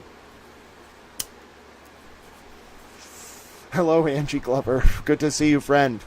On January 22nd, 2024, Detective Lieutenant Tully applied for a search warrant to seize Karen Reed's cell phones. Information from Ms. Catani served as a substantial source of the probable cause alleged in Detective Lieutenant Tully's affidavit. That's true. It's like, well, I'd say Natalie's maybe like 30% of it, but Lindsay's a good like 12 to 14 paragraphs. I want to say it's page like 27 to 31, in particular paragraph 72 to 89. I don't want to be too overly specific, but yeah, I mean, the first part of Tully's affidavit is about like the rolling rally, and then eventually it goes to Natalie. Then it's like 20 paragraphs of Natalie, and then it's like 12 to 15 paragraphs of Lindsay. So I think it's probably fair to say substantial. I wouldn't say majority source, but substantial's fair. I bet Bettero thought a lot about that word. He probably knows that affidavit as well as I do. I've just read it so many times because it's posted so often. Mr. Cosgrove is currently seeking to search Miss Reed's phones in anticipation of seeking an indictment against her and Mr. Kearney for conspiracy to commit witness intimidation. Oh! Oh, my dear God! Oh, what the fuck? That's it. That's it. What the fuck? I just want to eat my fucking lunch. Why? I don't know what to do anymore. Fucking God damn it.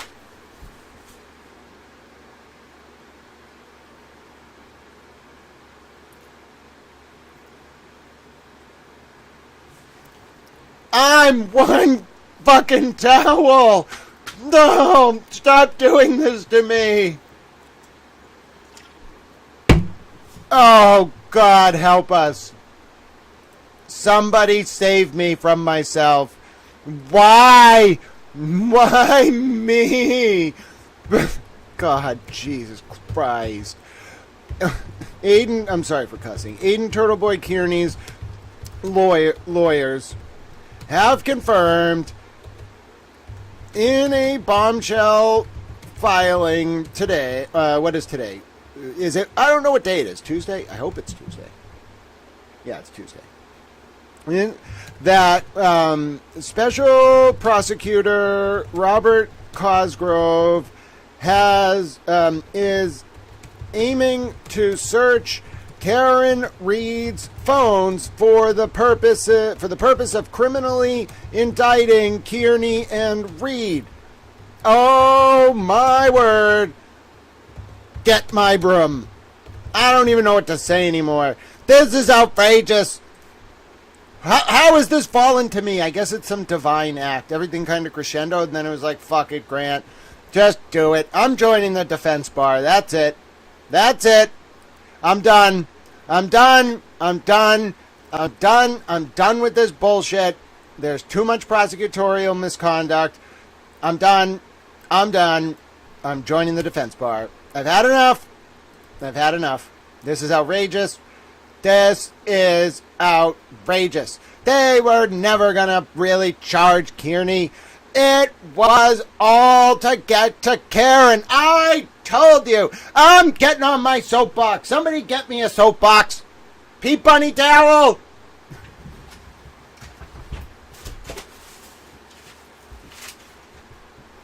All right.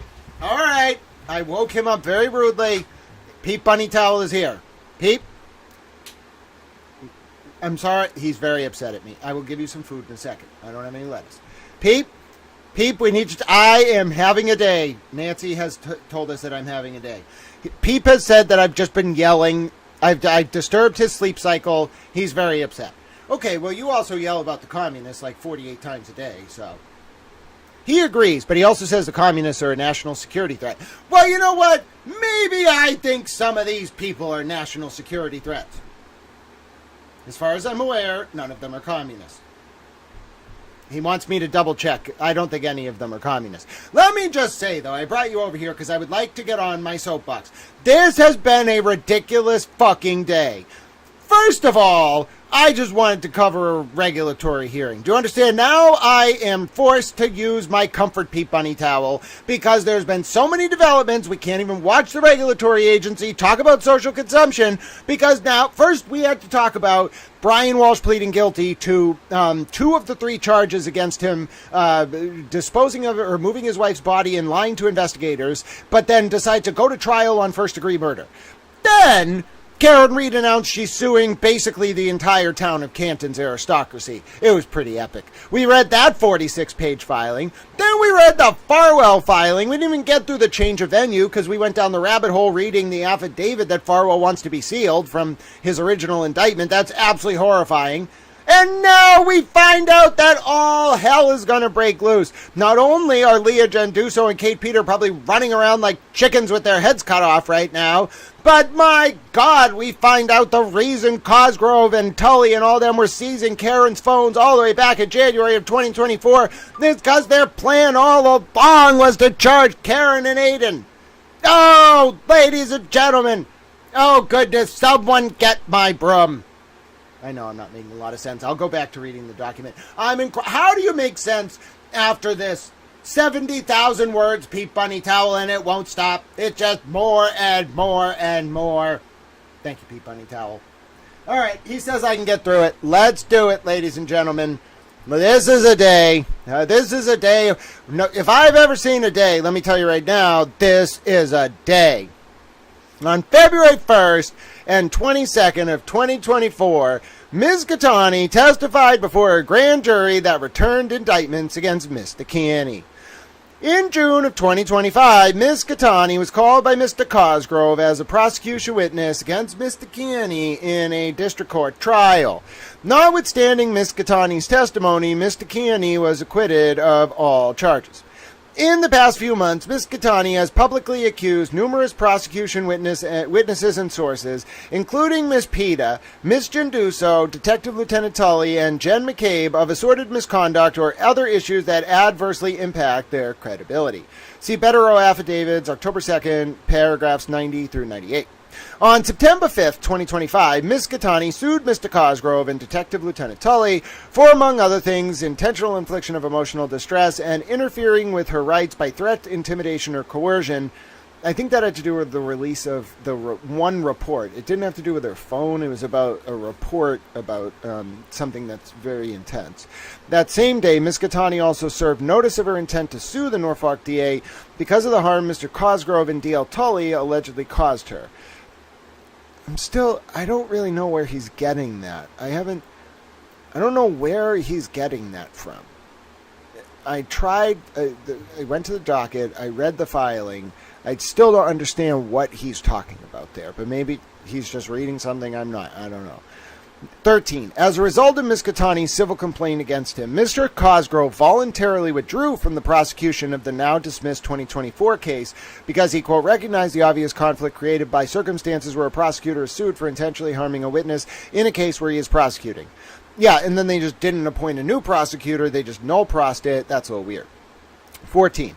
The defense obtained the remaining 3 items of discoverable evidence described in this affidavit after the Commonwealth disclosed them to a third party. I think this is Corey Hopkins, an attorney from North Carolina who is doing ongoing FOIA requests to the Norfolk DA in connection with an ongoing lawsuit related to its failure to properly respond to public records requests. These 3 items of discoverable evidence consist of 2 emails from Belmont Police Sergeant James Siracusa. I wonder if his name is... to Mr. Proctor.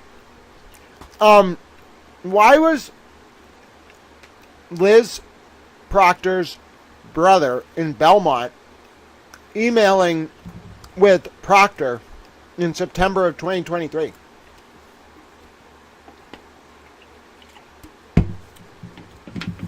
And then there was another email from Proctor to Tully and Lally in July of 2023.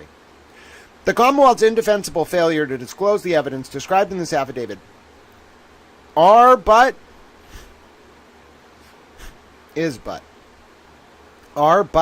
so the Commonwealth's indefensible failures, a failure can't be are, can it?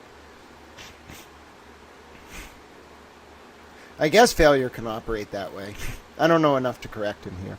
Are but the latest 5 examples of its complete indifference to its Brady, Giglio, and Rule 14 obligations to disclose exculpatory and discoverable evidence. See Betterow Affidavits, September 17, 26, October 27, 2025. The circumstances under which the defense received the Genduso recording, i.e. from Ms. Katani's social media posts rather than from the Commonwealth, and the media's files exculpatory substance support the defense position that Ms. Katani will be a trial witness. Yeah, well, it's weird that that wasn't handed over to the defense, which consequently requires Mr. Cosgrove's disqualification due to Ms. Katani's shocking allegations of misconduct against him and D.L. Tully. Yeah, they are pretty shocking. And the thing is, Betterow's being very nice. Betterow's going to win me over. He's a pretty smart... I've already complimented him. I think people realize if you're just not a dick to Lindsay, generally I'll be nice to you. I don't care what you believe.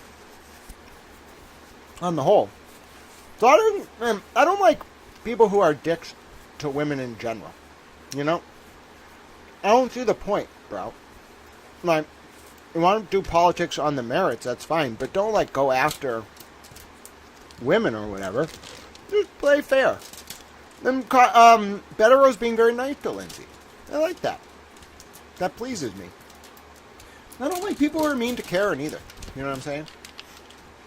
Not that I necessarily agree with Karen on everything. I just think she's really smart. And I don't like people who are mean to smart women.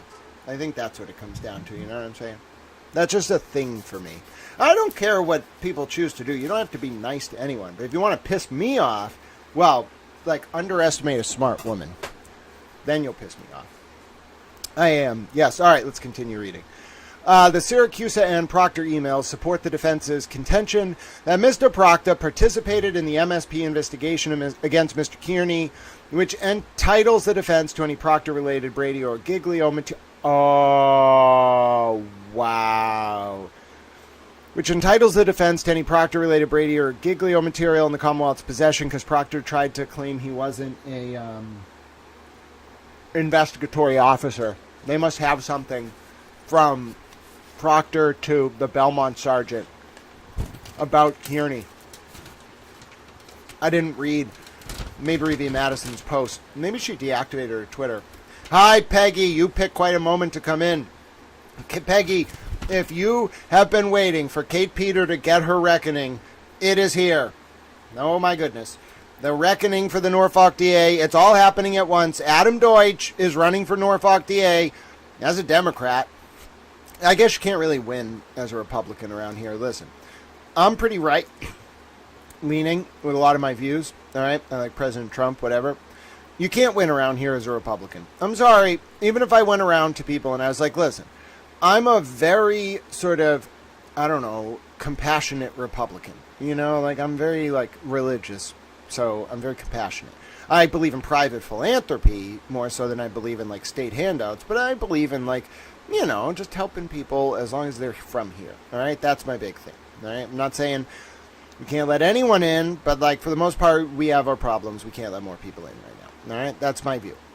I can't win around here. Do you understand? If I went around, even me, I'm pretty lovable, and I went around to people and I was like, listen, I'm a very moderate Republican on the whole, even though I really like President Trump. You should vote for me. They'd be like, no, you're a Republican. This is Massachusetts. We don't do that. So no, like that part I understand, but also like it's weird because I guess you can say a lot of this discussion about these trials is nonpartisan, but it is weird how like everybody has to be a Democrat if you want to win in Massachusetts. It is very sad, Peggy. Thank you, Mo. I appreciate your kind words. God bless you, my dear friend. I always appreciate when I see your comments, even if I don't see them till a few days after you post them. Yeah, Peggy, you can read about it on Twitter. It definitely was because all of this chaos was about to happen. You know, Mo, I don't know if I can live in the woods. I'm pretty disabled, and, like, I bleed a lot, you know, and I probably would die pretty quickly if I had to live in the woods. You know, I'd probably get classified like Triple F if you tried to put me in the Army. Not that I don't want to serve. I just don't think we should send me out there. And then, you know, I collapse on the battlefield. That's not a good idea. You know what I'm saying? Everybody finds a way to help, you know.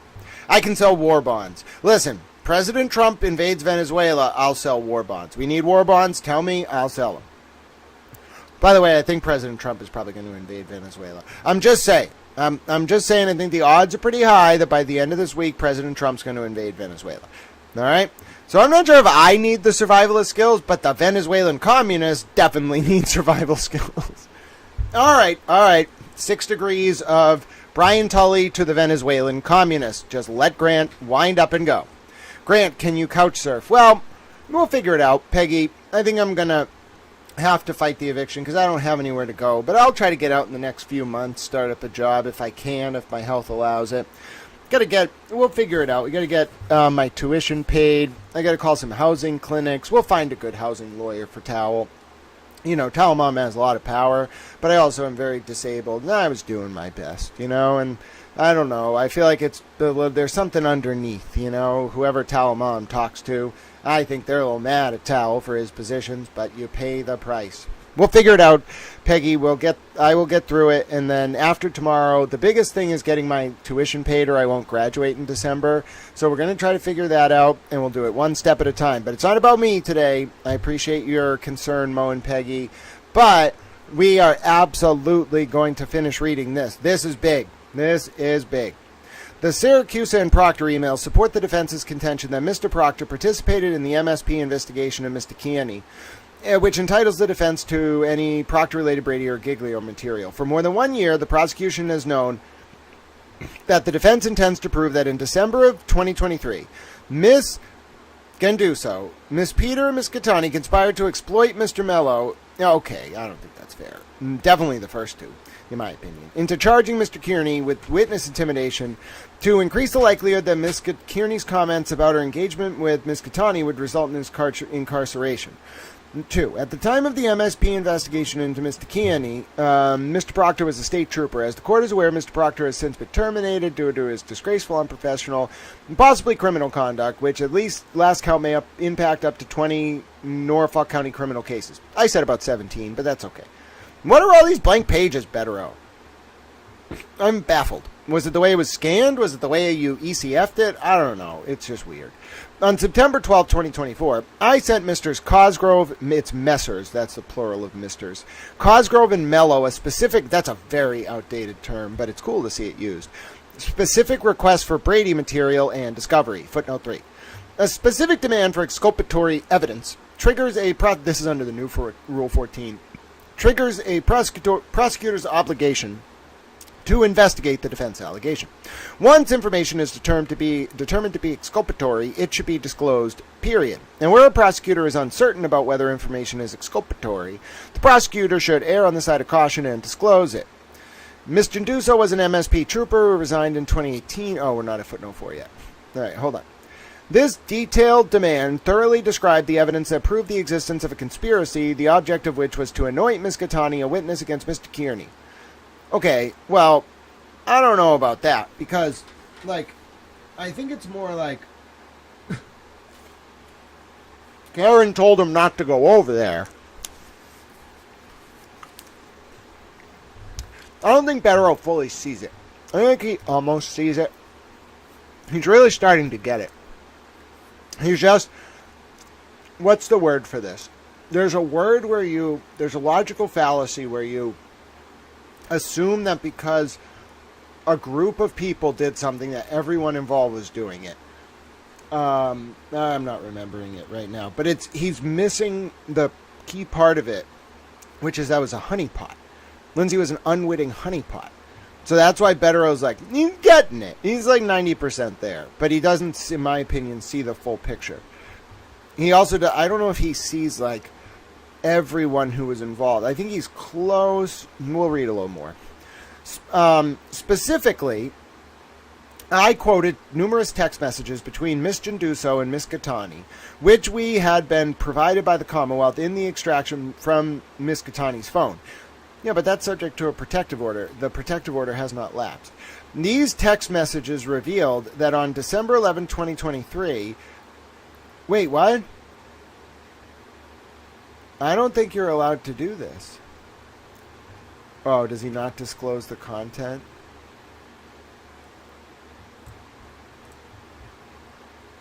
Wait. That protective order from Judge Krupp has not lapsed. Why is this here? Why is this here? You're not referencing the content, but you're making reference to sum and substance of material subject to Judge Krupp's order. There's a procedure. I don't understand. All right, but let's get to the context, okay? And by the way, just because someone who is not subject to the protective order breaks the protective order doesn't mean you can break the protective order. The Commonwealth, that's my opinion. I'm not a lawyer. I'm a towel. These text messages revealed that on December 11, 2023, at 8:50, during a text exchange between Ms. Genduso and Ms. Catani about a jail Mr. Kearney, Ms. Genduso excitedly texted Ms. Catani a media file. Then we learned Ms. Genduso was an MSP trooper who resigned in 2018 after Mr. Kearney reported that an internal affairs investigation revealed that she concealed from her employer her prior involvement with a drug-dealing criminal enterprise.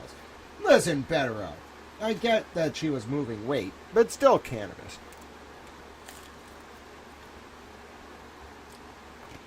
I guess you could have called it, like, narcotics trafficking to really be a dick. I'm just picking apart Bettero's style. Word choice is very important in these kind of motions.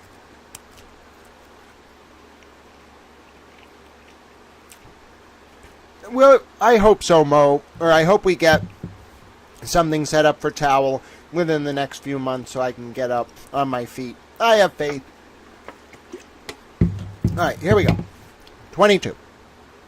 Bettero says, I explain that the context of Ms. Genduso and Ms. Catani's messages immediately before and after Ms. Genduso sent the audio recording to Ms. Catani demonstrated that the media file appears to have played a significant role in Ms. Catani's effort to have Mr. Mello make her a witness against Mr. Kearney. I informed the prosecution that the Catani extraction report provided to the defense did not include a media file Leah Genduso sent Ms. Catani during a text message exchange a few weeks prior to Mr. Kearney's arrest. I notified Messrs. Cosgrove and Mello that the missing media file was relevant, discoverable, and almost certainly favorable to the defense. Well, that's true. Especially because it's posted on Lindsay's Twitter now, so it's pretty obvious that Bettero's right about this. I'm telling you, that Cape Peter Discord screwed up all these cases, and it's going to screw up the case against Karen, too. See Commonwealth v. McFarland, prosecutor must err on the side of caution and disclose where evidence may be favorable. On September 26, 2024, Mr. Cosgrove responded to my September 12, 2024 demand letter addressing the contents of Ms. Catani's extraction report generally. Mr. Cosgrove wrote that my September 12, 2024 specific demands were without merit and full of various speculation. On information and belief. At no time since September 12, 2024, has Mr. Cosgrove, Mr. Mello, Detective Lieutenant Tully, or any other agent of the Commonwealth sought to obtain the audio recording contained in the media file from Ms. Genduso or Ms. Catani. On November 13th, Ms. Catani confirmed for the defense that nobody from law enforcement has ever asked her for a copy of the Genduso media file or asked her if she maintains it. Very interesting.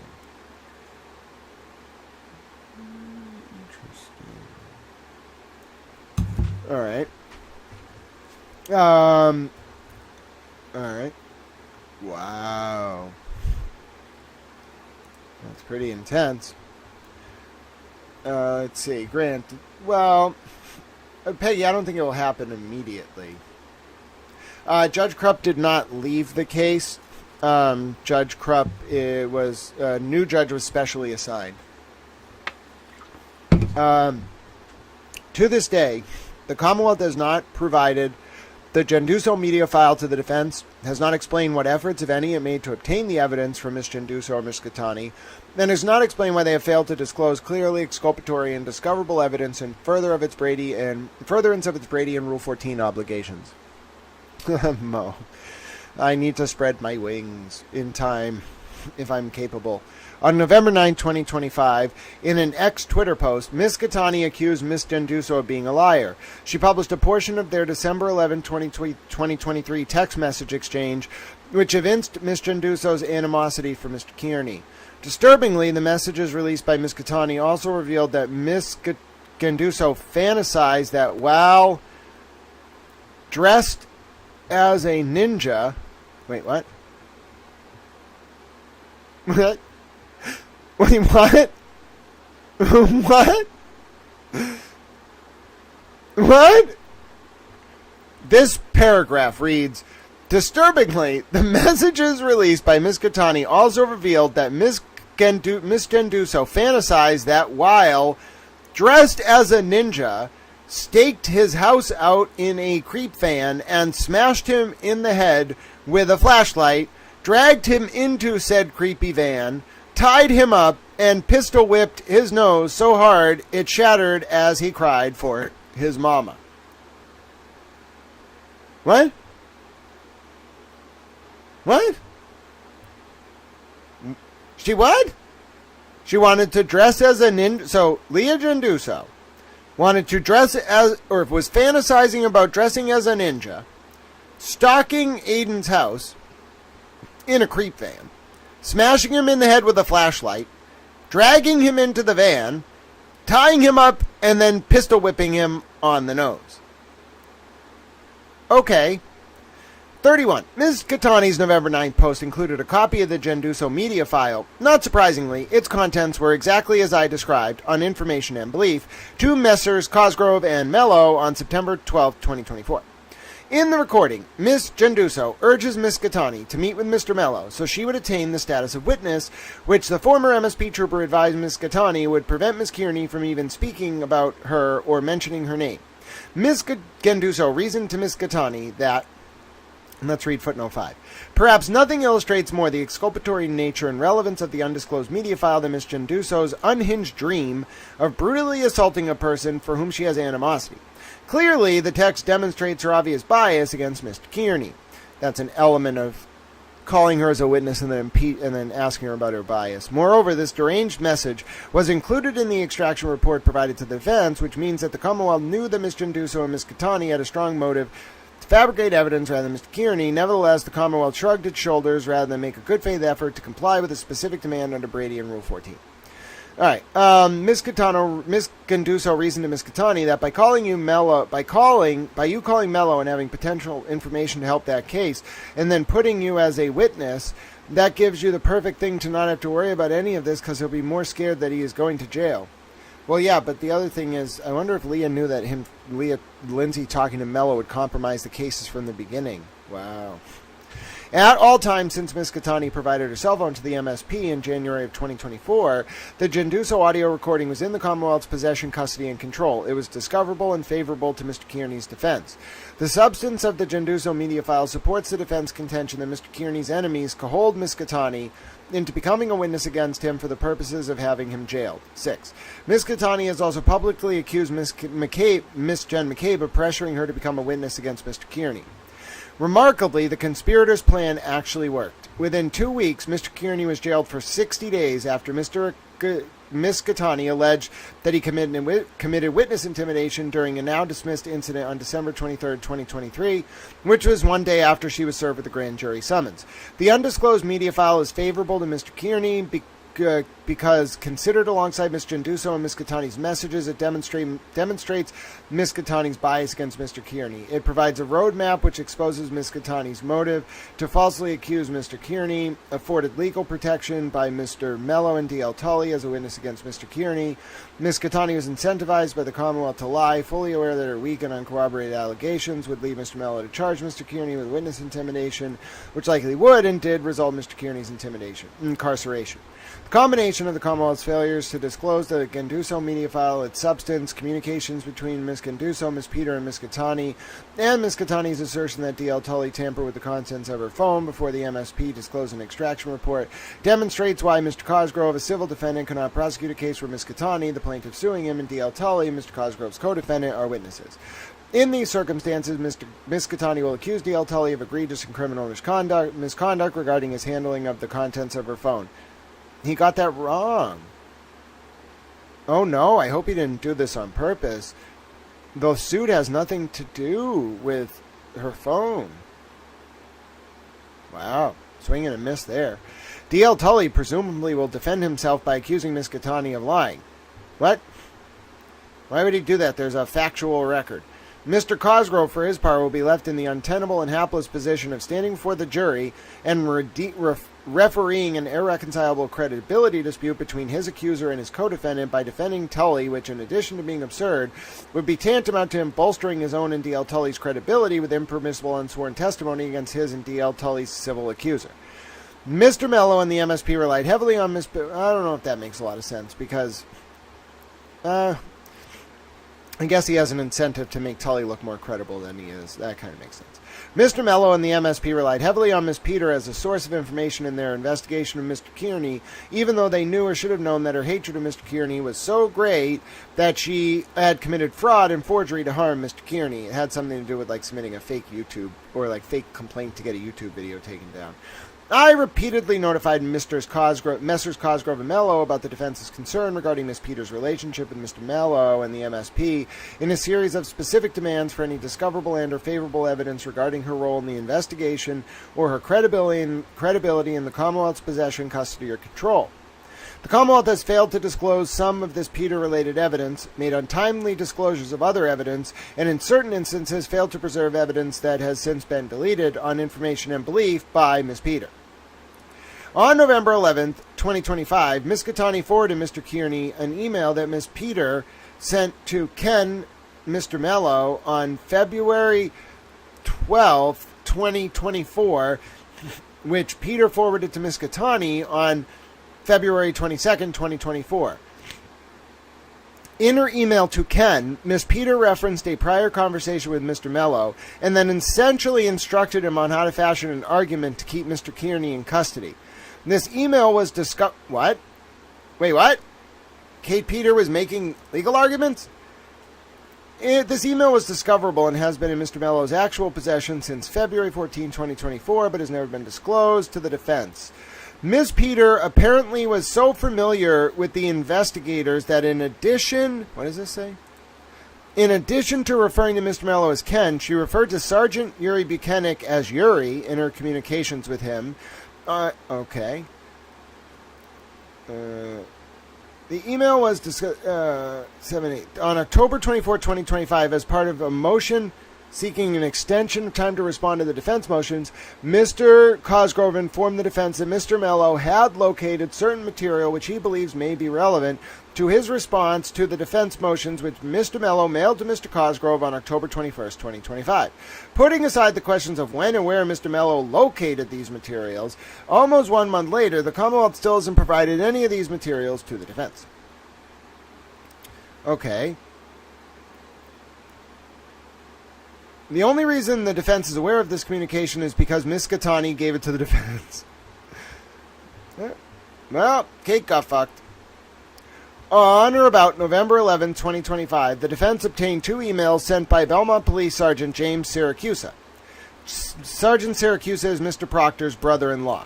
I knew that. On September 13, 2023, to Mr. Proctor's MSP email account. All right, what is this going to be about? The Syracusa emails relate to Mr. Kearney's criticism of Mr. Proctor. Sergeant Syracusa forwarded these emails to his brother-in-law, A, after Sergeant Bukhenik emailed Mr. Proctor investigative reports about Mr. Kearney and saw Mr. Proctor's investigative feedback, 10. These discoverable reports were in the Commonwealth's actual possession since July, but have never been disclosed to the defense. And how do you know about them? And B, 10 days after an exasperated Mr. Proctor, in a group text with DA Michael Morrissey, Sergeant Bukhenik, and others, disparaged Mr. Kearney and recommended that they just arrest him. Wow. The Syracusa emails are discoverable, and when was that?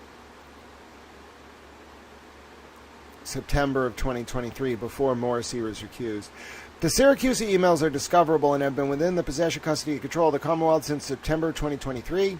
Nevertheless, they have not been disclosed to the defense.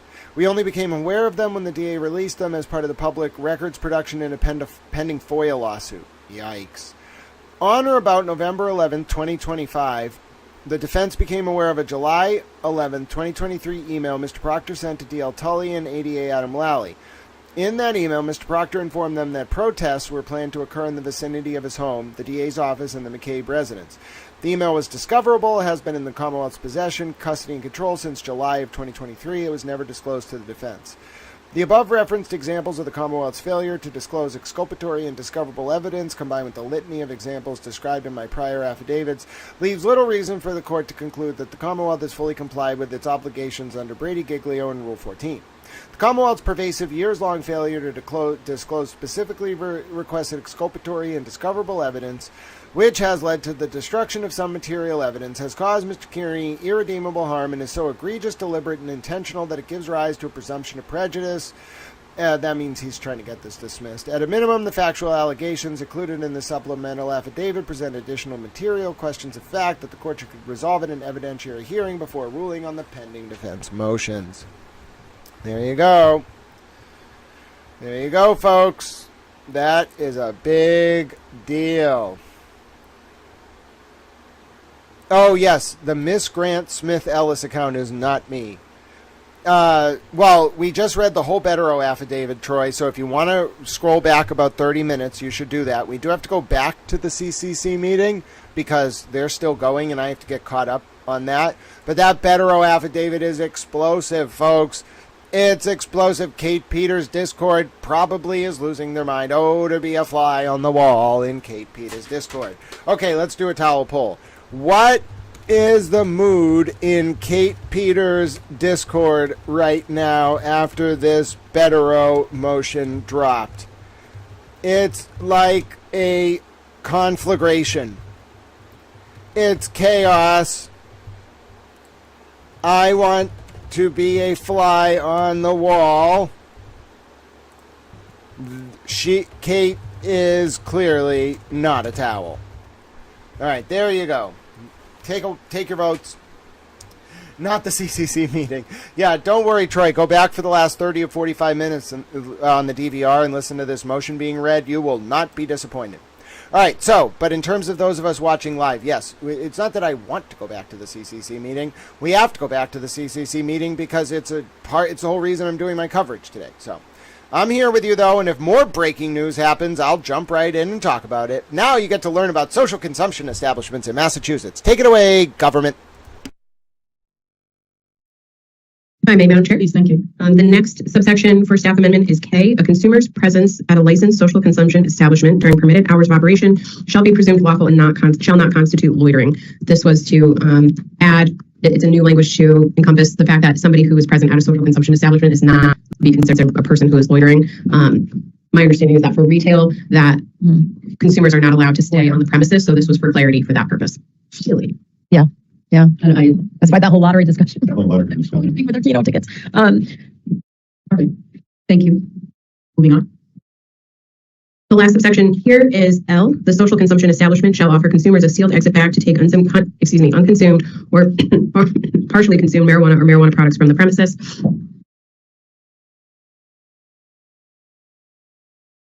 Actually, excuse me, there was no amendment to this subsection. That was my mistake from my own note, and so I apologize. Just a quick question. We don't have to define what this is or looks like, right? They're pretty big. Thank you. This is something that the implementation working group would be handling through guidance. Thank you. Commissioner Roy? Is it equal treatment that our retailers have to have everything packaged in child-resistant packaging, but our social consumption licensees do not? They can put it in this just a baggie and staple it. I don't know if it's consistent. And just Attorney Baker. Thank you, Madam Chair. It's a good point. Commissioner Roy, ultimately, these are different licenses that require different sets of standards. Consumption doesn't occur in retail, so we need to, bake that consideration into the reg here. So that's why there is a difference. For open meeting law, she's showing me a video of child-resistant bags, so save that for the meeting. Yes. If I may. Sky. Phil appeared. Phil. We miss Yes. you, Phil. It's good to be missed, but I keep my comments to myself until they have impact. But I also just wanted to clarify one of the thoughts with the sealed exit baggie is because it's at the point that it's being sealed up, that is no longer the property of the marijuana establishment. That is owned and belongs to the individual. So there is a distinction there between it is I am selling you a sealed, ready-to-go product, like in retail, that you are going to consume later or you might give to a friend, so on and so forth, versus a social consumption establishment where it's you may have consumed some of this, maybe you bought it, thought better of it, but that is now your property, you own it. We just want to put it in a baggie, seal it up for you so you don't get hassled by police on your way out or anything like that. But that was one of the considerations that went into this section when it was drafted. Commissioner Roy? I agree, Attorney Schroepfer. The only time the lines get blurred is if de facto a social consumption establishment can serve as a retail establishment. I can walk in, I can buy it to go. So that's where the line gets blurred and not consume it there at all. Just I walk in, I'm buying it to go. But see, this is where I think it gets kind of difficult because especially if we had the debate about, being able to, how often you have to go up in line and when you purchase. I mean, I would just tell you, and I think that, child resistant bags is something that we can explore. The problem is I think it could become prohibitively expensive and it's really being sold to consume on site. We're allowing people to purchase the maximum that they can purchase from retail.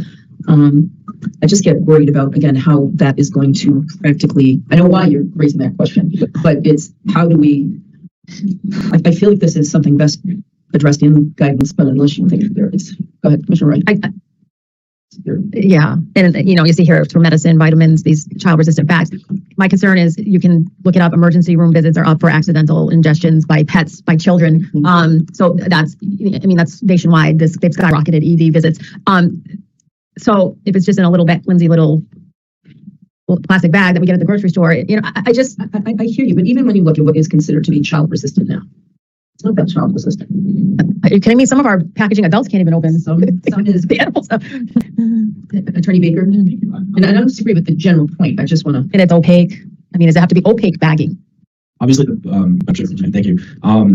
The major consideration from a legal perspective here is that our consumers don't leave with an open container, and that's why we wrote it as a sealed exit bag. And we'll further define that in guidance. However, if Commissioner Roy is seeking to add to that, she could say a child-resistant sealed exit bag. Opaque. It's obviously the gummy policy. The young people, pets. I mean, a gummy looks like a gummy, and so I'm just.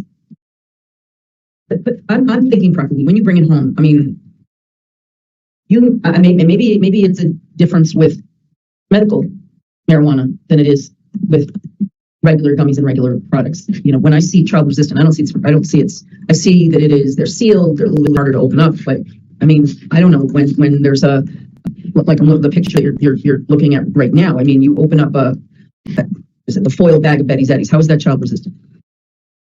Opaque, but you open it and it's open. And at minimally, the bags need to be opaque. Those are 26 bags, 50,000 bags, 15. That's Commissioner Stebbins. Thank you, Chair. Would it be helpful to look at what our bag requirements are for retail? I mean, I've seen some retail with a brown paper bag stapled with a seat attached to it. I don't know where we address that, but it might be worth looking at that requirement to keep it similar, to keep it, again, something that's opaque. Go back to our need for more public awareness dollars to continue to educate parents about how to safeguard the product once it leaves a marijuana establishment premises. But could we mirror? I mean, could we make it the same? The same descriptor that we have in retail, child resistant. Is that what you're saying? That's the part. Mirror that. My only concern is doesn't look like they cost that much. So let us I'd like to give a little more thought to this because this is the first time I've really gone through this and I've had the benefit to really think about this. We do have is that those the I'm in the regs now. It's I may. Yes, 500-105-6A, child-resistant packaging of marijuana products, license subject to 935 CMR 554, section 4, shall ensure that all marijuana products that are provided for sale to consumers by a licensee shall be sold in child-resistant packaging. Licensees licensed subject to 935 CMR 550, subsection 2, shall ensure that all finished marijuana products provided at wholesale for delivery to consumers by a marijuana delivery operator shall be sold in child-resistant packaging to comply with 935 CMR 500-105, subsection 6. Licensees shall ensure that to the extent it is not unreasonably impractical for the specific type of product, marijuana products are packaged in containers that are opaque and plain in design Do not use bright colors, cartoon characters, or other features designed to appeal to minors. Resealable for any marijuana product intended for more than a single use or containing multiple servings, and certified by a qualified child-resistant packaging testing firm that the packaging complies with the most recent poison prevention packaging regulations of the U.S. Consumer Product Safety Commission as included in 16 CFR 1700 poison prevention packaging. That where compliance with requirements of child-resistant packaging is deemed to be unreasonably impractical, marijuana or marijuana products shall be placed in an exit package that is capable of being resealed and made child-resistant again after it has been opened. Includes the following statement, including capitalization in at least 10 point Times New Roman or Helvetica or Arial font. Keep out of reach of children. And is certified by a qualified third-party child-resistant packaging testing firm that the packaging complies the most recent poison prevention packaging regulations of the U.S. Consumer Product Safety Commission and is included in 16 CFR 1700 poison prevention packaging. Consistent, be consistent. Should. Attorney Baker. Thank you, Madam Chair. The only issue is that we need it to be sealed. We cannot have it be resealable, so that would be the one caveat there.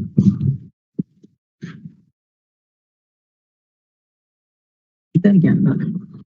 So say that again. It has to be sealed. May I? Can I just, Attorney Baker, please. if you crack a bottle, Right. once that's cracked, it's in a container. If you open the package and can reseal it, that's still an open container. Right. So you need it to be sealed upon leaving our premises, Which or the business's premises. is We can say that. what? It needs to be sealed upon leaving the premises. But we already called for that. No, I'm just clarifying. Sorry, Madam Chair. I'm just clarifying that. this may be even stronger than that. Yeah, go stronger. Well, if you have to seal it, maybe what you want. So what I'm hearing Attorney Baker maybe say is that this is almost, that's to the best of our ability, resealable, blah, blah, blah. What you're saying is it's sealed, right?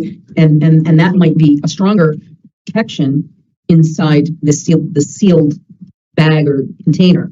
And maybe it is adding some of this language to whatever that sealable bag is. Because do you understand what he's just raising now? Because that is raising resealed. And he's saying, no, we can't reseal anything. Go ahead. That's what I'm distinguishing, Madam Chair, is if you wanted to mirror it, my flag for you all would be actually that's subsection C there is not something we would want to mirror in this section because it needs to be sealed. Whereas at retail, if a consumer brings it home, opens it up, they can have it be resealable like a Ziploc bag. We can't have that when people leave the premises with marijuana products because that would be an open container. Commissioner Roy? But can't that same logic apply to a retail that it's a resealable, but they're not allowed to consume it on site, and that would be an open container as well for they're not allowed to consume it on site. Hold on. I believe I see Attorney Schruffler because he's just okay. First Attorney Baker, then Attorney Schruffler. Thank you. Just like if you went to a package store and cracked a beer in your car, there's nothing from stopping a person from doing that. And so in a similar way, they can leave our retail establishments with it closed and open it up in their car, and we can't do anything about that. So just wanted to clarify that that's on the consumer there to not do that because it's unlawful. And when it's leaving our retail establishments, it is packaged and sealed. Attorney Schruffler?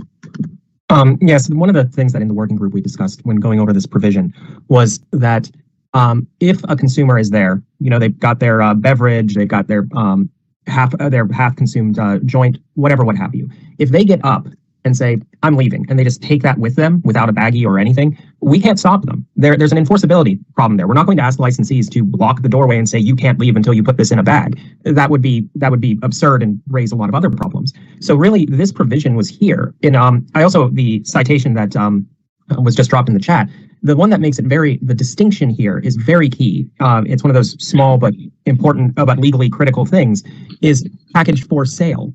At the point that this is being put in a bag, it's already sold. This is something that belongs to the consumer. We can't stop them from leaving. This is saying to them, hey, if you leave with this and it's just in your hands, a cop doesn't know whether or not that was legally purchased or not. They have no idea. But if you put it in this bag here and, we staple it, you've got your receipt and everything, it's a closed bag. It's clear where it came from the legal market. And you can put it in the back of your car. If you get pulled over, you won't be in trouble.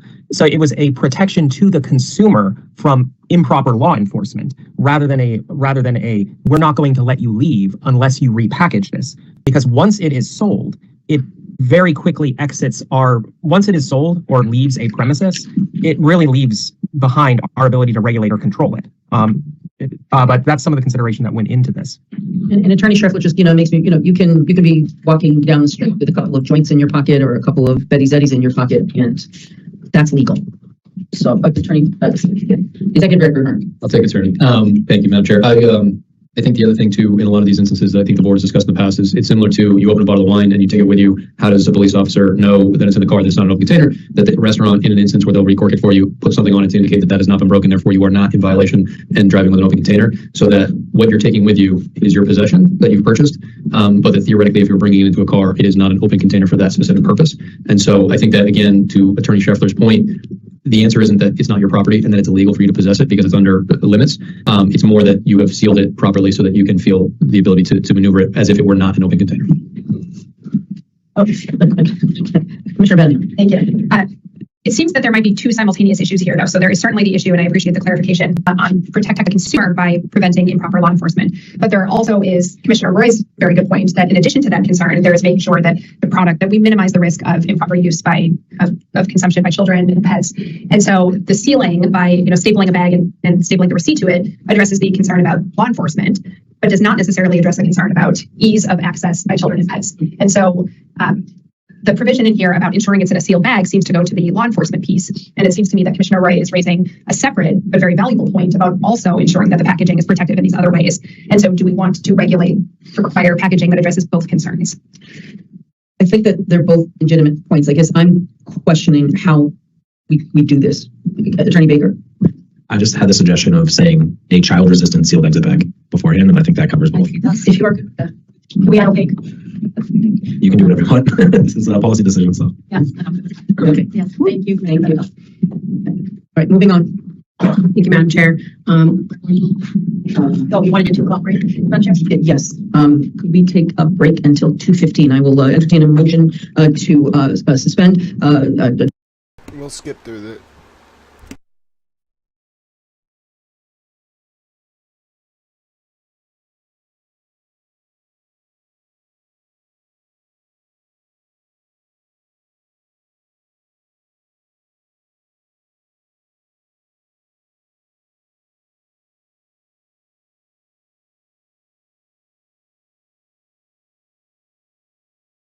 This is a particularly long amendment.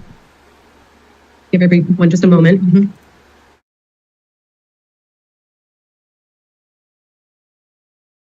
And so for a high level overview, subsection 6, based upon some of the prior discussion, is that this was somewhat of a difficult section to digest and a request for further clarity. So one thing that we have done, and again, I'll dig into each of these subsections, but on a high level, we've broken these out into named titled sections. So section A is access to consumption areas. Section B, separation of consumption areas from sales and service. Section C, monitoring of consumption areas. Section D, location of consumption areas. Section E, indoor consumption areas, and then remaining general subsections as well. And so I'll start with section A, and the legal proposed amendment reads, access to consumption areas. Access to consumption areas is restricted to consumers, marijuana establishment agents, outside vendors and contractors, agents of the commission, commission delegates, state and local personnel acting within their lawful jurisdiction, and police, fire departments, and emergency medical services acting in the course of their official capacity.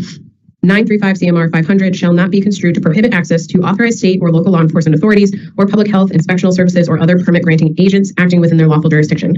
This proposed amendment was in response to prior discussion, and I think specifically Commissioner Roy's request to include the ability of contractors and other vendors to come in, but in digging further, legal would suggest including these other categories of officials. This is language that mirrors the authorizations for limited access areas. So these are the same professional law enforcement, emergency service named individuals that are authorized to enter limited access areas as well. Thank you. Any questions or comments on that section? Okay. Moving on to B. For B, the only change here is the title of that section. And so since I've read that, I will, in the interest of time, I will move down to D because we've also read. But can I just, only because we do have a new commissioner here? Yes. Any sort of general overview, because this was actually an area of fairly robust conversation. And I just want to make sure this got a little complex, indoor, outdoor consumption. I don't know if you want to just, I don't think you need to read through everything, but is it helpful to just kind of summarize what we were thinking about here, how we delineated smoking from from other forms of ingesting cannabis? Does that make sense? Just briefly? Yes, Madam Chair. I'll speak to that briefly, just by way of background, but it is also probably better reflected in some of the amendments in these other sections. Okay, fine. Okay, thank you. But just for a very brief way of background, the board had previously discussed separation of sales and service from smoking areas. And so there was the request by the board in creating these regulations that for employee marijuana establishment agent protections, that they not be required to be constantly surrounded by a smoking environment. And so this language in this particular area, and in part, of course, also consumer safety, to require that any products that are sold or served for consumption are not located within a smoking area.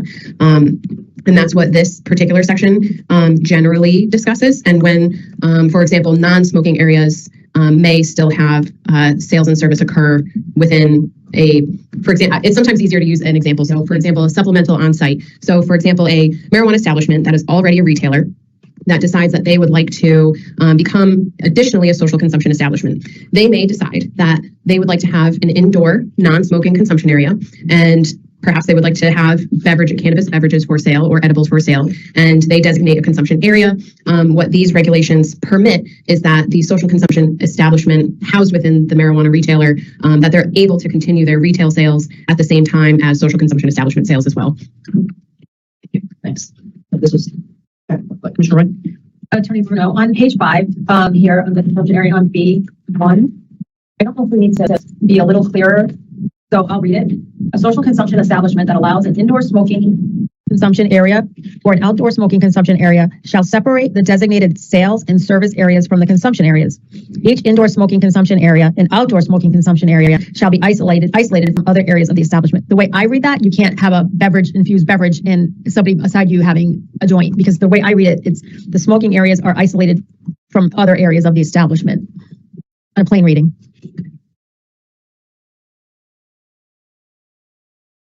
I would put non-consumption areas. I would just add the word non-consumption areas of the establishment. What's the point you're making? Can you just restate that? I think just the last sentence. Each indoor smoking consumption area and outdoor smoking consumption area shall be isolated from other areas of the establishment. So to your point, there could be I'm reading in a plain reading of feeling non-smoking consumption is separate from smoking consumption areas, like they're isolated. So an indoor smoking consumption area has to be isolated from other areas, including a non-smoking area of consumption. Is way I'm plain reading is it's isolated. So all we need to do is say shall be isolated from other non-consumption areas of the establishment. Do you see what I'm saying? Like you want a seltzer and I want a joint. The way I'm reading this, we can't sit side by side.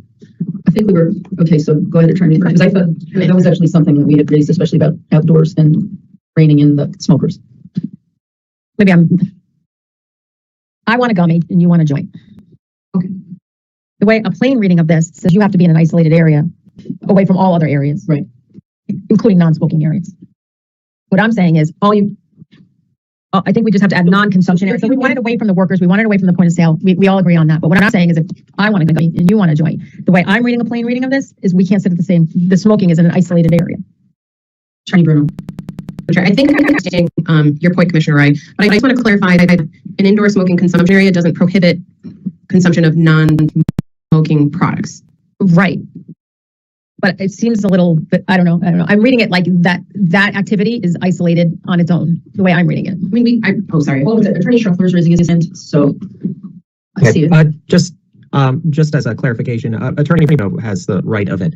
It's that the consumption areas, they're all consumption areas. So there's nothing that would stop you from following your friend into the smoking area. It's just the smoking area itself, the area needs to be isolated from the other areas, not necessarily the activity itself that is occurring. So if you want to have your seltzer and go and he's having a smoke, well, you could drink your seltzer in any of the consumption areas. That wouldn't be a problem. But your friend who wants to smoke needs to be in the area that has the designated appropriate ventilation system. So if I may, just for additional clarity, each indoor smoking consumption area or smoking consumption area shall be isolated from other non-smoking areas of the establishment. Or non-smoking. Commissioner Stebbins? Thank you, Chair. I completely agree with the clarity that you're looking for. I think if I went back and looked at indoor smoking consumption area as we define it, and it says enclosed space on the premises, this is indoor smoking consumption, where consumers may consume marijuana products through combustion, devaporization, or aerosolization, in addition to edibles, MIDs, and beverages. So we're saying the same thing. Just add non-smoking area. Yeah, I mean, that would do it. I think it's clear in the definition, but I'm okay if we want to add a little bit more clarity. But I think it allows that. I want to have an edible, you want to have a pre-roll. Our definition does allow both to happen in the same place. But you have to determine that you want to be in smoking. Yeah, so all I would just friendly amendment propose that we just add the word shall be isolated from other non-smoking areas of the establishment. So the person with the pre-roll can't go into the gummy area, but the gummy person can go into the pre-roll area. You know what I mean? Like, You just raised something that I was actually concerned about with the outdoor. oh yeah, the sight line of sight, the Oh, sight yeah, line. yeah, because they're anything. All right, thank you. Attorney Bruno, does that make sense? Yes, thank you, Madam Chair. And yes, Commissioner Ray, we certainly Yeah, adopt thank that. you. If there's consensus on that. Yes, there is. Okay. There is, yep.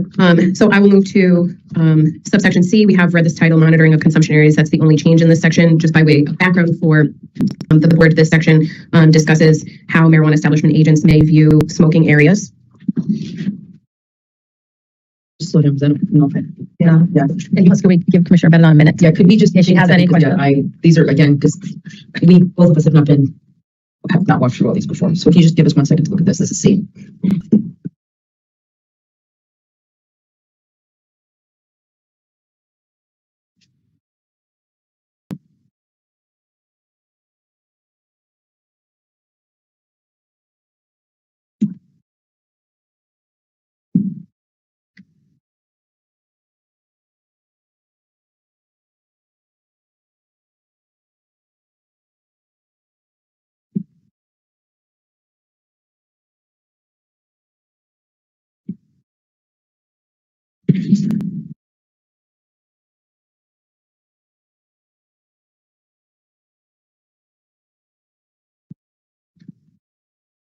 Commissioner Wood?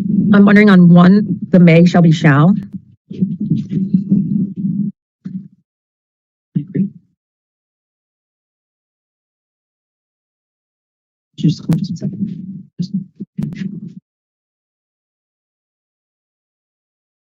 Shall.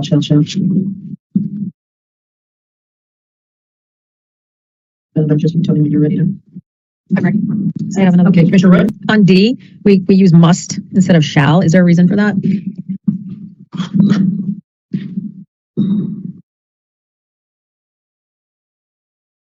What is the legal difference between must and shall? I may, Madam Chair. Thank you. I think it's just more technically, better technical language. I think this was in a prior draft, so I can't speak to when that occurred, but I certainly a shall. Everybody's good. Thanks, yeah.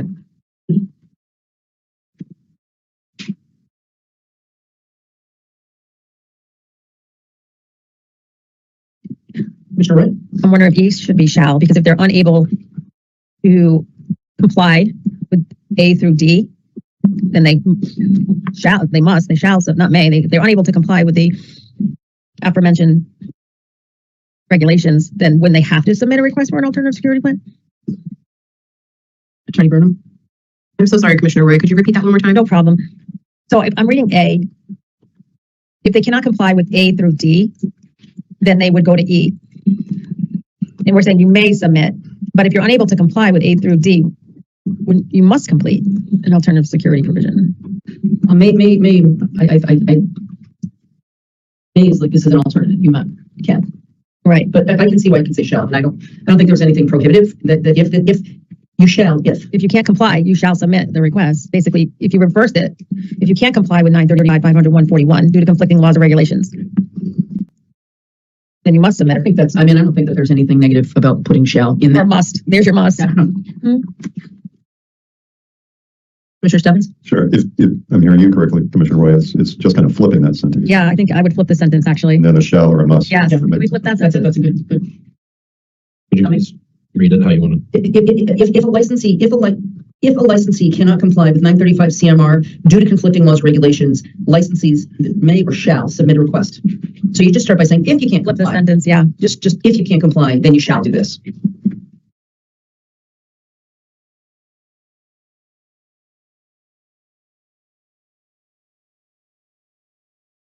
And again, nothing in here is wrong or off. It's just, they think it's just ease of tracking this stuff when it's baked, fully baked. Right? Are you yeah, I have like a side question. Okay. I don't want to put us on a rabbit hole, but we can talk about it another day. I'm just going to float. So other jurisdictions have tribal lands and tribal communities that have social consumption or retail. I know in Taunton, there's a tribal casino. Well, no, they just did lots. Yeah. And so what is our jurisdiction? It doesn't have to be an answer for today. Maybe we get a legal opinion for next time. But what if that casino, that slot parlor applied and it's a tribal? How do we handle that? Gaming, he knows, yeah. Just by virtue of some gaming experience, we had no authority over what they wanted to do, where they decided to locate. That's all This was also the big fight with Wampanoag being one of the original, you know what I mean? Like they welcomed, and they were elbowed out of a lot of that stuff because they didn't have the tribal lands designated. They had to go through a big battle to get those tribal lands. So it's tribal lands. So They probably can't do it because under federal. that's right. That's what I'm saying. But you have tribes across America that have it. It's beyond federal. Right? Like there's tribes out in the Midwest that have cannabis consumption. Thank you, Madam Chair. I'm going to call you Attorney General. Anyway, Titles. I'm getting a lot of titles today. I know it's the witching hour. A lot of titles. When I forget it. There's caffeine in the beverages.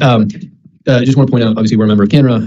CANRA has been doing a lot of work of trying to incorporate, despite sort of the separateness of the federal confines here, but they are incorporating tribal lands into their group and have a lot of specific materials. So I'm happy to ask this question specifically and bring back with Matt Giancola what we can find through CANRA as a resource on that specifically, if there's any appropriateness or if there's something we want to flag for the future. And the reason I bring it is because it was brought to my attention in Taunton. There's this slot parlor, if you will, that's tribal. And so I have no foreknowledge that they'd even want this. I'm just saying it could be a scenario that we have to look at some point. Yeah, but I do think that according to what you said, I don't know if we have any say. Yeah. Just going back to the gaming bill said it'd be great to have cooperation between the MGC and the tribes, but still no. But I think that one of the prohibitions, because they're I think that I'm long ago memory, but their lands were on like Martha's Vineyard. You know what I mean? It wasn't in an urban area, so they had to establish those tribal lands in a different place, and they got a lot of pushback from the federal government. And they had to challenge that their recognition as a tribe under the Indian Regulation Act of the 1930s. Anyways, I'm sorry. Well, again, I know a little bit about it, but anyway, Commissioner Ryan. But I don't really understand, Executive Director. So what is CANRA doing right now? Basically, Madam Chair. Please, thank you. Basically what they're trying to do, they had a question of whether or not they should incorporate the tribal lands into CANRA because they're all their own separate entities. So the state of Minnesota, for example, has the state of Minnesota, and then there's the tribal rules, and they try to mirror them, but they are separate. There was a question of CANRA of whether or not the tribal group should be part of CANRA or if they should be separate. Ultimately, there's going to be a CANRA for tribal groups is kind of what they decided based on all the legalese of it. But they have a lot of materials that they're putting together in an effort to have not significantly different regulatory structures within the same states. And so they put together quite a bit of materials on this. So I think Matt Giancola and I could probably summarize that for the commissioners, should there be anything in there that you want to consider before finalization. Yeah, and our, if I may think, our positive impact plans, I think you champion this, right? Yes. Indigenous people. Right. So yeah, whatever information you could provide us. I'm sorry to get us off the beaten path here, but whatever information you could provide us would be helpful. But I don't mean to sidetrack us. Again, this is our only opportunity. Thank you. Sorry for the jog here. Absolutely. Thank you, Madam Chair. So I will move on, still on the page guide, page 6. Now we are on subsection D. I will read through this entire section because this is an entirely new section from the last draft. Location of consumption areas. A social consumption establishment shall provide signage to designate the approved consumption area and shall employ additional physical or visual markers to inform consumers and marijuana establishment agents of the boundaries of the consumption area. A consumption area shall be located only within... Can I just stop you from... Sure. Thank you. Those are yes. Thank you. Yes.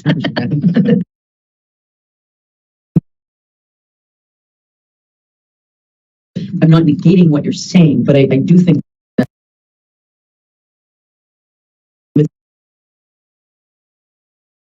well, not for a very long time, but I do. Sure, you could be. People are allergic to lavender, but it's a flower. But I do think that your point is it's technology, but it's also strategies. I wouldn't consider a plant equipment. So do we want to build in that? Again, what section are you on, Commissioner? This is still under 10F5. Yep. And just expanding it to say odor control equipment or strategies sufficient. And strategies. Attorney Bruno. Sorry. Thank you, Madam Chair. I just want to kind of reorient everyone to where we are in the regulations because I think that's important for the consideration of this conversation. So we are under social consumption establishments, specifically indoor smoking consumption area requirements, and then specifically what a social consumption establishment with an indoor smoking consumption area shall include. And so this is a part of essentially their ventilation and filtration system that must be essentially signed off on by a mechanical engineer. And so I guess part of that consideration is in addition to, if this is maybe better housed as an SOP for an odor mitigation plan, potentially, and also the consideration of now there's a third person involved here determining what is substantial mitigation is the licensed mechanical engineer. They're going to have to now figure out in order to sign what what qualifies as that. Just some thoughts based upon where it's housed. That's all. Commissioner Stebbins? Thank you, Chair. Thank you, Attorney, for kind of reining us back in and what this section falls under. My apologies. It is for indoor smoking consumption areas. And I would strike my previous suggestion about strategies, because I think to your point, we are suggesting sophisticated technology with filters to essentially stop the odor from emanating from an indoor space. Okay, Attorney Bruno? And I mean, by all means, that's a board consideration. So if that's something that the board would rather have not necessarily housed in the ventilation system and would rather have built out as a required odor mitigation plan, I think Commissioner Roy might have mentioned that previously. If maybe that's more appropriate, certainly board consideration. Legal can certainly build it out however you would like, or if you'd like to leave it housed under indoor smoking, that's certainly for the board's consideration. Commissioner Roy? Can I propose we just flip two words? So on 5, odor control equipment to sufficiently mitigate cannabis odor, as opposed to sufficient to.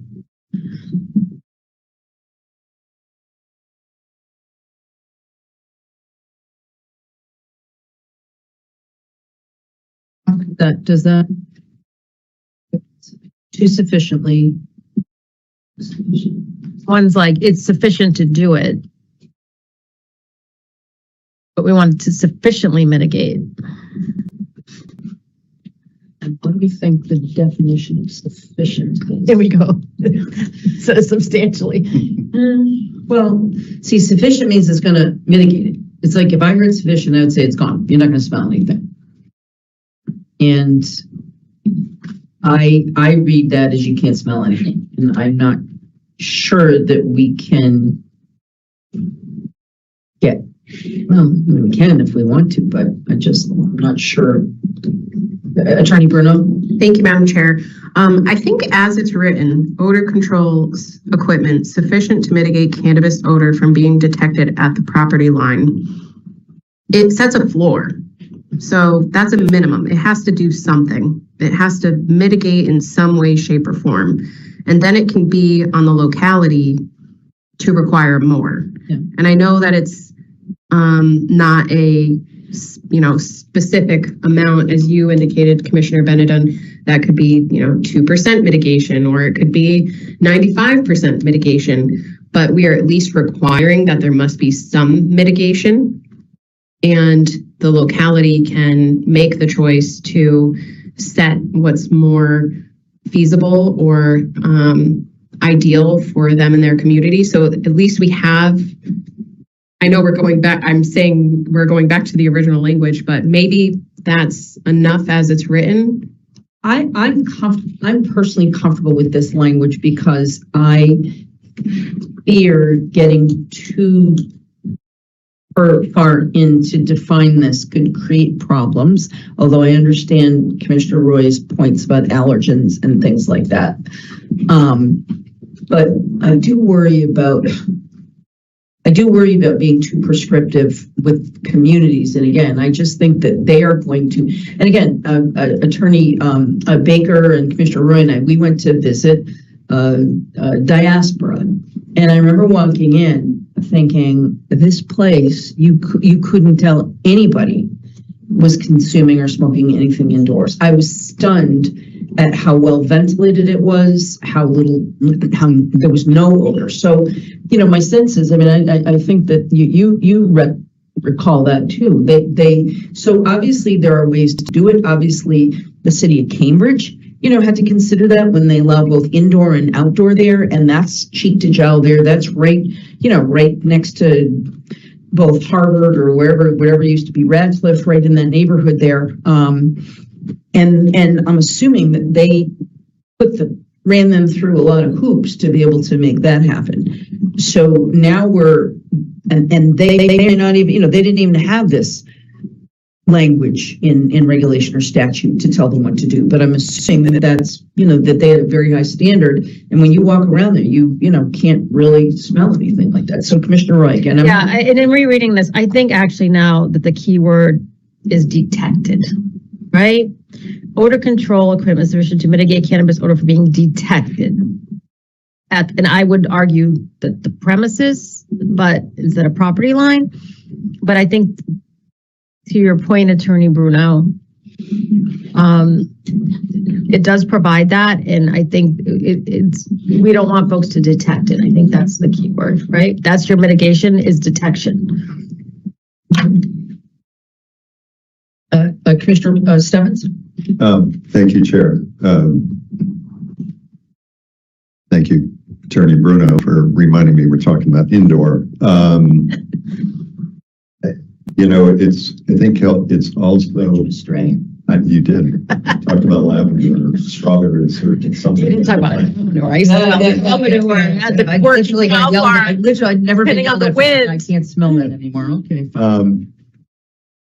Just suggesting perhaps a different way of reading this section. When you look at the top of F, social consumption establishments with indoor smoking consumption areas shall include, and we go through 1, 2, 3, 4 really specific requirements that we are requiring our licensees to have with respect to how they're going to mitigate cannabis odor, even down to the specificity of the filter that we want people to use and what efficiency reporting value we want to have folks use.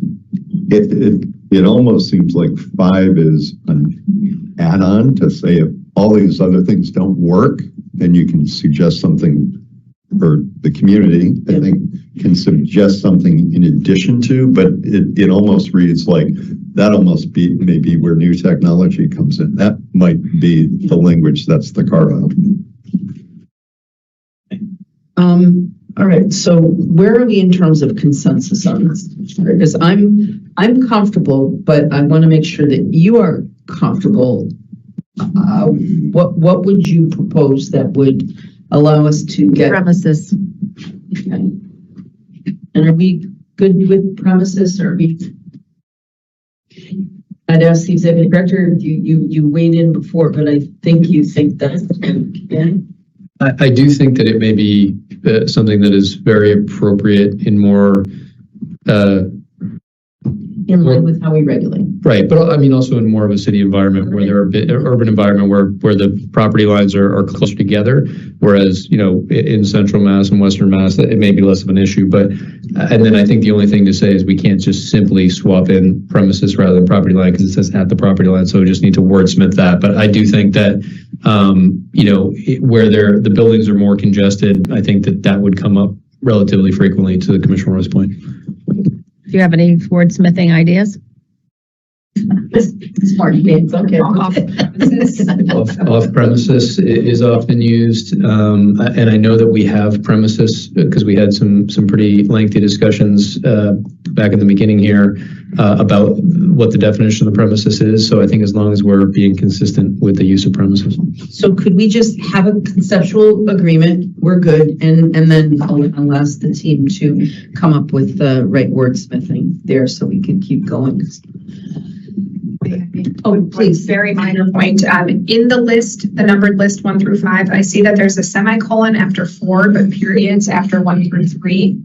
So I don't know if they should all be semicolons with an and, but just consistent. Thank you, Commissioner Bennett. Page 1. Under 10F, on floor, page 106. Yeah. Here, that has a semicolon, but the rest have periods. Oh, okay. Gotcha. Madam Chair. Please, thank you. So I hate to go backwards because we had consensus previously.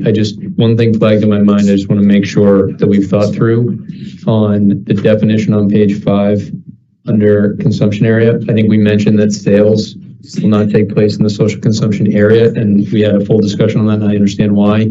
But I just want to make sure if the if the commissioners are in favor of a potential carve out there, a lot of like at a tableside restaurant, for example, a lot of them now, they come to the table for like a credit card reader.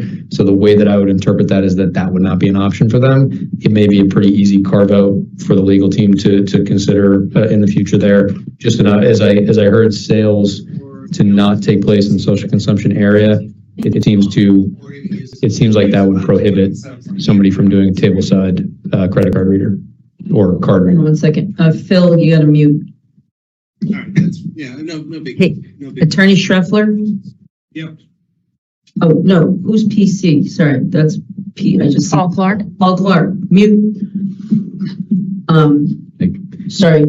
So I just think if the commissioners are in favor of ensuring that we don't cut off that option for like a tableside restaurant, where a lot of those servers basically take payment at the table with a electric reader, we may just want to ask legal to contemplate potentially an environment where it's more of a restaurant and there may not be smoke. Do we want to allow them the option to sort of do what Would they have the product without paying for it first? in a restaurant scenario? So you're saying they're bringing okay, so it's like wait service comes over, take the order, and then, okay, I see what you're saying. Okay. So it might be something to consider if there's a potential carve out there to ensure that if it's more of a restaurant. We already have it. It's already in there. Okay. Yeah, because I read it twice on the screen. We do. Perfect. Then I apologize. No. This No, because I thought of it too, and I read it twice to make sure we had that carve out. Many pages. So, Always good to have more eyes. Exactly. okay. Thank you, Attorney Bruno. Keep going. Thank you, Madam Chair. And we are now, I just want to, before moving on, I just want to confirm, is there consensus on keeping the alternative ventilation and filtration plan in the regulation with the inclusion that it shall bear the stamp and signature of a licensed Massachusetts mechanical engineer? I just wasn't sure if the board had realized that.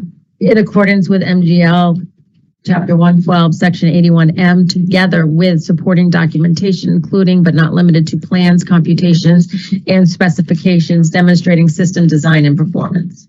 In other words, you can't just put box fans in and call it a day. Yes, with all of that language that I was about to get to for the next subsections. I just want to make I just wanted to be clear on that. Everybody good with? I'm fine with that. Thank you. Perfect. And let's just, little time check. It's 3:45 right now. I will suggest we'll go till 4:15 unless people, I unfortunately need to be home before 7 o'clock tonight. So I just want to make sure. But anyway, so we will go till 4:15 to get this through. And obviously we now have added another date. We're going to have December 4th and we'll have December 11th to do this as well. Thank you. Thank you, Madam Chair. The next proposed amendment is on page 106. It's 500-141-10D.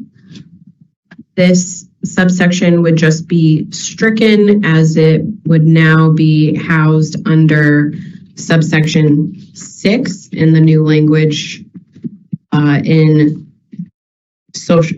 consumption areas. So that language has since been moved to apply to all consumption areas. Thank you. Any questions or comments? Thank you. On to page 107, 500-141-10E.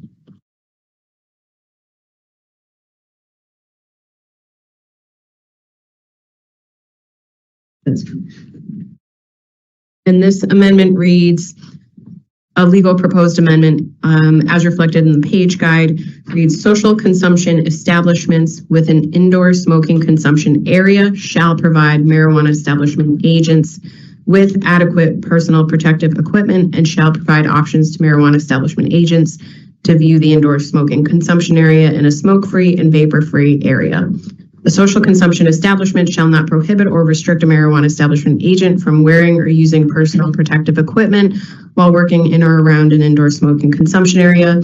The amendment here is to add first the social consumption establishment with an indoor smoking consumption area shall provide, to clarify that that is the social consumption establishment is the licensee that's required to provide that PBE.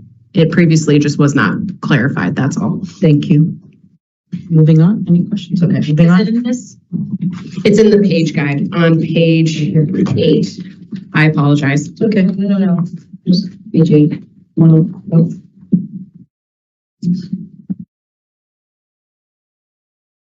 And Commissioner Roy, it's the 10E, page 107, 141, 10E.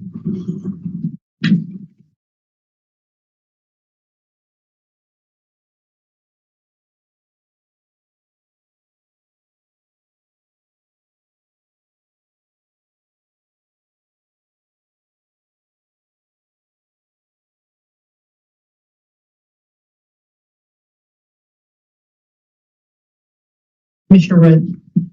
We left out odor-free. Would that be too, What do you mean by smoke-free vapor? Wait a minute. Smoke-free, vapor-free.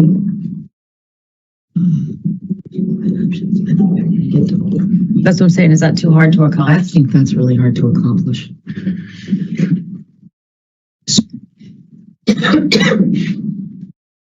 This is also, and again, I know that you were looking at the issue of allergens, and I would suggest that if someone's allergic, they don't hang out here. They should not hang out here. And maybe we add, just like a bakery, we serve nuts here. We have something that could create it, again, we don't, people, that could be lethal to some people, is being around something near nuts. And so what we require is, okay, if you have this particular sensitivity, you got to protect yourself, but we're warning you. So that's. May I? Yeah, I mean, please. dust-free. I mean, look at Lorna. Well, but we're requiring PPE. They didn't provide her with PPE. She was bringing in her own, from my understanding. They did not, and frankly, I know a little bit about the place. They were not the definition providing of PPE, adequate? and they were not, yeah. What's the definition? And hopefully it's adequate. Well, I wonder if we have that definition post-COVID.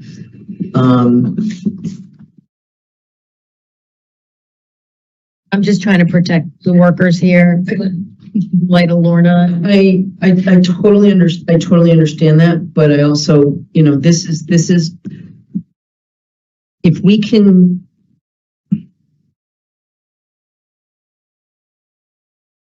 I'm assuming that we know that personal protective equipment is the, whatever we learned during COVID, what's the standard, that The M. N190, whatever it was. I'm assuming that that's adequate, but I'm also assuming that different people will have different levels of sensitivity to be protected. And there could be some people that, need a gas mask, that they can't be near any of this stuff, that it could get in through their eyes, or, so I'm not trying to be too dramatic, but I'm also assuming that someone working in a cigar bar, you know what I mean? I don't know if do they require, I don't know if they require that in cigar bars now. So I'm not a cigar bar person, but If I do you know? The one cigar bar I visited, I asked that question about how do you, if you have an employee who wants to work here and not be exposed to smoke, and the owner was pretty candid. Like, I don't get a lot of people that want to work in a cigar lounge that have an allergy or have, are worried about their health. So, but this is also where I come. I think of a nut allergy. Could be fatal. Mm-hmm. And I don't think you're going to go work for Mr. Peanut if you have a peanut allergy, because that could kill you. And there's almost no way to make you personally safe from that heightened allergen. So if we can just sort of figure out adequate, I think that's a fairly plain term, that adequate, you're going to be able to go in and you're not going to smell, be subject to smoke. And is that with those, do we want to define the kinds of masks that they have to provide? I don't know. Commissioner Roy? I just, queried, OSHA requires employers in the cannabis industry to conduct a hazard assessment to determine the specific personal protective equipment necessary for their operations General recommendations for cannabis workers include a variety of PPE. So you want to throw an OSHA? You want to throw an OSHA standard? I'm wondering if we should. Attorney Baker, what's your thought? Do you think we could table this and try to work Yes. it out offline? Yes, thank you. Thank you. That executive decision. Good. All right, moving on. This will give us some more time to also understand what they do in cigar bars.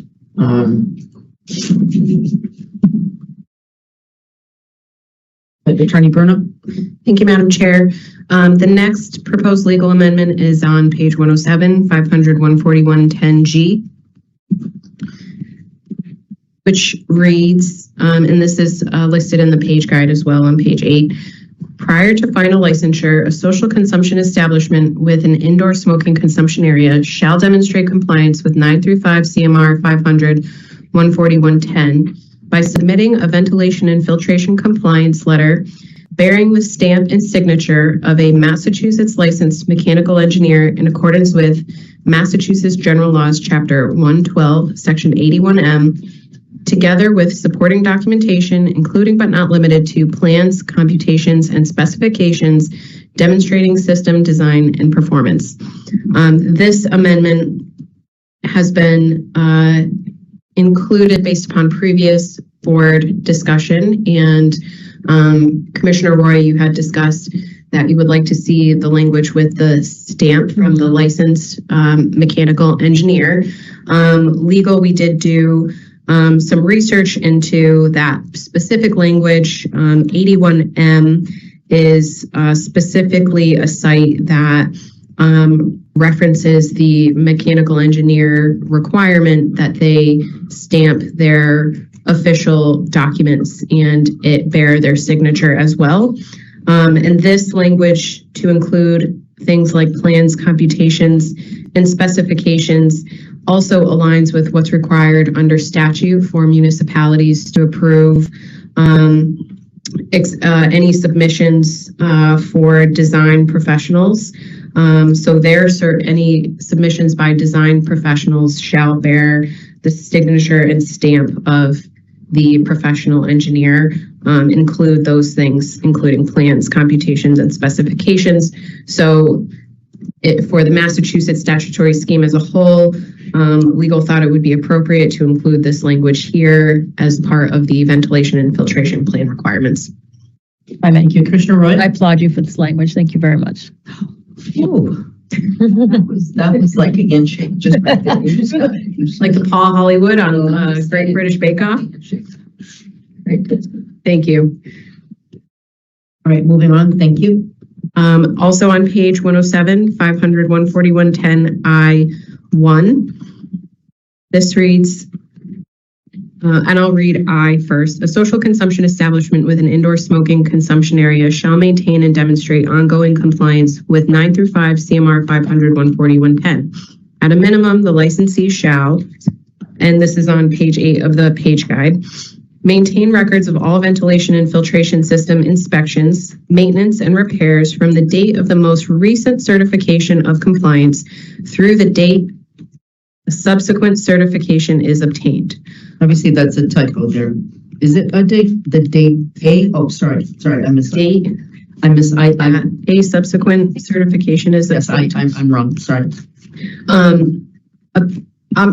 read it again. Sorry. No problem. Thank you, Madam Chair. Maintain records of all ventilation and filtration system inspections, maintenance, and repairs from the date of the most recent certification of compliance through the date a subsequent certification is obtained. Upon obtaining a new annual certification pursuant to 935 CMR 500 14110 I2, the licensee may archive or dispose of records maintained for the immediately preceding certification period, provided that new records are maintained for the next certification period. This amendment was in response to comment at a prior public meeting discussing the allowance of a licensee to dispose of old ventilation, filtration, maintenance, and repair records, and requiring that they only keep the most recent certification year. So the language was intended to capture that. Commissioner Roy? Maybe 2 years, like year over year. By all means, that's certainly a decision of the board. It was only reflected on the year because that was what was discussed previously, but by all means, that's. I don't think that that's a bad addition. I don't think that's a bad addition. I don't think that's a bad addition because you might have a change of ownership, you might have different staff. So making sure that there's something consistent that you can see over a time period, that might not be a bad idea. Does anybody have any questions or concerns about that? I don't think that that's thank you. I think that's a positive. I can certainly make that amendment. Thank you. Moving on to page, we're still on page 107, 500, 141, 10 I2, which reads, obtain certification bearing the stamp and signature of a Massachusetts licensed mechanical engineer in accordance with Massachusetts General Laws, Chapter 112, Section 81M, demonstrating continued compliance with 935 CMR 500 14110, not less than once every 12 months. And this also, thank you, Commissioner. This also, and we'll get to this as well, but this also aligns with the license renewal sections as well, which spells out the requirements for the plans and other documents as well. Thank you. 500 14110 I4, make all such records, including inspections, maintenance, repair logs, and certifications and monitoring data for the current certification period available to the Commission upon request. We can certainly have that reflect for the prior to certification periods.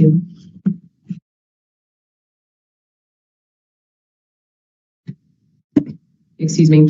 Just for note, number 3, for licensees operating under an alternative ventilation plan approved pursuant to 935 CMR 500 14110H, maintain monitoring data demonstrating compliance with the performance criteria set forth in the approved plan. That's language now with the board's direction. This was essentially the carve out for records that must be maintained for a licensee that has an alternative ventilation plan. And we can certainly now, based upon the board's direction that you would like to keep that option included, an alternative ventilation plan, we can now take that back and work offline to reflect the additional changes. Thank you. Commissioner Ray, are you? Yeah, just on page 8 under 500 14110 I4. Should we throw in municipality in there? Make all such records, including inspections, maintenance, repair logs, certifications, and monitoring data for current certification period available to the Commission.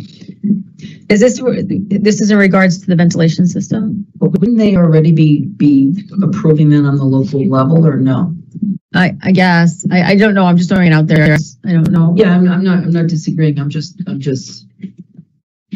I mean, is it? It's something the board could certainly consider including, the town or municipality. I just think it's an extra set of eyes. I mean, right? On request. I mean, I'm assuming they would be able to do that anyway, in terms of local public health oversight or, whatever is on the local level that they deal with. How public. But I think that's. I don't think there's any harm. I don't think there's any harm in it.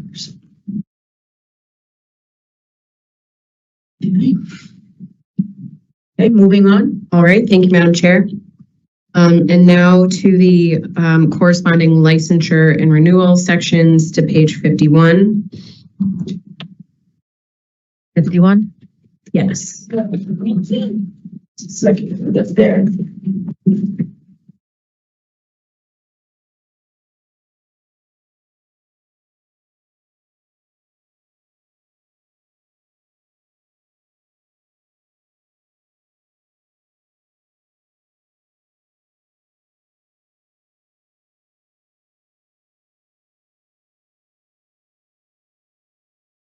Thank you, everybody.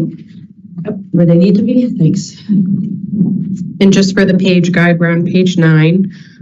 So page 51, and we are at 500 103 L. No, I'm sorry. 500 103. I. I was going to say I apologize. I. Licensure and renewal to demonstrate compliance with 935 CMR 500-14110, a social consumption establishment applicant that intends to include an indoor smoking consumption area shall also submit a ventilation and filtration compliance letter bearing the stamp and signature of a Massachusetts licensed mechanical engineer in accordance with Massachusetts General Laws, Chapter 112, Section 81M, together with supporting documentation, including but not limited to plans, computations, and specification demonstrating system design and performance. Is it specification or specifications? Am I reading that? Plans, computations, Specifications, yes. actions. Thank you, Madam Chair.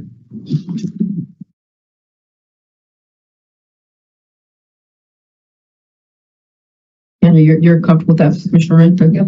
Okay, thanks. Great. And on page 53, this is the renewal section, 500-103-4K.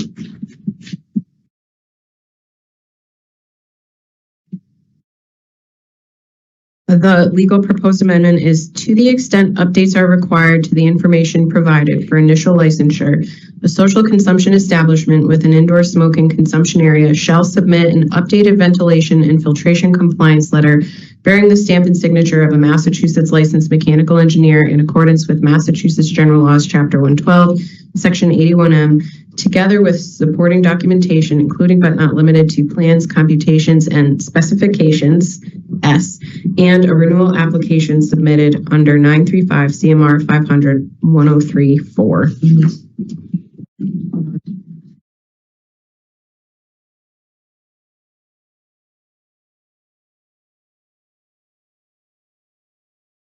Can you just walk me above there? Because this is not something. Can you just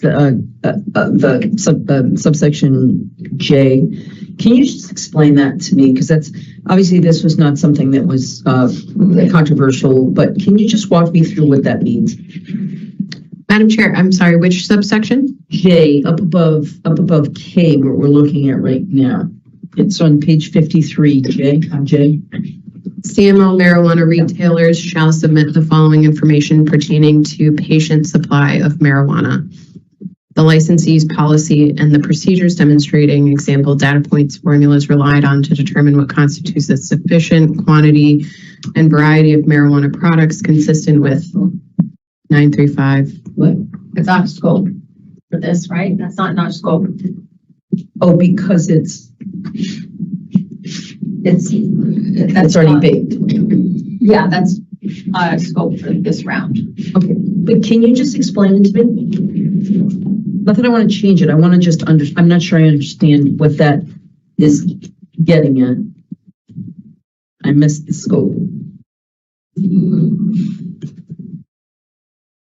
So this is pertaining to a co-located marijuana retailer and their information that they must submit pertaining to patient supply of marijuana. I have not personally dealt with this section in this redraft, so I can't speak to it necessarily in depth personally. Thank you. Attorney Baker, could you just help me understand? Because again, I missed this round, so.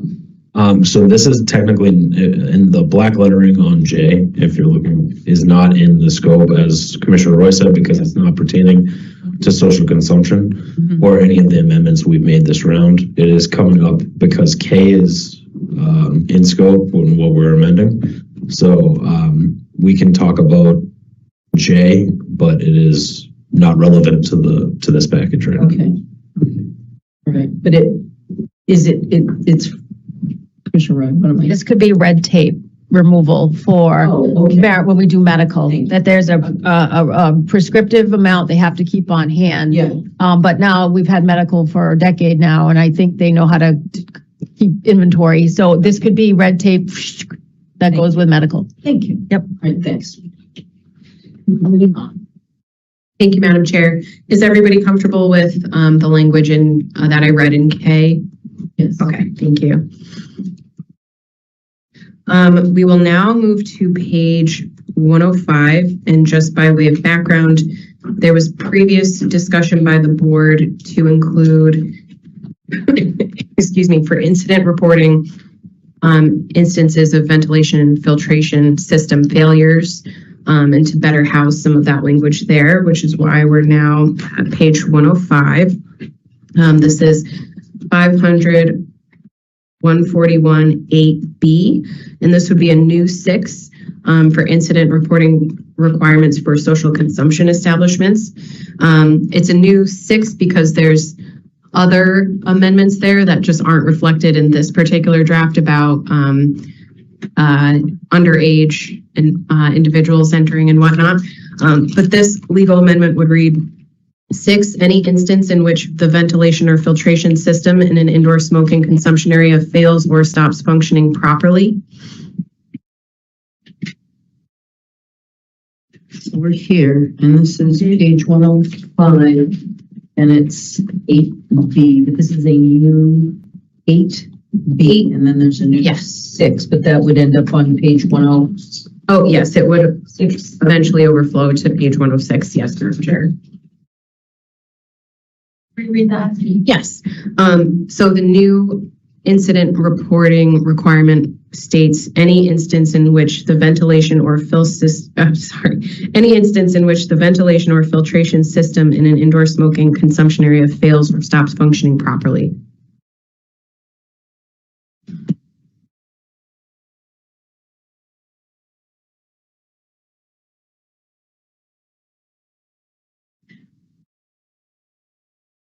Okay. Shall.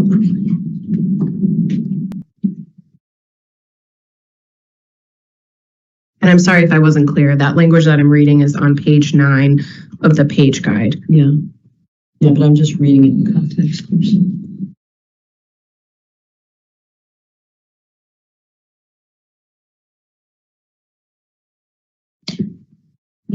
Wasn't this kind of when we went round and round of the report in 24 hours, 48 hours? Like, what was the reporting time?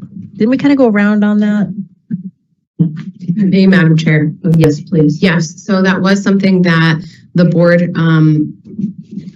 that context, yes, the board was going around and around on that. And so when we took the guidance back from the board from the last few public meetings and in discussion with the legal team, we realized that it's probably better, if it's an incident that needs to be reported, it's probably better housed here. And so I guess it probably would have been wise for me to read B, the section that this would be housed under. In addition to incidents identified in 935 CMR 500-110-9A, a social consumption establishment shall notify the commission of any of the following incidents immediately, or if circumstances prevent immediate reporting, no more than 24 hours after the following.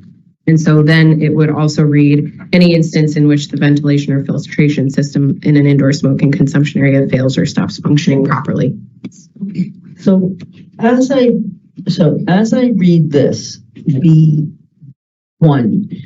are you saying that if anybody takes tobacco on site, that has to be reported to the commission? Under this draft, yes. So that was I believe it's the sale of tobacco is prohibited by statute. Yeah, no, I understand that. The sale. Yeah, but yes. The consumption is, because we didn't. So it was the board's position, I believe, from previous drafts to include an incident reporting if there's consumption of tobacco on the premises.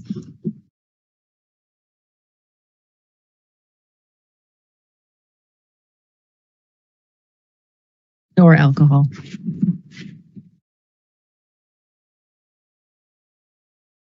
So I'm thinking of and again, I'm not, so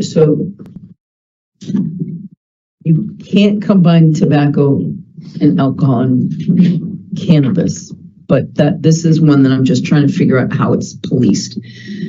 Well, again, they can't bring in anything off premises. So, and we've already said they can't have any, that it's not sold on premises. There you go. You just answered it. Yeah. So what is this? So Now, can they go to the curb and vape? Yes, like their tobacco, like they can leave the premises, go outside, you know.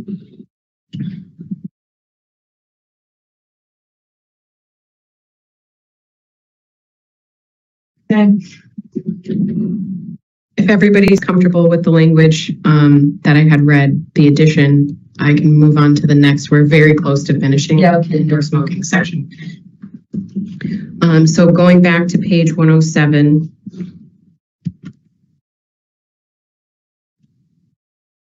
This is section J, and this is the section that was previously discussed with respect to the need to break out for incident reporting for a failure or stoppage of the ventilation or filtration system.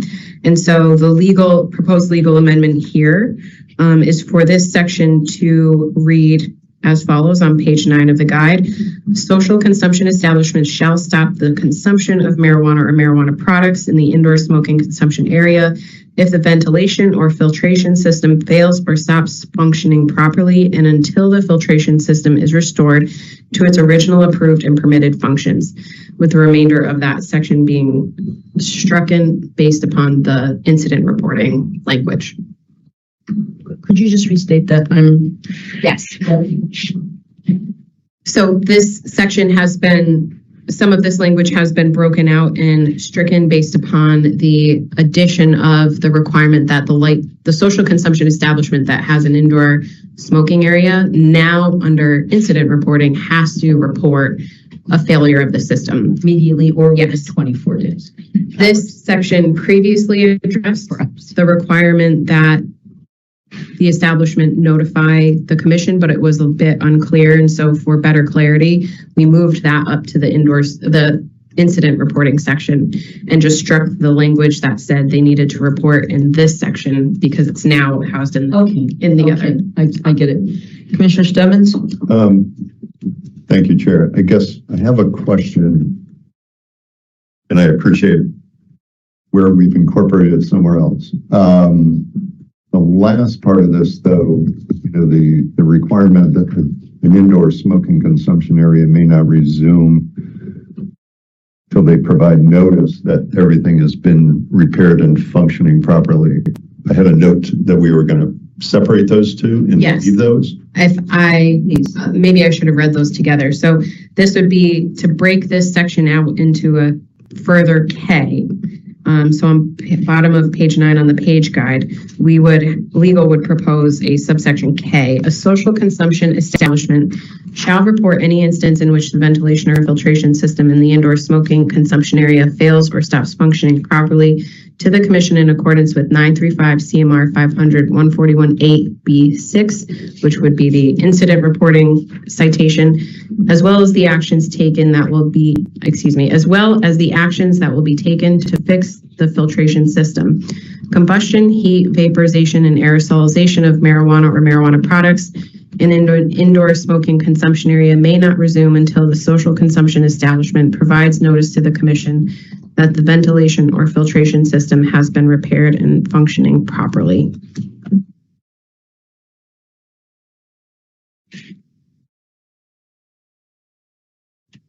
Any questions or comments on this? Commissioner Roy? I'm gonna steal a page out of what's a notice? Like what's a briefing? Yeah. What's notice? Documentation, repair, what's notice?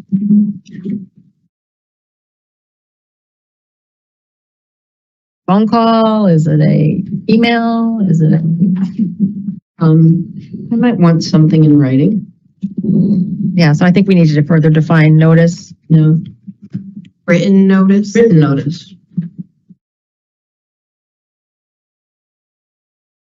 And being repaired and functioning properly, I'm assuming, do we have to go back to the engineer? That's what I'm wondering. Proctor. Yeah, we're good. Love. Hugs and kisses. Attorney Baker. Thank you. Thank you, Madam Chair. If that's what the board wants us to write into it, obviously that's a policy. I think so. I think that it's just because we've been so stringent about the air quality Just making sure that we understand what that notice is. It should be in writing, but who's going to determine proper? Do you have to go back to the engineer? Do you have to, and who tells them that it's broken in the first place? So we're going to have to figure that out. But again, I think that a lot of this, I argue against myself all the time, but I think this will also be determined at the local level, that there would probably be some local oversight, that you might have to call the Department of Public Health, or you might have to call, would this be in the local level? Who would come in, Mr. Executive Director? Madam Chair, We'll wrap up after. building inspector, Building inspector. building commissioner. Building commissioner. So I don't know if that's anything that we need to insert there, but I think that we need to kind of think about that. Who's going to give them the gold star that you can reopen?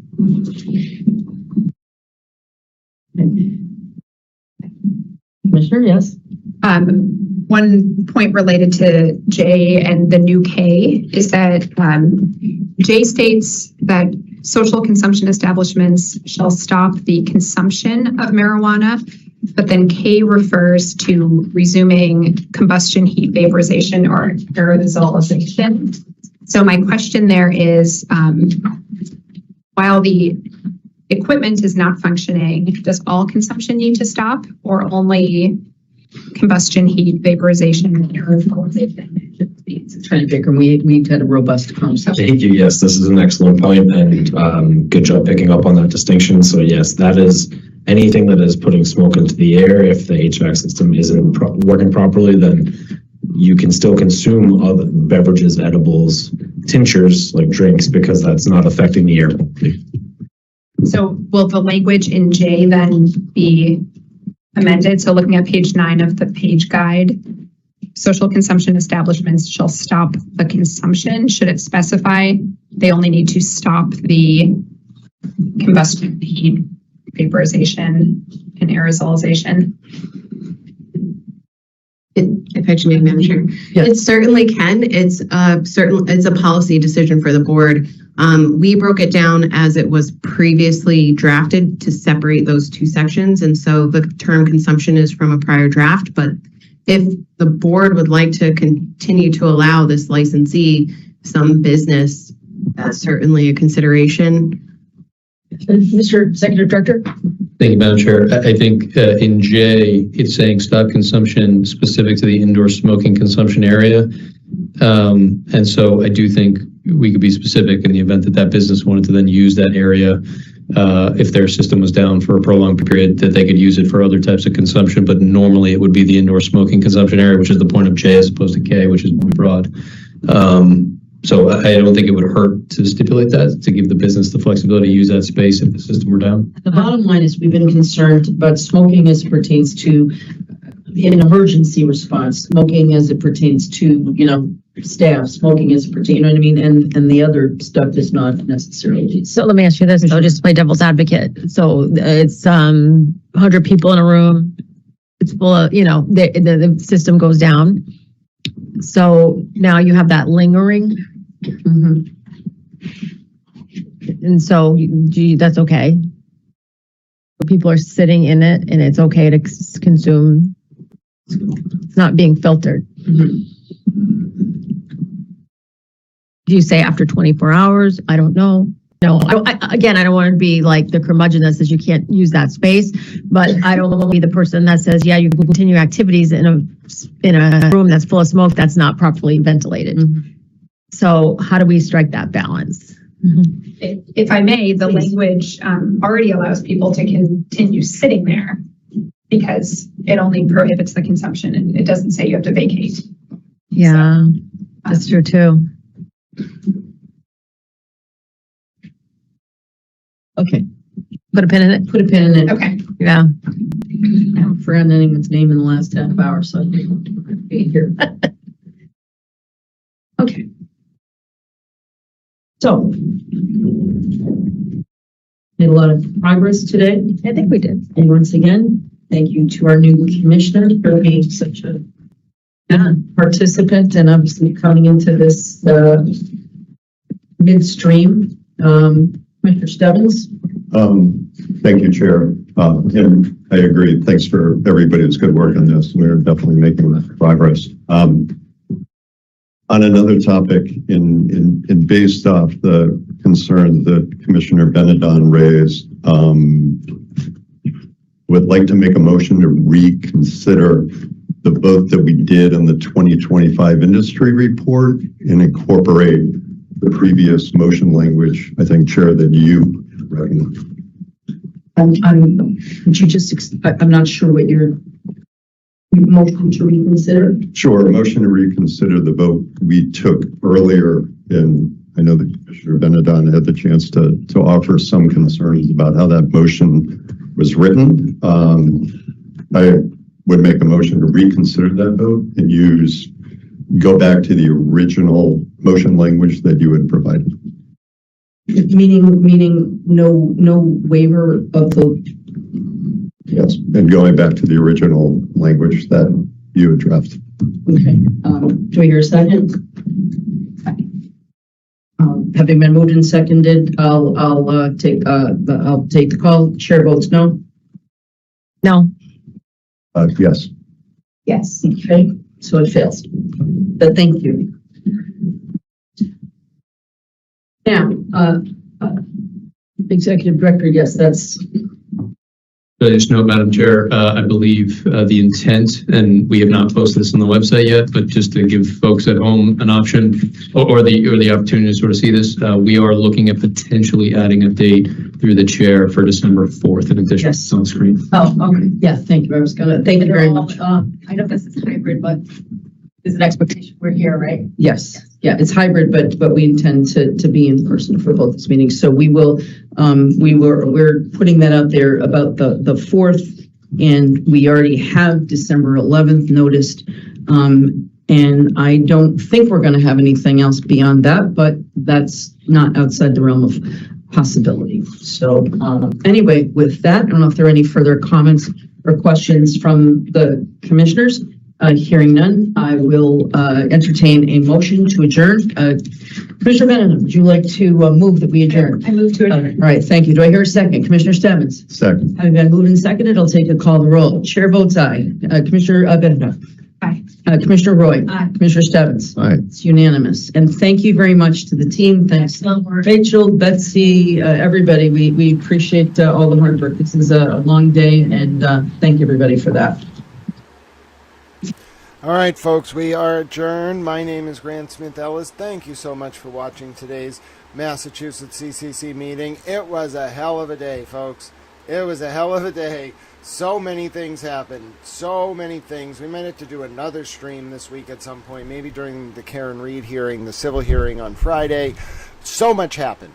Adam Deutsch, the former prosecutor on the federal level involved with the Karen Reed and John O'Keefe investigation, and potentially the Birchmore investigation, running for Norfolk DA. 6,000 plus people watching on the Towel X. I appreciate every single one of you. My name's Grant Smith Ellis. The Turtle Boy filing involving Kate Peter and Leah Genduso and Lindsay Gattani. Oh, goodness, ladies and gentlemen. And then to add on to that, he had Brian Walsh pleading guilty to moving his wife Anna Walsh's body and lying to investigators, but then taking the first-degree murder charge to trial. And then Karen Reed dropping the bombshell 7-count civil lawsuit against Jen McCabe, Matt McCabe, Brian Tully, Michael Proctor, Yuri Bukhenik, the state police, Brian Higgins, the town of Canton. It was an apocalyptic day. I was happy to take you through it. My name's Grant Smith Ellis. Look for a reason to pay it forward, ladies and gentlemen. Tal's got to go to a press conference, but look for a reason to donate to our homeless veterans. No veteran should be homeless in the United States against their will. Look for a reason to donate to animal shelters run by veterans. Look for a reason to donate to the big issue if you're in the UK, help those experiencing homelessness. Look for a reason to say hello to someone on the street, reach out to a friend or family member you haven't talked to in a while, or donate 200 tomato plants like Francis Futrell did one time and have them designated honorary towels forevermore. My name's Grant Smith Ellis. We can bring about a better world and live up to our towels, Sumen Bonum or Eudaimonia in the Latin or the ancient Greek, respectively. Therein, changing the current realpolitik from one centered on preserving, expanding, and demonstrating our power to one centered on preserving, expanding, and demonstrating our capacity to engage in unconditional love. I think it's possible because of you all. We'll bring about a new digital epic defined by Aquarius, the water bearer standing tall and carrying a towel. My name's Grant Smith Ellis. Until we see each other again, see you later, Peggy and Towel friends. God bless you all for watching. Hi, Nancy. Hi, so many of you. My name's Grant Smith Ellis. Got to get going. God bless you. Be well, Towel friends. Enjoy the rest of your Tuesday. Towel friends on the YouTube, you got a few extra seconds. I got to get going. Got things to do. I'm a little towel. God bless each and every one of you for being with me today. It means so much to me. Until we see each other again, my name's Grant Smith Ellis. Towel loves you very much. As Peggy says, save Towel. We'll do it, Peggy. I'll see you in a few days.